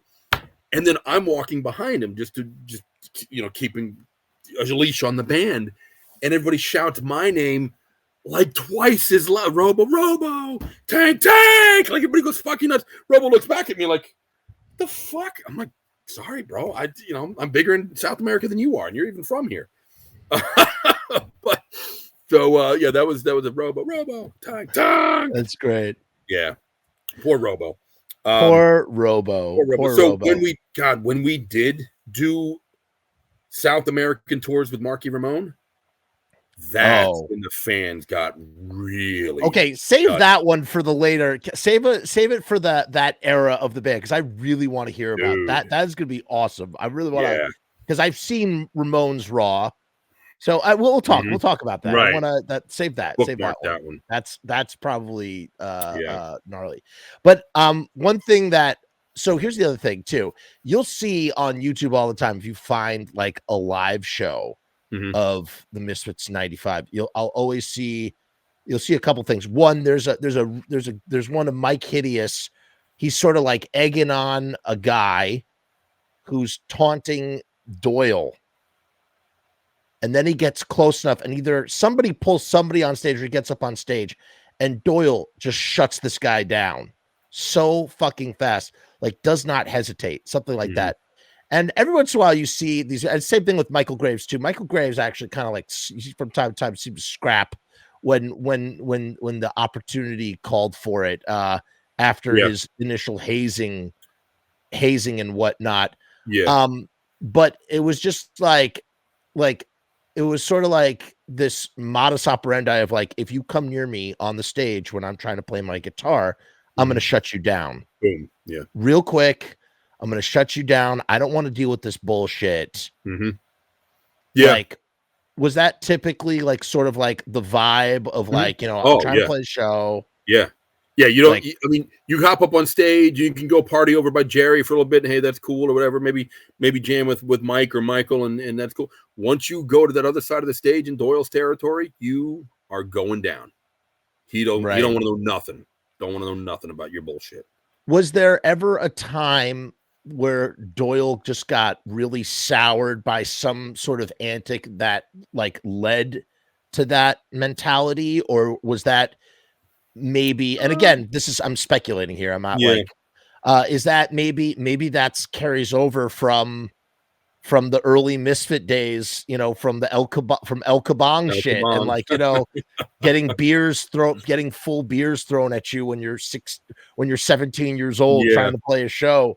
Was there anything in the 90s that were like Doyle was just like, all right, fuck this, like anybody comes near me, I think he was always just like, fuck this, I don't want you near me.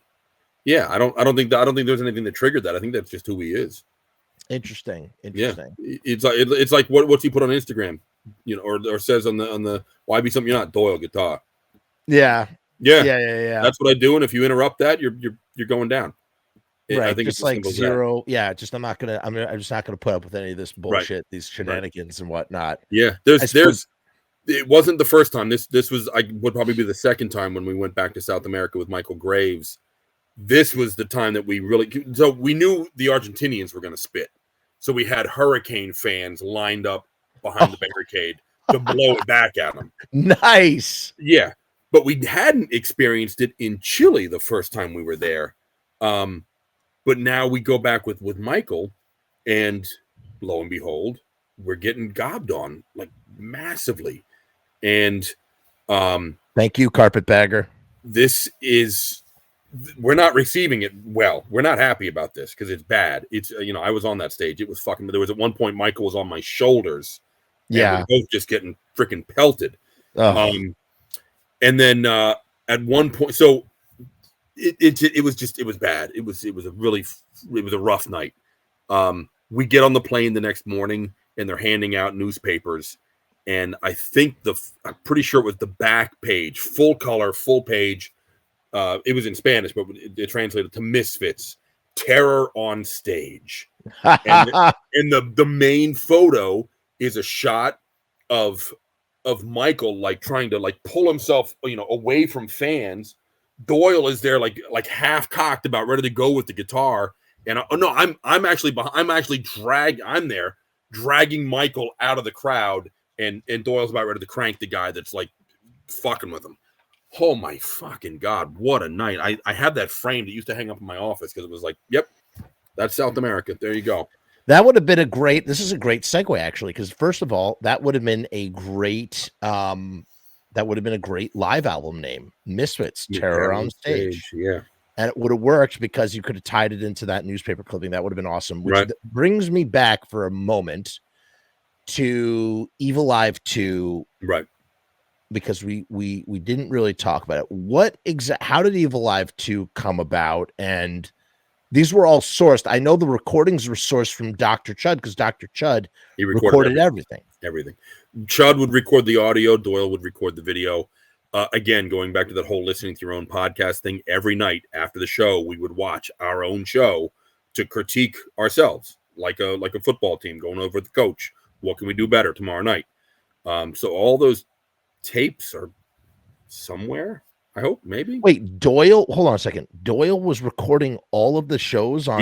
He would have somebody set up the camera somewhere to record the video, and Chud was recording. They weren't synced up or anything, but I mean, obviously you're recording the same show, they've got to sync somehow. But there was one night, it was a venue we only played once, and I want to say it was like Detroit.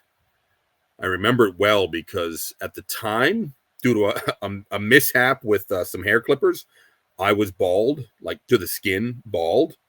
But I still had the black outline beard, and apparently I looked really scary. I remember walking through the crowd. Yeah, that's when you're posing with Mad Mark Rude. Your head is bald. That's correct. Yeah. So this would have been around that era. I'm headed to where I need to set up the camera to film the show, and I'm trying to get through the crowd, and there's some girl kind of like in my way, and I'm walking right up behind her, and she turned around, and I wasn't like boo, or I'm just standing there, and she turns around, and she's like, ah, like she fucking flipped when she saw me. I was like the scariest thing she'd ever seen. But okay, that's kind of cool, thank you. But I get up to, it's like this domed roof that overlooks the entire venue, and there's like a hatch in the floor. And so for the show, I'm sitting like 5 stories up in the air with just like my feet dangling off the edge and the camera sitting next to me. And I thought it was pretty impressive that the shot, I mean, I zoomed in on the stage. I'm like, this is fucking great. So after we're done breaking down, I'm like, Rocky, you gotta see where I was tonight. It was really fucking amazing. So we go all the way up through the spiral staircase and through the catwalks and all this crazy shit. Really Phantom of the Opera kind of stuff. And we're walking up to where I was, and he's just walking like, oh, hey, this is pretty neat. And I open up this hatch in the floor, and immediately he's like, whoa!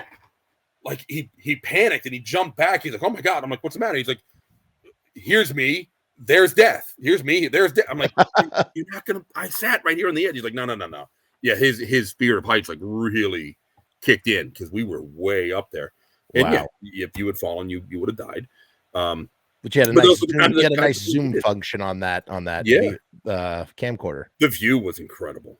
Absolutely. We only played that venue once, and I'm pretty sure it was Detroit, but I can't think of what the venue name was, unfortunately. That's just interesting. I just never imagined that Doyle would be as concerned to record all that. That makes sense, though, because you see on YouTube, there are so many friggin' video shows of the Misfits. Maybe that's of the 95 Misfits. And I'm like, who's recording all these shows? That must be those tapes. They could be. I would imagine. I don't know where they ended up. Allegedly, though, Chud has like a box, or there's some archive of every performance the Misfits ever did with Chud, because Chud recorded everything, absolutely everything. That's crazy. Yeah, so Evil Live too. So we were not allowed to legally. We were not allowed to release any old material recorded with the new lineup. Okay, so we put it out as a fan club only release. It was not whatever the legal loopholes are. Right. We ran with that, and it was a Fiend Club edition. In the first 100, the discs were light blue instead of being white. The Fiend Club logo the background was light blue instead of white. I don't know why, but that's what it was. But yeah, we sold them at the shows, and we sold them through the Bleeders Digest, and you had to be a card carrying Fiend Club member to be able to buy it. I mean, you could buy it secondhand, like you saw it at FYE or whatever. Right. Yeah, I told you. Oh, so maybe we did talk about this, because if I told you that story, then we have covered this. Yeah. But it wasn't like you couldn't walk into Tower Records and buy a copy of it. Did Danzig try and shut it down, or he got mad about it at some point? Yeah, he might have. I don't know. I know. I mean, Pushead did the artwork. Right. It was a little more just brown than I would have made it myself. But that was just me. This might come up later, but before I forget, really cool Pushead story. Fiend Fest 2003. We're in Frisco. We're typical bullshit on the stage, problems with this, problem with that. So I'm trying to sort stuff out. One of my drivers, Mike, comes up to me like, "Hey, there's some guy out by the RV looking for you." And I'm like, "Whoever the fuck it is, you tell him he's got to fucking wait. The tank is busy." I'm sorry, I don't know who the fuck's looking for me. So I'm still, I'm kind of forgotten about it, as I'm just trying to get my job done and get everybody, I'm herding cats in one direction here. So I finally walk out the back door, and this guy and his girlfriend or wife, I'm not sure. He was kind of tall. She was Asian. He was white. They're still there by the RV, and I was almost like, oh my god, I completely forgot this guy was waiting for me. He's been waiting a while, and he comes over and he puts his hand out to shake mine. He's like, "John Grimm," and I'm like, "Yeah, I have no idea who this is." He goes, "Hey, I'm Pushead. I'm Pushead. I've always wanted to meet you." What? You've wanted to meet what? Are you know who I am? I'm like, what? Whoa. Yeah, that was, and so obviously we stood there and we chatted for a good while. I'm like, "Mike, why didn't you tell me Pushead was looking for me? I would have dropped what the fuck I was doing and raced out there." But that's awesome. That was really, really, I've always wanted to meet you. Oh my god, very cool, very cool. But that's just a little. That's my side. My no, side. that's friggin'. That's amazing. And I didn't, man. Like a lot of it was because of like the Grimm Collection, the records, the old records, stuff like that. So we shared that love. Did you tell me? Did he squabble with you? Not squabble. Squabble's the wrong word. Did he were you guys? Babbling about pressing numbers that Glenn Danzig had told him, given him pressing info, and you knew your pressing info and stuff. Right. I don't know. Did that? No, that was a me and Mark Kennedy thing. I don't remember specifically what Pushead and I spoke about, but we were both fanboying a little bit. It was probably kind of cute to look at it from the outside. Yeah. No, that's rad, man. That's rad. Yeah. He keeps a pretty low profile. He's not really in the I age didn't even of the know internet. what he looked like. I had no idea it was him. Yeah, but you're talking, this is 2003. I'm talking about now in the age of the internet. You think that he would be a little it'd be a little bit easier to he'd be more prominent in some way, shape, or form. He's not. He's very he seems like a very private guy, I don't know. Yeah. I mean, and his artwork was like the storyline of my childhood. I mean, his artwork was on everything I was into, whether it was a skateboard or a flyer or a shirt or an album or whatever. That was it. That was the artwork. It was so cool. Again, to zoom out real quick. So mid 98, you got the Bleeders Digest is going on for the Fiend Club. Gotcha. And No, I don't know what you got me. I mean, I'm just I'm just zooming out. More than me. Oh, okay. No, just that you have like then you got this guy, right? There's this Doug Evil guy. He's involved, right? He's involved with like what's going on with like the Fiend Club? What's going on with the Bleeders Digest? What's going on with like there was the Helena Blazes character? Nothing amounted to that. Like, what's going on with all that stuff? So before we move on. Yeah, so before I got involved with the Fiend Club was Rocky and Doug Evil. Rocky ran the show, and Doug Evil would put out the newsletters. He did a lot of artwork for the band early in the days. I don't think any of it ever got like officially used. It was just out there. He did a Fiend Club logo with the Helen Blazes face instead of the Arc Fiend. He did. Do I have one here? Oh, he did the first Misfits coffee mug. I have one somewhere. It used to be right up coffee mug or coffin mug. Coffee mug. That's a miss. Jerry, come on. Yeah. Where are you? Jerry, get on that. Mug? Dude. Uncle Jerry, seriously. Do it for the kids. Oh my God. It's here. Dude, oh, it's here. Shit. Okay. All right. So this is a rare piece of Misfits history. Whoa, I've never seen that ever. Okay, it was never released because there's Chud getting the Misfits logo. So this is all Doug Evil artwork. Wow. There's Jerry. Yep, there's Doyle. Whoa. Yep, there. Oh no, I'm sorry. The first one was Michael. There's right. Chud. Okay. But did you notice the massive error? No, it's hard. I can like see it, but it's like, I mean, it's not like the highest definition of what I'm looking at. So you got to be more descriptive. Yeah. All right. Oh, here you go. Michael in the straight jacket. All right, Michael in the straight jacket. Got a Garbage Pail Kids vibe to it a little bit. Well, this is Doug Evil's style. Yeah. No, it's cool.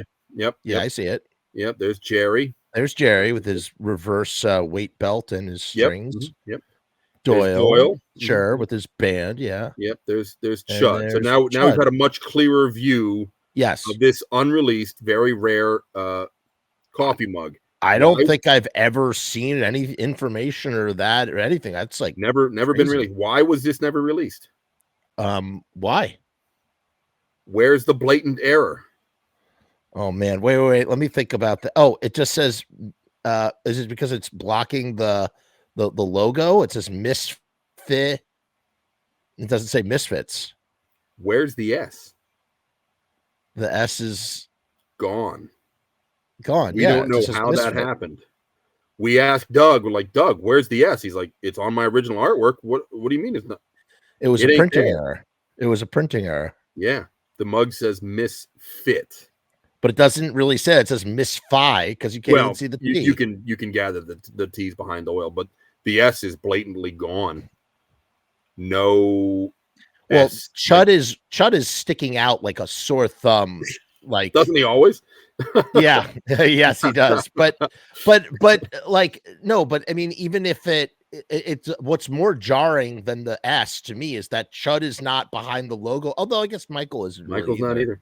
Yeah. Okay. So this was to be the first Misfit coffee mug that we never released because that's a rad item though. That is really cool. Yep. Again, so Jerry, what the fuck are you waiting for, man? Do this. Coffin mugs. So what we ended up releasing was Fiend Club logo on one side, Fiend Club logo on the other side.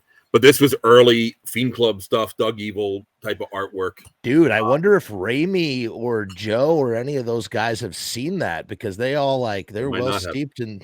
I guess maybe not. Yeah, never released. So right, so all that is happening. All that is still going on. So now, so out of the South America tour into the European tour. Mm-hmm. Which were pretty much back to back, right? Yeah. Oh, yeah. Very close. And so you launch into that. And at any time, did you hear at any time? Because I don't know if Mike mentioned this in the episode. I know he mentioned it in his documentary. But this idea of Jerry saying to Mike Hideous, hey, start writing some songs because we're going to record an album. And Mike Hideous starting to prepare material for that. What do you remember of that? I remember Jerry saying something on the European tour about Mike Hideous being able to add some of the spookier gothic vibe into the more raucous traditional Misfits sound, and that he was looking to build upon that. But that, if I remember correctly, that was about all I was privy to. Gotcha. So, who knows how much of it was pillow talk and how much of it, because again, as we stated earlier, or as we surmise, as we theorize earlier, this idea of really this is a power move. Michael Graves walks on a tour and then quits the band, and then Jerry exerting his force as calling the shots. Hey, fuck you, I can replace you in 2 seconds. And now these tours are over, and that's I think what it was either maybe it's Doyle and Chud bringing Michael back into the band, or something happens. Michael comes back into the band. Hideous is out. Really sad, unfortunate situation. Hideous was done dirty. And somehow Rocky was caught in the middle of that, where really I remember running into Mike Hideous at a chiller after Graves was back, and I was like, "Oh my God, Mike, it's so good to see you." And he he was like, "Hey, Tank, it's good to see you," because he knew that I was a straight shooter. Yeah. And then I was like, "Hey, hey, Rocky's here too. I'm sure he'd love to see you." And he's like, I have nothing to say to him." And I was like, "Oh." But I think maybe there was just a misunderstanding about who was it that shafted him, because I was like, "Oh, that's news to me." I mean, Rocky and I are tight. Like if I knew something, if there was something going down, he and I probably would have talked about it. But later, having had Mike and Paul Bazile over here and over at Rocky's house doing the it all got cleared up. It all got cleared up in the end, because he's in that movie. I mean, so you'd imagine that it was. And so now Mike is back in the band, and here's my big question for you. Now that Mike is back in the band, what is different now? How are things had to have changed on some level, I would imagine. Is there a shift in sort of like the vibe and dynamic, or is it still pretty much the same, picking up where it's left off? Graves in interviews has stated that by that point, maybe it was later, I don't want to say exactly when, because maybe I'm getting ahead of myself, that that after that break, that he at some level was a mere, it wasn't a band anymore. He didn't feel like he was a part of a band anymore, that he was more like a hired employee. Was there any kind of vibe that you saw from your POV, or did the atmosphere change in some sort of way that you could tell where it was kind of like that? Nothing that I could really put my finger on. But again, I'm still in an era where I'm still pretty much just the merch guy. Right. So I'm not on the stage. I'm not backstage. I mean, I'm backstage from time to time, but like when things are going down, I'm not on the scene. I'm kind of in my own scene. I'm almost like the connection between the band and the fans at that point, and definitely I met a lot of great fans that way, which was cool. A fan to fan contact. Sure. But yeah, I don't recall like feeling or sensing anything different when he came back. I remember being surprised when he came back, because again, I just walk in the room and like there's Michael. I'm like, oh, we're doing this now? Oh, okay. I'm supposed to like him now, right? Because before I was told like he was a bastard. Like I don't know. Can you send me a memo ahead of time? Let me prepare for this. Yeah. So it was just very matter of fact. Like, oh, Hideous is out. Graves is back. Did the other guys seem? The other guys were stoked to have Mike back and to have the train. Doyle and Chud, I think we're happier. Right. Doyle and Graves were close at that time. They were Doyle and Graves were known as Team Turtle. okay. Explain it. What does that mean? Perfect example. So Rocky was still tour manager when this happened. So I would have been assistant tour manager. So and as the merch guy, so it could have been either one of us paying for the meal. We both had like company credit cards. We get into a Steak and Shake late one night, wherever. Shake right? So get the freaking spaghetti mac. Forget it. And freaking melts. I'll die if my arteries clog, but it's so good. So Rocky and I and like two other people in the crew, we're the first ones in, sit down in the booth, the four of us. Then more guys come in and sit down in another, in our crew, band and crew, sit down in another booth. And then finally, Team Turtle, Doyle and Mike, and I forget who was with them, might have been Frankie Cheese or whoever was kind of like in their clique, finally come rolling off the bus and sit down in a booth, like well after the rest of us have already sat down. So this waiter, worst waiter in the history of waiters, comes. Long story short, because I know we're pressed for time here. Team Turtle is eating their meal before I've even placed my fucking drink order. I am so livid. And there's one of these cards like, hey, tell us how we did survey things. And the waiter's name was Walter. Ken Rocky's there, like, Walter was the greatest, but I fucking tore that thing up and I threw it in his face. I was so pissed off. Walter, I was the guy paying the freaking bill, which means I'm the guy leaving the tip. Oh, no. That's why you got 0 tip that night.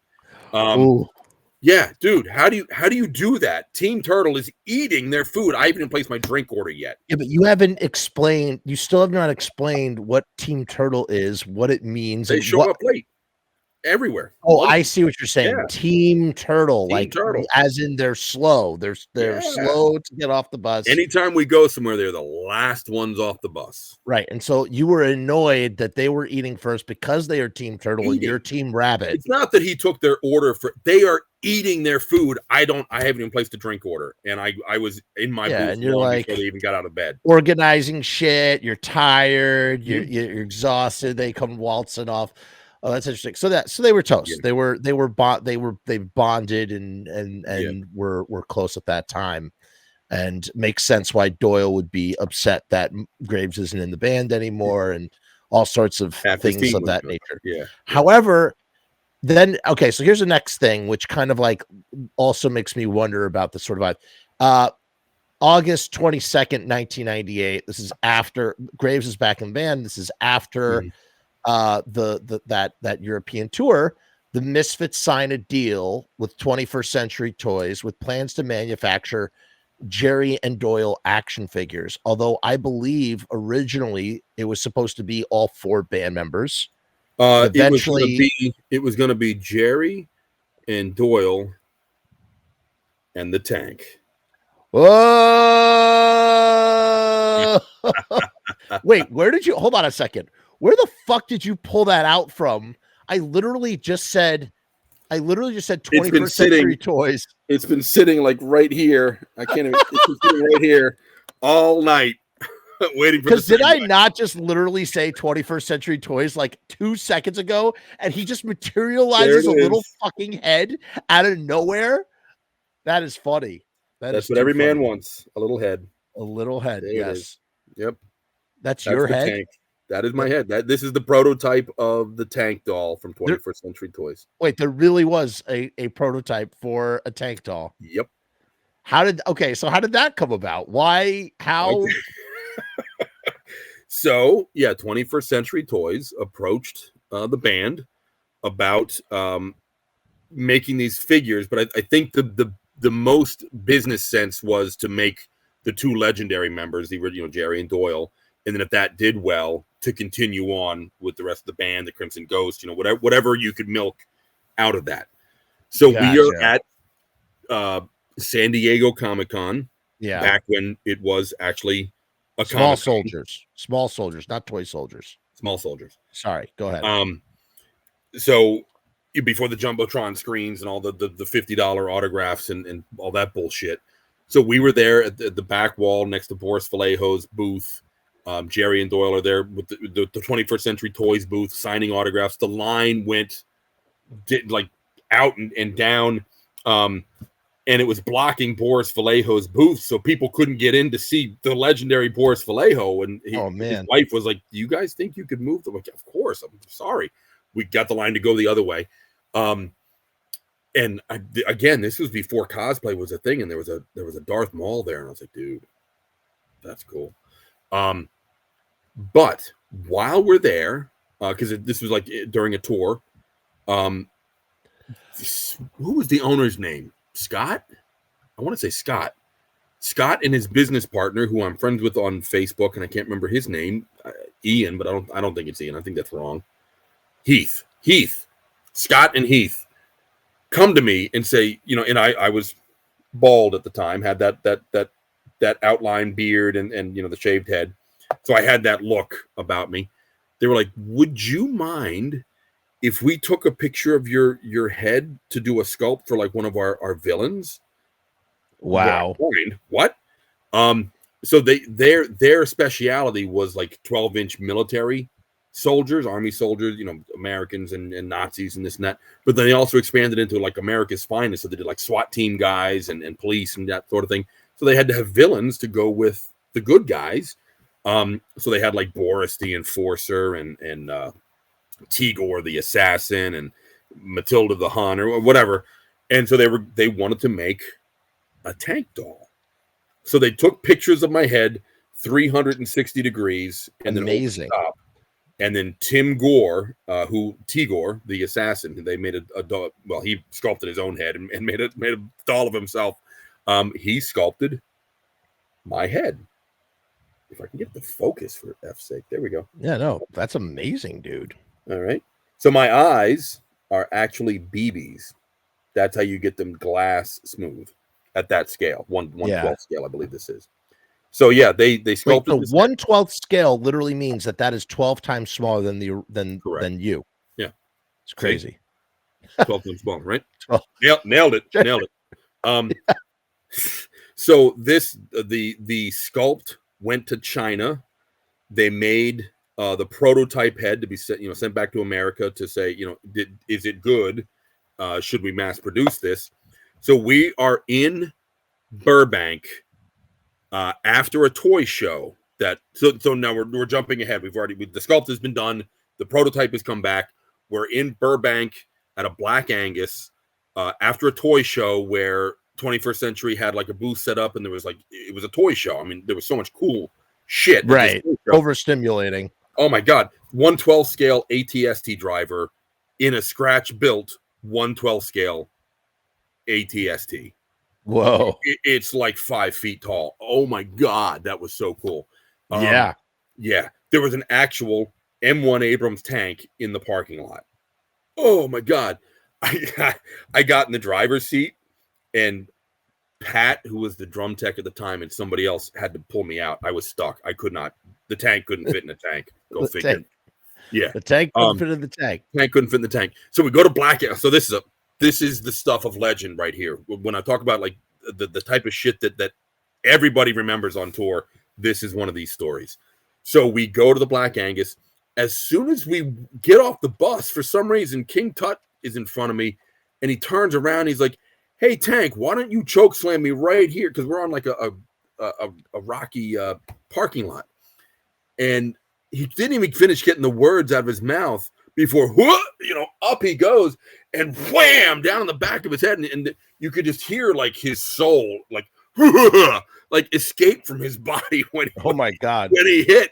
And I totally like caught everybody off guard. Like they did not expect that to happen. We were right off the bus. What did you do? Wow, bam. And he hits, he bounces up, Jerry grabs him, puts him back on his feet, and we just keep walking. Okay, that just happened. So then we get into the Black Angus. A precursor of what's to come. Oh yeah. Oh yeah. So holy shit. So it's the Misfits, it's the Misfits crew, and it's the 21st Century Toys crew, and Glenn Hetrick, and probably would have been his girlfriend at the time, Michelle. So this huge long table. All the 21st century guys, the sculptors. I remember my buddy Jesse, who later became a buddy of mine through Wasteland. Like, he was there with his girlfriend, and big party table. So this little head gets passed around the table for everybody to check out and be like, oh wow, look at that. It's a mini tank. That's so cool. And it finally makes the rounds, and it comes back to me. And in the bottom of this head, there's a hole. Right now it's packed with some clay, so it could be resculpted. But originally that hole is open because that's how you stick it on the action figure. This is a rubber head, by the way. I can squeeze it. It's hollow. Oh, nice. Just like this one. You can hollow. It comes back, and that hole is packed with butter. What? And I'm looking at it. I'm like, what the fuck? So I looked. I'm at the end of the table, and I look down the table, and I'm looking at everybody. And everybody's talking and carrying on, and they're like, they're not like, nobody's avoiding me except one guy. He's deliberately not looking my way. All right, Glenn Hetrick, I got your number right here, pal. So I get up to, go to the bathroom, as you do. On my way down the table, I just happened to, a couple of fingers of whipped butter. I go right by Glenn at the other end of the table as I walk past, right in his ear, and I go, all right, bitch, now you got butter in your head. Butter in the ear. He's like, oh, fucker, you fucker. I thought you were going to give him a butter Sanchez. That would have been good too. Right in the hole in his head. Right in the ear. Right in the ear. So butter Willie. So I go into the men's room, and I got to take care of some serious business. I'm going to be here a little while. All right. So I'm in there doing my thing. I hear the door open and swing shut, and I'm not thinking much about it. But I kind of hear I hear a lot of like paper towels and like water and like shh. I'm like, oh shit, here we go. The fucking guys are, and it's sure, so I'm half hiking my pants up at this point, and sure enough, gobs of wet paper towels start flying over the top of the door into my stall, and I come flying out of the stall, and Jerry C was there, Jerry Other as he's known now. Right. And I think he was the first dude that I just piled into. I ran into him so hard. He's stumbling backwards out the first swinging door. And then there's a second. He goes through the second swinging door and then across the hallway and into the freaking wall, like right in front of where the waiters go. I don't remember the specifics. So I do know there was a wet floor sign that somebody got whacked with like a chair in pro wrestling. It was the rumble of rumbles in the Burbank Black Angus men's room that night, and it was oh my god, it was so much fucking fun. That's hilarious. That is all because of this little guy right here. All because of the head, the rubber head. So it was always a plan to do Jerry and Doyle first. It was never. I always thought that there were supposed to be 4 of them, and that it was down to 2. Okay, thank you for clarifying that. It seems like that's where you're going to start is the big 2, and then see how that goes, and then carry on from there.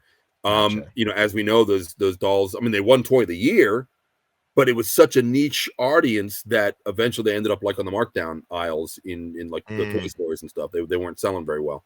But there was, and I'm so stupid. I should have bought it. I didn't know that 21st Century went belly up before I went into production. I was supposed to be like a mob enforcer. Apparently, I came with a baseball bat and some comic books. Oh, you should have gotten that, man. It never went into production. And speaking of Angus, hello, Angus. Hello, Angus. How are you tonight? Welcome to the show.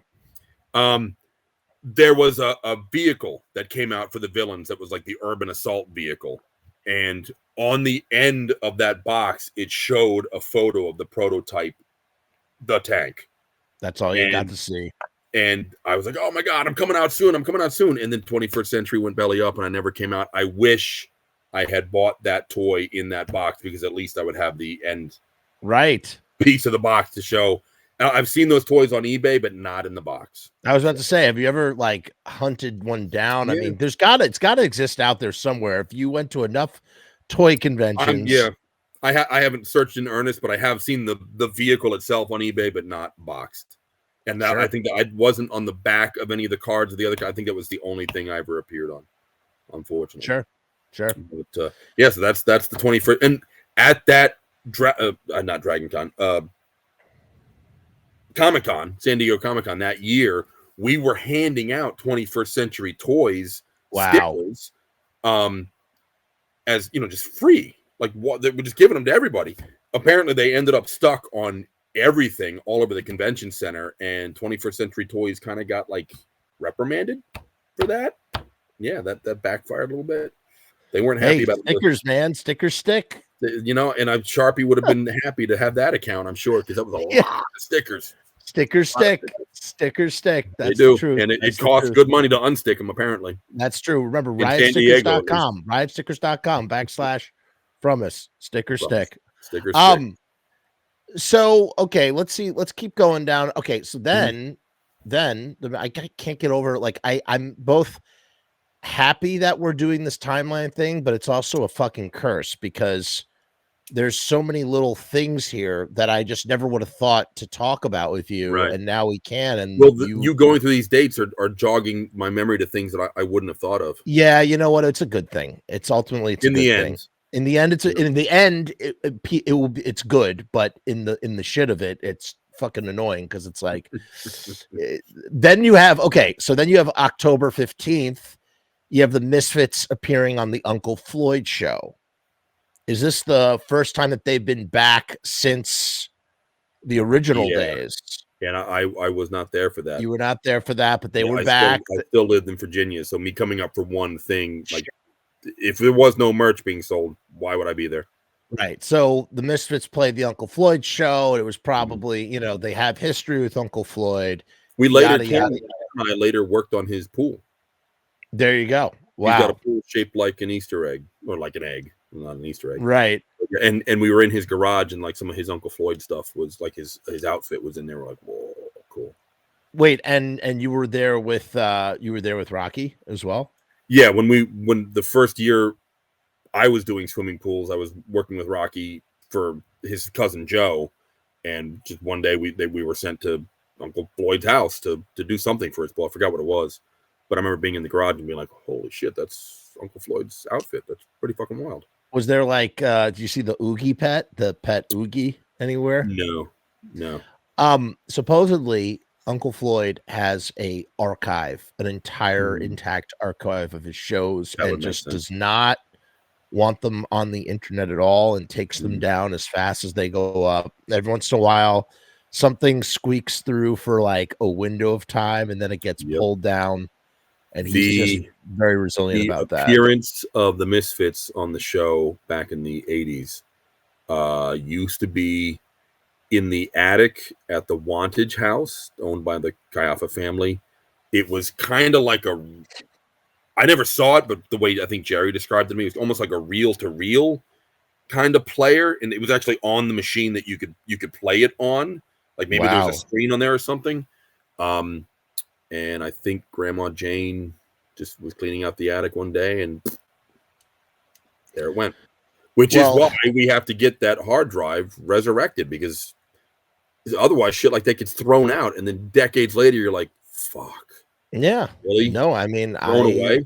I agree. Yeah. It needs to remain intact. In fact, if you really want it to live forever, I don't know what kind of blue tape, but if there's as long as it's meant for public consumption, you can always assure that it will be accessible to fans if on the Internet Archive at some point, if you ever decide that you want it to be preserved, assuming that you could get it back from the break, that it will be there forever.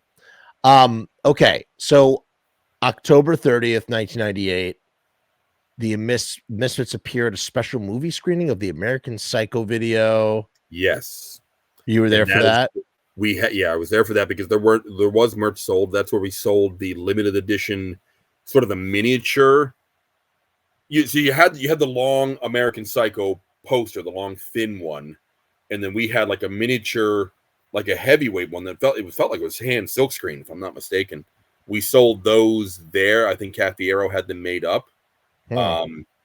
and we sold a few of them. But then I think I still have a stack like up in my attic because there was a lot more made than we needed. They were around for years after that. And then on Halloween, Joey Ramone joined the Misfits on stage for a set of Ramones covers. Okay. The show that I said before where Frankie did Dr. Evil, that might actually be the show. I could, yeah. Joey Ramone was definitely there, and that could be it instead. That would make more sense being actual Halloween night. What do you remember about Joey Ramone from, being around him and whatnot in the time in whatever limited capacity that you were around Joey? Yeah, I didn't work with him much, but I was around him. Tall, quiet, kind of awkward. Like he didn't, he just a little weird, but in a cool sort of way. But just simple, Did you ever meet Johnny? No, I never met Johnny. Yeah, I met, Joey, Edie, Marky. I didn't meet Tommy. I didn't meet Johnny. I imagine you met CJ at some point. I met CJ at one point. I couldn't tell you where or when or why, but I know I met CJ at some point. Huh. Yeah. Okay, so then we have there's George Germain's funeral was in 1999, May 20th, 1999. We're in 1999 now. Wow, that just jumped.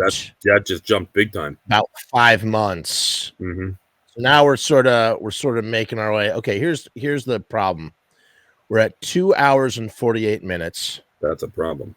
And the problem is that there is wrestling. And the wrestling saga, that is a whole fucking. I have so many questions. There's so many things. So much. Like, what do we do here? Do we put a pin in it? We should lay blame where it belongs. So do you know who that blamed for all that wrestling stuff? Who? Really? Yeah. Wait, hold on. Okay, well, we're not there yet. I'm just trying to plot out. Because I've literally been thinking in the back of my. First of all, wait a minute. When does the wrestling stuff start? In late 99, right? Oh, here it is. In November. So here's my question to you. Do you want to attempt to try? Do we put a pin in this conversation at. We're barely scratching the surface here, man. What are you talking about? Pin? Come on. Don't be a sissy. Let's go. It's just like, all right, okay, fine. Fuck it. Let's do it. All right, fuck it. Let's go, baby. I should be repping right now. I have a regional tournament tomorrow for Star Wars Destiny. I've got guys coming from Boston to come talk about it. Say something. And I should be repping my deck tonight, but instead I'm talking here with you, jabronis. But that's love. That's what that is. Let's fucking do it. I have some notes. I have some notes for the. I wanted to make sure that I read up a little bit from what I could gather from the internet for WCW, because it's like literally its own contained thing, in my opinion. Personally, I don't know. Maybe it's not. Maybe it's not. Maybe it's a footnote, and I'm just overhyping it. But yeah. All right. Let's just keep going. Okay.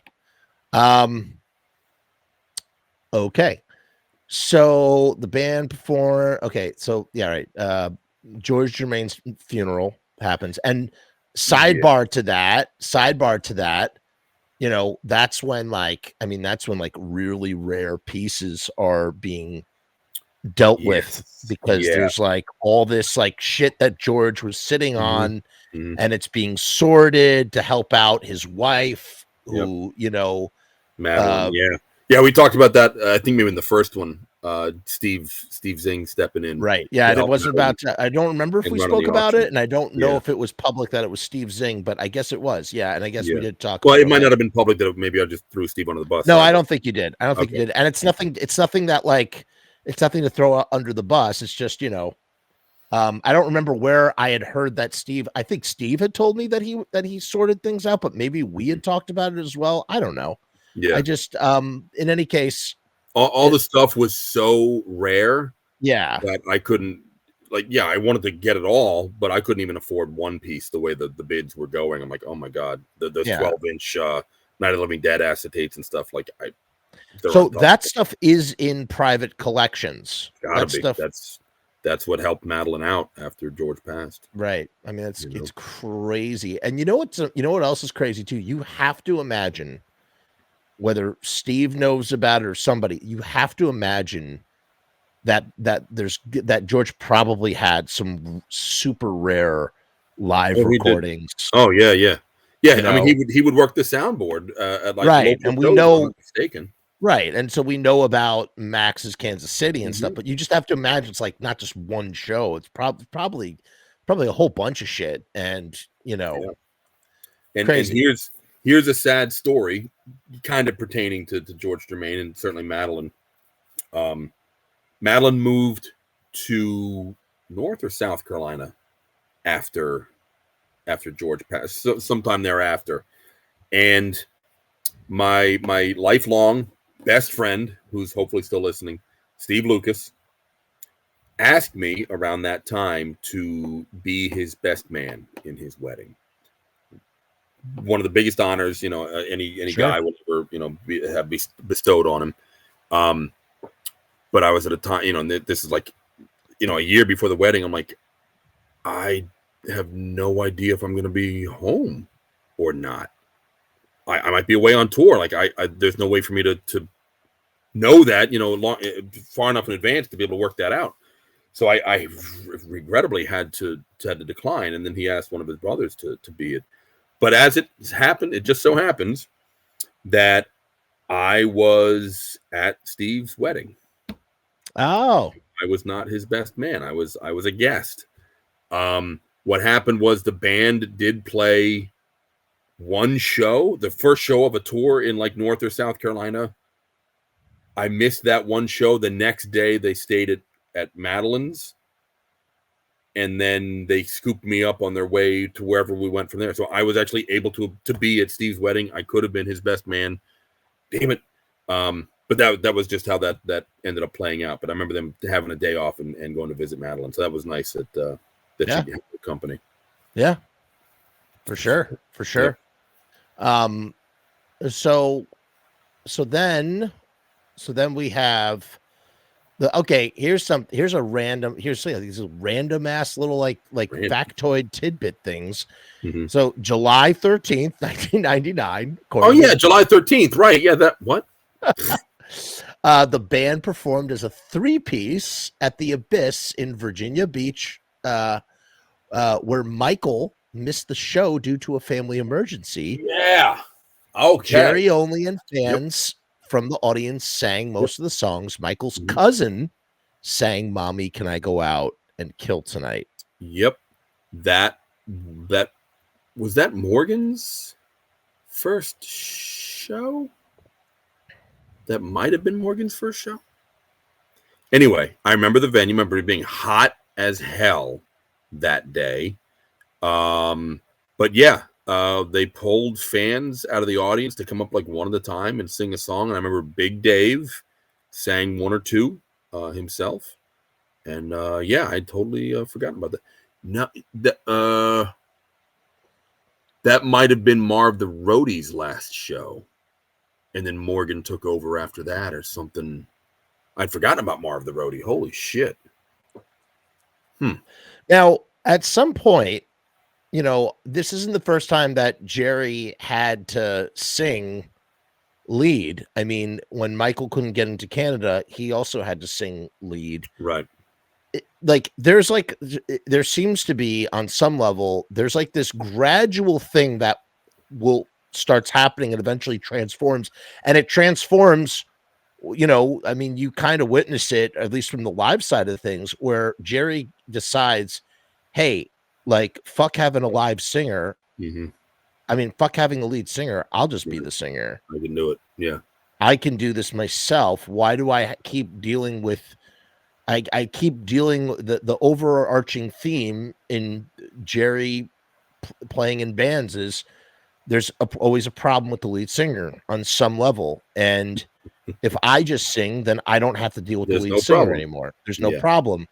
And on some level, although, on some level, that's one less guy I have to pay too, right? Like, one less tourist visa I have to deal with, one less, hotel room I have to worry about, like all sorts one of less mouth to feed, all that stuff.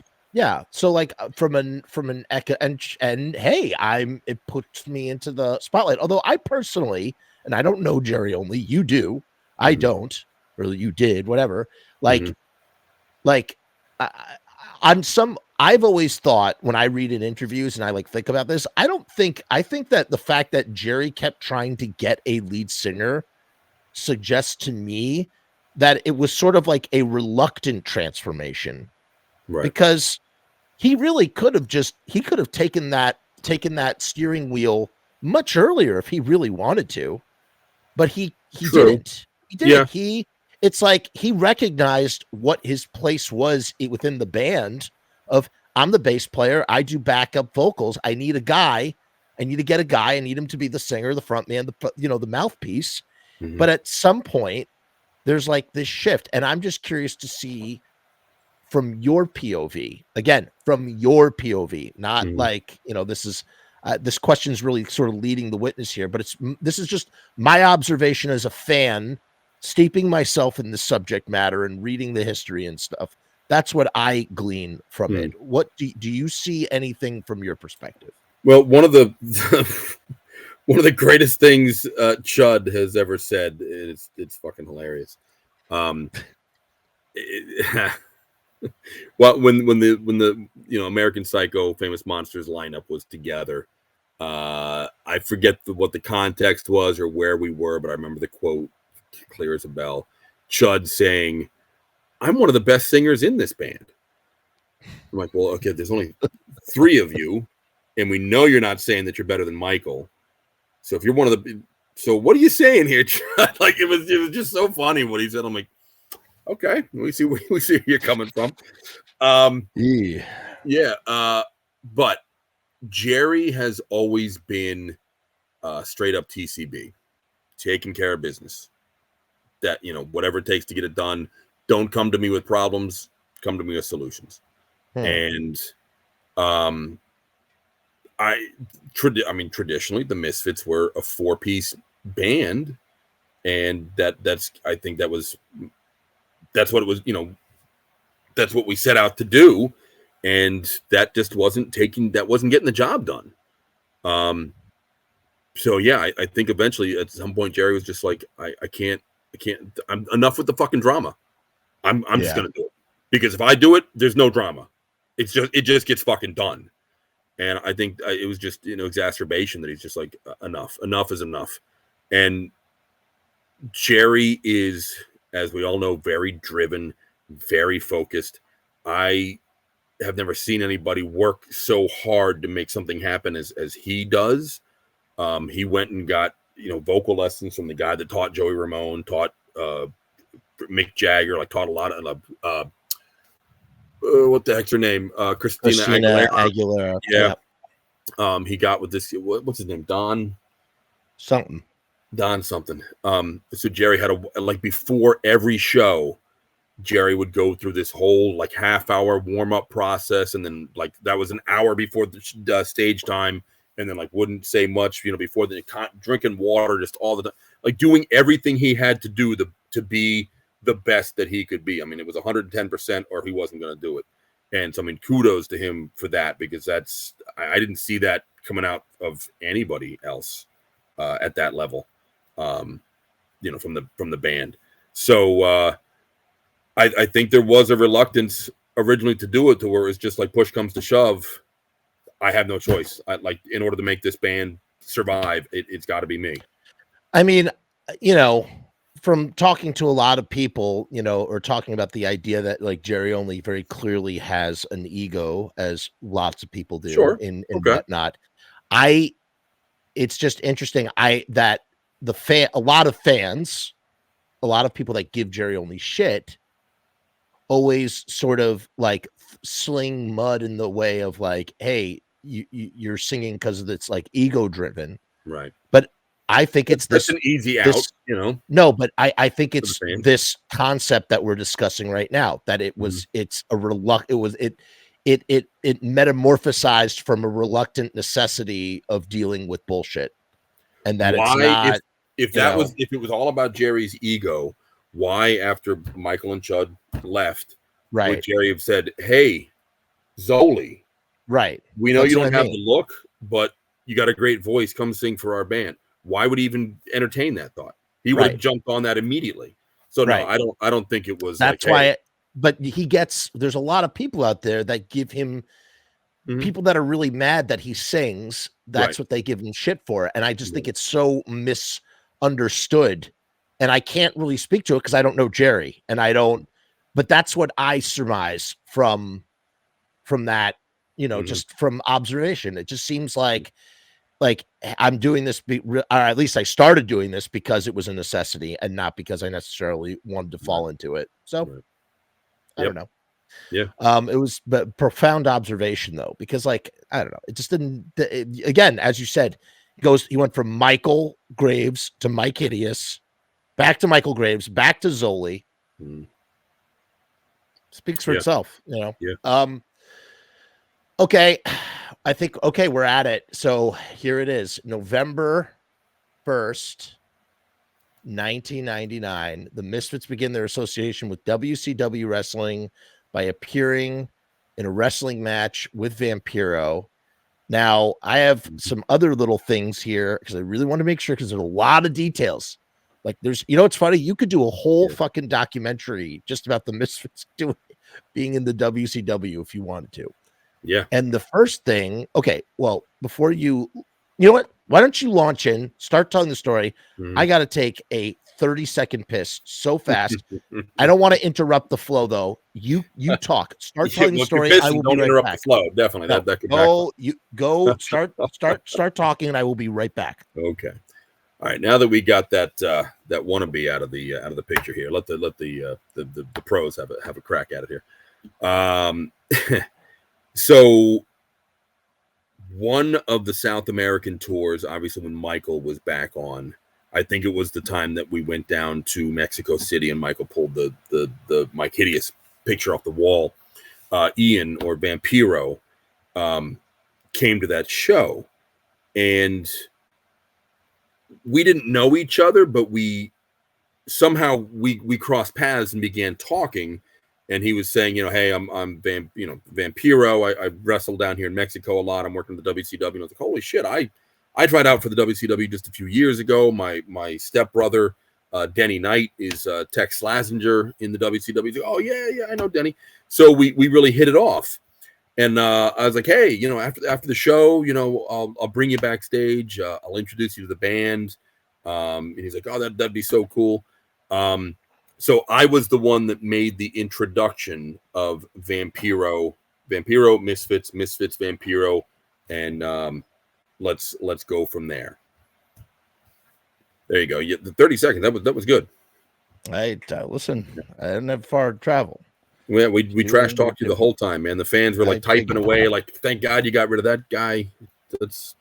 No. Well, I'm back. Now I'm putting on my sunglasses. Okay. Okay. All right. So you explained how the intro there. There we go. I don't know why you ever took them off in the first place. I look much better. Thank you. You look great. So I always get fingerprints on them though, and then I can't see out of them. So having a 1-year-old. You were explaining that I heard at the tail end there. You made the introduction between Vampiro and the Misfit. Vampiro. Thank you. Mm-hmm.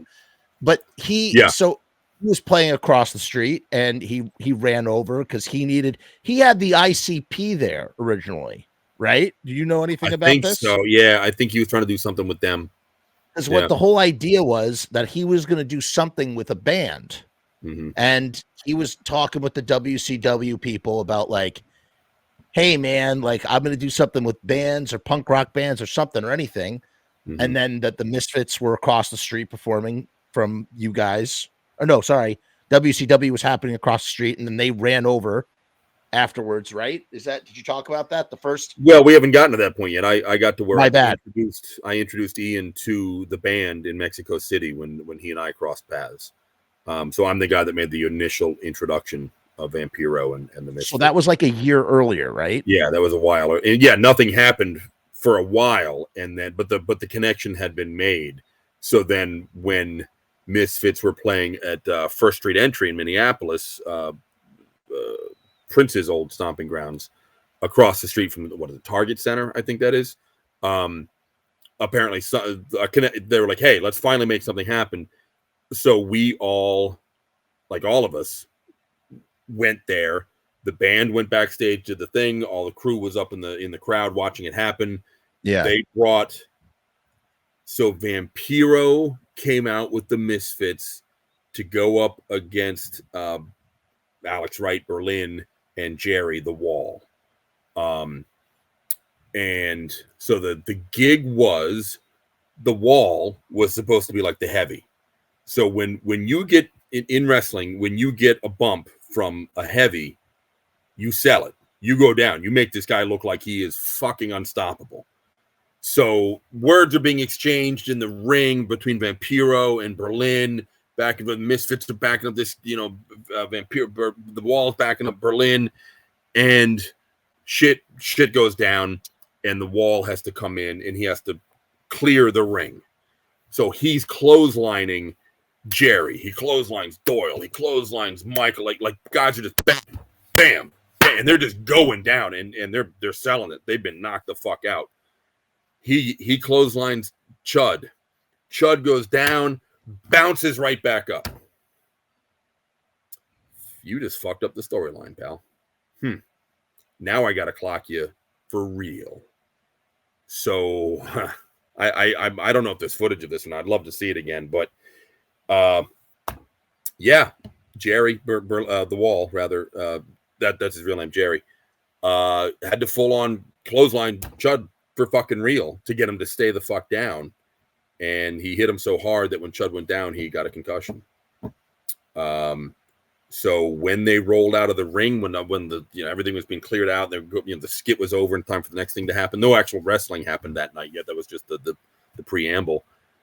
They're headed back stage, and Chud's like, he's freaking out. He's like, guys, I'm not ready. I don't have my drumsticks. And they're like, what are you talking about? He's like, aren't we going to the stage? I don't have my sticks. They're like, no, we're not even at the venue. What? He had no idea where he was. He didn't know what the fuck was going on. So that was the first step. And again, well, wait, hold on. I want to pause you for 1 second, and I just want to dial it back for a second. So just again, the match was happening across the street from where you're playing, right? That was a pretty good pause, except for the fact that I had to blink. Sorry, I was trying to pretend like I paused. I actually thought that I thought that you had froze and that it had cut out. It's like, oh no, my Wi-Fi is out. Then my eyes got dry. I was like, shit, I got to blink. Darn it. Okay. Anyway. No. Okay. So he was across the street from you guys and ran over unannounced to just based on that introduction that you had made the year prior. Yeah. What was the conversation? Were you around for that conversation? I was just told, hey, we're going across the street to do a skit with the WCW. We're like, cool, let's go. And that was pretty much just the vibe of like, hey, we're just going to do the skit, and it's going to be, well, this is I don't know if there was any talk at that point, like, yeah, we're going to do this and that and the other. It was just like, hey, let's fucking WC Pro Wrestling. Let's go. Let's fucking jump in. Sure. And then the guy who you said clothesline Chud, that technique or that custom, is that like a custom amongst wrestling? Like you didn't sell it the first time, so now I have to do it for real in order to sell it? I kind of get that vibe. Like you don't fuck with the storyline. If you got to take a bump, you take a bump. And explain for us non wrestling people, what the hell is a bump?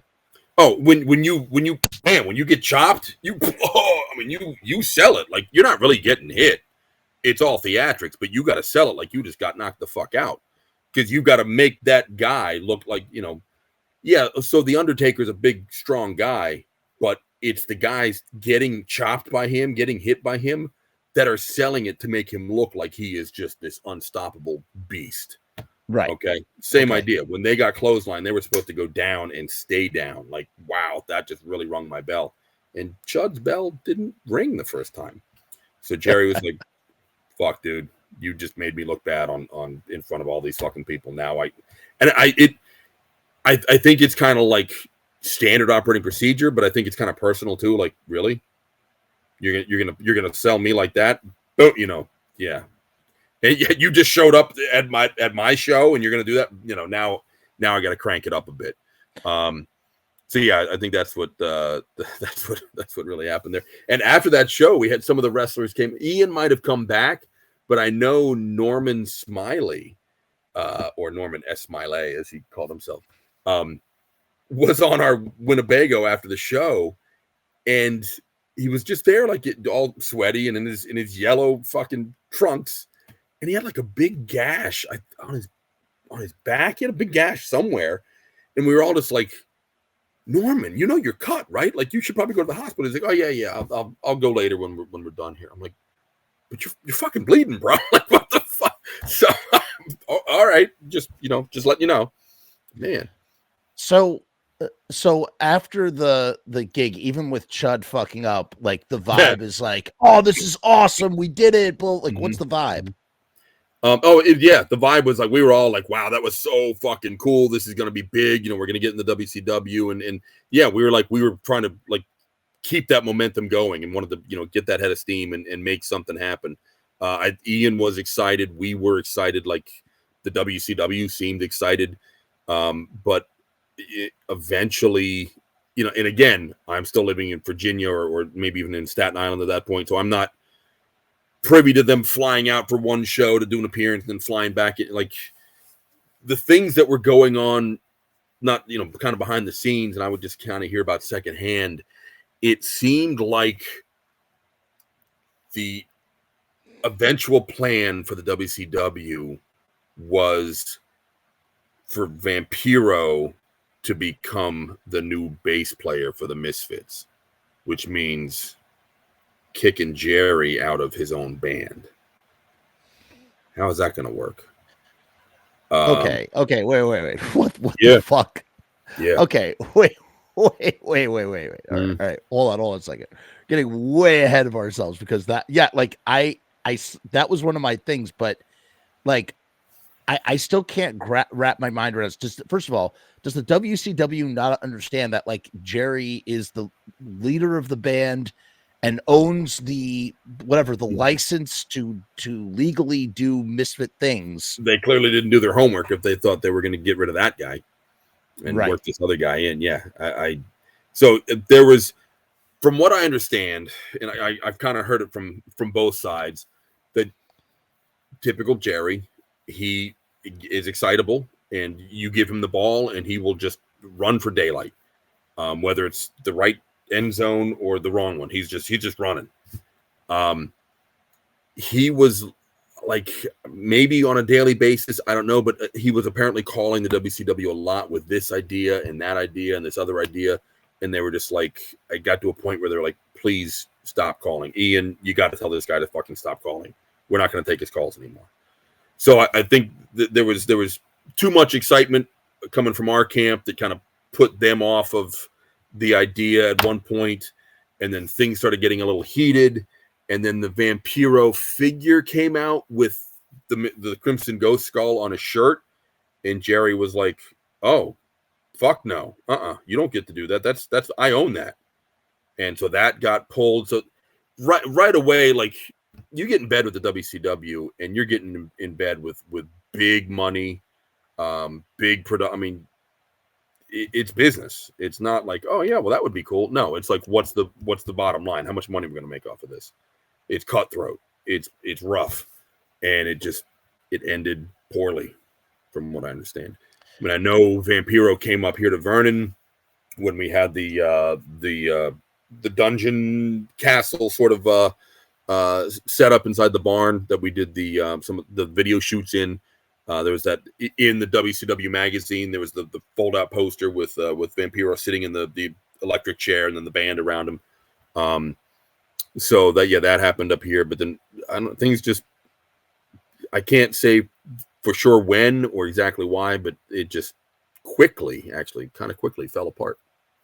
Now, do you think it was more WCW, or did Vampiro was Vampiro like implicit in that as well, or is it more WCW? Or just I have like a feeling. I have a feeling anybody who's on WCW's contract is just a pawn in their fucking game. I don't think somebody like Vampiro is gonna, like a mid card wrestler, is gonna walk into Russo's office or any of the, Turner's office or somebody like that and be like, hey, I want to do this. Okay, yeah, we'll back that. No, they're calling the shots. So yeah, I can't say for sure, but that's just my take on it from what I would figure. And then at one point, Doyle was actually doing the makeup for Vampiro. He was he had co-opted his makeup. Mm-hmm. Were you around when Jerry was practicing in his ring? Yeah. Yep. So he just bought a ring. He bought a ring. We had what the heck's his name? His tag was CES, CES. But I feel so bad I can't think of his name. He was a graffiti artist that we met out in like Arizona, somewhere out that way. He brought us to a wall mural he had done after one of our shows, and he had done spray paint graffiti artwork of the resurrection, the Ed Repka resurrection of Jerry and Doyle, like ripping up out of the ground, and we were like, oh fucking hey, look at this! So we took pictures with it, and then we kind of kept him around. He did some artwork for us, but he came in and did a ring apron, like the floor of the ring. He did a massive Crimson Ghost skull, white on black, with spray paint. But I don't know if that ever actually got used. I remember seeing pictures of him like working on it. But yeah, Jerry bought a ring. He was taking lessons from Steve, who was one of our tour bus drivers at one time. He had like a gymnastics studio kind of thing. So Jerry was like learning how to do backflips and that sort of stuff. There was one tour, the tour that Jason Trioxin started out as the guitar tech on. The first night of that tour, like we got up to California. I think we started on the west. We drove across country, started on the West Coast. Jerry was like hip, real high on the whole wrestling thing. He practiced doing a backflip into the pool, and he smacked his forehead on the coping on the way in and clocked himself like pretty fucking good. He had a big welt up there. Luckily, he didn't do any damage, as far as we know. Oh my god! But yeah, we had a huge, big, thick, like massive wrestling, not a wrestling mat, but like a mat that you practice like doing flips and falls and stuff into, and it was in the box truck. So anytime we did a show or just even like an appearance or something, this huge mat thing had to come out, and then we could unload. We're driving around the country with this stupid thing, and then we didn't play. It was an appearance at the Alley in Chicago, which is I know the Alley. The Alley. Okay, so I've got my leather jacket at the Alley. Yeah, you buy leather jackets there. You buy belt buckles there. You buy just all kinds of alternative scenes. It's like it's like an independent hot topic that's actually cool. That's actually cool. They used to have a 1959 Cadillac hearse in the back with like all the little bullets in the grill. Like, I used to live there. I lived that's right on Clark Street. Shit. I lived right next to there. I lived on Seminary. Okay. Yeah, we lived in Chicago for 3 years. We knew the owner pretty well, so we did I know at least one in-store appearance in there, maybe a couple, but this particular time we were in the back alley unloading, had to get the big mat out of the way to get to just some merch for us to be able to set up and sell in there. And then somehow we forgot to put the mat back in when we were loading the truck back up. I mean, how do you miss a big blue fucking mat like that? I don't know. And it's not like somebody's just going to pick it up and run off with it. I mean, it takes a couple people to move this fucking thing. I can say Jerry was not happy about that fuck up.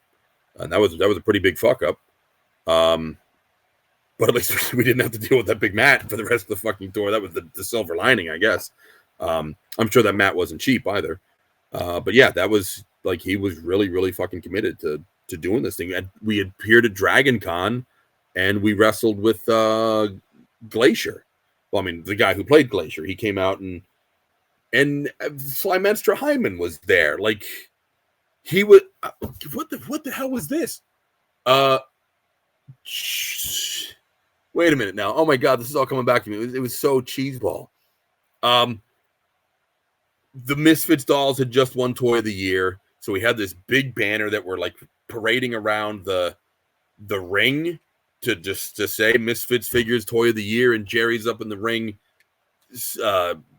talking about how great the toy is, and Slimenstra is in the crowd like heckling him, and he's telling her to sit down and be quiet. Then Ray, I think his name was, the guy who played Glacier, he comes up, he's like, hey, you know, why don't you let the lady talk, and gets up in the ring, and they get some Jerry, like, and then a fight breaks out, and I think we're Artie and I holding the banner. We put, and of course the banner is like blocking half of everybody's view because we got this was just so put together, seat of the pants, last minute kind of thing.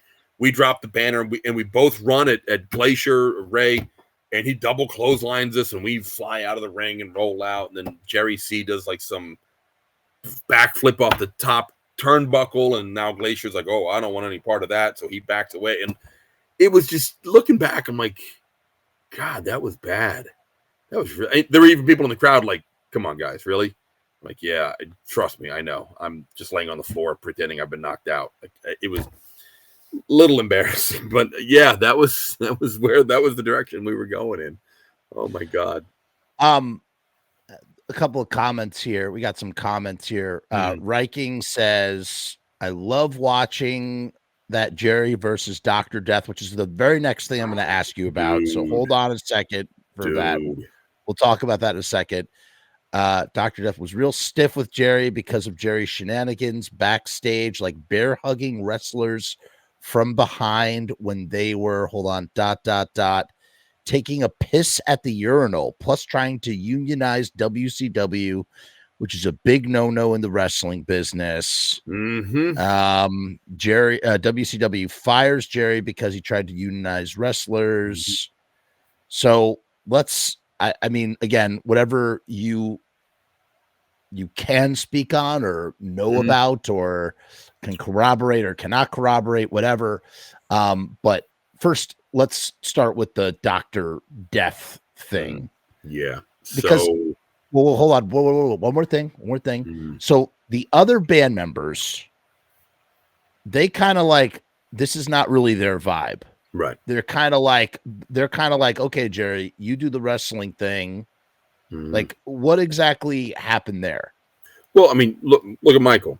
He's not a big guy. He's not going to get in the wrestling ring with these monsters. Chud's not a beast. Out of the four of them, Jerry and Doyle are the two beasts. Jerry's the only one crazy enough to be like, yeah, I'll get in the ring and do that. Doyle's like, fuck no. With bad back to begin with. It's just not, and he's not a gregarious, outgoing. He's not a character. He's just quiet and got, like, that's not his persona. That's not his shtick. Jerry was the only one cut out to do that. I remember before the Dr. Death match, I know we were backstage for some event. I remember seeing like Dean Malenko and the Pegasus Kid, the guy that killed himself, his wife, and his son in one weekend. Chris Benoit. Yeah, I remember seeing him and Dean because they worked together. I remember seeing the two of them standing together, and I was kind of like starstruck, like, wow, there's a couple fucking legends right there. And Hacksaw Jim Duggan, like, oh my God, just these, like, these characters that I grew up with, and here I am, like, backstage with these guys. I'm like, yeah, they're just like everybody else. Okay. And I forgot what show that was, like, but we were all there. I think I remember seeing Nash. Anyway, so Dr. Death, apparently there were two guys in the WCW that didn't get the memo that wrestling's actually not real. You're not actually out there to, like, kill your opponent. You're just putting on a show. The two wrestlers were Meng, who was the big Samoan guy who literally, from the stories we were told, he would climb coconut trees with his bare hands and feet and pull coconuts down and break them open. Like, this dude did not know his own strength. It was ridiculous. And then Dr. Death. Steve Williams. He was his chops were real chops. Like Ian Vampiro demonstrated, like smacking us on the chest, and it sounded like, dude, that was brutal. I mean, yeah, you got hit in the chest, but it didn't feel anything like it sounded. It was all about how you cup your hand and you make the echo. But when these other guys would chop you, like, you fucking went down. So nobody wanted to do a cage match with Dr. Death, except Jerry only. He's like, yeah, I'll do that. Might not have been the best thing he could have done. So during the match, Jerry's getting knocked about so hard by Steve. And some of that might have been because of some of the pot stirring that Jerry was doing. And Steve's, old school, man. He's been around forever. You don't come into his house and start making a mess. So that could have been part of it. But part of that, just real quick to interject about the pot stirring, the idea being maybe, again, not speaking for Jerry only, I don't know. We don't know. But the idea of, like, based on, Jerry's persona, and the idea of like having a good time and maybe not understanding the culture or exactly, and rubbing people the wrong way as a result of not understanding the culture. Okay. Yeah, I'm sure that played into this to some extent. And who knows, Dr. Death might have been put up by, the Up and Up, saying, hey, rough this guy up a bit for us because he's not making us happy right now. Who knows? But during the match, the idea was that Jerry was supposed to fall, like somebody forgot to lock the door, and Jerry was supposed to, like, fall out of the cage, and whoever gets out of the cage wins the match. Like, oops, wow, who saw that coming?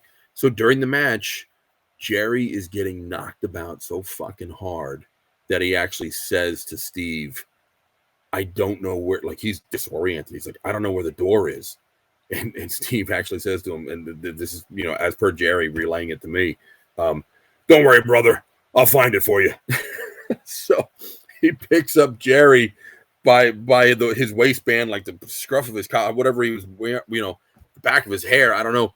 And he uses him like a fucking battering ram. He uses his head to just bam, his head hits the door flies open. Jerry goes out it. Jerry wins the match. But now he's got a huge gash across the top of his head. And I forget how many stitches it was, but yeah, 14 stitches. He took a fucking bump. And I think he had to keep that on the down low because I don't think his wife would have been happy knowing that was happening to him in the ring.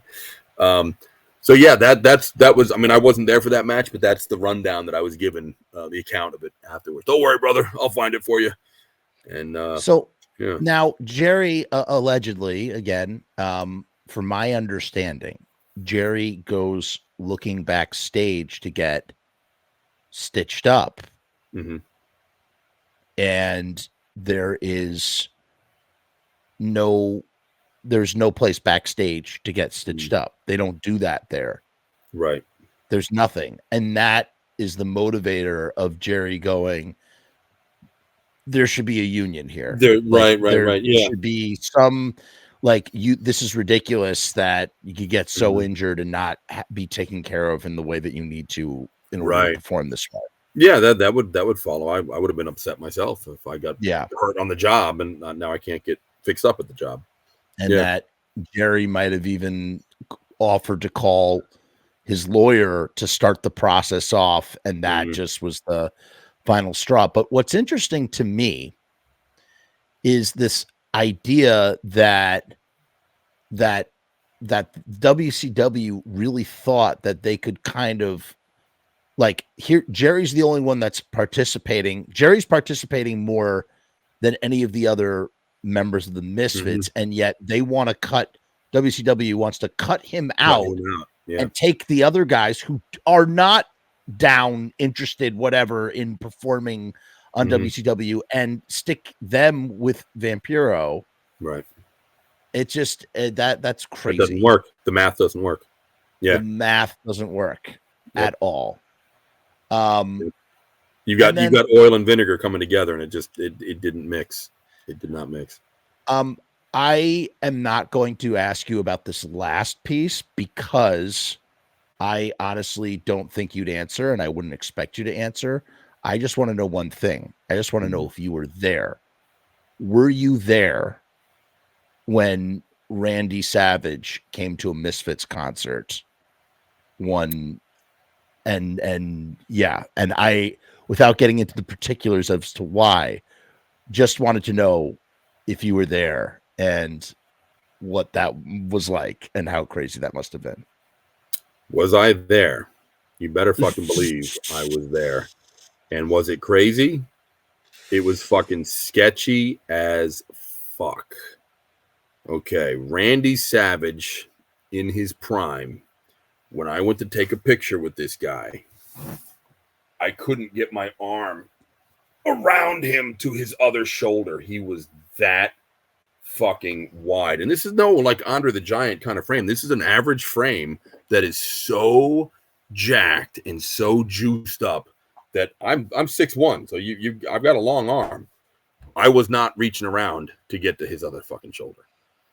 So he comes to a show in Florida, where he's from, and he's backstage, and he looks like he's about to explode. His skin is so thin, it's just about to burst. And he's got a Band-Aid on the back of his forearm, from what I understood. This is just what I understood from what I heard, was that he would get an injection every day that kept him in constant hypertrophy, which is when your muscles are like just really full with a pump from blood and your veins are popping and you look like you're going to burst. So he always had that look about him. And he is backstage, and we didn't have beer on our rider, but for some reason he was drinking beer backstage in our dressing room and pacing back and forth like a caged animal that was ready to pounce. It was the vibe backstage was just like, are we all going to die tonight or what? And according to Stephanie, Gorgeous Frankenstein, Gorgeous George, his fanny pack, because we all had them back then, all the cool guys, was always full of drugs, mostly ecstasy, believe it or not. But it was his drug bag, always on him. So God knows what else he was on. So after the show, I'm up front doing merch. Doyle comes up to the merch booth and comes and just has a seat on a stool behind me. And I'm like, you never come to the merch. As soon as the show's over, you hightail it to the fucking RV and hide. Like, what are you doing up here? And he goes, Randy's backstage, looking for me. So I wanted to come here and hide behind you. And I'm like, get the fuck out. Get away from me. I don't want to have anything to do with you. No, I'm not getting in between you guys. Fuck no. I don't want to die. So yeah, Randy came to one of the shows. It wasn't pretty. Crazy. Terrifying. Very. Let me double back here because you mentioned Jason Trioxin, and it was a good reminder because so Jason, at one point, for those of you who don't know, Jason Trioxin was a musician out of Bergen County, New Jersey. diehard Misfits fan. Yeah. Who just loved the band. He had his own band called Mr. Monster, and they opened for the Misfits a couple of times. Boo Wop, right. And as you guys know, Jason's bandmate, has been on the show, both of his bandmates have been on the show many times. Joe and Loki have been on the show. And yeah, Jason's no longer with us, but he was a diehard Misfits fan. And at some point, he had worked with Mike Hideous, He was in the Empire Hideous for a little while. Yep. And eventually he had gotten to a point or a place, maybe it was through Mike Hideous, I don't know what the connection was, but that he was gonna go on tour with the Misfits. What was the situation with that, or what had happened, or how did that all work out? He was hired as the guitar tech for a tour. I don't know how that came about. Again, I would show up to the tour and like, oh, here's the new guitar tech. Oh, hey, Jason, what's up? Yeah, I'm the guitar tech now. All right, cool. Let's go have some fun. But right out of the gate, first show, he's guitar teching in full Mr. Monster makeup and like some of his stage gear. And right away we were like, no. You're not hired to be Mr. Monster. You're hired to be the guitar tech. So there was like a little bit of that's not what you're here for. So I think the kibosh was put on that. But at some point, like I forget how far into that tour, things just didn't work out, and Jason was let go.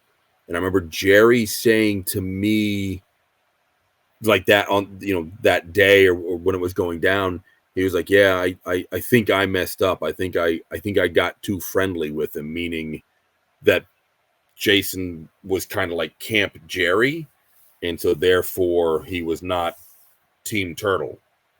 Like there was that, it kind of seemed like there was that you were either over here or you were over there, and I didn't want to be on the I'm just here, guy. Like I like the band. I like the Misfits. I'm not this guy or that guy. Yeah, Jerry said that to me, and yeah, apparently Doyle. I think Doyle was not happy with him being the guitar tech. So things progressively got worse at that point when a hired gun rando guitar tech, have guitar tech will travel guy was brought in, and Jeff, I think his name was. Can't think of what his last name was, but he was just like a hired gun rock and roll guitar tech that our manager at the time, Brown Al, who we talked about, knew. So he was brought in. He ended up being an absolute drug addict, piece of shit that I swear to God I was going to leave him on the side of the road one night when he came on the bus and was just like out of his fucking mind, high on God knows what. And I was ready to lay the dude out and leave him on the side of the road and just take off. So he got let go pretty quickly. And then I was thrown into the fire. It's like, hey, Mr. Merch Guy, you guitar tech like once or twice down in South America, right? Yeah, grab the guitar. Let's go. I'm like, okay. And that's how all that began. Yes. First of all, thank you for the support. James Gruesome, he says, RIP to Jason Traxton, who's no longer with us. Rest in peace, Jason. And also real quick, apparently, okay, so it's not Riking, it's R King. Got it. R King. All right. I was calling him Riking. I just thought, I was like, oh, it's a creative way to spell Riking. R King. I got it. What else was there? There was also some confusion that Jason was confused with Michael Graves and he was wearing a t-shirt. There's pictures of Jason where it says he's got a t-shirt on that says not Michael Graves. Michael Graves. Was that on that tour, or is that something that was that's ringing a bell a little bit. Because he had two young, like cute guys that the girls liked, and that might have been around that time too, and that might have been part of like why his tenure with us didn't last, because it was getting played up, too much. Which is funny because later he played guitar for Michael Graves. Mm-hmm. Yeah, later down the road. That's funny. Yep. Okay, let's keep going here. We are approaching our 4-hour mark, and we got to put a pin in it because this is fucking 4 hours. 4 fucking hours. I was not planning to do 4 hours tonight. I really was not. But you know what? That's what we do. We space these things out. Yeah, so that way, we didn't talk about like the Doyle fan club letter and envelope. I mean, well, we're gonna take a listen. We're gonna put a pin in it right now. Dr. We'll talk Fives about those. Playing the organ. No, we're gonna talk. We're gonna get to that stuff. We'll get to the housekeeping stuff in a minute. The Conan look. The last thing. Let's just finish out. Let's finish out the year 1999, and we'll cap it at 2000, and we'll just have to pick it up from 2000, and we'll go back and do the housekeeping stuff, and we'll wrap up the show. So the Misfits show, right? That happened. Oh, so do you remember Eerie Von showing up to some Misfits shows in late 99, mid 99? Eerie Von comes hanging out around Florida, and do you remember him from? Does he remember you from when you were following Danzig around, or did you guys? He connect might not at have all? realized. Yeah, he might not have realized that I was the same guy. That might be completely off his radar. But I remember seeing him like after the show, and we're just chatting a little bit, just Cool. kind of hanging out. Yeah, he was That's cool. just there. Yeah, I remember for some reason we stayed in town that night, but the vehicles had to stay at the venue, and it was either a bad part of town or there was some other shit going on. I ended up having to sleep in the crew bus by myself, while everybody else like slept at a hotel, just to make sure none of our stuff was fucked with. That was that night. Gotcha. Yeah. Good times. Yeah. Good times. Apparently, our king says Randy Savage called Doyle by the wrong name, and that he called him Dooley. But I don't know if Randy actually said that, or I know we joked about that.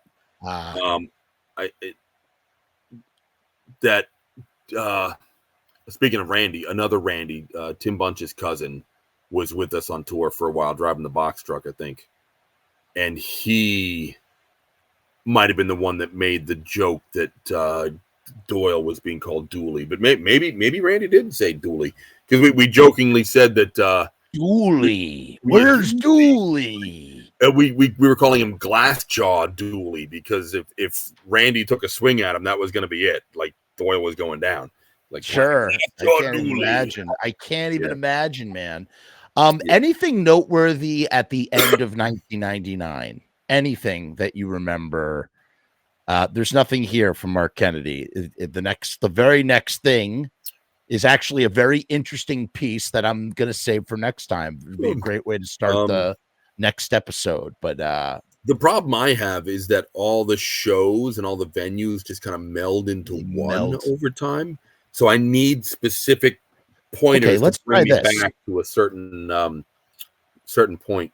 Let's try this real quick. Let's see if this does something for you. Maybe it will. Maybe it won't. We're not going to press it. We're not going to press it any further. You worked your brain hard tonight. I really want to thank you for doing this, and I really do enjoy it. And just to clarify again, we have everything that we have tried to tackle is everything that Tank has expressed from us is from his POV as he remembers it, and nothing more. Right. Okay. All he can speak of is his experience, and anything that I'm throwing in there is just either Michigas that I might have heard or speculation, hearsay, whatever. But just to clarify, that is the total sum of what you have heard tonight in that kind of way. In terms of dates, okay, so there was a tour that went right into the 2000s. Okay. Oh, this is really fucking interesting. Holy shit. That is really interesting. Okay. I do. Oh man, maybe we should end with that as a cliffhanger. We should end with this as a cliffhanger. Oh my God. Okay. First of all, so the Famous Monsters tour begins. We didn't even talk about fucking Famous Monsters. Holy shit. We'll start the next episode with Famous Monsters. We're not going to talk about it now. It's too much to go into. But yeah, it was in Florida where we tried recording the lines for Famous Monsters. Did we talk about that? No, we did not. We didn't. But save it for the next time. Save that for the next time. I'm just seeing there's a bunch of dates. There's all the way through for the month of December, all the way up to the 17th. Then you had 2 weeks off. You had a month off, and you picked it back up in the year 2000. And it's just a bunch of dates. I don't know. They don't see. Now, here's what is interesting. This is what's really interesting. Oh, you played with Fear. That's cool. With Lee Ving. Okay. Here is one thing that's interesting. On Misfit Central, Dr. Chud in February leaves a something online. He leaves a little thing online that says, wait, let me read exactly what Mark Kennedy wrote here. Hold on. Here we go. February 14th, Chud issues a statement on his website announcing that he, Michael Graves, and Doyle have left the Misfits February 14th, 2000. And then when I go over to the tour section, February 17th, 18th, 19th, and 20th were all canceled at the end of the Famous Monsters tour. They all coincided. So was there an earlier time where those guys had left the band? I guess so. He posted that. Huh.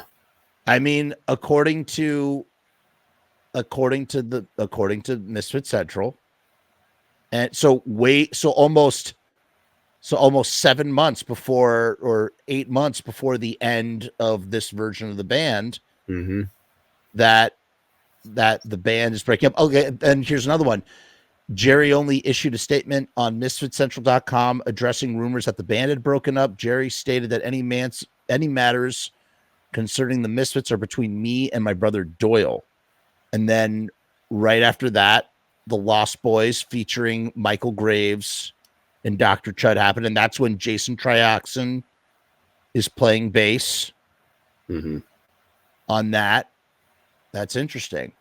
So something happened before the end of the band. I have a feeling from something that Doyle told me at Chick-fil-A in LA, just outside of LA, after Michael and Chud left, maybe Zoli was singing with us at that point. Who the drummer could have been anybody at that point. Could have been Goat, could have been Renfield, could have been that one other guy. Doyle and I sitting in a booth, and him just telling me, I can't take him anymore. I can't take it. I can't do it anymore. I gotta go. And I'm like, what? No, just hold on. He's like, no, you don't know what it's like. I can't take him. I think the three of them were commiserating, working with Jerry, because we all know, when somebody you're with is that focused and that driven, and you're just more like, yeah, let's just do whatever. It's over time, it's going to grate on you. And I think they were all just kind of feeling like exhausted from it, and like that's probably what the announcement came from. That might have been what just started the avalanche that ended in Orlando that one night, and then eventually Doyle was like, I'm out too. But what's interesting, I just didn't even, I don't think I've ever read this part of the website before, so I didn't even know that there was this statement. So this is like a complete surprise to me that there was a statement so early. And then because I had the tour dates out, as I was looking at the tail end of 1999, and I go, oh my God, they had to cancel a bunch of dates while the statement was made, which means that something must have, there was an attempt to leave it way, way earlier than when they actually left. So that's interesting. I didn't realize that. And that's also that you're in Japan. I've seen video of those shows when you're in Japan. You're playing real crazy. All right, let's put a pin. Let's put a pin in that, and we will come back and finish up the year 2000. We'll talk about Famous Monsters, and we'll talk about the rise of the M25 tour. But why don't you have some things that you were just briefly mentioned before we got into that. Can you go into that a little bit, and we'll wrap it up. As I re-listened to some of our previous casts, it makes me realize, we skipped over this. We didn't mention that. I had mentioned to you, in fact, I think I sent you photos of my when so cheesy looking back on it now. My entry to join the Doyle fan club. I sent you those pictures. I don't know if you have those queued up. I don't know. Yes, I have those pictures. I don't know if I can. Let me see if I can queue them up. Keep talking. I'll see if I can get them. I don't know if I can. This would have been 1988, perhaps 89. I'm not entirely sure. It's just a stamp, a first class stamp with 22 cents back then. I can tell you that much. But I found up in the attic, I still have my original letter that I sent into the Doyle fan club because it was saved. It was at the shop when I was going through like converting the Doyle fan club over to the Fiend Club. I came across my letter, and I guess the reason it was saved was because it was just so damn fucking cool. Yeah, you can't throw shit out like that, right? I mean, look at that. Here, look at this. I think I have it right here. Okay, that'll be a better. There it is. Okay, so funny that I'm using actually the Samhain Skull Girl, right? To hold the scroll, and then the little guy that's next to the stamp, that was some random drawing that was on the. What did I miss? Boy, that's a loaded question. That was some random drawing that was on the postcard that they sent out for the Doyle fan club. Like, I don't know who drew that. It's just kind of dumb, but there it is. Do you see the back of the envelope? Let me see if I can get to the back of the envelope. If you don't have it, I can hold it up. No, it's the next one. All right. Yeah, you're not going to see that. All right. So the back of the envelope is just "Evil Never Dies," which of course is. It. Oh, hold on. Let me make that bigger. Let me hide this for a minute. Oh, you have the all right. "Evil Never Dies." Yeah. Which is also from, that's the legacy thing, but that was post. That's sure. Post.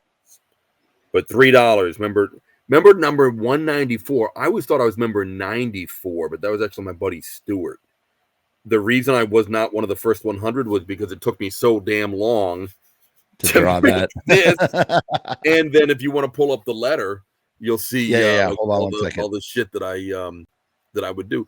So that's the picture I was talking. This is Terror on stage. Oh, that is it. That picture was huge on the back side of a newspaper, the back cover, and you'll see all the writing. You could have put that. It could have definitely been a live album for sure. Right? You know what that would have been? This picture would have been on in the liner notes. This would have been like one of the pictures in the layout for sure. Yeah. Yep. For Terror on the Stage. Absolutely. Terror on stage. Okay, so we'll make one more. So this was my letterhead, for lack of a better term, back in the day. This is the one we talked about where I painted. Yeah. That's actual red enamel paint painted onto there. It's a Xerox copy of the drawing, and then I would just write my and this, God, that was before my handwriting changed. I didn't write in all caps yet. 7/28/88 is when I wrote that, but it took me so long to do that. And then the next drawing, that's what. So a Teenager from Mars, Johnny's favorite. That's who I was back when I was still a teenager. Right. But the reason this didn't go in quick enough to become one of the first 100 members was the next drawing. This is a drawing that I saw in a dream, but it would have been black with white lines instead, kind of like a scratch board artwork. Yeah. And then there would have the lines were kind of steely gray. And then there was a glow in the line work from underneath. So it was just a very cool thing that I saw in a record store, but it was artwork instead of records. And there's one I later did of Doyle as well. So the one of Glenn was pretty much my letterhead, the previous image. So this took me so long to draw that by the time I got all this shit together, I didn't make the cutoff, but my buddy Stuart got member number 94, so I was always happy for him for pulling that off. You know what's funny? All those years later, there it was. Yeah, you know what's funny though? Like when you think about like kids today, like with their cell phones, and it's like, oh, I'm in my room, I'm looking at my TikToks and my Instagram, The and kids it's these like, days, I tell you, with the no, I TikTok, just mean like, but Instagram. like in the 80s, you could read books. Maybe you had a fucking little TV in your room, or you listen to fucking music and you draw at your desk with the fucking lamplight. And that's, I picture you like just passing hours by, probably listening to music, just like, fucking coloring this red and shit. You know what I mean? Like, yeah. And that's just what you did. That's like spending, it's like fucking Thursday night, school night, Thursday night. Yep. There's no you see my closing there. Best of luck, END. Yeah. What is END? Wow, what is it? Evil never dies. Oh, right. Evil never dies. There you go. So I thought I was so cool. Oh, me and Dooley. Wait, was this 1999? Yeah, that was the wow, we skipped over so much shit. We forgot to talk about George Romero. We didn't talk about Bruiser. We didn't, we skipped over a lot of stuff, man. Damn it. Way to go. It's only 4 hours into the show and we skipped over a bunch of shit. There's Mad Mark. There's a picture that's with your famous picture of you with your Mad Max and Mad Mark. Yeah. There he is, the scary guy. Yeah, you look very scary with there. With the freshly touched up tattoo. Yeah, and it's what the look is. I mean, yeah, obviously it's the whole vibe, but like there's something about the angles on your goatee that are terrifying. Those are terrifying angles. Go back to the bald photo. You'll find an interesting look at the so the sleeveless shirts that we were given obviously didn't have the shirts on the logos on the crew logos on the shoulders. So one went up on the like over your heart. Yeah. That one is sideways. Huh. It was a misprint. It was the only crew shirt that came out like that. A misprint for the Misfits. Yep. So we actually, okay, I'm sorry. I'm just trying to like itemize for next time. We're going to talk about George Romero. We got to talk about fucking, oh man, we totally we did really good with 1998 and we totally shit the bed on 1999. 99, we just jumped right through it. No, we were so focused on wrestling. We didn't talk about other stuff. We didn't talk about, we're going to have to go back. We'll go back. And eventually and then after that, we will be out of the, we'll be out of the Misfits 95 era and into the Jerry Fits. Into the fire, right. Out of the pan into the fire. Yes. So I send you these random text messages. It'll just say like Dr. Five. Yeah. And Steve Lucas was watching another one of your shows, and like your phone kept going bing, bing, bing, and you're like, fucking Tank, man. He's just sending me like all this random shit. No, didn't I say I was something like, no, it was like this. Yes, I did. That happened live on the air. Right. I look over and I'm going, I think I was like, who the fuck is texting me so much? And then I see random, and I just like didn't respond to it because I was like, I know exactly what you're doing. You're just notating shit. I do the same thing to my wife. Like we have a WhatsApp thing. And if I need to like jot something down, I'll send it to her, but like she knows not to respond because it's just a thing. And so my phone is just blowing up. And it was just funny because I was like, I bet you he's listening to one of those episodes right now and going through. So there you go. Good on you. So Dr. Five's playing the organ. Yes. Originally, well, thank you, 322 Dan. So the day that I met Rocky, Jerry and I were downstairs working on the lyrics and everything, trying to figure out all the old lyrics. And they had some sketches drawn up of what the first Misfits album was going to be on the reunion. And it was going to be Misfits, Eighth Wonder of the World. And it was like this aerial view looking down with King Kong chained up like against the back curtain. And there was the band out front playing. And it was going to be Jerry and Doyle, guitar and bass, the Crimson Ghost singing, and Dr. Fives playing the organ instead of a drummer. And I had forgotten about that when we talked about the Eighth Wonder. I know somebody who has that art framed in their house right now. It still exists. Interesting. Okay. Yeah. That's good that it still exists. That makes me happy. Jerry model winning the best of show, hand painted by the Grink, being erroneous. Right. Meeting Calf at Schiller Theater in 1995, which was when Jerry referred to himself as King Rat, which I thought was interesting. Wait, why did Jerry refer to himself as King Rat? Calf Fierro asked, "Hey, can you get Jerry to just do like a little quick, spot for me for my non-homogenized production Cheese TV?" And so I was like, "Sure." So Jerry's like, "Hey, this is King Rat, and you're watching Cheese TV." I never heard him call himself that before or after, but it always stuck with me. King Rat. Weird. When I first was when Steve and I were talking to Lou Vomero, who was the original runner, if that's the right word, head of the Doyle fan club, I was on the phone with him. Like, so, does Jerry still wear the black makeup under his? I thought these guys looked like this like every day. Right. And Lou was like, yeah, sometimes. Like, well, what's Doyle up to? How's he looking? He still got his devil lock. And Lou was like, Doyle's doing like a Conan look. So I've seen some Christ era photos of Doyle where his hair is kind of long. I'm not sure if it's dyed black or not, or if it's just his natural color. In fact, I think when I first met Doyle, his hair wasn't black. He always just had it back in a sleeve or a hat or something. But that was his Conan look. Did we ever talk about meeting Pauly B? I don't think we did.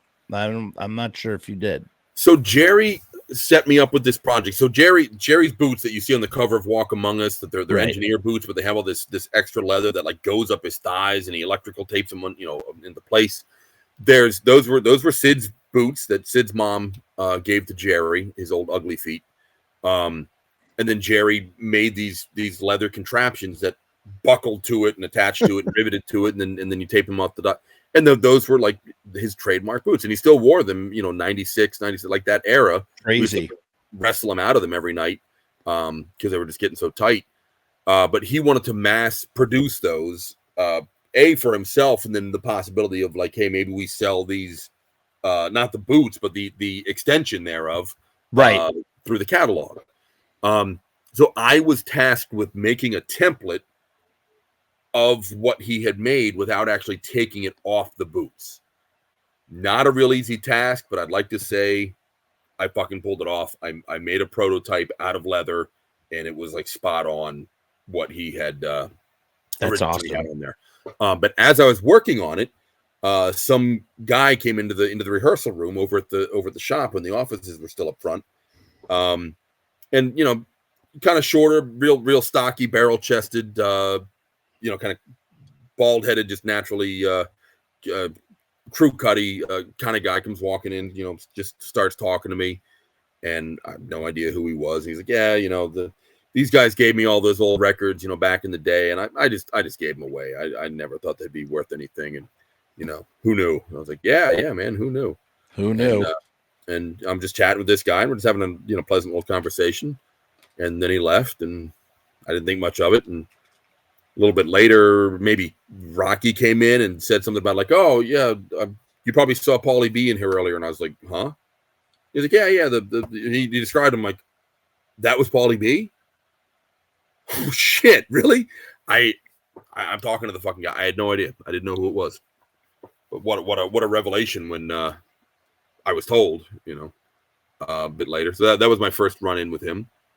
Electrical tape. I got Jerry a pack of like 10 or 12 rolls of electrical tape one year for Christmas because it was if you give that man enough electrical tape, he will rule the world. He still wraps his guitars in electrical tape. Is that just what it's for? He wraps everything in electrical, everything. The Christ the Conqueror, the big logo sword thing, that was all made with electrical tape. Like all the trim, like everything was fucking electrical tape, and it doesn't stay stock forever, unfortunately. Strawberry Christmas tree, that was an early Christmas gift that I sent to the Caiaphas, that I sent to Jerry's house. I worked at a restaurant, so I was able to get a big thing of strawberries sent in, and then we had a lot of chocolate that we could melt up. So I made chocolate dipped strawberries that I stuck onto toothpicks through the tip, and then I had one of those styrofoam cones that I now stuck all those toothpicks into the cone. So what was left was the green part facing out, and I used we had like icing that you could drizzle, so it came down like icicles all over the tree. And then I cut a midsection of star fruit out, and we sprayed it with like a lemon juice to keep it from turning brown. And I used the icing to glue that to the top. And then we had the little candy, little chocolates that are in foil wrappers that look like gifts. And I icing them to the base that I'd made. And I made 2 of these, and I shipped them like next day UPS, so they wouldn't go bad. I shipped them up here to Vernon, to the Chi office as like Christmas '94. Wow. 94, maybe 95, but I'm thinking 94. You would have been 94 because 95 I'd already left for my WCW trial. So yeah, Christmas '94. I shipped those up, and that was kind of a big deal. They were like, "Holy shit, you made this?" I'm like, "Yeah, whatever." So What were you you like, you must have been really blown away. I forgot about that. So you had tried out for the WCW, and now here is the band getting involved with WCW almost 5 years later. Like, was that like just like that must have been mind boggling, especially because I didn't realize that I forgot that you are like you know your wrestling and that you're an avid wrestler. So like what was going through your mind, or what is going through your mind like when that is all going down? Are you just like, this is fucking rad? This is, yeah. I mean, like I said, when I was backstage and there was Chris Benoit and Dean Malenko just like talking about their matches coming up or whatever, and I'm like, whoa. And Bret Hart is like, we're helping him up the stairs onto our RV after his stroke, and I'm just like, oh my god, I can't believe I'm just like rubbing elbows with these guys. This is fucking crazy. I didn't once my dreams of being a wrestler were shattered, like my adoration of the wrestlers kind of dwindled a bit. I was coming down off it now. Sure, it was cool to see these guys, but like a few years earlier, and I would have been like, oh, holy shit, But it was still cool all the same. What else is on your list there? Let's knock it out real quick. Some of it help if I enter the right pin. We're going to talk about this when we get back into 99, because I did see some, like, did we have some Frankenstein photos, I think? Tankenstein photos? Yeah. We didn't even talk about that. Yeah, we have to talk about the stage show. We didn't. Yeah. There's so much shit we skipped over, man. I mean, what the fuck? When we talk about the stage show, I will unveil what I'm pointing next to, because it's pretty cool. Okay. I will also talk about how I was almost burned alive. Oh my god. Jesus Christ. Yeah. We never talked about Enter at Your Own Risk. The box set? The box set. Well, I mean, Ooh. I've heard of it, but I don't. Yeah. You know more about it? Like, tell me. It's just that I remember. I mean, Steve and I were having every issue of Thrasher. We'd read it word for word to find out any Misfit stuff that we could, and then that's where it was mentioned that coming out soon. Enter at Your Own Risk, a collection of Misfits 7-inch. I'd like a reprint of the old 7-inches. Like I guess that was going to be the thing. Never happened. Talk about getting our hopes up. Thanks, Glenn. You know what happened, actually? That eventually, I think that's morphed into Walk Among Us 2, which then, and that's when Erie and Glenn went in to re-record a bunch of shit. And that's how we got Mephisto Waltz in the first place. Yeah. And then that morphed into Collection 2. Right. So I think that was just like an evolution. But yes, that would have been that was a one of a couple of box set ideas from the late 80s, mid 80s. Glenn was like, I need to do something Misfits related for Plan 9. Right. At that point cool in time. Name. Enter at Your Own Risk. I remember, oh my god. It's been awesome. Yeah, I remember I used to, so envelopes like this, I would spray paint them black, and I'd do more artwork in here, and I used to paint on the back in white, Enter at Your Own Risk. And that these are the kinds of things that I would send out to like record stores around the country, or like even over in England and Europe, and be like, hey, I'm Johnny Favorite, I'm John Grimm, I collect Misfits records, let me know what you got. Because we didn't have an internet back then. That's how you had to do it. Yeah. I'd find their store in the back of like Spiral Scratch magazine or Maximum Rock and Roll or something, and just send them a letter and throw it out there and hope I get a call back. Crazy. Did we ever talk about Plan 9 long boxes that the CDs were in? No. You could buy a Naked Ray Gun CD in a Plan 9 long box, believe it or not. Okay. Somebody Explain. fucked up. I remember seeing that, and I remember asking when I sent those questions into Caroline, be like, why am I seeing Naked Ray Gun in Plan 9 long boxes? And they're like, oh, we must have just ran out of Caroline boxes at the plant and just grabbed whatever. I was like, oh. Do you know why we had long boxes? Yes, because yes. The reason why, this is crazy. I feel like I'm getting tested right now, but this is awesome. Okay, so the reason why, it's just funny because like I was, I sometimes moonlight as a substitute teacher, and it's like when I'm for middle schoolers. And what's funny is that like I'm sitting here talking to these like middle schoolers like don't understand that like media used to live on like a physical disc. Yeah. You know what I mean? Like to them, it's just all intangible information that they can summon on a thing. I'm like, no, it's like this like spun on a thing that recalled the information and played an image. In any case, long story short, long boxes are when CDs became popular, began to really sell more. You had a lot of record stores that had very deep bins that hadn't converted to showcasing CDs.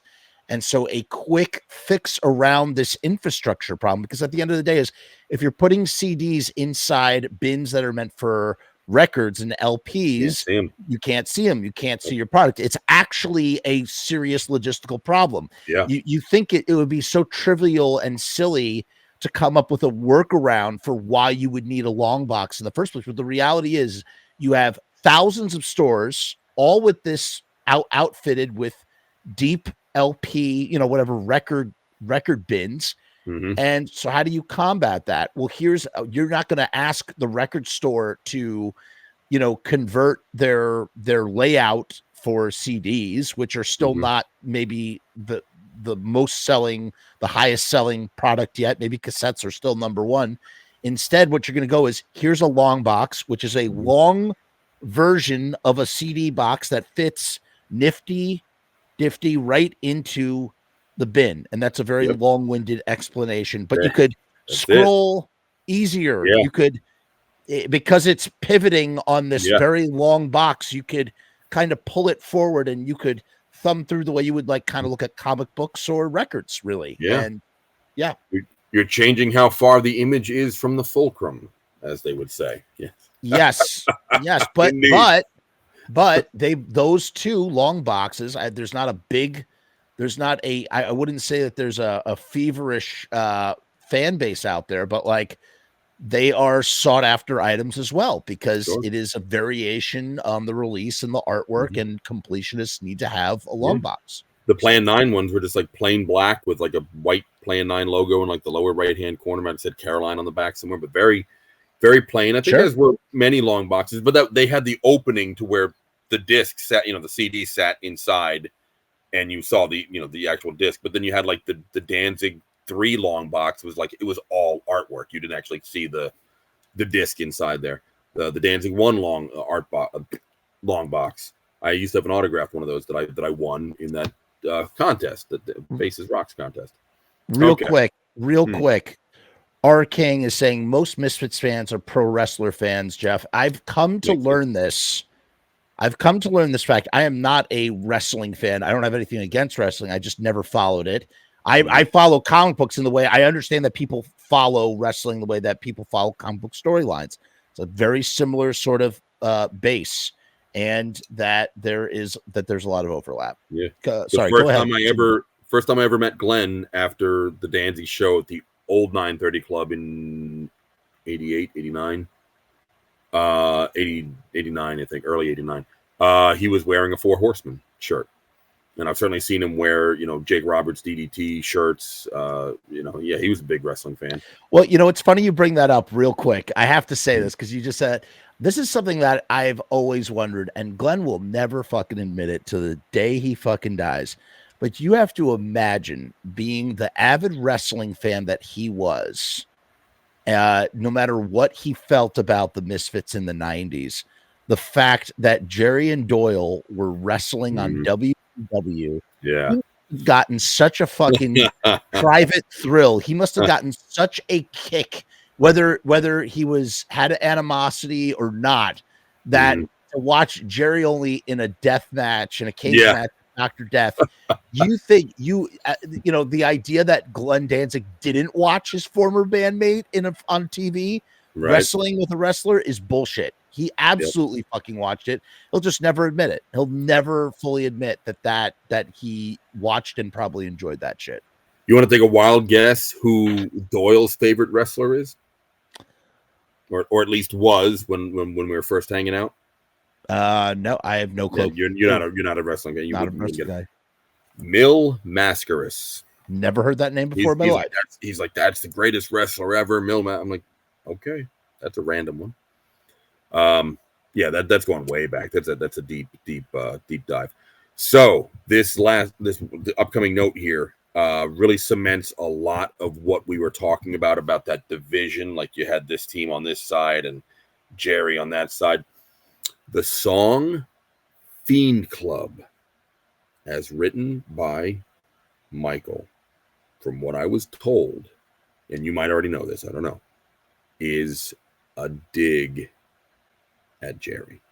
Okay, I have never heard that before, but now I'm looking up the lyrics right now. Your hair is too long, you're too this, you're too that. That was a backhanded at okay, here are the lyrics. Okay, it was written by Doyle and it was written by Michael Graves. We won't pretend that this is the end. We're not losers all the time. We march and we fall. We're one and for all. It's just evil all of the time. We are the Fiend Club, not you, not you. You dress so messed up. Your hair is too long, but I'm changing it all of the time. That's when Michael's like wearing blonde hair instead of the classic devil lock.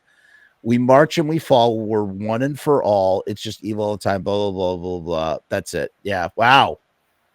Yeah, that's a holy dig. Shit.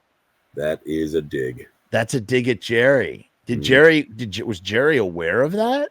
I don't know. I wasn't aware of it until I forgot who it was that told me. Might have actually been Michael. That's what that was. Oh my God. I don't know. See, I don't understand how after Michael comes back in the band, that had to have been the beginning of a rift. Yeah. That had to have been it. Like that he pushed him out, that he comes back in, and that he's kind of like not, because during Famous Monsters session, which we'll talk about, that that Graves was felt like he was a hired hand. Yeah. That he didn't feel like they were a band in that kind of way. 77 to 83 says, I asked Jerry at a 99 show why they didn't play that live, and he said it was too slow and poppy. I guess talking about Fiend Club, so they didn't even play that song live. Interesting. Wait, what? In all seriousness, I heard that Glenn was a big fan of Famous Monsters, particular Graves vocals. It was a long time ago. Don't know if it's true. I don't know. I don't know about that, man. I mean, Graves was invited to be to come out for some Danzig shows. I mean, are you talking about in 2009? Something like that, yeah. Once I again, heard Michael was like very mistreated by Glenn, though. Like I heard a lot of different POVs from that very show. That was a lot of people were at that show, and I heard that. And again, this is such gossip, and this is me saying this, me from what I heard, in that was a very one-sided understanding. Right. meaning that that Graves thought that was going to be the case, and that it was not reciprocated on the other end, and and as a result, they never met. So I don't know. Again, that is me regurgitating secondhand information, just so we're aware of what I say when I say that. I don't know. Yeah, from what I heard, it was very weird. It was not pleasant. Like Michael was told to just sit in this corner and wait, and maybe he'll be spoken to. Maybe he'll go. Like it wasn't handled well. Yeah. All right. So we did talk about the black light 7-inch, which never happened. We did talk about Bernie Wrightson and I'll Give Me a Break, but we didn't talk about actually meeting Bernie Wrightson. That's amazing that you met him. Oh, we watched him draw, and wow. his hand. First of all, he holds. I don't have a pen here, but he holds his pen like upside down, like the back of his hand is on the paper. Really? And, you know, like this is the pen, and he's like doing like this stuff, but his hand moves like half a dozen times before he actually puts the pen to the paper, and then there's the circle. I'm like, fucking, it must take you forever to draw a picture.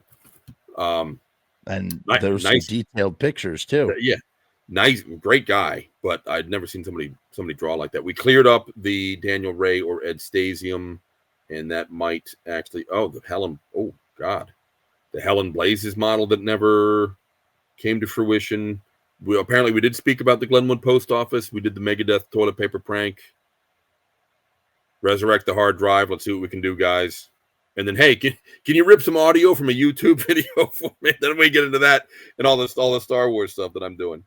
And then well, tell everybody what the Star Wars stuff that you're doing. So like I said, and I'm hanging out here with you guys instead of repping my deck tonight. So I've got a big championship match tomorrow. There's about a dozen of us playing with some guys coming in from out of town for this collectible card game that I'm like fucking addicted to, Star Wars Destiny. I went to Worlds back in August and I failed miserably, so I've really got to make up some lost ground here.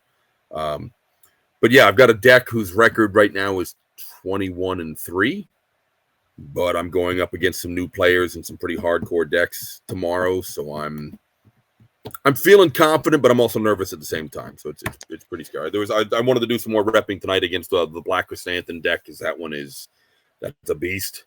But we'll see. We'll see how that goes. I wish you the best of luck, and I hope it is a successful endeavor. Yeah, so Jeff's been ripping audio for me from like Star Wars things for me to sample and try and put some intro music together, because we're going to start webcasting our matches, our geek stuff. And yeah, Steve, live stream it, man. It's like, everybody's live streaming. That's what I built an armature, and we're going to put up our webcam. Steve told me not to worry about not being the best man. It is what. Thank you for that. And somebody else is chiming in and saying, okay. Somebody just watched Beyond the Wasteland, the documentary. Right. Tell them about the documentary. Yeah. So Jeff mentioned earlier that, all the cosplay stuff that I do or did. Lord Humungus from Mad Max in particular. There is a documentary that's available on Netflix. I think it's $5 to rent, $10 to own. It's called Beyond the Wasteland. It's about the Mad Max fan community in general, but specifically we follow around Bertrand Cardart, who played Clunk, one of the bikies, as they call them. We call them bikers down in Australia. They're bikies. Played one of the bikies in the first Mad Max movie. He was diagnosed with terminal cancer. And this was sort of this journey that this film crew documented was his last hurrah going across Australia for the Mad Max like 30th or 40th anniversary. And then he meets characters like myself as Lord Humungus and guys from Japan and people out at Wasteland Weekend, and it's a fascinating journey. You see some really cool, some wild stuff, but you also get some very down to earth, very heartfelt things.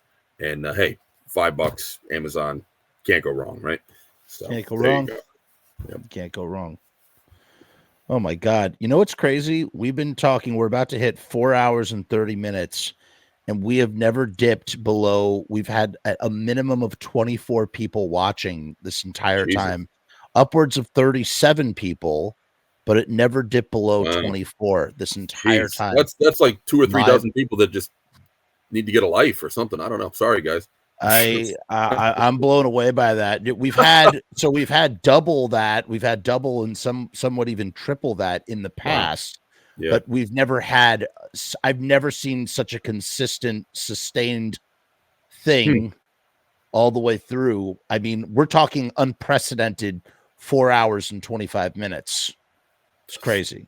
That's crazy. And I already did 5 hours, so I'm actually at the 9.5 hour mark for this week in live YouTube streaming. Yeah, I've been doing more and more Destiny podcasts. Like we did one Tuesday that just came out yesterday, and we try to cap it at an hour. And so this is like, wow. But you know what? Eventually, what I will do with all of this shit, and what I do when I want to like, what the best part about these long shows is, there's so many people that are not going to watch this that will watch clipped up versions. So at some point, I will painfully go just through, cut out all my stuff and just leave you. Exactly. Precisely. Sure. No, I'll clip up the show. I'll clip up very specific segments and re-upload those as smaller chunks, little snippets. Yeah, and you know what's funny? The irony is that those are the little snippets will do 3 or 4 times the amount of views and watch hours than the long show. People just want 5 minutes. Right. I mean, these are cumbersome conversations. Yeah. If I can't really watch videos while I'm driving. I mean, at least I shouldn't.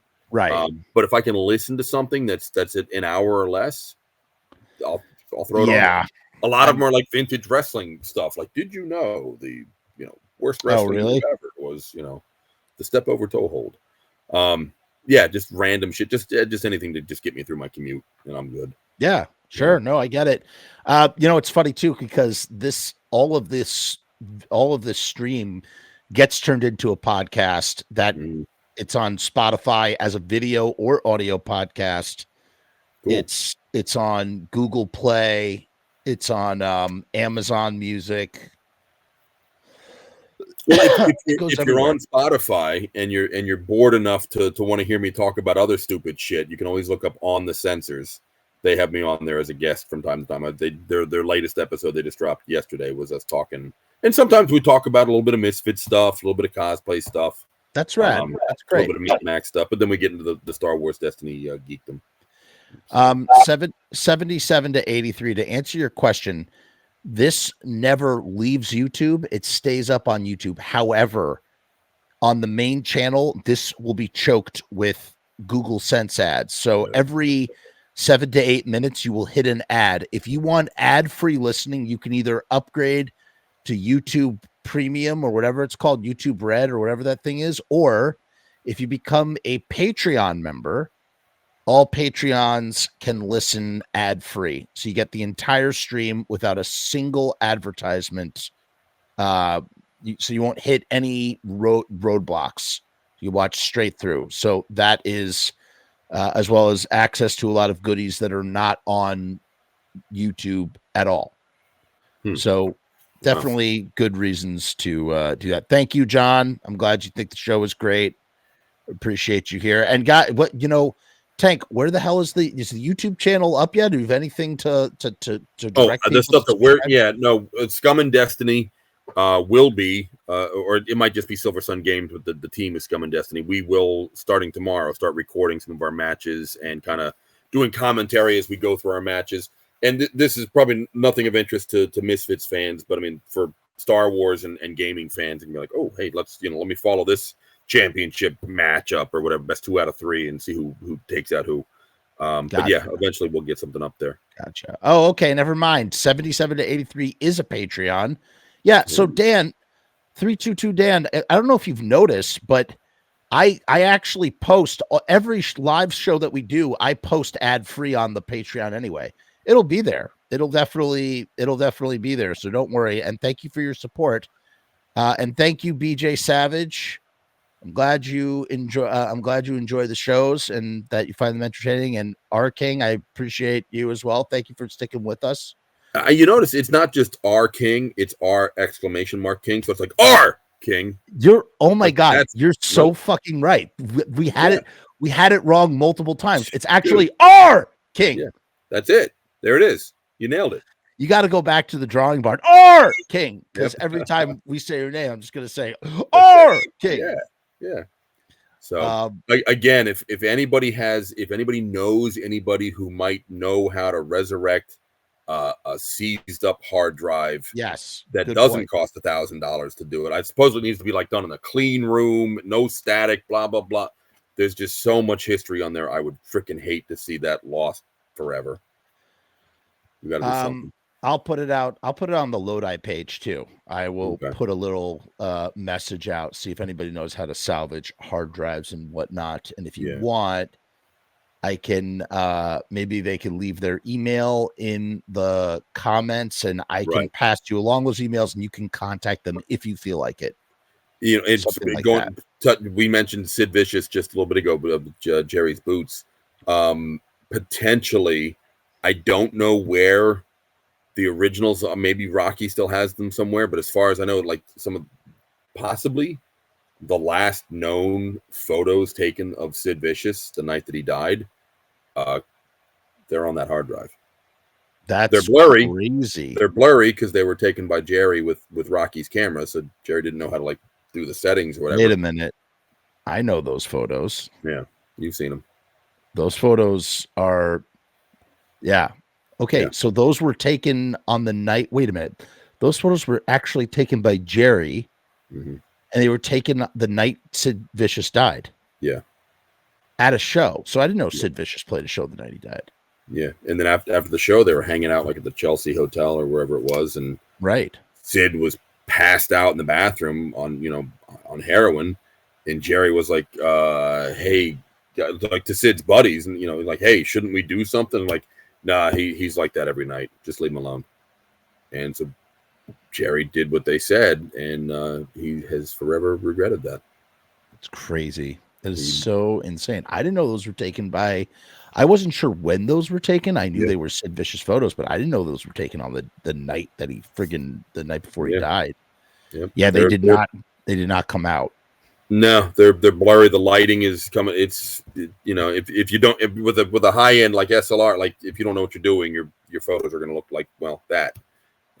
But they are photos of Sid, and like I said, they could possibly be some of the last known photos ever taken of him. It's crazy, and that's in jeopardy right now. I don't know where the originals are anymore. So they were on there. Okay, well, we gotta figure out, make sure that something is done, figure it all out, and is there anything else that we need to say that has not been said here tonight? I don't believe so. We went through my list. I think we touched on everything in the list. I'm sure that the next list I come up with will be even longer. But I think we're good. We're gonna get back into 99. We're gonna talk about Tankenstein and the stuff I've got sitting right here to share. So and that'll take us through. I'd imagine we probably have 2 or 3 more episodes. Hopefully we could get done. I don't know. We'll see. The thing you pulled up tonight, ended up making this a much longer episode, but it's going through those dates and those specifics helps me go, it's better, man. That's right. It's better that way. We did it the right way.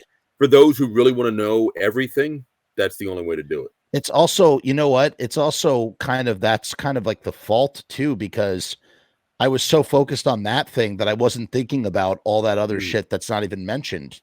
Yeah. That we didn't mention like that. So it was also kind of a problem a little bit, but that's okay. That's okay. You know what we can do, actually? Listen, you're welcome. Those who aren't, well, sorry. Well, you know what else we'll do? Maybe we'll pull out the Teenagers from Mars book.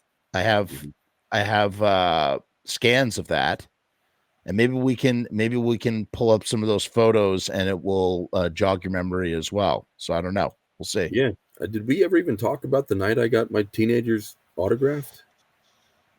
No, we did. We never spoke about Are you talking about where you got all 4 signatures? The first one was Glenn's. I knew better. I knew I had to get him first, and then everybody else would follow suit. Right, but that was okay. I have definitely heard that story, but I don't know if we ever told that story on the show. Yeah. So we should tell that story too. That's a good story. Yeah. We'll all right, so we got our work cut out for us. I'll be in touch. We'll probably maybe I'll be in touch. December might be a little difficult. Maybe we'll pick it back up in January. Yeah. You know, plus you and I have like a Star Wars intro to work on or something stupid like that. Yeah, that's true. I listen.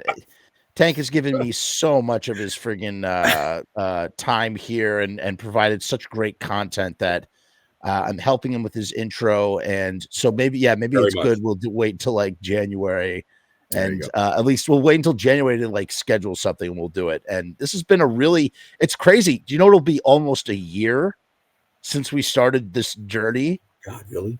It will be almost a year. Jeez. We did the first one and then we waited a ton of time, like a bunch of months. Yeah. Then we did part 2. Yep. And now, I mean, it's November and we've done part 3. It's crazy. Jeez. I didn't think it would take us this long. Well, you know, we're popular guys. You know, it's hard to nail us down. Yeah, but what's funny is we've now logged. Okay, this was 8. We're at 8.5 plus 3 or 3.5 hours. So we're now reached 11 hours. Jesus Christ. I got to start charging by the hour, man. I got to up my rates. This is ridiculous. Oh, don't worry. I'll make up for it with that Star Wars intro. We'll make this something real nice. It's funny. Every time we do this, like you have the same backdrop and I'm always in like some new location. Next time I'll be like outside somewhere. I don't know. I'll be locked out. Yeah, you know, I try to keep it consistent. I know. As possible. I got to get like a green screen or something. This is a horrible background. Well, I'll tell you something. Once I have the resources to upgrade my system, I plan I wish I could like actually watch video live. There's just so much shit I can't do because of how slow my bandwidth is right now. It's a miracle that I could do what we're doing right now. Yeah. But once I get that all set up, and I will, it's going to be a whole new ball game. Yeah, you can't do Jeff Frumess Theater 3000 without like high bandwidth. I mean, come on. Definitely cannot. It's a problem. All right. I really want to thank my guest again, Tank. Give Tank a round of applause. And if you guys do know how to fix a hard drive, please get in touch. Put word out. Send an email to videobusinessmedia@gmail.com. And if Tank feels that you are worthy and qualified, I will put you in touch and we'll figure it out, something like that. And we'll see you next time. We have a nice way of saying goodbye here on the channel. It's midnight. Jesus Christ. Started at 7:00. Good God. We say peace and hair grease. I'm not going to do the Patreon bit tonight because the show is already too long, but go check out the Patreon and all those beautiful things. Say goodbye, Tank. Goodbye, Tank. Goodbye, Tank. And we are